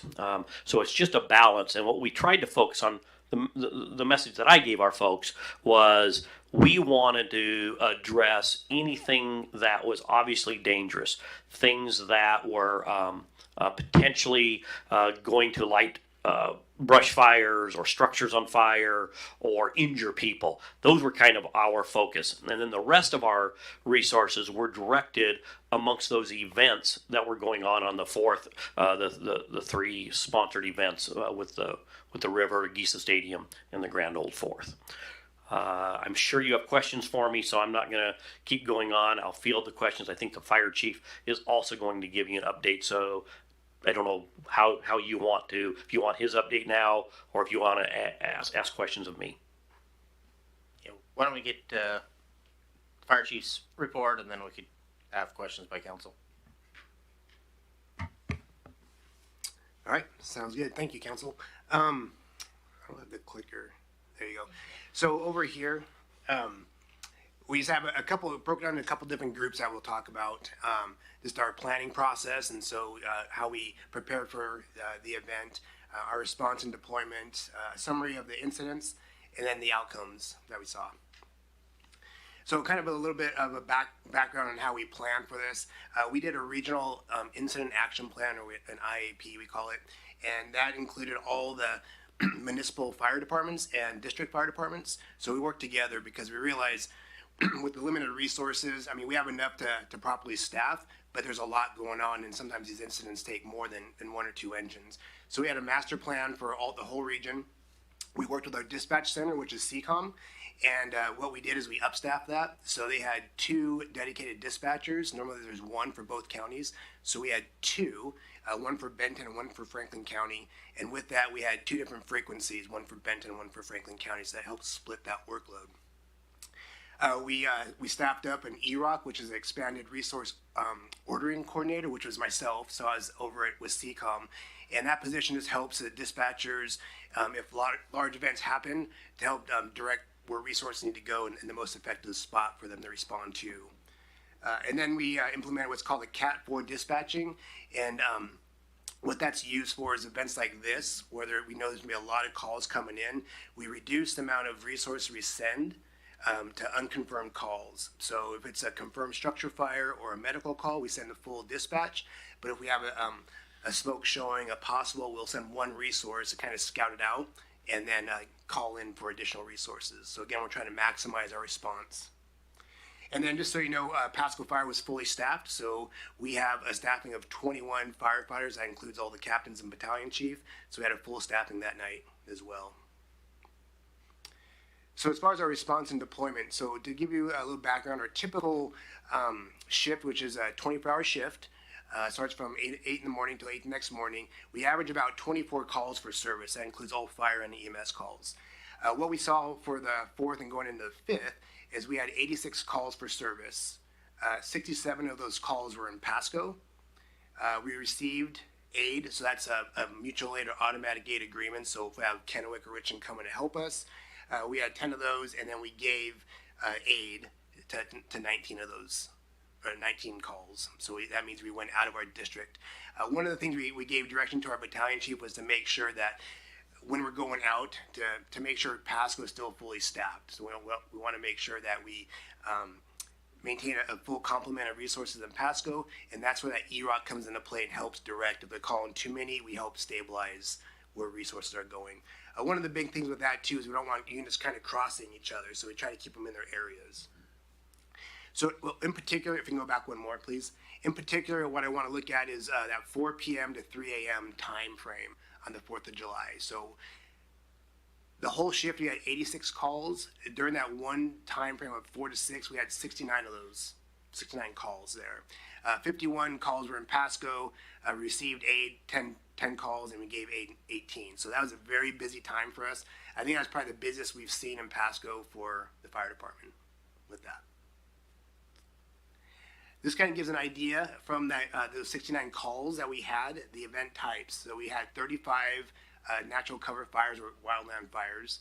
We had 6 residential structure fires, 2 commercial structure fires, 3 vehicle fires, 8 trash can fires or dumpster fires. And then of course we had some other like a fire alarm, some accidents, and then several EMS events as well. Next slide. So here's a picture of one of the areas we went to actually several times in the evening. You can kind of see that basketball court right there is littered. There was a lot of activity over there, and so that's just an example of our crews out there working. Again, you just had one resource out there, so though we were able to handle all the calls efficiently, we didn't reduce staff, and so we had a little more stress on our crews out there. So our outcomes. Overall, we had 1 civilian injury. It was a very minor injury that didn't require transport. We had 0 firefighter injuries. Of those calls, the 69 calls, 54 were fire-related calls, and 52 of those were directly related to fireworks. So the 2 that were not were 2 vehicle fires that were on the highway. The good thing is with our dispatching and with that proper preparation, we were able to dispatch our incidences very quickly with our dispatch center, and we were able to provide a very quick response. Of those calls, it sounds pretty significant as far as the residential structure fires and commercial fires. When we came out of it, at least for Pasco, we had very limited actual property damage, and that's why I want to put the last thing in here: our huge community support.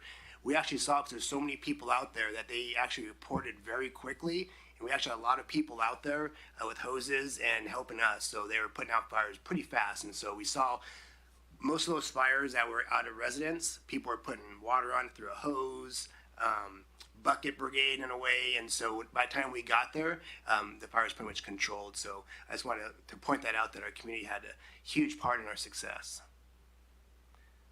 And that's kind of a high level update on fire. Be happy to answer any questions. Thank you for that. Do we have any council members that would like to make comments? So start with Councilwoman. Just a quick question. Can we get this presentation, both presentations, emailed to us? Thank you. Okay. Councilman Grimm.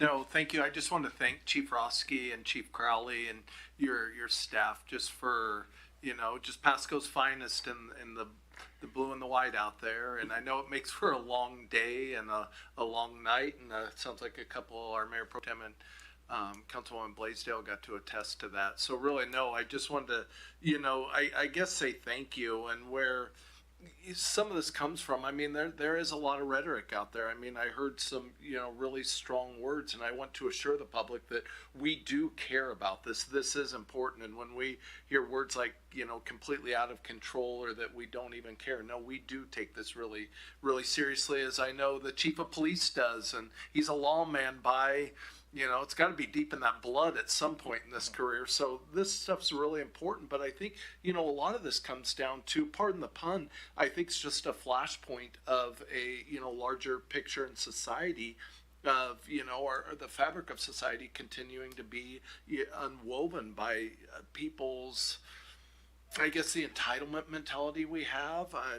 People lack good judgment, respect for authority, even respect for God for that matter. And people just don't fear consequences anymore. I think we see that in the amount of red lights that people run and how late, oftentimes you see somebody going late through a light and you think to yourself, wow, that was pretty late. And then 2+2, somebody else is still going through. And so sadly, I think, the mob mentality sometimes sets in on an event like the 4th of July and people see other people doing it. And sometimes there's like an energy that flows through the crowd and everybody just starts behaving very poorly. And it's very frustrating, I guess, to me, and I know to the rest of us and everything. So Chief, I really appreciate your crews out there, just keeping up the good fight and, keeping our city as safe as possible. So thank you very much.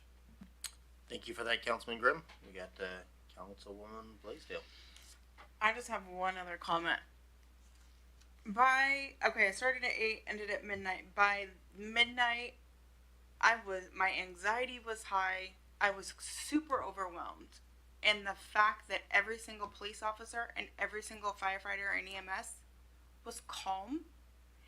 They went on to the next call, no matter what call. I mean, we went on a fire call. We went domestic violence. We went overdose. We went to any car accident with kids. Like, the list went on in a 4-hour period. And they all stayed calm. And I'm like, how are you not losing it right now? And they were as calm, every single one of them, as calm as the beginning of their shift till the end.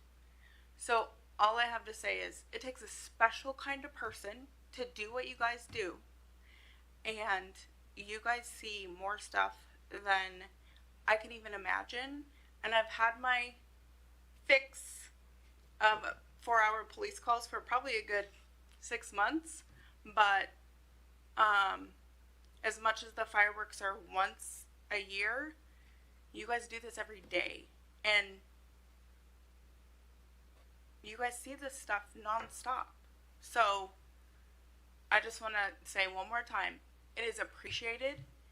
And I know every single one of your people, our people, are putting their best foot forward no matter what they see. And one thing I really appreciated with Officer Franz is he was more protected of what I saw. Like, he wanted to make sure that he didn't traumatize me in whatever call we were going to. But they dealt with the situation and went to the next, no matter what was thrown in their way. So I just want to make sure that the citizens know that public safety is first, no matter what. So, appreciate it. Thank you for that. I do want to echo that. I know one of the bigger things I got out of it was officer that I was with, he had to go up and there was about 15 guys that surrounded him when he went up and they were done with the fireworks, but they had just finished, and again, all this group of guys surrounded him, like, oh, that's bad, I'm in the cop car, and he's out there by himself, but he handled it really well, and it just kind of hit me that, our decisions, other people are having to go out and answer for that, to explain it, and so it just kind of weird when you vote on something, and then you see another guy in the fray, in there, surrounded by people. Again, it all turned out well, but, I was thinking, well, if something does go down, this is really bad, because I'm in the car, and I'm not going to be able to give him that much assistance, me against 15 guys, but it went well, and he handled it expertly, and so just another thing I will say that it's weird when we make decisions, and then other people in the police force have to go out there and answer to those decisions that we've made, so it a little bit of eye-opener, and again, I also want to echo Councilwoman Blaisdell's comments about how professionalism and how everybody was calm, and I do really appreciate the experience and the opportunity to go out there and spend 3 hours with you guys. It was a good experience. Thank you. One final comment. Okay, we have another comment from... Just a final comment. I am very sorry that I had to miss it this time. I had family that I needed to tend to. But I'm very curious to organize right along in the near future, just to see how things have mellowed down since. I know your officers have always done a great job at making sure when there's a ride along that we're well taken care of. I've been on one before, and have seen a lot of what they go through. One thing that we as council members need to consider is that our officers, both fire and police, are always out there exposing their lives for what they do. We need to make sure that the services, we need to somehow fix the budget to where they have the services for mental health and to be able to take care of themselves and their families.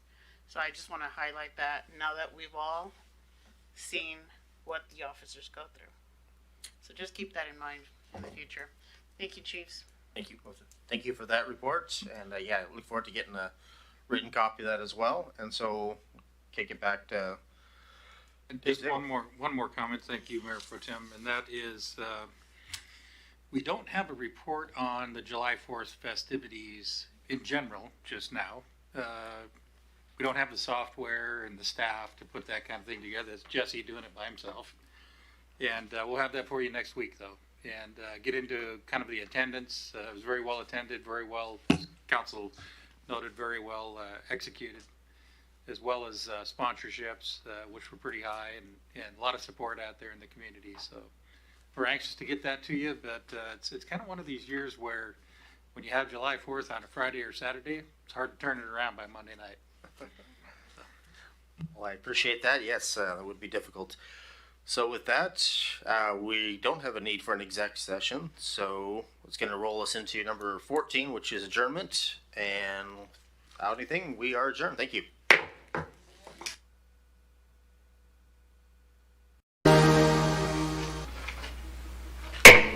Good evening and welcome to the City of Pasco Council Workshop Meeting this Monday, July 14th, 2025.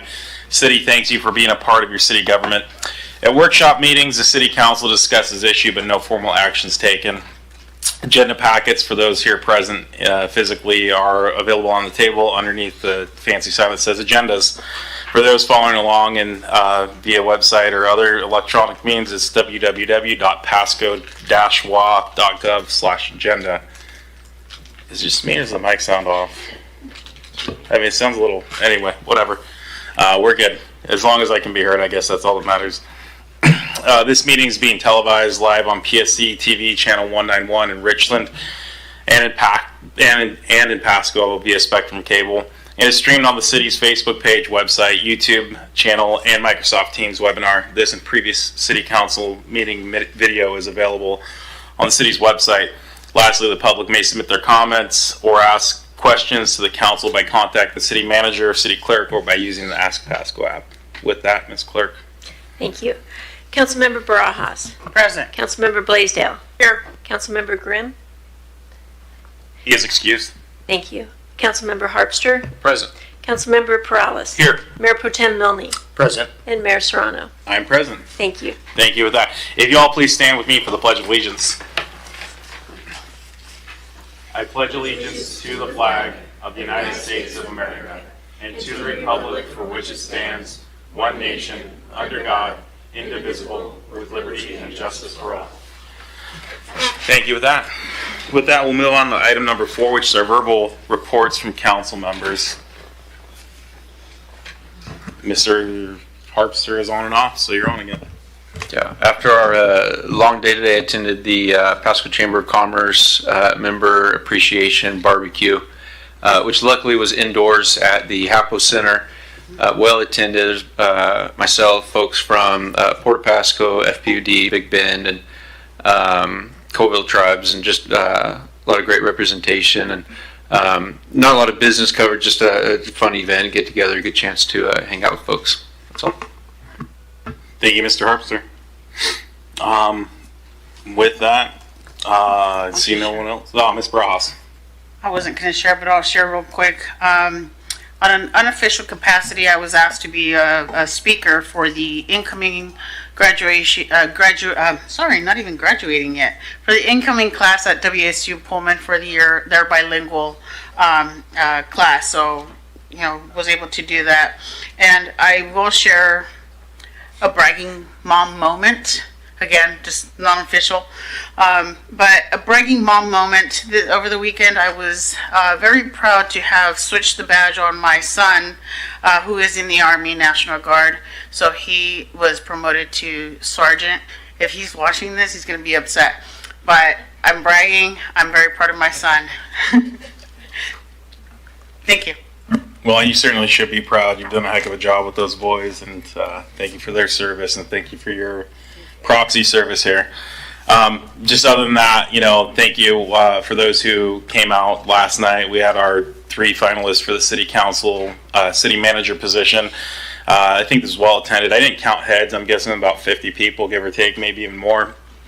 For a Sunday night, that's pretty phenomenal. And then we had the opportunity to get to know the 3 gentlemen, and we're very blessed to have had some solid applicants. So we're looking forward to moving along in that process and then keeping you all informed as we get there.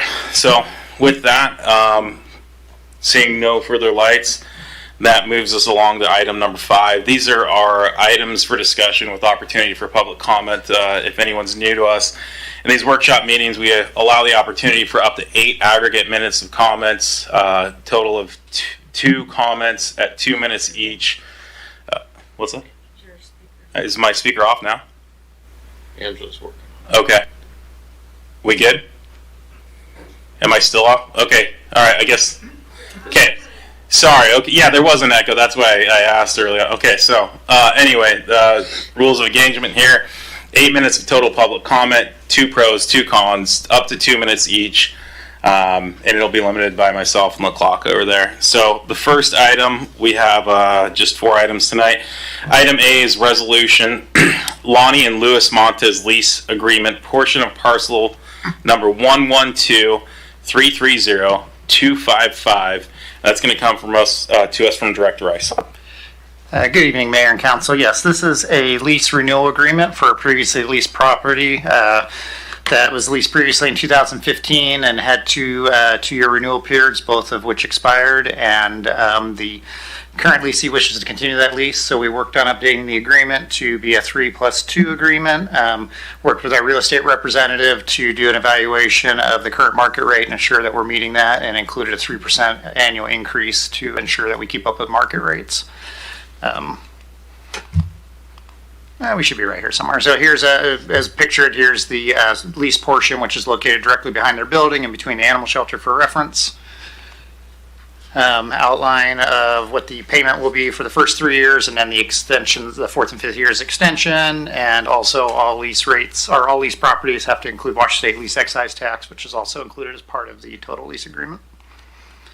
So just this evening, asking council to approve the resolution to renew the lease agreement and continue as it has been for the previous 9 years. Any questions? Thank you. Do we have any questions? All right, thank you. All right, then I guess we anticipate seeing that in a future meeting. With that, we'll move along to item B, which is a resolution. It's an award bid number 23506 for the 8th Street and 6th Avenue pedestrian crossing improvements project to Ellison Earthworks LLC. This is going to come to us from Director Sarah. Good evening, Mayor and Council members. As you have mentioned, this is a bid award. This project is a highway safety improvement project, so it's funded federally. We received funds for the project. Design was completed for the improvement of the crossing at 8th Street and 6th Avenue. There will be bulb outs built to shorten the distance for pedestrians crossing, as well as installation of lighting and rapid flashing beacons that will be activated by pedestrians when they want to cross. This intersection had a history of crashes, including a fatality, which is why funding was awarded for this project. The project was advertised for bids, and the lowest responsible bidder was Edison Earthworks with a bid of $351,270.09. Our engineer's estimate was $380,000 and is listed with the accurate dollar amount in the screen. There were no irregularities found in the lowest bidder. We received 2 bids in total, but the lowest bidder had no irregularities, so we're recommending award. I'm happy to answer any questions you may have on this. Do you have any questions or comments? Seeing none, it's always appreciated when A, we have a grant funded project, and B, it comes in right, under the dollar threshold. So thank you for keeping up your work there, and we look forward to seeing this. I do need to circle back. Do we have any public comments on item A? Going once, going twice, going 3 times. Okay.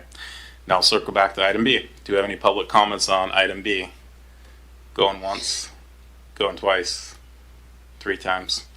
All right. With that, then I can move properly on to item C, which is our countywide planning policies. It looks like Director Miller, and I believe you're going to be joined here from the county, or maybe you're going to roll solo. We'll see.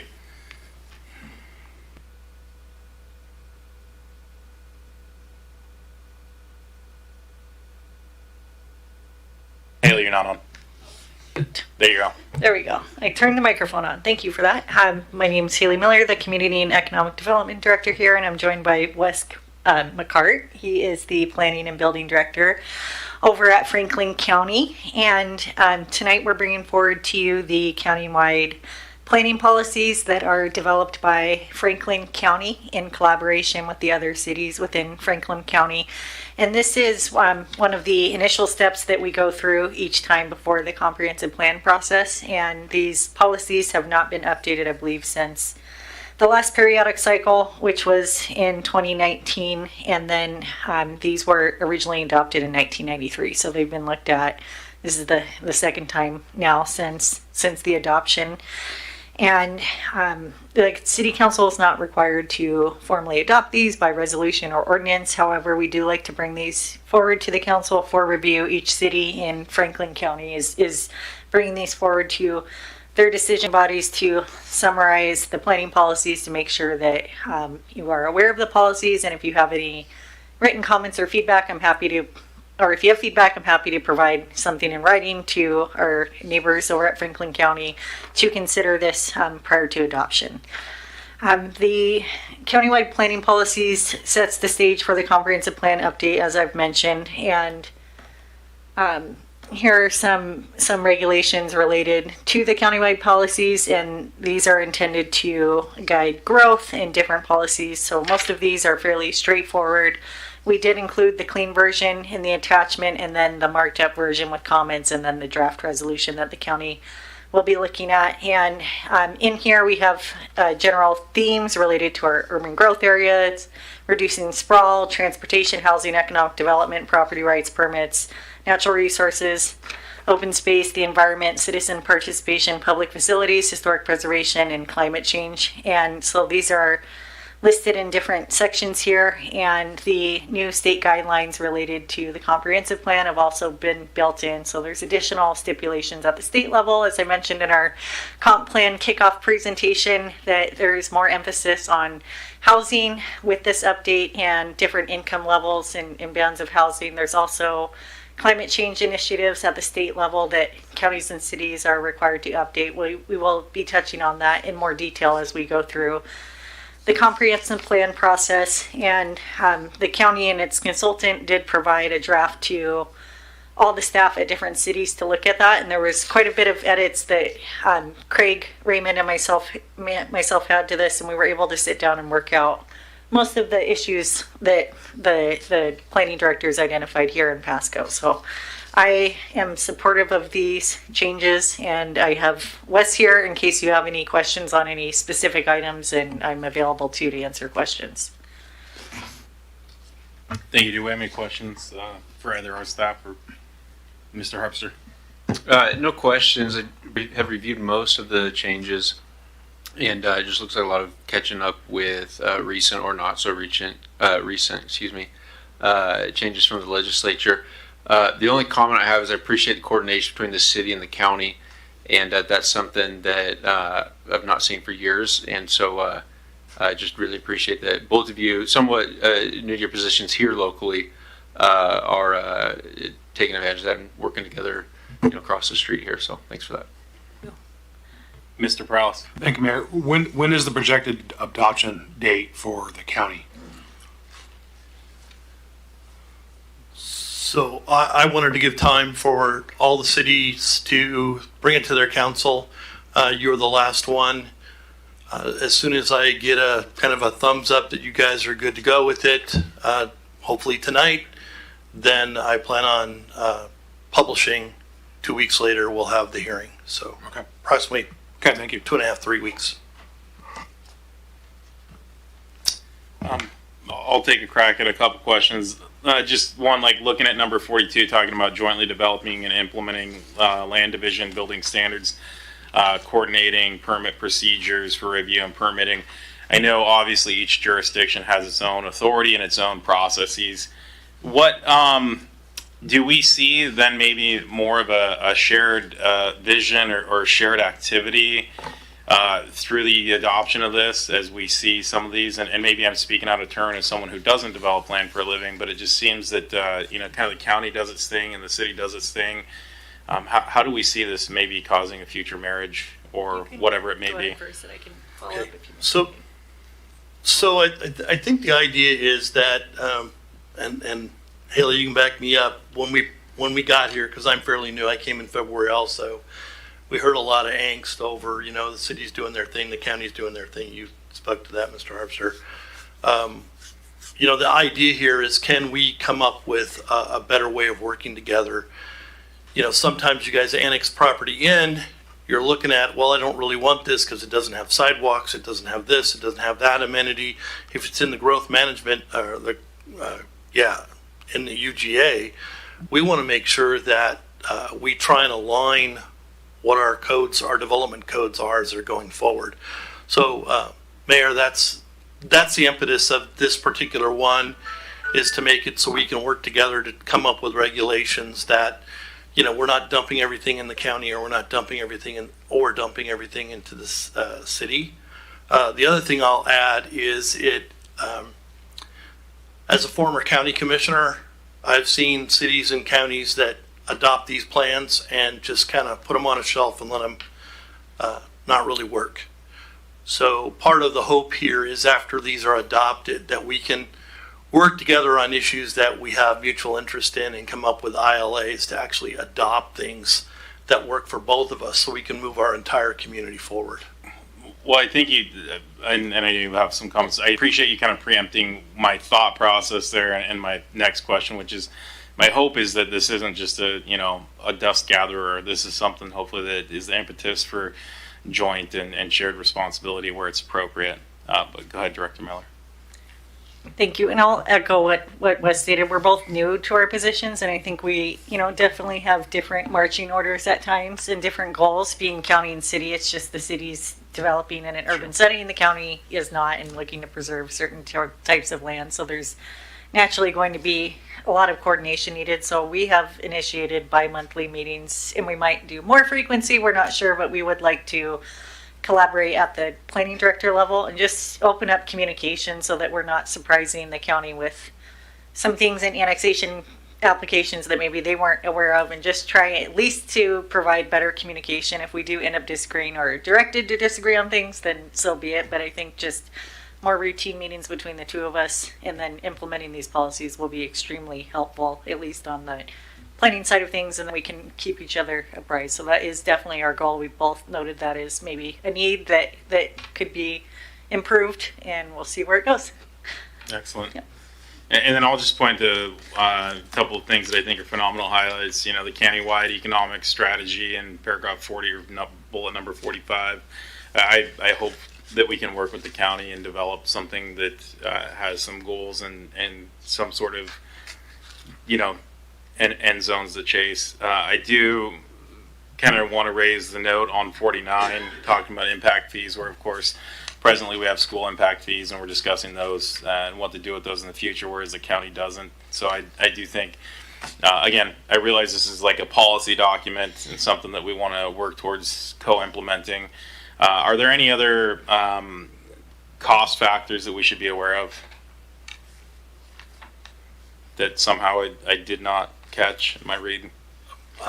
I'll just add that there's some logistical concerns that I think we've kind of hammered out in these. Some has to do with housing, some has to do with essential public facilities.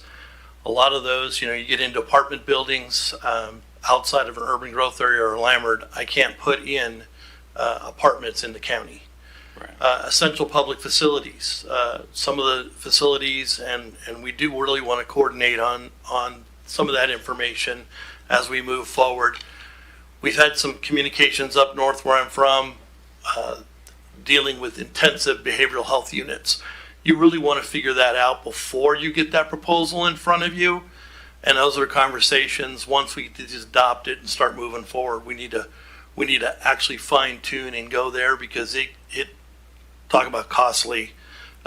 It can cost your police force, your fire response, your community. It can be very bad if we don't do it appropriately. So we put a lot of emphasis in that to try and make sure we're coordinating and putting those in the appropriate places, or designating for appropriate places. I appreciate that. And as far as cost, I think some of the state regulations related to climate change or housing could cost us some money in planning. We do have grants that cover this. I didn't see anything in here that would result in like a direct cost today. These are policies. If there was some language in the essential public facilities that we work through to make it more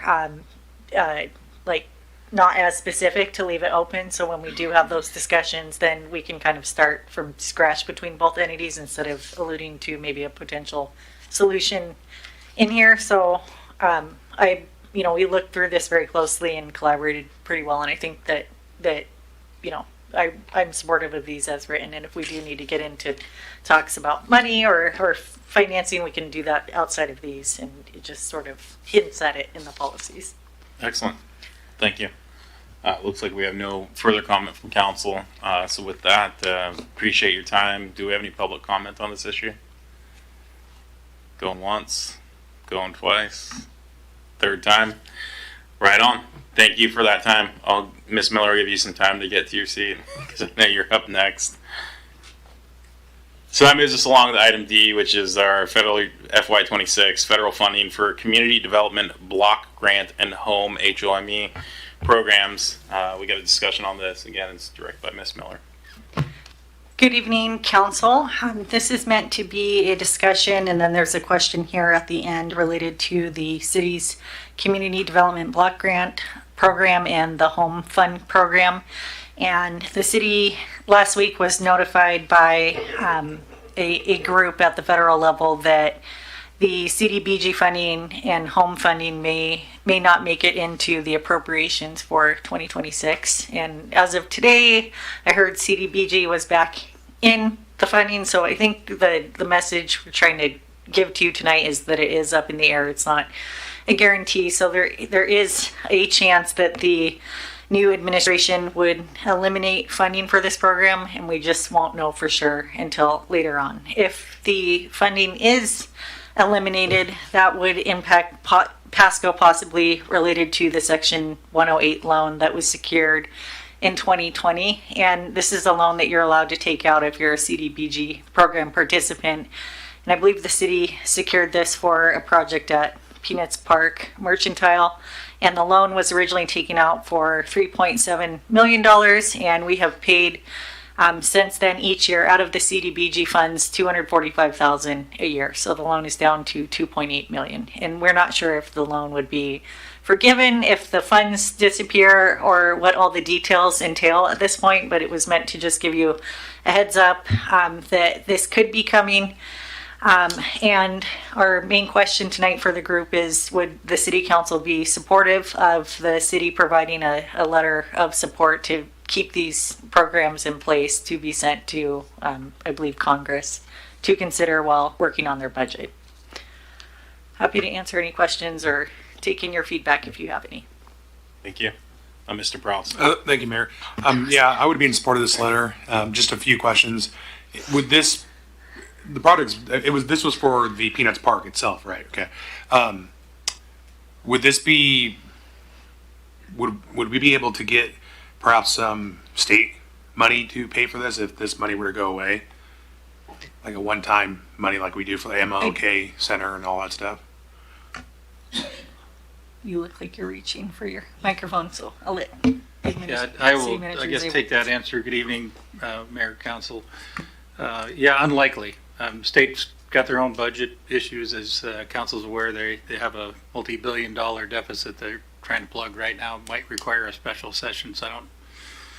Plus, they're looking at having to backfill some other essential services that could be impacted by reforms in Medicare and Medicaid. Okay. I guess my follow-up question would be, then if, hopefully it is forgiven, but if it's not, then we're pulling this from the general fund? Yeah, that would probably be an option, although I don't know that that's the only option. There might be some other things we could look at. You have your 194 fund, economic development potential to be able to tap into. So it definitely would impact the city, though, and other plans. Yeah, I want to get into minutia, but so do we make monthly payments on this loan, or just once a year? I think they're once a year, and they're out of our CBDG allocation. Okay. Thank you. Thank you, Mr. Prowse. Mr. Harpster. Yeah, I would certainly be in favor of submitting this letter on behalf of the city. I think it's unlikely to do anything, but I think it's important for us to do what we can. And the CDBG program is a program that I definitely support. I mean, just looking at what we funded last year, a few things. We got chip miner rehab program, Peanuts Park North, facade improvement program, City of Pasco playground equipment, ADA improvements. These, to me, are all worthwhile projects. And so if there's anything that we can do to petition the federal government or our legislators in any way, I think we should. Thank you. Just a couple quick questions. Can you clarify whether this is the president's budget or the actual congressional appropriations bill that we're seeing this stricken from? Yeah, this is the administration's budget. Just to comment on that. So first Monday of February is when the administration's budget is due, the president's budget. That rarely, if ever, happens by that date in February. So that just came out, and the administration's proposal was to eliminate funding for CBDG in the home program. It's due to be completed October 1st, the budget approved and adopted. Again, rarely ever happens, as council is well aware. We've been kind of living on continuing resolutions for many years, different administrations. You know, it's not a Republican or Democrat thing, it just happens. Republicans and Democrats are behind it, though, I'll say, because they're the legislators. But I think a lot of negotiations happen between the time it's submitted and the time it's finally adopted, including what may or may not be in continuing resolutions. So while the president may have this, taken this position, his administration may have taken this position, don't know that Congress is there. And, you know, probably pretty doubtful that they're there given the benefit of these programs. But it's, you know, it's a nuanced dance, the whole budget process. And I think we've all kind of seen, and this is no criticism of the administration at all, we've all kind of seen that, you know, this is a negotiation. You know, we're negotiating probably a lot more than taking things at status quo and taking them for granted than what we've seen from other administrations, and this is probably somewhat of a symptom of that. You know, is this the bottom line of the president? To be determined. I appreciate that, Dave, and that's why I asked the question. Knowing that it's in the presidential budget, there's a whole process that's going to happen over the next 4 to 24 months, depending on how many CRs we see. And, you know, obviously that there are some big dollars that come into this community or adjacent communities through the Hanford site, and continuing resolutions have some pretty disruptive issues community-wide. So point there is I do think that Congressman Newhouse's office would be receptive to a letter like this, presumably Congressman Baumgartner as well. And I think we could also, you know, petition our 2 senators. I know that certainly Cantwell staff is very present. Rich, you know, I get frequent pings from him, and Senator Murray's staff is also present as well. But I do think there's an opportunity for us to request that these funds remain in the budget, and I think this letter would be appropriate. Anything else from anyone else? Okay. Look forward to seeing that letter soon. Any public comment on this issue? Going once, twice, third time? All right. With that, we're going to move along on to item number 6, which are miscellaneous council discussion. Mr. Interim City Manager. I wouldn't dare tonight, given the day you all had. Thank you. And I see no lights from here. So that moves us along to item number 7, executive session, none listed. Presumably that's true? No need. Excellent. That moves us along to a 7:28 p.m. adjournment. Thank you for all for being with us.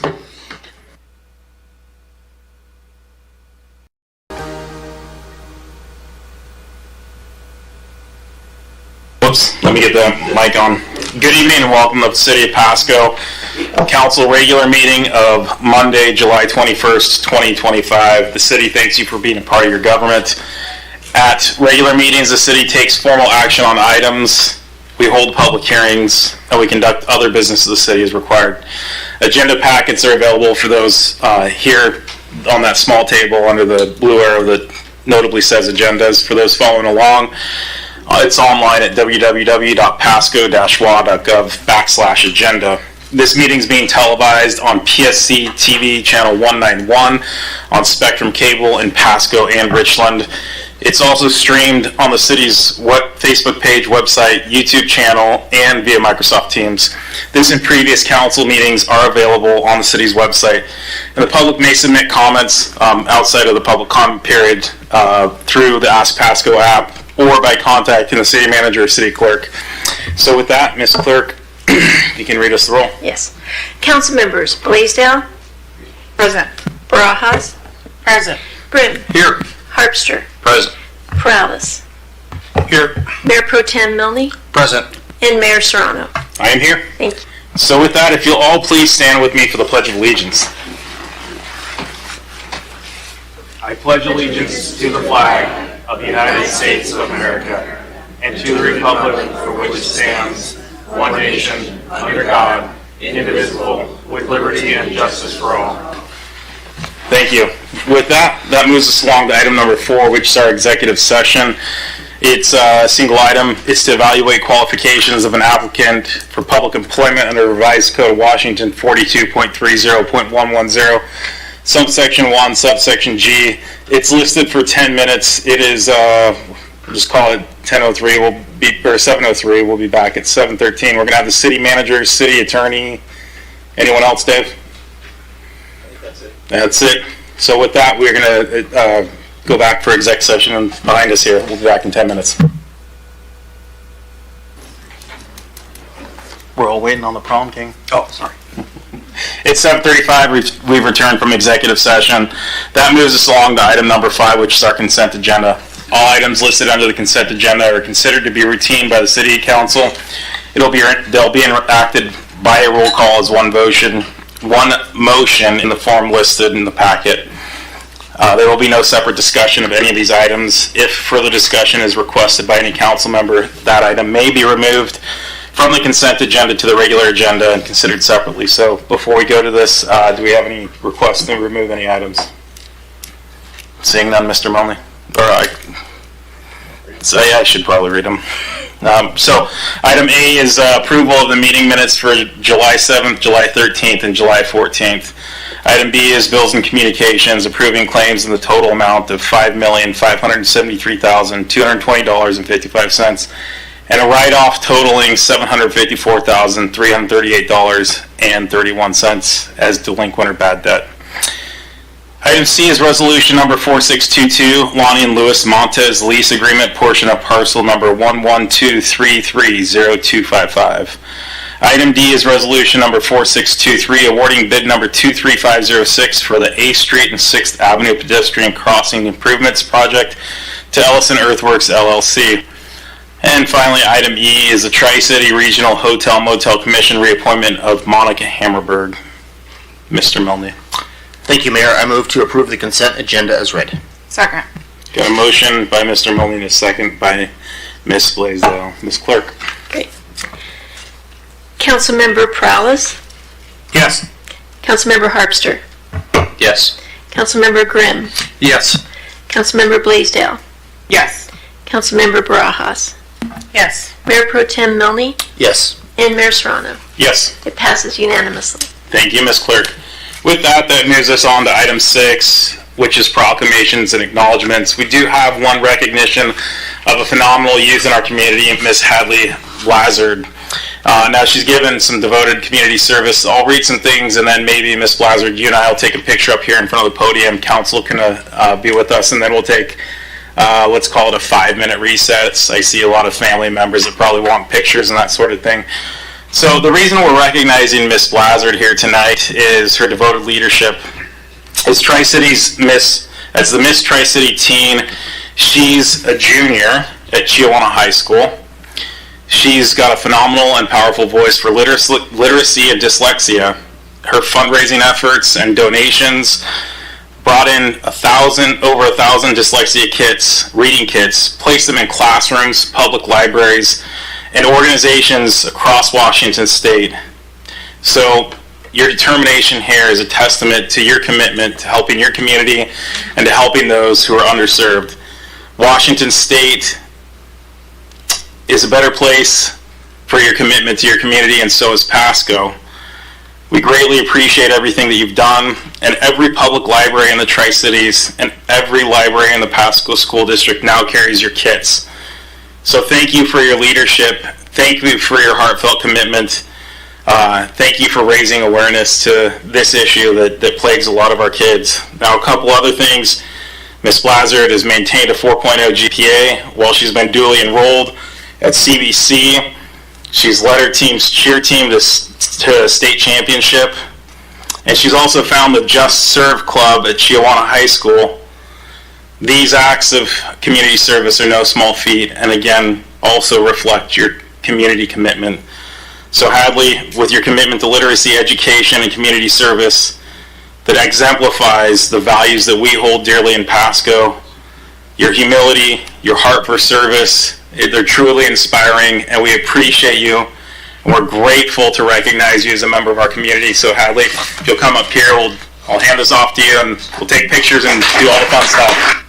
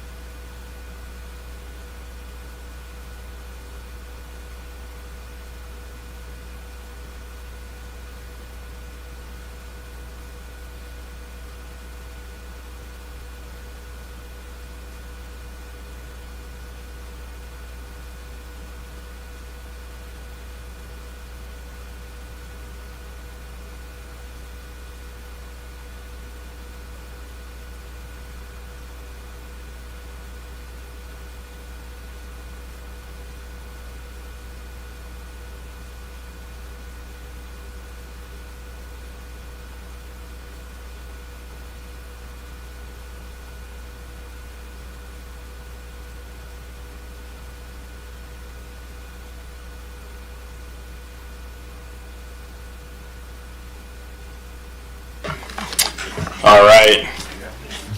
It's always great that we get to recognize folks that are serving in our community.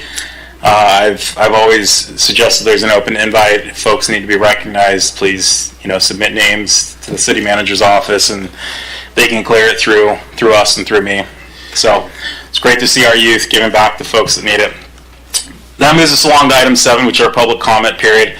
The public may address council on items unless it relates to a scheduled public hearing. This item is provided to allow the opportunity to bring items to the attention of city council or to express an opinion on an issue. Its purpose is not to provide a venue for debate. Or for posing of questions with the expectation of an answer that's immediate. Some questions require consideration by council over time and after a deliberative process with input from various folks who may be specialized in a particular area. Citizen comments will be limited to 3 minutes as by myself, and it'll be shown by that clock there to my right. I don't see our clerk, who usually is our clock shot keeper. Oh, she's in the back. Okay. We'll figure it out. With that, anyone with the lengthy message, we ask that you may summarize, and you can submit those comments outside of this if you necessarily need to the city manager's office or via the Ask Pasco app. So as you address us, please come to the microphone, make sure it's on. You'll see the red light at the base, and provide your name and county of residence. I'm going to kick us off with, it looks like Mr. Michael Duncan is signed up for remote public comment. Is Mr. Duncan on and available? We have some quarterbacking that part of the meeting. Staff? For remote public comment?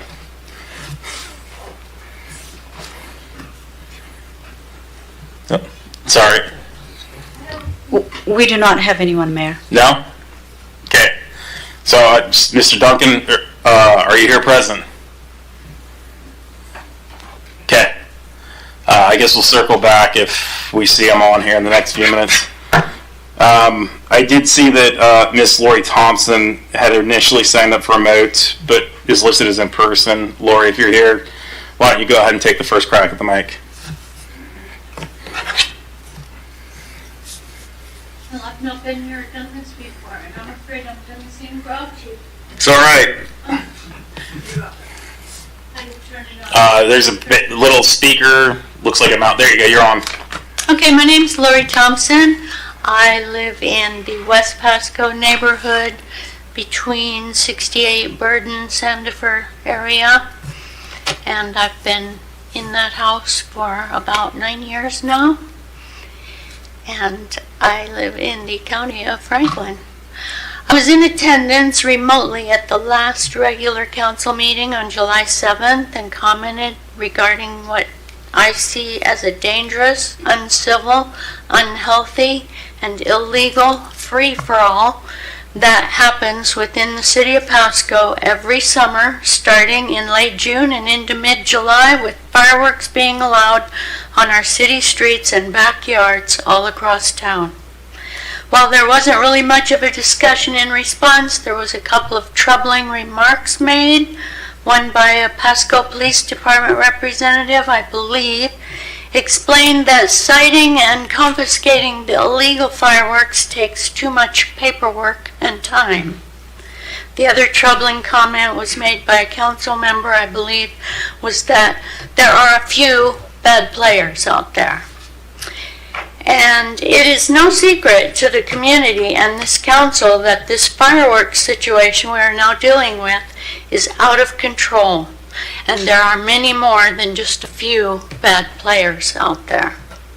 It affects our quality of life in our own homes, rattling the windows and doors where we are doping our pets, fearing our house or roof catches on fire, where the fire department and law enforcement is overwhelmed by the fireworks and other uncivil activities, and many veterans of war suffering post-traumatic stress, anxiety, in listening to what sounds like a war of bombs and missiles next to the house for hours and days and weeks. When is the paperwork not too time-consuming? When the self-styled pyrotechnician blows his head off in the street in front of the neighborhood kids? I don't know. To reiterate the obvious, what goes on with the fireworks here is dangerous, an unnecessary fire risk in the heat of our dry climate.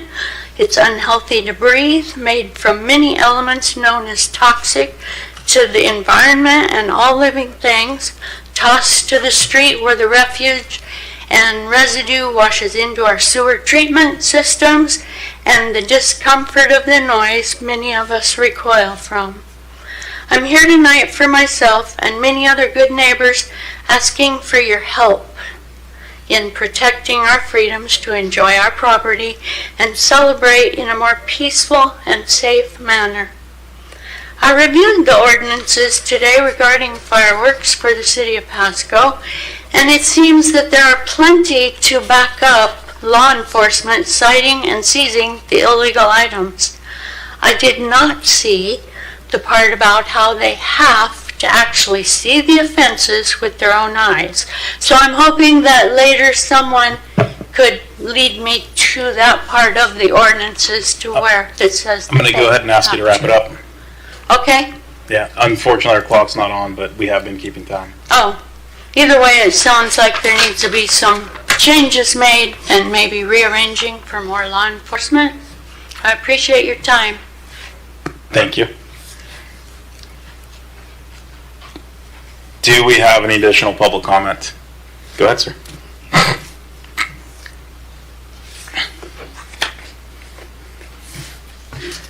Hello, my name is Christopher Dare. I'm the new Executive Director for Columbia Basin Veterans Center. And I'm just coming on to say hello. And we actually serve the whole region, but our office is right here in Pasco. And so I was excited to come and meet you. I did leave my card with you. You have it. One of my goals is to meet with each of you guys if possible, just kind of hear your heart for veterans. I'm doing that to all elected officials in the region, just kind of seeing how we can help. One of the things that maybe you know who we are in Pasco, but sometimes I keep hearing that people do not know that what our Veterans Center totally does. And so my goal is to get out there and make sure that we know that. I am a transplant from Nevada, so I just got here about 3 weeks ago. So I'm learning where everything's at, where the cities are, how to work the bridges, and all the kind of fun things. So it's an honor to be here with you. I do want to invite you September 18th on Thursday from 4 to 6. We're going to have an open house, and we're inviting everybody. We're also going to be putting up a Purple Heart parking spot at that time. We'll have news and everybody there. We'd love to see you guys in attendance. You'll get more information from us out there. Like I said, you do have my card. I do want to thank Jesse Rice and his team. We've been working with him for the Veterans Day celebration coming together, and I just appreciate your guys' work. So your team's doing good stuff. Christopher Dare, and hope to see you soon. Thank you, Chris. And to confirm, that was September 18th, 4 to 6 p.m. Yes. All right. Thank you. Thank you, sir. Appreciate your commitment to our community and our veterans. Mr. Ace. Hello, everybody. Brian Ace. I'm actually a Benton County resident, but here representing Boys and Girls Club. We have an agenda item later tonight, and I'm glad to answer questions on that when it gets to that. But as long as I was here, I just wanted to announce something and thank you all for your support of youth in our community. We did just get notice on Saturday evening. Our Keystone Club, which is our leadership club for the Pasco Clubhouse, was attending the Keystone Conference in Chicago, and it was announced on Saturday evening that they were recognized as the Keystone Club of the Year for Boys and Girls Clubs of America. So the programming taking place at your clubhouse on 18th Avenue is not only being seen locally, but recognized regionally and nationally as well. And we're proud of the work that's taking place there, and thank you for being part of it. Appreciate it. Brian, you having any open house to recognize that or any event? We will be talking about that tomorrow morning when staff get back in town, and we will absolutely be doing something, and it would be great to have many of you present. In fact, as part of that, we will be launching the National Keystone Year through a live feed. They're going to fly in a team to do that with us on September 5th. Unfortunately, because of construction, we'll have to do that at a different facility, but it will still be a Pasco-hosted event from that Keystone Club. So we'll definitely have invites out for that. Okay, thank you. Please do. Appreciate it. Thank you. Do we have any additional public comment? Go ahead, sir.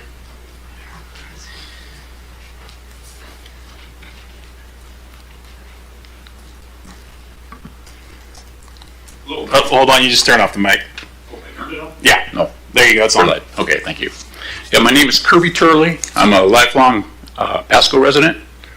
I spent 3 long years in this building right here, through junior high, actually. We got a sometimes permitted, oftentimes not permitted remodeling fiasco happening behind our house for many years, typically using non-licensed individuals that come and go. And according to our neighbor, his current employee came from a work release program and doesn't appear to have journeyman carpenter skills. He can't pass any permit inspections, so the work continues on and on with no work in sight. Since last fall, the noise has been constant. It's pounding, drilling, cutting, reciprocal saws, using air-actuated nail guns, utility tools. The air compressor runs intermittently all hours, including this weekend. It was still cycling on and off at 3 a.m. this morning. In fact, it was still running when I left for this meeting today. Our noise ordinances are ineffective. They're written to make enforcement easy because there's no noise violations between 7 and 10, 7 days a week. That's because you can make as much noise as you want with no regard towards neighbors, 15 hours a day, as I said, 7 days a week. We can't sit on our patio and enjoy our backyard for most afternoons or evenings. We can't even sit in our house because the noise is so loud. It interrupts our daily routine. Yesterday, for the 20th, as an example, at 4 o'clock the noise started and lasted until 7:30 on a Sunday afternoon. And by the reactions I'm getting from conversations with Pasco residents and through social media, we aren't the only family going through this. I believe that my family's situation reflects what many other Pasco citizens are going through, but because it's so hard to get any help, people give up. Whether the noise is from a structure remodel, fireworks, music, or a barking dog, there needs to be a way to protect the considerate neighbor from those who could care less about disturbing others. It's my understanding other communities have figured out ways to solve this problem, excuse me, and I know through conversations with Mr. Perales that he has gathered some information from some other city governments on how they've implemented the ordinance changes for the same reasons. I've used the Ask Pasco app several times, and the response for everything, excluding noise, has been great. For noise, not so much. The response was the nature of this complaint is noise, and these complaints are to be reported to the Pasco Police Department as they are happening. I would encourage you to try talking to the neighbor before calling the police. Case closed. Can the city consider having our code enforcement department work with the police using interdepartmental cooperation with ongoing nuisance noise enforcement upon updating our noise ordinances? 7 to 10, 7 days a week is not sufficient to allow Pasco citizens to enjoy outdoor spaces with family and friends. In our case, the noise, as I said, the noise permeates inside our house, even with all the windows closed. So I'm asking the council to please address our noise issues and noise ordinances and make changes so that Pasco will be a model citizen throughout our continued growth. Thanks to all of you for your time. I appreciate it.